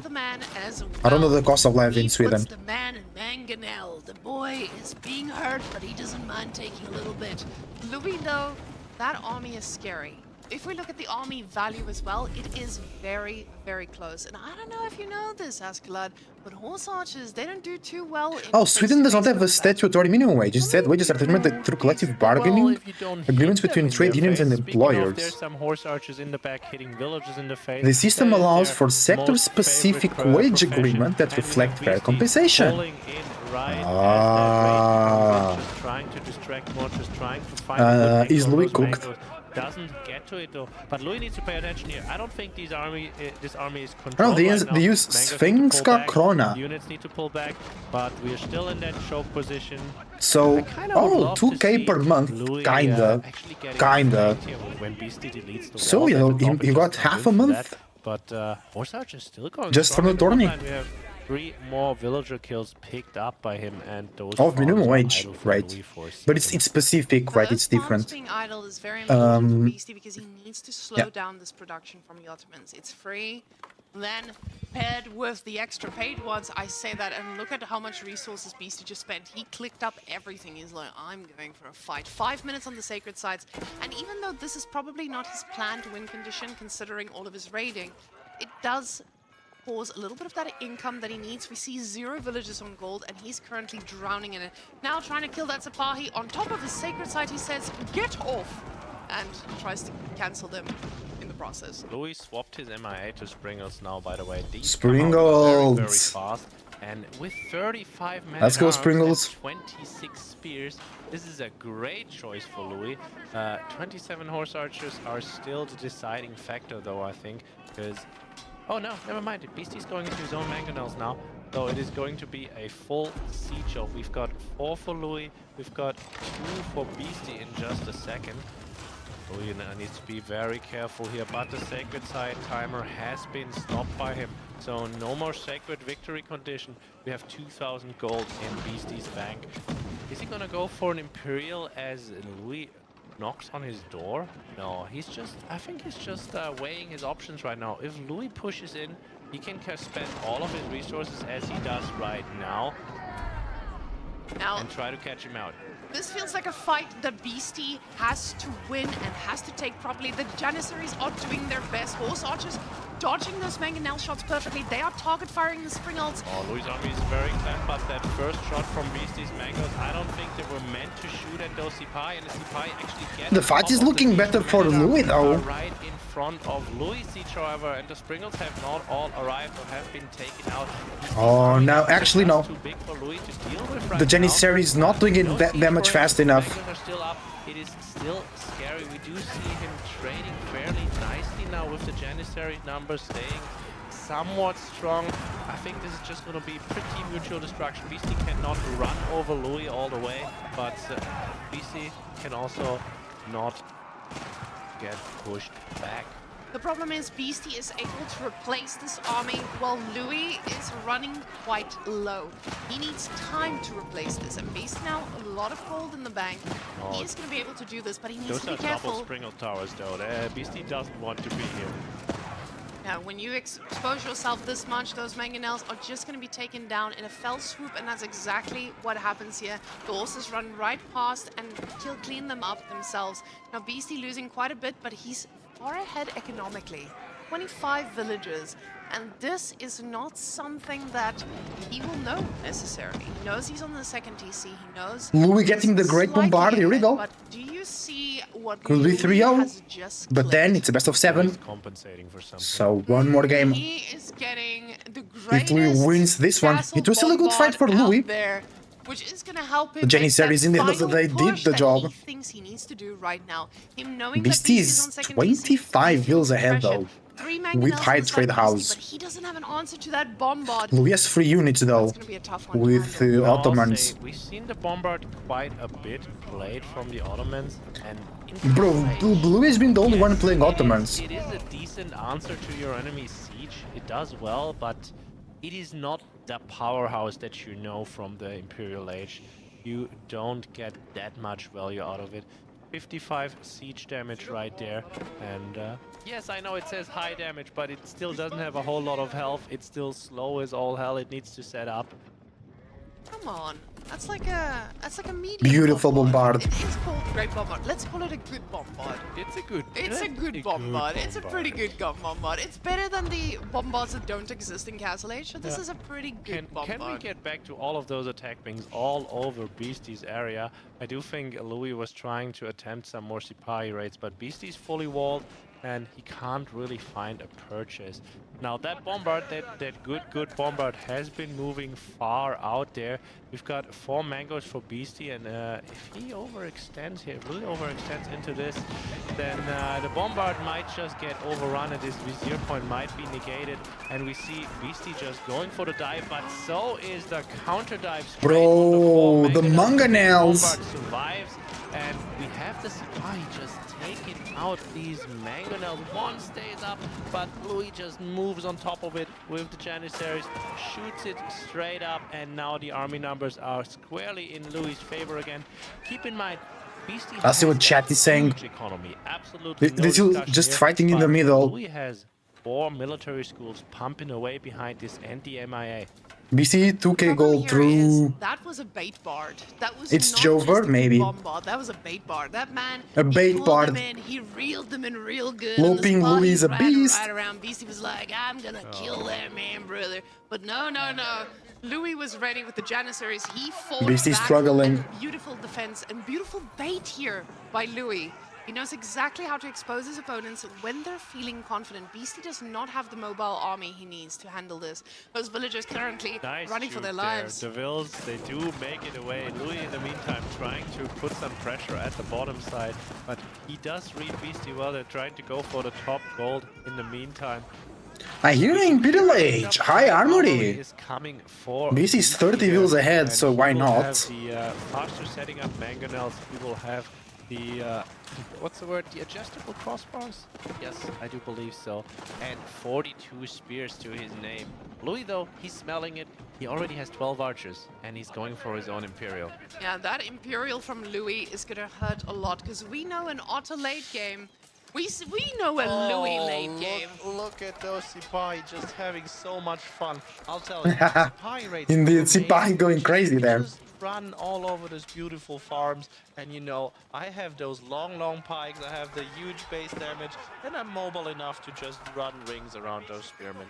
That's exactly what Louis does. He's able to run around, control the base of the game. We see the high armory being quite forward. Now it is in the range of at least 3 of those siege workshops, but it is forward. And I feel like when Louis does get to this point of the game, where he is now getting his age up as well, he's going to get those great bombards himself. And they're going to be much, much harder to handle, especially with Beastie not getting that mobile army he needs. Now, Beastie is most likely just going to go into a lot of siege, but does he have the resources for this? We know his economy is strong, but is it going to be strong enough to handle these Sipahi raids, the fell swoop that those Sipahis have been doing, and the Beastie's being cooked by Louis. out of Louis? 2-0 for Louis. Right here, he would But this one is close. This one is close. And the last game was crazy. Yeah. At least there is the Ottoman army Huh? to get on top of the siege, but Sí. because the Janissaries exist, it's just not a great idea against the Ottomans. 60 spearmen for Beastie. How to put this, That looks you good. see the first upgrade coming in, instant setup for the mangonels coming through the high armory. He has enough gold, and there's the adjustable crossbars. So 6 mangonels with upgrades. Istanbul Observatory is through. Louis does not have enough gold to get a whole lot. Let's see what he's prioritizing. It looks like it's going to high upgrade. Now, what I absolutely love about this, Beastie earlier was like, I'm not going to worry about those Louis walls. I'm just going to go right through them. Those villages that were going to drop that keep, they were blocked by it. Great Bombard now. That's an Imperial Great Bombard. He does not... And now he's attacking mind. faster. Wait, is that... That's just a reinforced one. He got the man right inside of him. Yeah. Siege Cruise. Siege attack faster now for Louis. That's crazy. Extra fast setup. These guys are going Beastie to with fire more away. units. Beastie needs time to get With more villagers, I mean, but I don't know if that will help all the time. Now, this vizier point that Louis just took for the extra siege crews, for these manning of his siege army, it is quite controversial because every time I talk to pro players, they say, is it actually worth it? They're not sure because it costs you population space to have that. That could just be extra siege that you could build.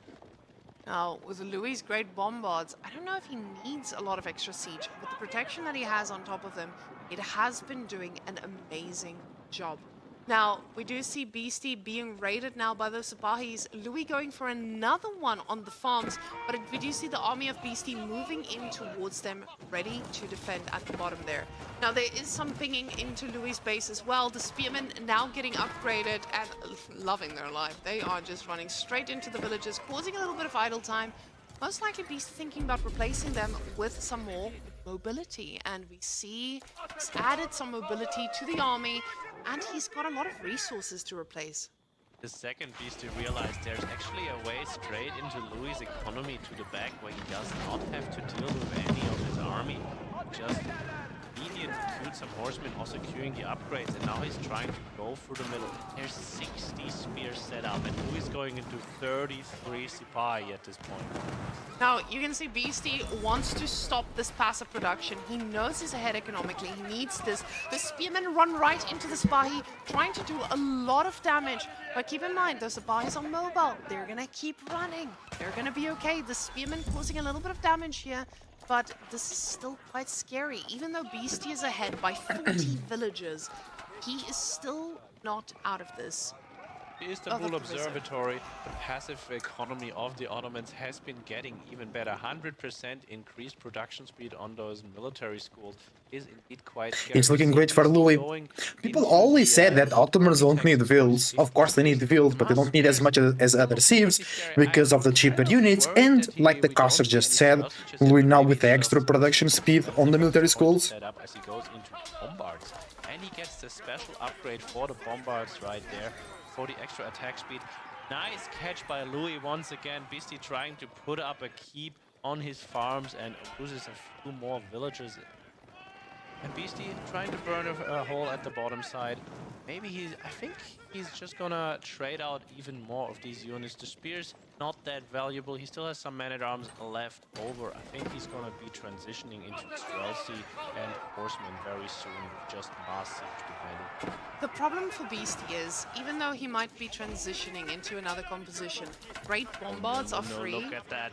And there's a lot of them. The raid. That hurts. These guys are just going right through them.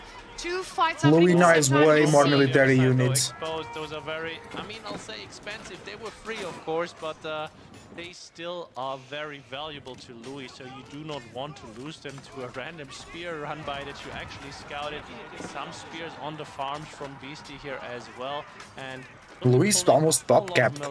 Beastie 3k food. Let's see what the Twitch chat is saying. Now, the kills are going to matter for Beastie because this means that Louis won't be able to replace his army as easily. The thing is, Louis, and he still has enough in the bank to handle this. We saw what happened with Louis having a big army before, a lot of siege. He's confident. He doesn't Ship mind counters bombard. he just wants a big army, and then he'll push. And now the spies are trying to flank the siege again. Ooh, 2k viewers on Beastie stream. Plus 1.5k here. Plus 500.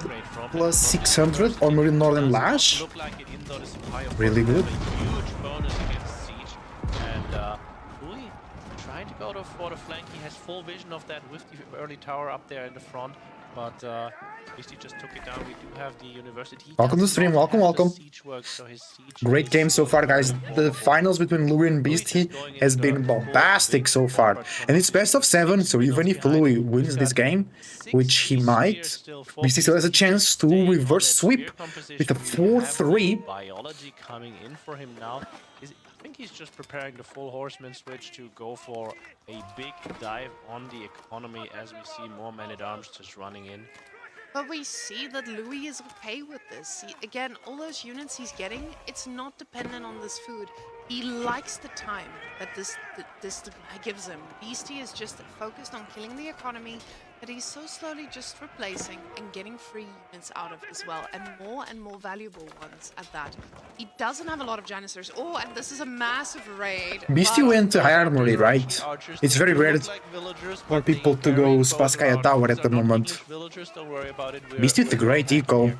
So it does Louis? look like he picks up a few doesn't need great eco. archers as well, very well disguised, but again, He's producing really fast units now. Really fast now. He's producing units fast, not fast units.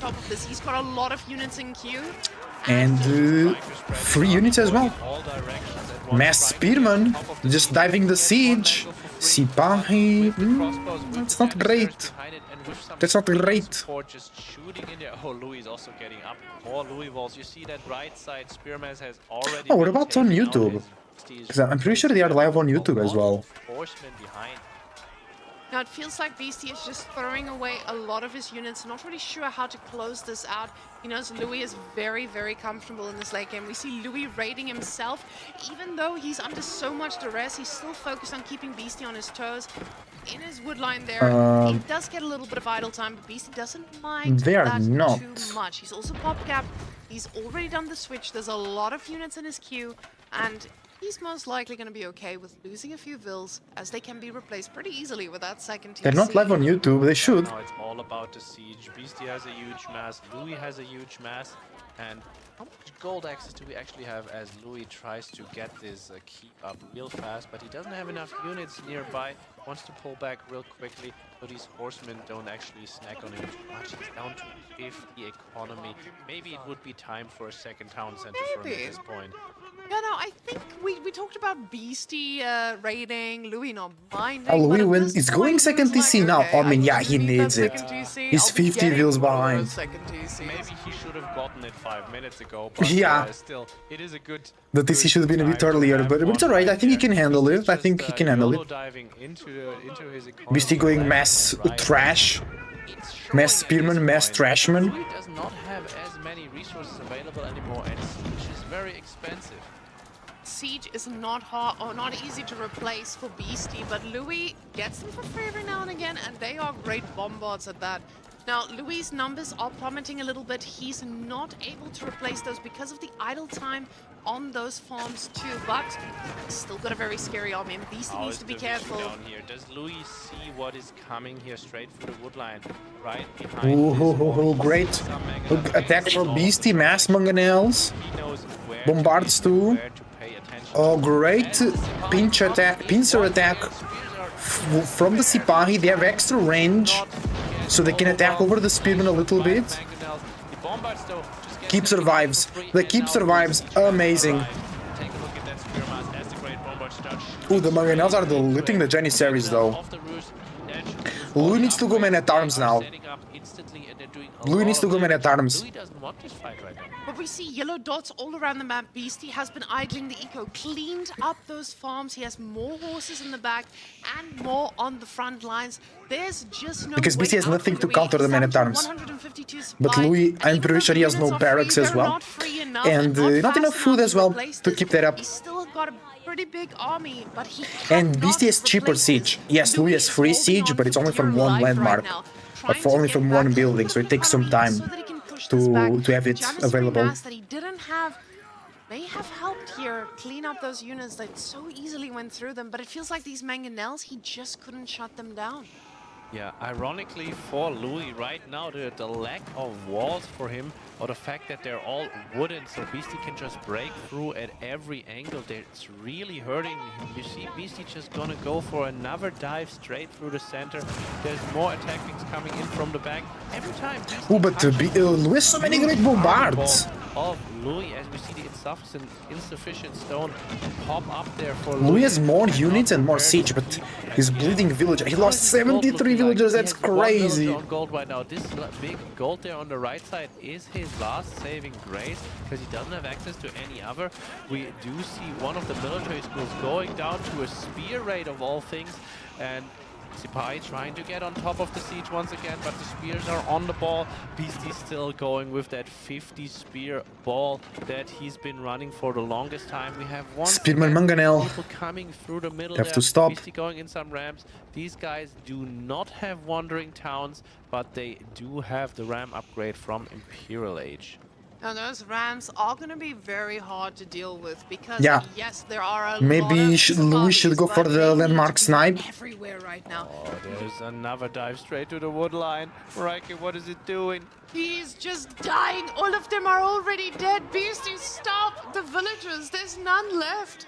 This feels like my game against the laser. I just couldn't stop raiding and I kept losing my army, but this is Beastie. He will not stop. He's gonna keep raiding. He's gonna keep trying to trade into Yeah, those Louis very needs to valuable go units, and those attack. great bombards Louis standing needs very to far forward, do but, a it risky doesn't look play. like Beastie's gonna have the numbers to take Because them if he down. doesn't risk it, surely he loses. 37 villagers now. There's horses everywhere. And Because even if Louis wins the fight, like what's next? Right, like what's next after winning the fight? Doesn't matter that Louis has You're all gonna that keep Beastie playing with cannot 30 contest villagers? right now because, Beastie with almost 100 more villagers. Go for the landmarks, Louis. We have a bunch of siege. We have a nice amount of units. Go for it. Home somewhere else on the map, and everything else is just burning. And Louis down to 31 villagers now, using one of them to desperately repair those military schools. He knows these free Louis units needs to push. where it's at. Louis needs to Only reason push. he's able to overwhelm even while being behind now. Now, Beastie targeting those military schools and ensuring that Louis can't build them back because there's not a lot of wood left in that bank. Yeah, Beastie now going back into the man-at-arms because Louis, he has so little resources that he cannot actually make the high-quality units anymore. He still has 15 crossbows, but they're mostly just standing on top of his siege ball. And yeah, how to put this? They're not really doing a great job defending anything. Now, Beastie realized I cannot keep taking these fights face to face. I need to try and shut this down economically and slowly take things down, take better trades. And this has been the way to go for it. 27 villagers now on the side of Louis. Beastie is not looking at slowing down. We just keep seeing those yellow lines everywhere. The villagers running for their lives right now. Mangonel's looking at that keep, never gonna get prepared. Those villagers are trying their best, but there's no way to keep this thing alive. The horses know where that second TC is, and they're waiting to intercept anyone who dares to get out of it. Sapahi's now still looking for that Mangonel mass, and they're doing a pretty decent job at finding them. But the spearmen are ready for action. Louis does find a connection here on one of the Mangonels. Finds even more nice surround by him. I mean, he's looking for this the entire time. This is a very costly fight for Beastie. Usually I'd say this is an absolute disaster for him, but I mean, look at the eco numbers. Beastie is on 119. Louis at Louis needs 30 to and 17 go of for them Beastie's are base. currently idle. It's the last Louis shot. just has He no can, income. yeah. He can't. Louis is down It's too late now. It's too late now. Louis can keep up with the units. In the game, it just looks like Beastie might have just wanted to get rid of those Mangonels. He says, you guys are not great at dealing with that keep, and we're going to be making plans with bombards instead. Now, the horsemen, again, everywhere. Sacred Side Timer finally activated by Beastie, putting another win condition for him in this game. Great bombards are looking scary, but they're only scary in a team fight. I think it is time. I think Louis has judged it is time. He has 6 greater bombard, he has 5 springles, and the rest of his army. He's moving straight to the middle, and this is going to be the last hurrah. Beastie's going straight into his own bombards, and he's replenishing his horse numbers. He's going into man-at-arms. He's going into even more spears. But he's currently pop-capped because, well, he's everywhere, and he needs to start losing more units. Now, Beastie doesn't mind losing more units, but he's gonna realize something's cooking because the boys are getting closer. He's still going for that eco, but we saw this happen before. Louis doesn't mind just going straight into your base and killing your face. So let's see if Louis is gonna be able to do that. 4 landmarks in a straight line. Louis knows exactly where they are. He's been in Beastie's base enough earlier that he has quite the lay of the lands. And Beastie sees this army. He knows what's up. Is he gonna start intentionally deleting villagers here, or is he just gonna try to trade this out?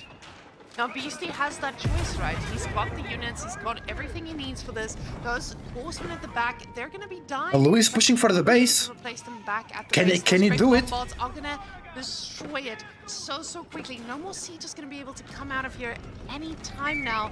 But we just see Louis' villagers falling 28 now, but that's a lot of great bombards. Army's just walking in. I do wish we kind of had an overview. Let's go, let's go. Louis for the base! Wait, where is Beastie's army? Is he trying to landmark snipe as well? Oh, it's a base trade. He is in range of Villagers being landmarks. pulled. That is the first shot that is taking a third of the town center's health. We have some villagers diving in. If there's enough, they'll be able to insufficient wood for Louis. He cannot repair his seat. That's the big detriment. We see the mass GG for Beastie wins. Louis can keep his siege alive. Much as well, but look at his bank. He's still going strong. Greater bombard numbers though.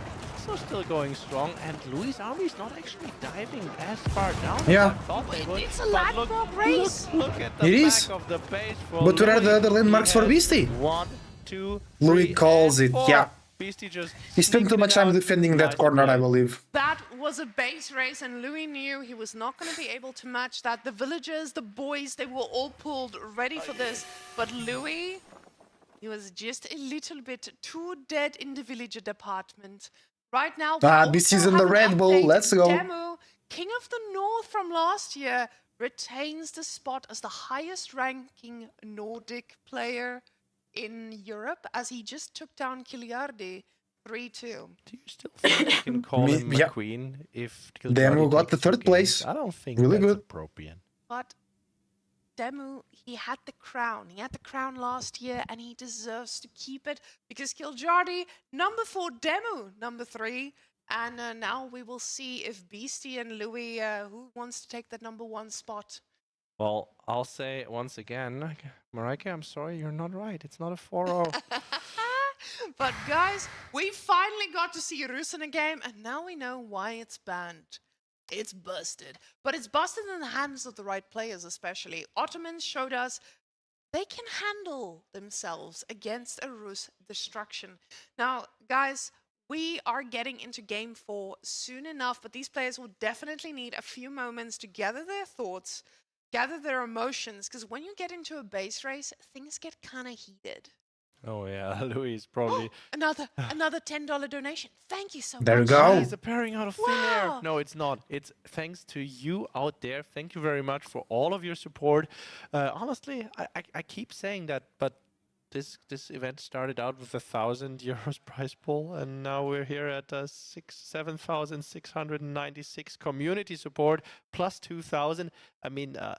It's basically a 10K event at this point. Yeah, what the hell? I can't believe it. It started what's happening? I remember when people started sliding into Beastie's DMs and they were like, hey, I want to go win the German land. Can you help me practice?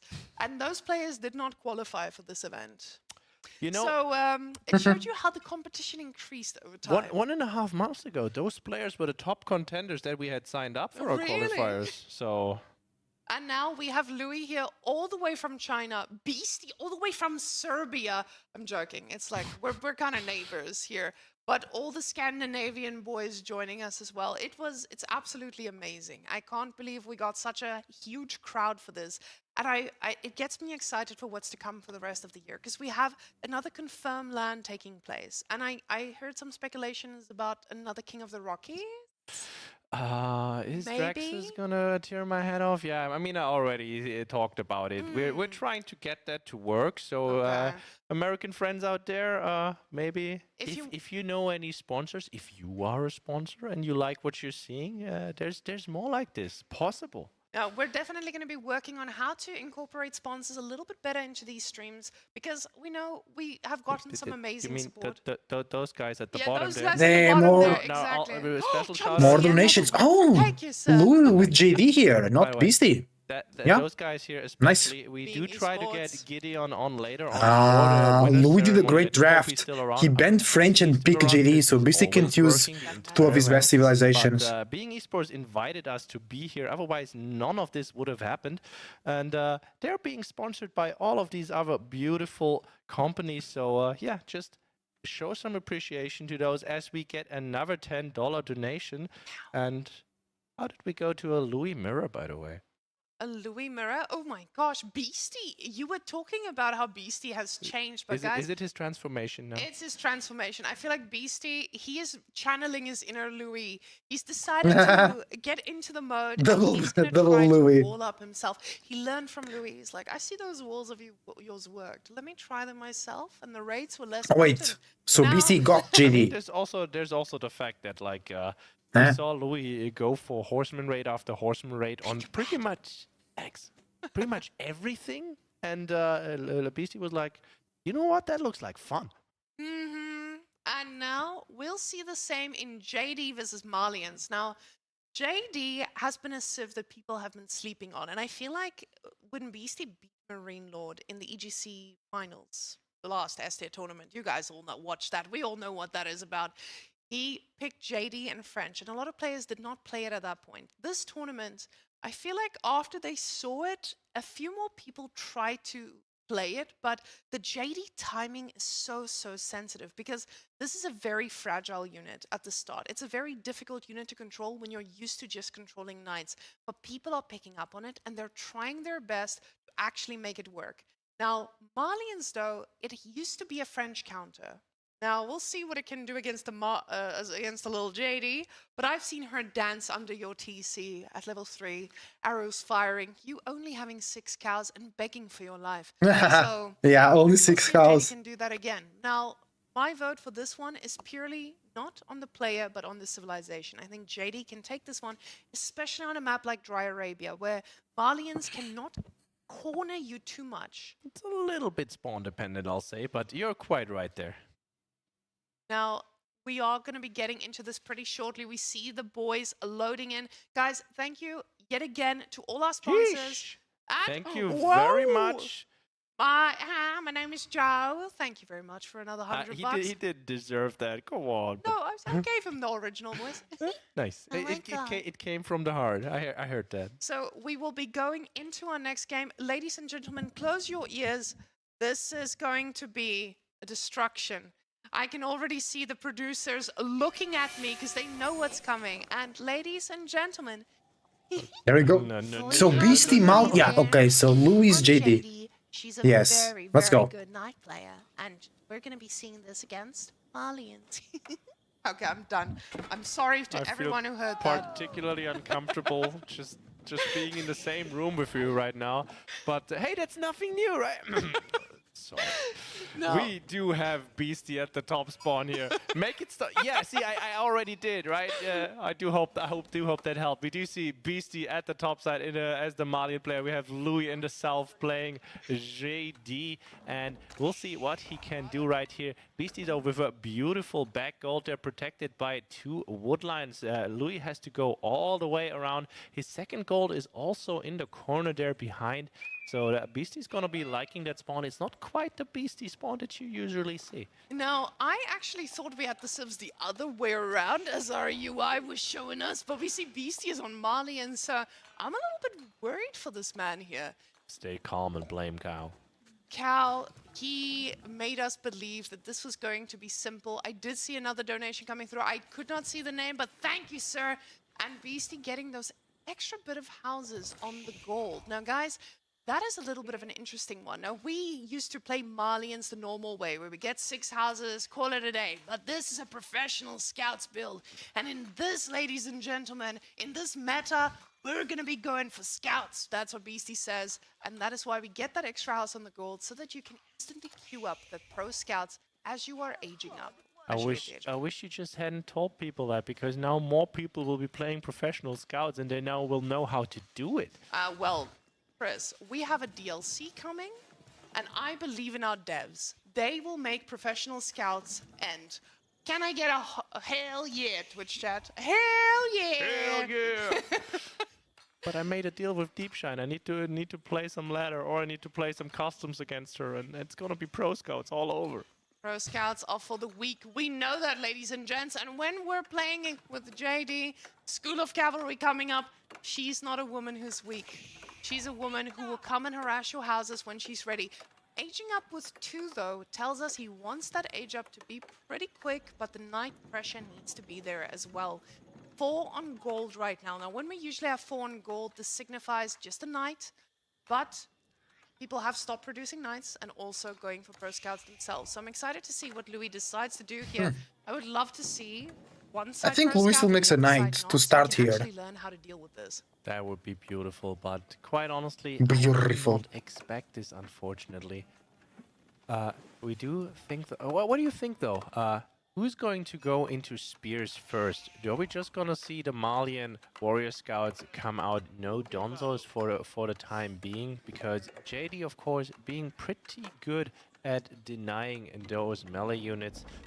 We see the mill come up. Great, it's gonna be a pro scouts build. You were right. Oh my goodness, pro scouts in this meta? I am What just so happened? surprised. No, we shouldn't be that Pro dismissive of scouts, it. right? Like pro scouts. Look, I don't love pro scouts because you no longer move villagers on top of the map, but at the same time, it's really very interesting to see the fights for the deer, and it's a lot of APM and a lot of multitasking you still have to be doing. Now, we can see pro scouts being queued up from JD here. 4 villagers actually being enough for the knight and the pro scouts right after. Yeah, Now, you see that. He had 1 gold left over. This was perfect. yeah, he was perfectly timing it. BC, though, hasn't started his. Now, should not delay him too much. He is almost getting there. We see the gold is ready, but Beastie took Beastie a book. walls? Mm, Are we gonna start Walling, calling them walling. Beastie walls? Not yet. This was sponsored by Wally Louis. Cutie? Wally Cutie. Do not start that. We will be in a lot of trouble. 2 tournaments down the line. Are those Beastie walls? No. They are Louis walls. Louis walls are the inspiration. He's the OG. The OG creator after Wham walls, of course. Now, Beastie, getting those pro scouts pretty early on, they are going to be quite nice to have because your knights are expensive. Louis now getting a second one out already, meaning that he's only going to get those 2 scouts pretty early on. And JD, she's got her blade out. She's ready to fight.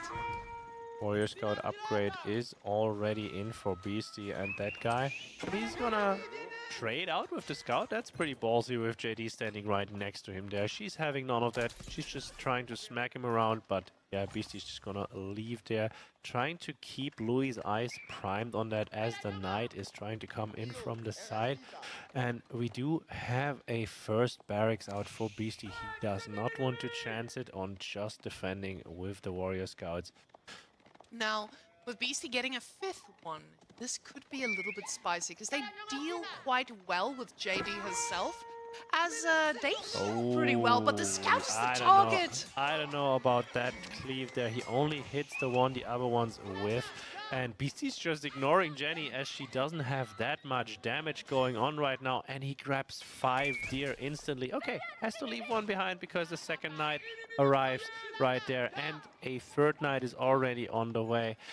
Louis does not want to give up the rest of this deer pack. Now, Louis is playing it so aggressively. He lost one of his scouts. This means that he is going to have to produce another one from the stable. And this is going to slow down a little bit of that knight firepower, but he needs to get the food himself. We do see that first Donzo coming out too, and yet another scout queued up for Beastie. Now, when you have this many scouts, you've invested so many resources into this. And you see there's no villagers over here on the gold. This is going to mean that these guys are going to be pretty happy harassing that. And you don't have any of your upgrades that you usually do. There's no wheelbarrow. Your villagers are squishy. It is a very tough time to be part of this. But he's going to try to keep making those Donzos and keep getting the deer. Because while they are engaged here, they're not stopping you from professional scouting. But what I want us to look at is quickly at the deer spawns. So with the deer spawns around the map, BC is able to pick up a few, and he's all yoinking. the way in the back of Jenny's base and just yoinking those away. But meanwhile, Louis is going straight for the pit mine, and Beastie's just gonna use those Donzo to just step up, throw a spear at the knight, and then turn away again. Jenny has to step up precariously here and threaten these guys, or they're just gonna keep doing it over and over and over. Pitmine has been set afire, but the villagers already pulled. Jenny, though, going forward, getting a nice cleave, clipping 3 of them. And the villager is also among them, trying to go for the charge. And no, he doesn't get the vill. No way. Very, very risky. Pitmine is going down. From Beastie. A villager going down this early in the game is so tough for any civilization, especially against Pitmine is down. civilization Well that done from Louis. snowballs like JD. Now, we do see the scouts trying to fight back. Beastie targeting the scout instead. Doesn't want to let him get these for free. We have 5 scouts. Can he get this? No way he can get this guy down on that short of a distance. I guess we just don't want to chance it. Switch it around to the other scout. We do have a knight coming out. The charge is going to connect. We're under TC. Louis does have villagers there, but he does not Garrison in time. And Beastie, he grabbed 4 venison from the other deer pack there on the right side already. He's doing a good job just grabbing them from different spots as Louis' attention is elsewhere. Now, with Louis having limited knights, he's putting them all in one army, which means he cannot deny all of the scouts around the map. And Beastie is making yet another one. The problem is those charges are going to make the villagers mount. He's getting forestry coming all the way from the top, out of the fog. Beastie does not see, does not react, and whoa, gets one, gets only one, really? Only one, apparently. With 5 knights out of the blue. In these games, apparently the players do not take damage, and it's only the rest of us that fall to knights. I would have lost 5 villagers right there. And he's finally getting the army back in position as well. The villagers going back towards the trees, respecting the knight charges, and now the scouts are firing back. Remember, nice point-blank charge there. We get the scout taken out. The other one makes it away. Sorry, I was interrupting you. That's okay. It's okay. It's okay. I'm just here talking about scouts and stuff. Look at all those guys. They're carrying carcasses.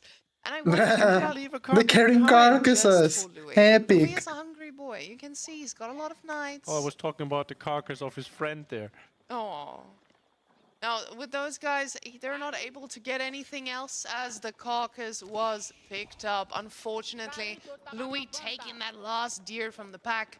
And we'll see now if these numbers are going to start mattering. Because it feels like Louis did not get that initial timing he needs to make something happen with JD, to force these fights that are usually very unfavorable for Malians. Because now Beastie is getting into that point where he's going to start being able to make cows. He's consistently making units. And this is where Malians gets really, really scary. And Louis, I don't know what his plan is here. He's getting double broad axe. He's trying to find his way in this. Beastie's suiciding a few of these scouts for the hope to see what's going on and what the transition is. But he's going to run into archers, which honestly is to be expected against Donzos. Yeah, unfortunately for Louis, he did find a few kills here and there, but if you look at JD's experience, it's still only a third of the way to level 3. That is not what you like to see. Beastie getting close to Castle Age. Into the Feudal Age against the Malian player. And Beastie, he has set up a full second pit mine. He has caught a lot of the deer from the map under his town center. We see the blacksmith going up, and now Beastie is actually moving out onto the map, being aggressive, and we might not be able to hold this right here, but it is a fight. If he can take a good one, Jenny will be just happy. Now, Beastie's macro is a little bit all over the place. We don't really know what he's investing in, and it feels like he is floating a bit of food here, overcommitting a little bit on the gather rate here. The problem is JD loves a good fight, and with Beastie getting the upgrades now, it does take a while to kick in. JD will not mind sitting back and taking this, but Beastie needs to be so careful with the micro on these units. Beastie has way more units though. He's the player that can do this right. Now the Donzos are moving forward. Scouts. I think Louis does not have enough archers. Be careful. Some of the knights are out of position, and they do pick up the scout reinforcement. We see scouts still in the production of Beastie. It's because he has so much food and he just doesn't have a way to spend it right now. But keep in mind, Louis now, he is putting the consecration there on the stables. He has it on the TC. It does allow you to make these units for a little bit cheaper than we usually see on the French. Beastie's army numbers now looking quite scary. They have the cows on the wrong side. His name 30 Donzos almost. Do you think we're gonna see a Farimba? Because cow counter is only at 2. We see another cattle ranch going up. Yeah, I don't necessarily see it as well. I think only Demu plays it. Yes, yeah, yes. only Demu plays it, yes. The Farimba earlier, and there were some heated opinions. Sim and Kiljardi were discussing it as well, and it feels like the favor is onto the Farimba Corel. It's just on a Farimba. Oh my gosh, I just put them all together. It's my all gosh. good. We've all been there. We've all built a Farimba in between a lot of cattle ranches at some point. We are gonna get the Fulani Corral, most likely from Beastie. He trusts in the food, he trusts in the mode of Zerg. He was a StarCraft player for so long, he knows the power of having 1,000,000 units. So this man is not going to be shy with that. Louis actually also slipping a bit on his macro, floating a lot of food as he re-macros right at that moment and pulls a lot off of it. Because Jenny in the Feudal Age, she has 25% reduced food cost on their consecrated buildings. Oh, nice raid. As we see another raid going into the woodline, and this time we actually find some damage. I'll say some. If you run into a woodline with 5 knights, maybe you expect to pick up more than 2 kills. Yeah, but villagers are faster than knights in short distance, so... Leaves behind a knight though, and needs to pay attention that it stays at 1 knight. It doesn't look like it though. There's gonna be another spear throw in a second. 2 knights are already down, but he just barely gets out of rage. The thing is, that's a lot of units. I'm feeling a little bit scared here for Louis. It feels like Beastie has Louis huge army. also knows this. He knows how strong Malians can be when they don't get punished. And it feels like there was no punishment involved here. 6 cows now in the ranches. Consistent production from Beastie. This fight could make or break the game right now, and it does look like they're out for blood. Louis, woof, not so sure about it yet. There's 3 scary components right here. A, as long as these Donzos are up, the knights can't really do anything, and there's 45 of them. Too many Donzos. 23 archers. At this point, usually and you Beastie see a already giant with archball for the French variant. Beastie already with a lot of javelin throwers as well. Javeliniers on the field, then there's even archers on there. And it also means that JD, she's just gonna be instantly popped. Now JD will break in half the moment those javelins even look at her funny, but those Donzos, it doesn't even need to be the javelins. The Donzos will just throw once, and then she'll be history. She's dead. Yeah, that woman, poor history she had, but now Beastie is getting a solid amount of cows. You see what Louis is cooking behind there, though. And Louis is cooking, and Louis loves a good Royal Institute. And anyone loves a Royal Institute, but Jenny doesn't love a good spear throw. She does take a little bit of damage, but now Beastie realizes this is out of position. He is going to keep pushing here, and this is most likely the best choice he can make, because this is the moment when Louis slows down production and goes for the Royal Institute. When you have 21 knights, it would be a war crime not to get the Royal Institute, and he knows this. He gets the Royal Institute, and now he needs to make sure that he has enough gold to upgrade those bad boys. That is going to be his main army. Can we get Beastie's vision real quick here? Because naturally, he will know that something's going on. The JD variant is not aggressive. He knows that as long as Jenny's not getting any of her experience in, there's really no threat to him right now. And he's abusing that because we already have 15 cattle. But there's also the scary moment when the bloodlines hit. Beastie's just gonna try to go for his own castle timing now. Beastie with castle is going to hit hard for a while. In a while, actually, because the Royal Institute is going to be hitting a lot harder, a lot quicker as well. Castle Age for Louis with the Royal Institute. For both the archers and the knights. Okay. We'll see what he chooses next. Most likely Royal Bloodlines, because you want those knights to be extra fiery. And now Louis is looking to break through those walls. He's like, hey, these remind me of my last game. Oh, no, you know what that reminds me of? This situation right there. Please, Louis, pull back. Don't go in. No.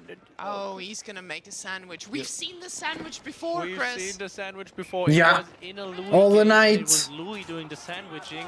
And I am really scared about this because those knights, they're the main reason we went Royal Institute right there. And now they're stuck. They're stuck, but they will have a way out if Beastie allows this. The thing is, that wood line is wide open. There's two armies here, and it feels like He was able to Beastie escape split with the these knights. units Well up, done. And you don't want to be splitting up in this Beastie's situation. edging up. In the middle. Louis does get the knights on top of Oh, javelins, but Louis will now lose he all the needs to pull archers back if he's because not the careful. Donzo numbers are just so overwhelmingly strong. JD all the way in the back of the army, but Louis playing it nicely, gets the knights out, mostly loses one or two here and there. It is still fine. He's on 23. Royal Bloodlines is about 35 seconds out at this point, I'd assume. And he sees the H up right there. And Beastie needs to be careful here. If he loses too many units, he's cooked. But right now, trying to age up with as many as he can. 20 cows in the ranches right now. He's got enough gold for upgrades too. Trying to get as much as he can before he's pulled off. And Royal Bloodlines about to be kicking in. Thing is, JD level 3 is popping now. We're gonna be seeing some champions come in as well. Or will we go for the riders? No, I do think you go for the champions just because of the sheer number of Donzos right here. Because you want to win this game right here, right now. There they are. And Bloodlines is in, second range defense is in. Beastie's about to hit the H up, then it's 30 seconds to his upgrade. Louis actually holding on better than I thought. the thing is, those knights can still take a very unfavorable engagement. The javelins have such good base damage. He does pick up quite a bit of kills. Donzo's overextending a little bit. Beastie getting the Donzo upgrade. They're going to take in a few seconds. The javelins are so close to The him. knight's Donzo's getting finally secured. upgraded, and JD screams her cry. Royal Bloodlines is in place. Is that enough? Is that enough? So many Donzos. We have 22 knights, but the heal was just a little bit premature. I feel like he needed to do it, otherwise JD would have been sniped out. But look at the numbers. Knights just not dying. Donzo numbers are rapidly falling. We do have Beastie producing more Donzos. Just going. Oh, it was enough. The knights are cleaning everything. Crazy. Louis' numbers are just still on 89, 79. Royal Bloodlines, bro. Great, but his army is not just not there anymore. Look at JD. Just Beastie's like Beastie's reaction. Royal Bloodlines. Bloodlines kicking it at just the right time. You can see Louis is so happy with that victory. Beastie had it there for a moment, and just that idle time from the commitment in Louis showed us that this is not going to be an easy one for Beastie. Now on match points and also a redraft. Now, for those of you who don't know how this usually works, this is now where the players get to sit down, look at the last maps that they have, and re-pick some of the civilizations that they Great play from Louis, bro. Redrafts should be a lot less common with the expansion coming up, but we still have too few civs for that in this scenario. Might have won that with upgraded Donzos, yeah. Could charge right into that Donzo mats, yeah. Could hold it, but those upgrades just kicking it at exactly I guess Beastie just had to push in feudal. He had so many more units. He had so much more value. On low ping. You know, timing was just impeccable. Like he just hit those 30 seconds before the upgrades came in. It was absolutely clean. And if Beastie at any point decides, okay, I'm just gonna move my 60 army ball into your base in feudal. Yes, JD in feudal is scary if she He is forgot level the 3, Donzo without the bloodlines. on the Dark Maybe now they've Age. held that. No, it And was the Age 1 bloodlines all make the such a time. difference in those knight numbers, and that is why it's so important to keep those knights He fought when alive, feudal make sure Donzos that the kicked death in. ball can create the most Casters don't know chaos. what happened. Now, Oh, what is didn't this he? going to be Oh, next, no guys? My question way. is just, what are going to be our bans and what are going to be the picks? Does Casters Louis don't know learn he from lost that because one Donzo's mistake Age when he 1. I lost was against like, that's Beastie, crazy. banning out Like, this one? but And Louis he's going to realized. allow that Beastie picks that he loves to get through. But Beastie now on a lot of pressure. He needs to win 3 in a row here. And against someone like Louis, that is not easy to do. We must be feeling pretty well right now. Can we get some player cams from the stage? I'm actually quite interested to see. Can ascertain something from that? First, it's us. Very nice. Look at us. Let's look at the maps that are left, though. We still have Want to do Louis pose again? Wanna Louis do the pose Beastie? again. Beautiful. Look at us go. Now, guys, we have some maps. They're not left that mentioning yet. Yeah, they're not mentioning the fact that. you don't even need to tell me. Did we swap the drafts again? Did Because we need to ask this. Is our draft swap? are you Did you Louis... sure? Okay, Beastie is Rus. We just Alright, got confirmation. I'll stand corrected.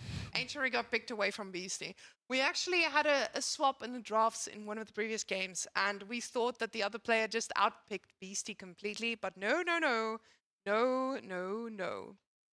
So what we are seeing now is a HRE pick for Louis, and that is Beastie's civilization. He doesn't love that one going through, which is actually quite interesting here, because as you can see, HRE was... Oh, wait, I was going to say HRE was banned, but he picked it before he could... Yes, never mind. Never mind. I'm back. I'm back. We do see the double Zushi, double China ban there. Now, what's going to be the other one, do you think? We do have left... What are our maps left, actually? We have Himeyama, we have Coastal Cliffs, and we do have Basin still available for all players here. Now, I feel like the full first service that we see, they can handle all they can handle all 3 of those. Keep in mind, it is Beastie's pick right now. And with him having Rus and French, I feel like these are his comfort picks at the same time. He loves a good French. He's been showing us exactly what he can do on nights, but Louis showed us that as well. Louis is really, really scary on nights. And I can't believe we're finally seeing it, because like we said, this is just the first time that we see him playing on the same ping as his opponent at a low ping. Everyone they're not liking it. They're not liking it. I feel so bad for Louis, because I watch the streams online and then people see Louis loaded and they're like, oh, my connection's getting so bad. Oh, my game crashed.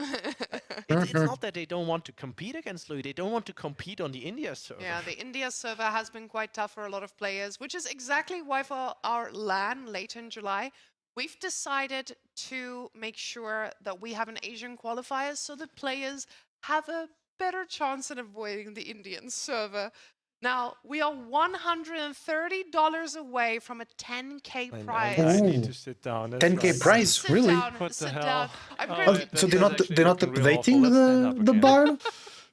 Now, this is pretty massive, because considering the prize pool you guys see here, there's 2K on top of this as well. And we just want to thank everyone who has supported this tournament. You made it worth it for the players to fly all the way out here. And it has been an absolutely amazing experience. The casters are watching, aren't watching chat. Red Bull. I think they are. Whoa. I think they are. I've had so much Red Bull these last few days. I don't know how I'm going to go back to normal life. Maybe. I'm going to go back to my day job and I'm going to be like, where's the Red Bull? The caffeine. No, this has been necessary to just keep the energy going every single day. And I can imagine the players. We never mentioned this, but you know, guys, she's actually just here because she helps us out. Like, she's not getting paid for this. She's paying to be here just like the rest of us. She's not part of Rising Empires, unfortunately. You can join whenever you feel like. We do love to abuse your free labor. Please do come in. I'm free labor. I will stay as free labor. I feel like we are colleagues. It's like with EGC. We're good colleagues. We stay. We have our own tournament avenues.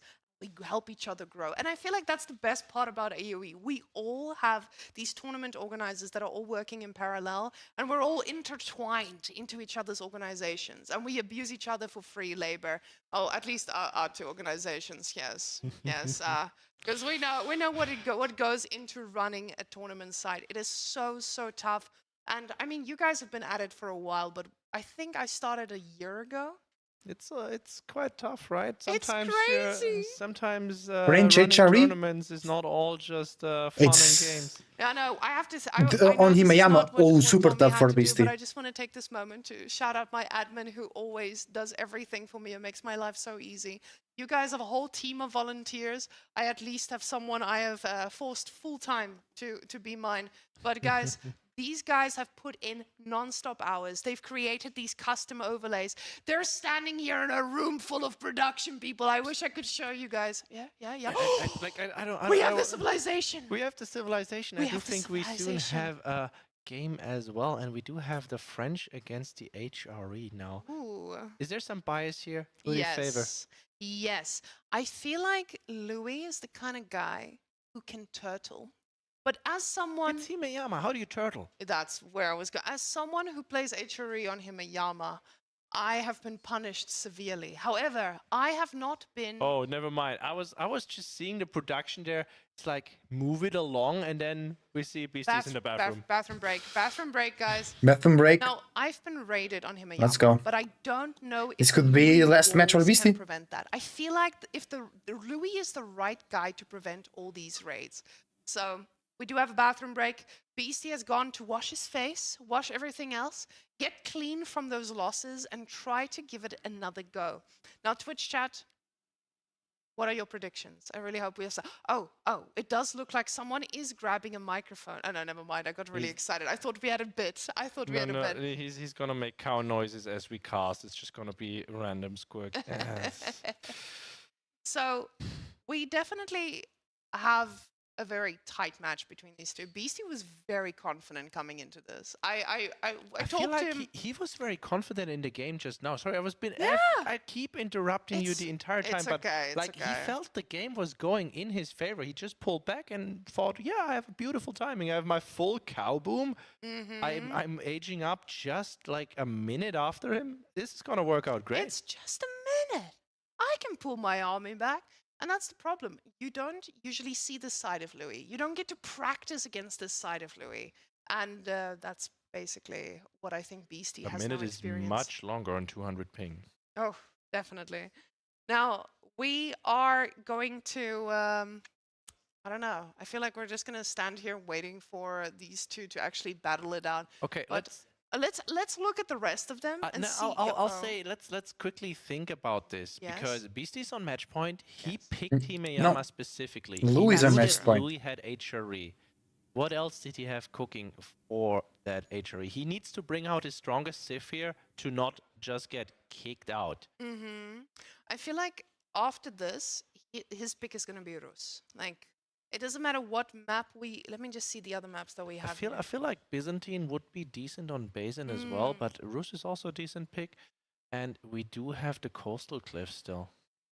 Yeah, this is a little bit of a tough map because with coastal cliffs, you do want to have those pretty quick engagements and heavy fights, which I feel like the civilizations on the side of Louis, they are probably the stronger ones in this case. So... I'm a little bit worried here for Beastie. I came in here being very biased, just so you guys know. I'm going to call myself out there from the get-go because I know you guys in Twitch chat are saying exactly like, get those Reddit posts ready, boys. Yeah, biased casters here in live tournaments.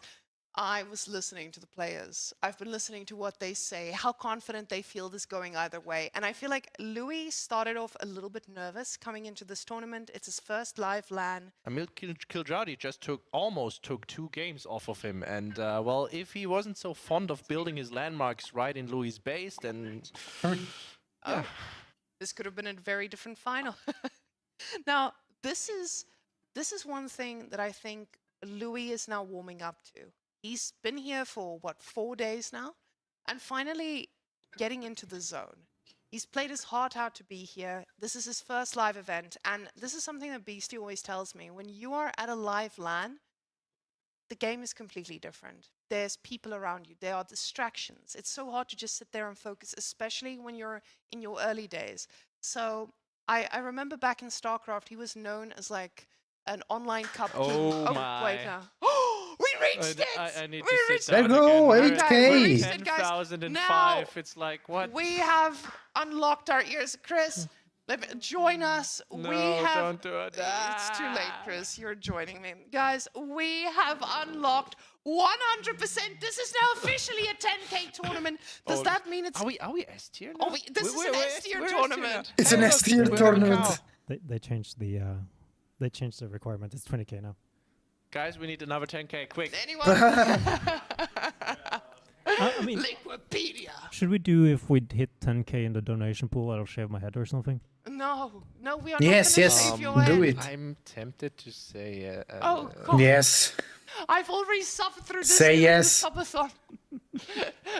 Take me back. I think it would work better if I say I shave my head, but I don't love anyone enough to do that. I'm sorry, okay. guys. Not even little bit disappointed right there. Cal calling out my dog. Yes, definitely my dog. I would shave my head for my dog. Yeah. And for Gigi Dog. Shout out to Gigi Okay. Dog here. I don't want to let her be forgotten in this. Do we shave cow? I don't know. Do we do it? It's, Now, he would guys, look so weird. He would look even weirder. I mean, he's already our resident vampire. We can't get that extra layer of But hairlessness. Demu would feel so much companionship. Demu would feel companionship. That is true. We actually, oh no, I feel like we're about to get another comment here. But guys, this is us filling the time. Yeah, guys. $1 more and we'll shave Demu's head. Don't call him out like that, my man. I'm gonna hold the camera for that one. Good luck.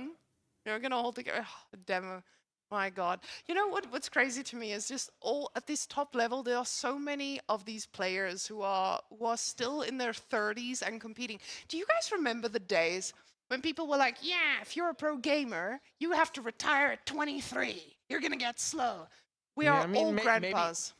Do you know if it's the same in FPS games? Yes. Are shooters actually dominated by people in their 30s? I have no idea. I only watch Age of Empires. No, we have kind of like... Okay. There's 3 to 5, 35, 25, he says. Okay, never mind. He's making signs. But in our case, it does look Age of Empires. This is the game for grandpas, grandmas, all of us unite. I have 2 dog children. I'm very sure that my dog has had many children before I yoinked her from the streets. So definitely, the grandmas and grandpas unite. This is our game, and this is our time. So don't worry, guys. We will keep having relatable people. I say this while we're wearing cat ears. Yes, it's your fault. I am so sorry for this. And You're wearing not. my beautiful pink jacket as well. Now, guys, I believe we are getting a little bit closer to this, but while we are loading in, as I see Cal There we go. dancing there in his chair, Let's go. We should have really made filler content. Honestly, I'm putting that on my list. We are gonna have a lot of quizzes, and you're gonna watch the pros get all the unit names wrong, so we don't feel alone. That we already knew. Sorry. And he stopped. I was about to take a video of the cow dance. Oh well. So now we do see these 2 full focus mode. Louis looking calm. Beastie, I would say as well. But I feel like the pressure is up for Beastie here. This is not... Of course, pressure is not up for any Beastie. game. This is the game. Of course. It is the game, but it is his map pick. It is his civilization choice. He knew that Louis' strongest civ would be the Oh wait, HRE, Louis and goes would HRE. come This might be a out win for the right here, Beastie right now. in this And open map. French used to have a very favorable matchup into HRE. Actually just applying that pressure, denying the food. Himeyama is a good map for French because it's so open. Louis will be forced, for example, into that early barracks, and Beastie's just putting up the tower already. So this is gonna be completely gone away unless... now that spear is gonna be alive. Can we see if there's a villager making it across possibly as well? Now, that is Yeah, a very tower rush. normal Oh, no, no, no, response. no, no, no. Ooh, Louis, I thought you were the defensive king. What is this, sir? Now, that's exactly what people have been asking. So Louis is defensive, right? What else does he do? Apparently everything. This man will just keep going no matter what. And Louis keeps making spearmen. He sees the tower, but he's like, no worries, sir. I'm just going to keep making these bad boys. And on Himayama, a tower rush is so powerful because usually you deny more than one resource. Now, luckily for him, the gold is the only resource he will be denying here, but it will also put pressure on that deer that French so loves to get. Is directly behind it. That's so unfortunate for Beastie. Beastie already aging up. He does have enough, and by the time this tower goes up, he will also have enough for his first night. So he's quite fine there, but what he will not have is access to pro scouts. Now this feels like it could be a choice, and I know that I talked to Beastie about this matchup specifically if your gold gets denied. And he Beastie is back gold though. though. The guy who runs out of gold here, and I don't know if Beastie is going to be comfortable with this. He 9 on gold now. He wants pro scouts. He's like, I'm getting pro scouts no matter what, so brother. Bad. By the way, he does have a nice little gold there all the way in the corner. Unfortunately, it is not behind his base, but a little bit to the side. But it is basically on the other side of the base, so he'd force a lot of movement from Louis. Now, with Louis getting that tower up, it was quite an investment, but it definitely will pay off. We can see now 200 gold in the bank. It's not enough for pro scouts, but Louis says, watch me, I'm going to do the same. He gets another load of gold himself to try and ensure that he's going to have enough for pro scouts. Now, Beastie needs to move this very quickly, otherwise he's going to be a village down, and he loses that first village. And the second. And another one. Is this really worth it for the extra drop-off? No, I do think these guys have been forgotten there. What is he gonna need the extra gold for? You can see it on Beastie. What's happening with Beastie? I just realized, hold up. French Pro Scout is discounted, so Yeah. he's gonna go for the Knight and the Pro Ah, sure. Makes sense. Minework Palace for Louis. Beastie now losing 2 vills. He knows how bad this is. You saw the head scratch. He realizes, oh no. Now, keep in mind, French, they do get those extra vills as time goes on, so they are okay for a while, but this is not, this was a very successful tower. This is like tower rushing and killing 2 villages straight out. 100%. Minework Palace coming up. We've heard Beastie talk about the Minework yesterday here on the cast, and he was advertising it quite well, making a case for it being used. Kind of surprised that Louis leaves the spears in the tower. I would have expected him to just push the deer on top of his own mill. Yeah, at this point, when you have that control, you just get to move them wherever you like. But I guess he wanted to make sure he doesn't get all raided. Of these things. He's insane. Do you see him there on the stone getting ready for the arrow slits on the tower? And I do think with the amount he has on it, maybe we'll see a double drop-off and also a fortify. And this could force your opponent to have to invest so much more than they really want to. And no, they're just going for one old load, and then they're hey, villager, we said one load and one load only. Minework being the choice, though. This is a pretty good position for Louis. He's now in charge. Now there are archers coming out. And the thing is, yeah, feudal rushing coming. On archery range, this A lot of people lose with HRE because they just so focus on going castle. But they are so strong in feudal as well. Of course, versus knights is always scary.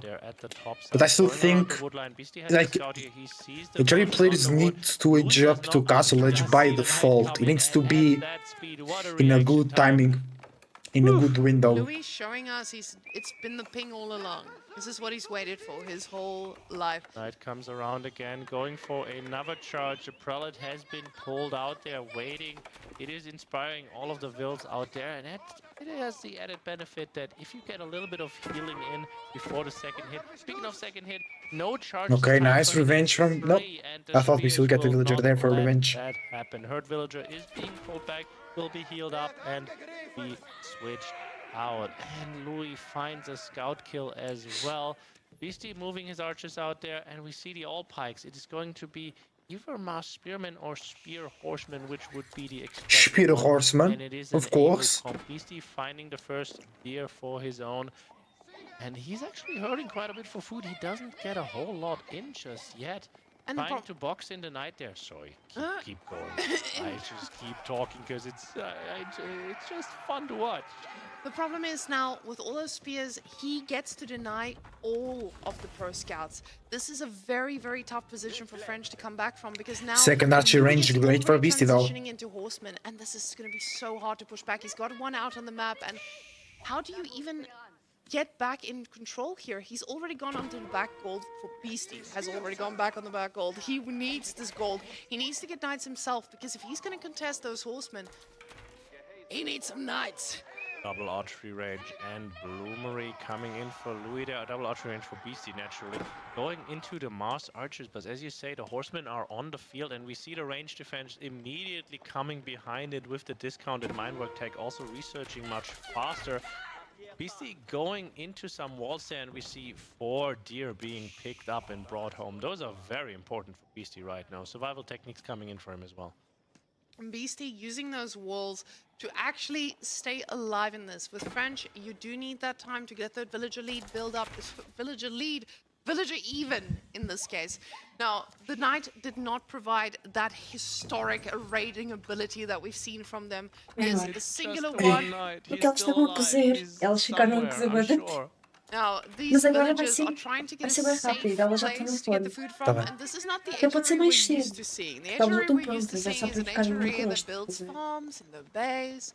They love their life. This man, he doesn't mind going out on the map, and we never see this against French. Being able to go out on the map against the French player is definitely not on the bingo card for A lot of archers waiting behind that woodline, trying to take out the scout, but pulls back in time, and now the numbers are actually revealed. And Beastie, he just didn't have the gold yet to get in.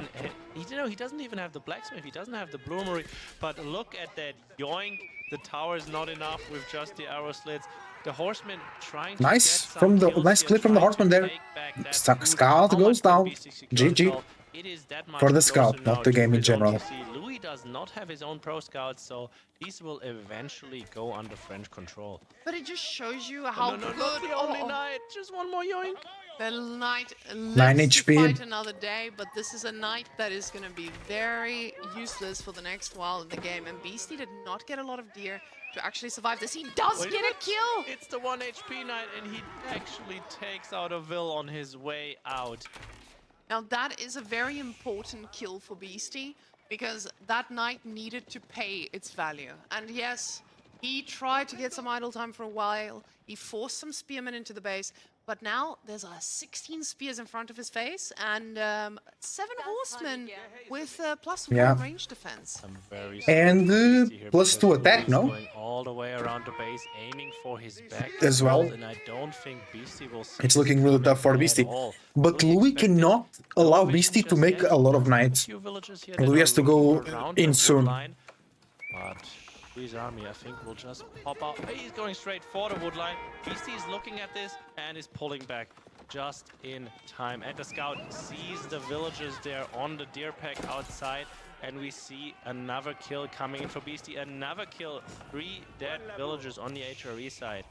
Now, this is the type of raiding that Beastie needs to make this work, and we see that that's is another one. that is the power of Knights. If you let your opponent go back on gold, this is exactly what happens, and he gets Yeah. another one. Now, Beastie very committed to this, trying to get yet another one. Louis has to But go straight for the doesn't eco, look like bro. these Knights will have that opportunity, and then the Knight will be going down, and now slowly Beastie is starting to pick off this army of Louis. Louis is in a good position, but Was Beastie in a is starting to corner get there, too but many knights. Getting a lot of the deer on the map actually. Beastie starting to get too many knights, for sure. Louis just couldn't find more damage as Beastie. I'll say trading 1 knight per villager is usually not worth it. Pro Scout skews up that ratio just a little bit, but I'll still say it's just not worth it. We do have Beastie going there on the back as Louis tries to come for another round. Archers just taking out a lot of spears. These are not favorable trades. If you look at destroyed value, Beastie's just mounting up, and at the bottom side we have Louis applying more pressure. Beastie still pumping the archers out of 2 archery ranges, and we have the knight numbers. Oh, that's Now, when I am Louis in this case, I know I've killed a lot of villagers in the early game. I know I've done a lot of aggressive moves here. I've committed to quite a composition. And all in all, I feel a little bit stuck now because I just let my opponent get back into the composition he's comfortable with. So Beastie now on 29 soon-to-be archers. He is probably feeling a little bit confident, but he needs to be careful. We've seen what he does with those raids. Not the sheep, you monster! Not the sheep. That poor sheep's carcass will probably not even be taken back to the base. Poor guy. French sheep at that as well. Yeah, I'll say the scary part about this right now is if you look at Beastie, he's getting his upgrades, he's getting the range defense, he's going to get rid of this tower. And since there's, never mind, there is a reaction from Louis, and so Beastie will not actually smell this. We do see one Ooh, great trade with the horseman. But the villagers get safe into the TC. Beastie is getting very ahead on villagers. And he already has 31 arch. I think Louis lost his timing. He had to attack really when like Beastie had 2 knights only. Villagers out on the map. So far the knights have been easily able to catch up to his. He's applying more pressure at the bottom side. He's just coming in from all angles. This is very scary if you split your army like that, because look at that huge archer ball that Beastie has going. If you don't pay attention here, you will easily lose a lot of your army. But it also, oh my god, he's coming in from the front again, as the third control group is still being chased by the knights. And we're almost up to Castle Age at this point for the HRE. The amazing ability from Louis to idle Beastie the whole time. Every time Beastie reacts, there's another attack just following. Yeah, but Louis is going castle and doing good damage. Let's go. He can do anything. He can sit in his base, play the long game, and then all of a sudden he can be aggressive and destroy your face. With him having 2 prelates in this as well, he's probably going to be very happy going to castle and getting some relics of his own. Louis needs to pay attention here. Knight's gonna not find the connection, but there's enough knights here to burn this tower. There is no auto repair available, and we see another yoink. Well, that guy will have to leave the deer behind, because the horseman numbers for Louis are quite enough to deal with this. Beastie, a little bit of a mismatch going on there, or he's just piling up gold for Castle Age already, but he's also aiming to go towards it. As far as food goes though, he was not able to yoink away. Beastie floating gold, that indicates he wants to go Royal Institute, I think. And now it's Beastie trying to waste Louis' time here and keep his attention at home, so he does not punish this castle timing that Beastie is going for. Regnitz Cathedral is coming up. Now, with Beastie getting these knights to the back here, it's still really scary because those are your powerhouses or power horses in this case. And we see that beautiful surround. Yeah, the knights going down. Great play from Louis. Perfectly played by Louis right there. Beastie's not going to be happy about that one. He's going to be yoinking the deer right in front of that base of his from the HRE. Great play there. The knights get only 5 knights for Beastie.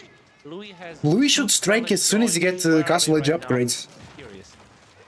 They're in position, I can tell you that. That's the kind of man Louis is. He's ready for these age ups. We'll see if they're going to be able to instantly do the relic yoink. But Beastie now losing those knights that he lost. This is going to delay his castle. You can see he's still making units consistently, still making knights. And this makes that difference between Royal Institute and Guild Hall so obvious. You can see instantly cancelling all those units. He wants to be aging up himself. Going to force some of those drops off, definitely, but you see the amount of gold he's floating. He knows this is a very, very limited time.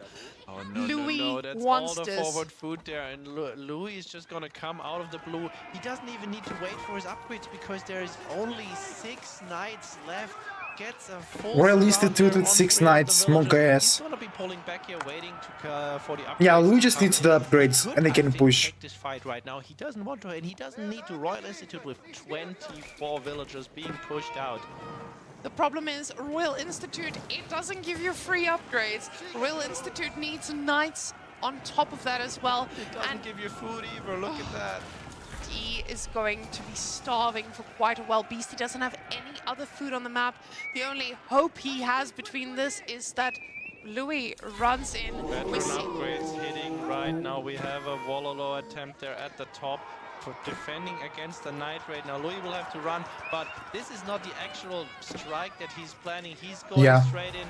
Horsemen need to flank around the Horsemen need to go in for the archers. There you go. GG. Right in front of the TC, but Louis gets this around. This is a good fight for Beastie. It's still so hard for the horsemen to kill the archers. So annoying. The deer gathering is also idled out. Beastie has no food income whatsoever. This is the entire army. Beastie's castle though is getting the archer upgrade. The problem is he was able to hold this for a second, but the +2 range defense just There you go. Look at there you go. It's over. Worse. It looked like Louis was Louis gets so the win. 4-1. It looks like Louis is going to be able to kill off all these units from Beastie. Every little bit he has, he's spending right now. Beastie's still on 15 food. He has no way to get back into this. Louis' GG. numbers are still great, and Louis just takes Beastie's typing it out. GG. Have our winner. GG. Louis taking his first LAN appearance. I said Beastie would win, but very fair. Rating all the way from China. Very fair for Louis. Very big Very fair win. He is gonna be. Before Louis comes in here, he's gonna think I'm a weird person. Now, we are going to be getting his translator here to do a little bit of an interview here for the Great win for Louis. Honestly, Great win. cannot believe that we had such a beautiful showing here from Louis. The man played his heart out. He was eating showed us some chocolate. exactly what he can do. Now, are we doing it on the stage? That would actually be pretty cool. Okay, we're you know what? we're moving over to the stage, ladies and gentlemen. Let's do it there. It looks like some Kinder stuff. Beastie 4-1, bro. God damn. Domination.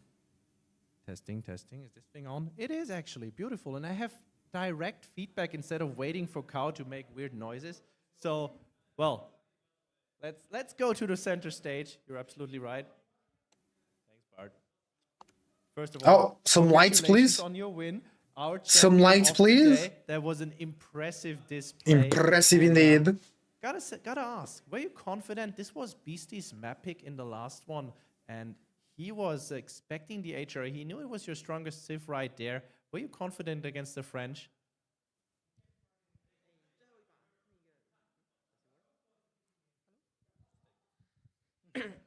最后一把这个你进来的时候，你觉得怎么样？就是你有信心吗？因为这是 BC 的图 ，BC 的文明。我觉得我有没有信心？因为已经拿了好多个赛点了，就正常打就好了。I'm at match points for so long already. I don't even need confidence anymore. The match points for so long, yeah. There's not a whole lot to say more to that. That was a cow. What do you want? Classic cow.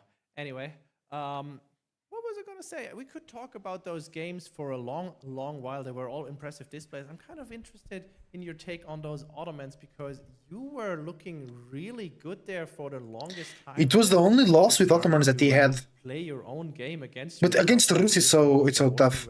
Let's just end off on the games with that one. How did that feel? What do you think went wrong in the Ottoman game? 那把鄂图曼对局，刚开始看起来还算顺利，对不对？可是最后突然 BC 算是翻转过来，用你的招式打你，开始狂穿你。有什么想法对这把？这把奥斯曼没有。准备出杀，应该去打一波的，我没有打一波就被他拖死了。他RTC 补得很早，经济比我好。Yeah, so his eco is much better because it's much earlier to TC. He should have just do a timing in the mid game and just try to kill him. And yeah, he missed the timing, so then he was dragging to the late game. Well, that was the only timing he missed today because we saw that Mali game of Beasties where he was feeling really confident and he just loses it in 30 seconds right there as he tries to ace out. But anyway, enough of the games today. We have our champion right here. If Kao wants to come out again, we can give away this trophy there because, you know, otherwise I'll do it.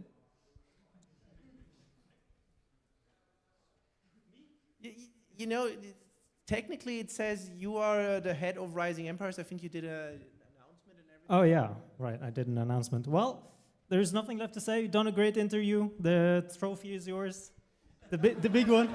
Good luck finding the right one. Okay.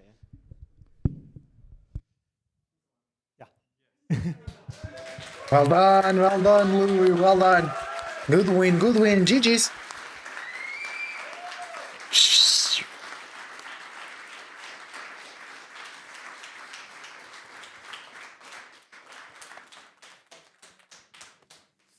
Well, we do have some other trophies as well, so congratulations. And as well, if we have some more trophies as well to give away, we have the second place medal for Beastie, the bittersweet one. I don't know, you're still there, Alex?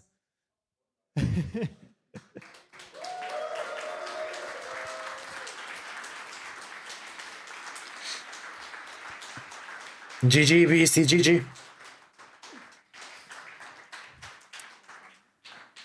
And then as well, we have the LEL champion boy, who did not get his contract signed, but at least gets a trophy. I think it was the amateur event.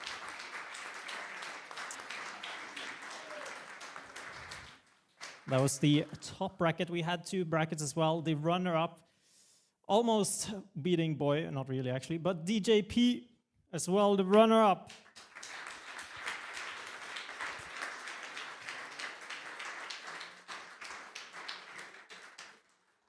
And then I have the very awkwardness that I do not remember who won in the lower bracket.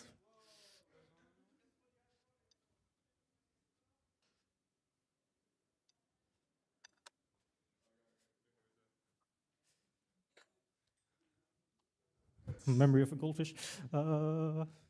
And let me see the bottom bracket. It was the first place Scooper Caban. Scooper Caban, One Piece enjoyer. And the second place in the bottom bracket, it's Pedro Ali Bum Bum.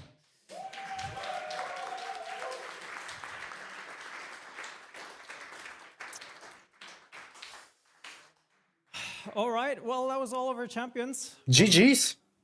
Oh, what? Oh, no. What? Oh, we have Steel Series gear to go away.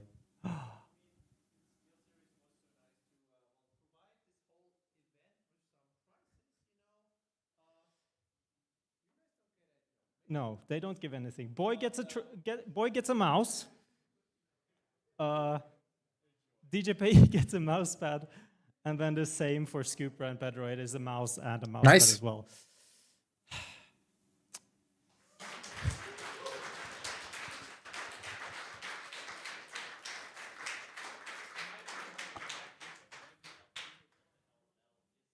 Oh yeah, right. Low Wheel of Legends. We host that every week.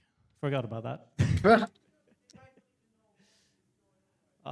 Well, Low Wheel of Legends and Weird Rising Empires, we host a lot of events. This is surprisingly our 3rd LAN event. EGC is still not doing anything about that. True.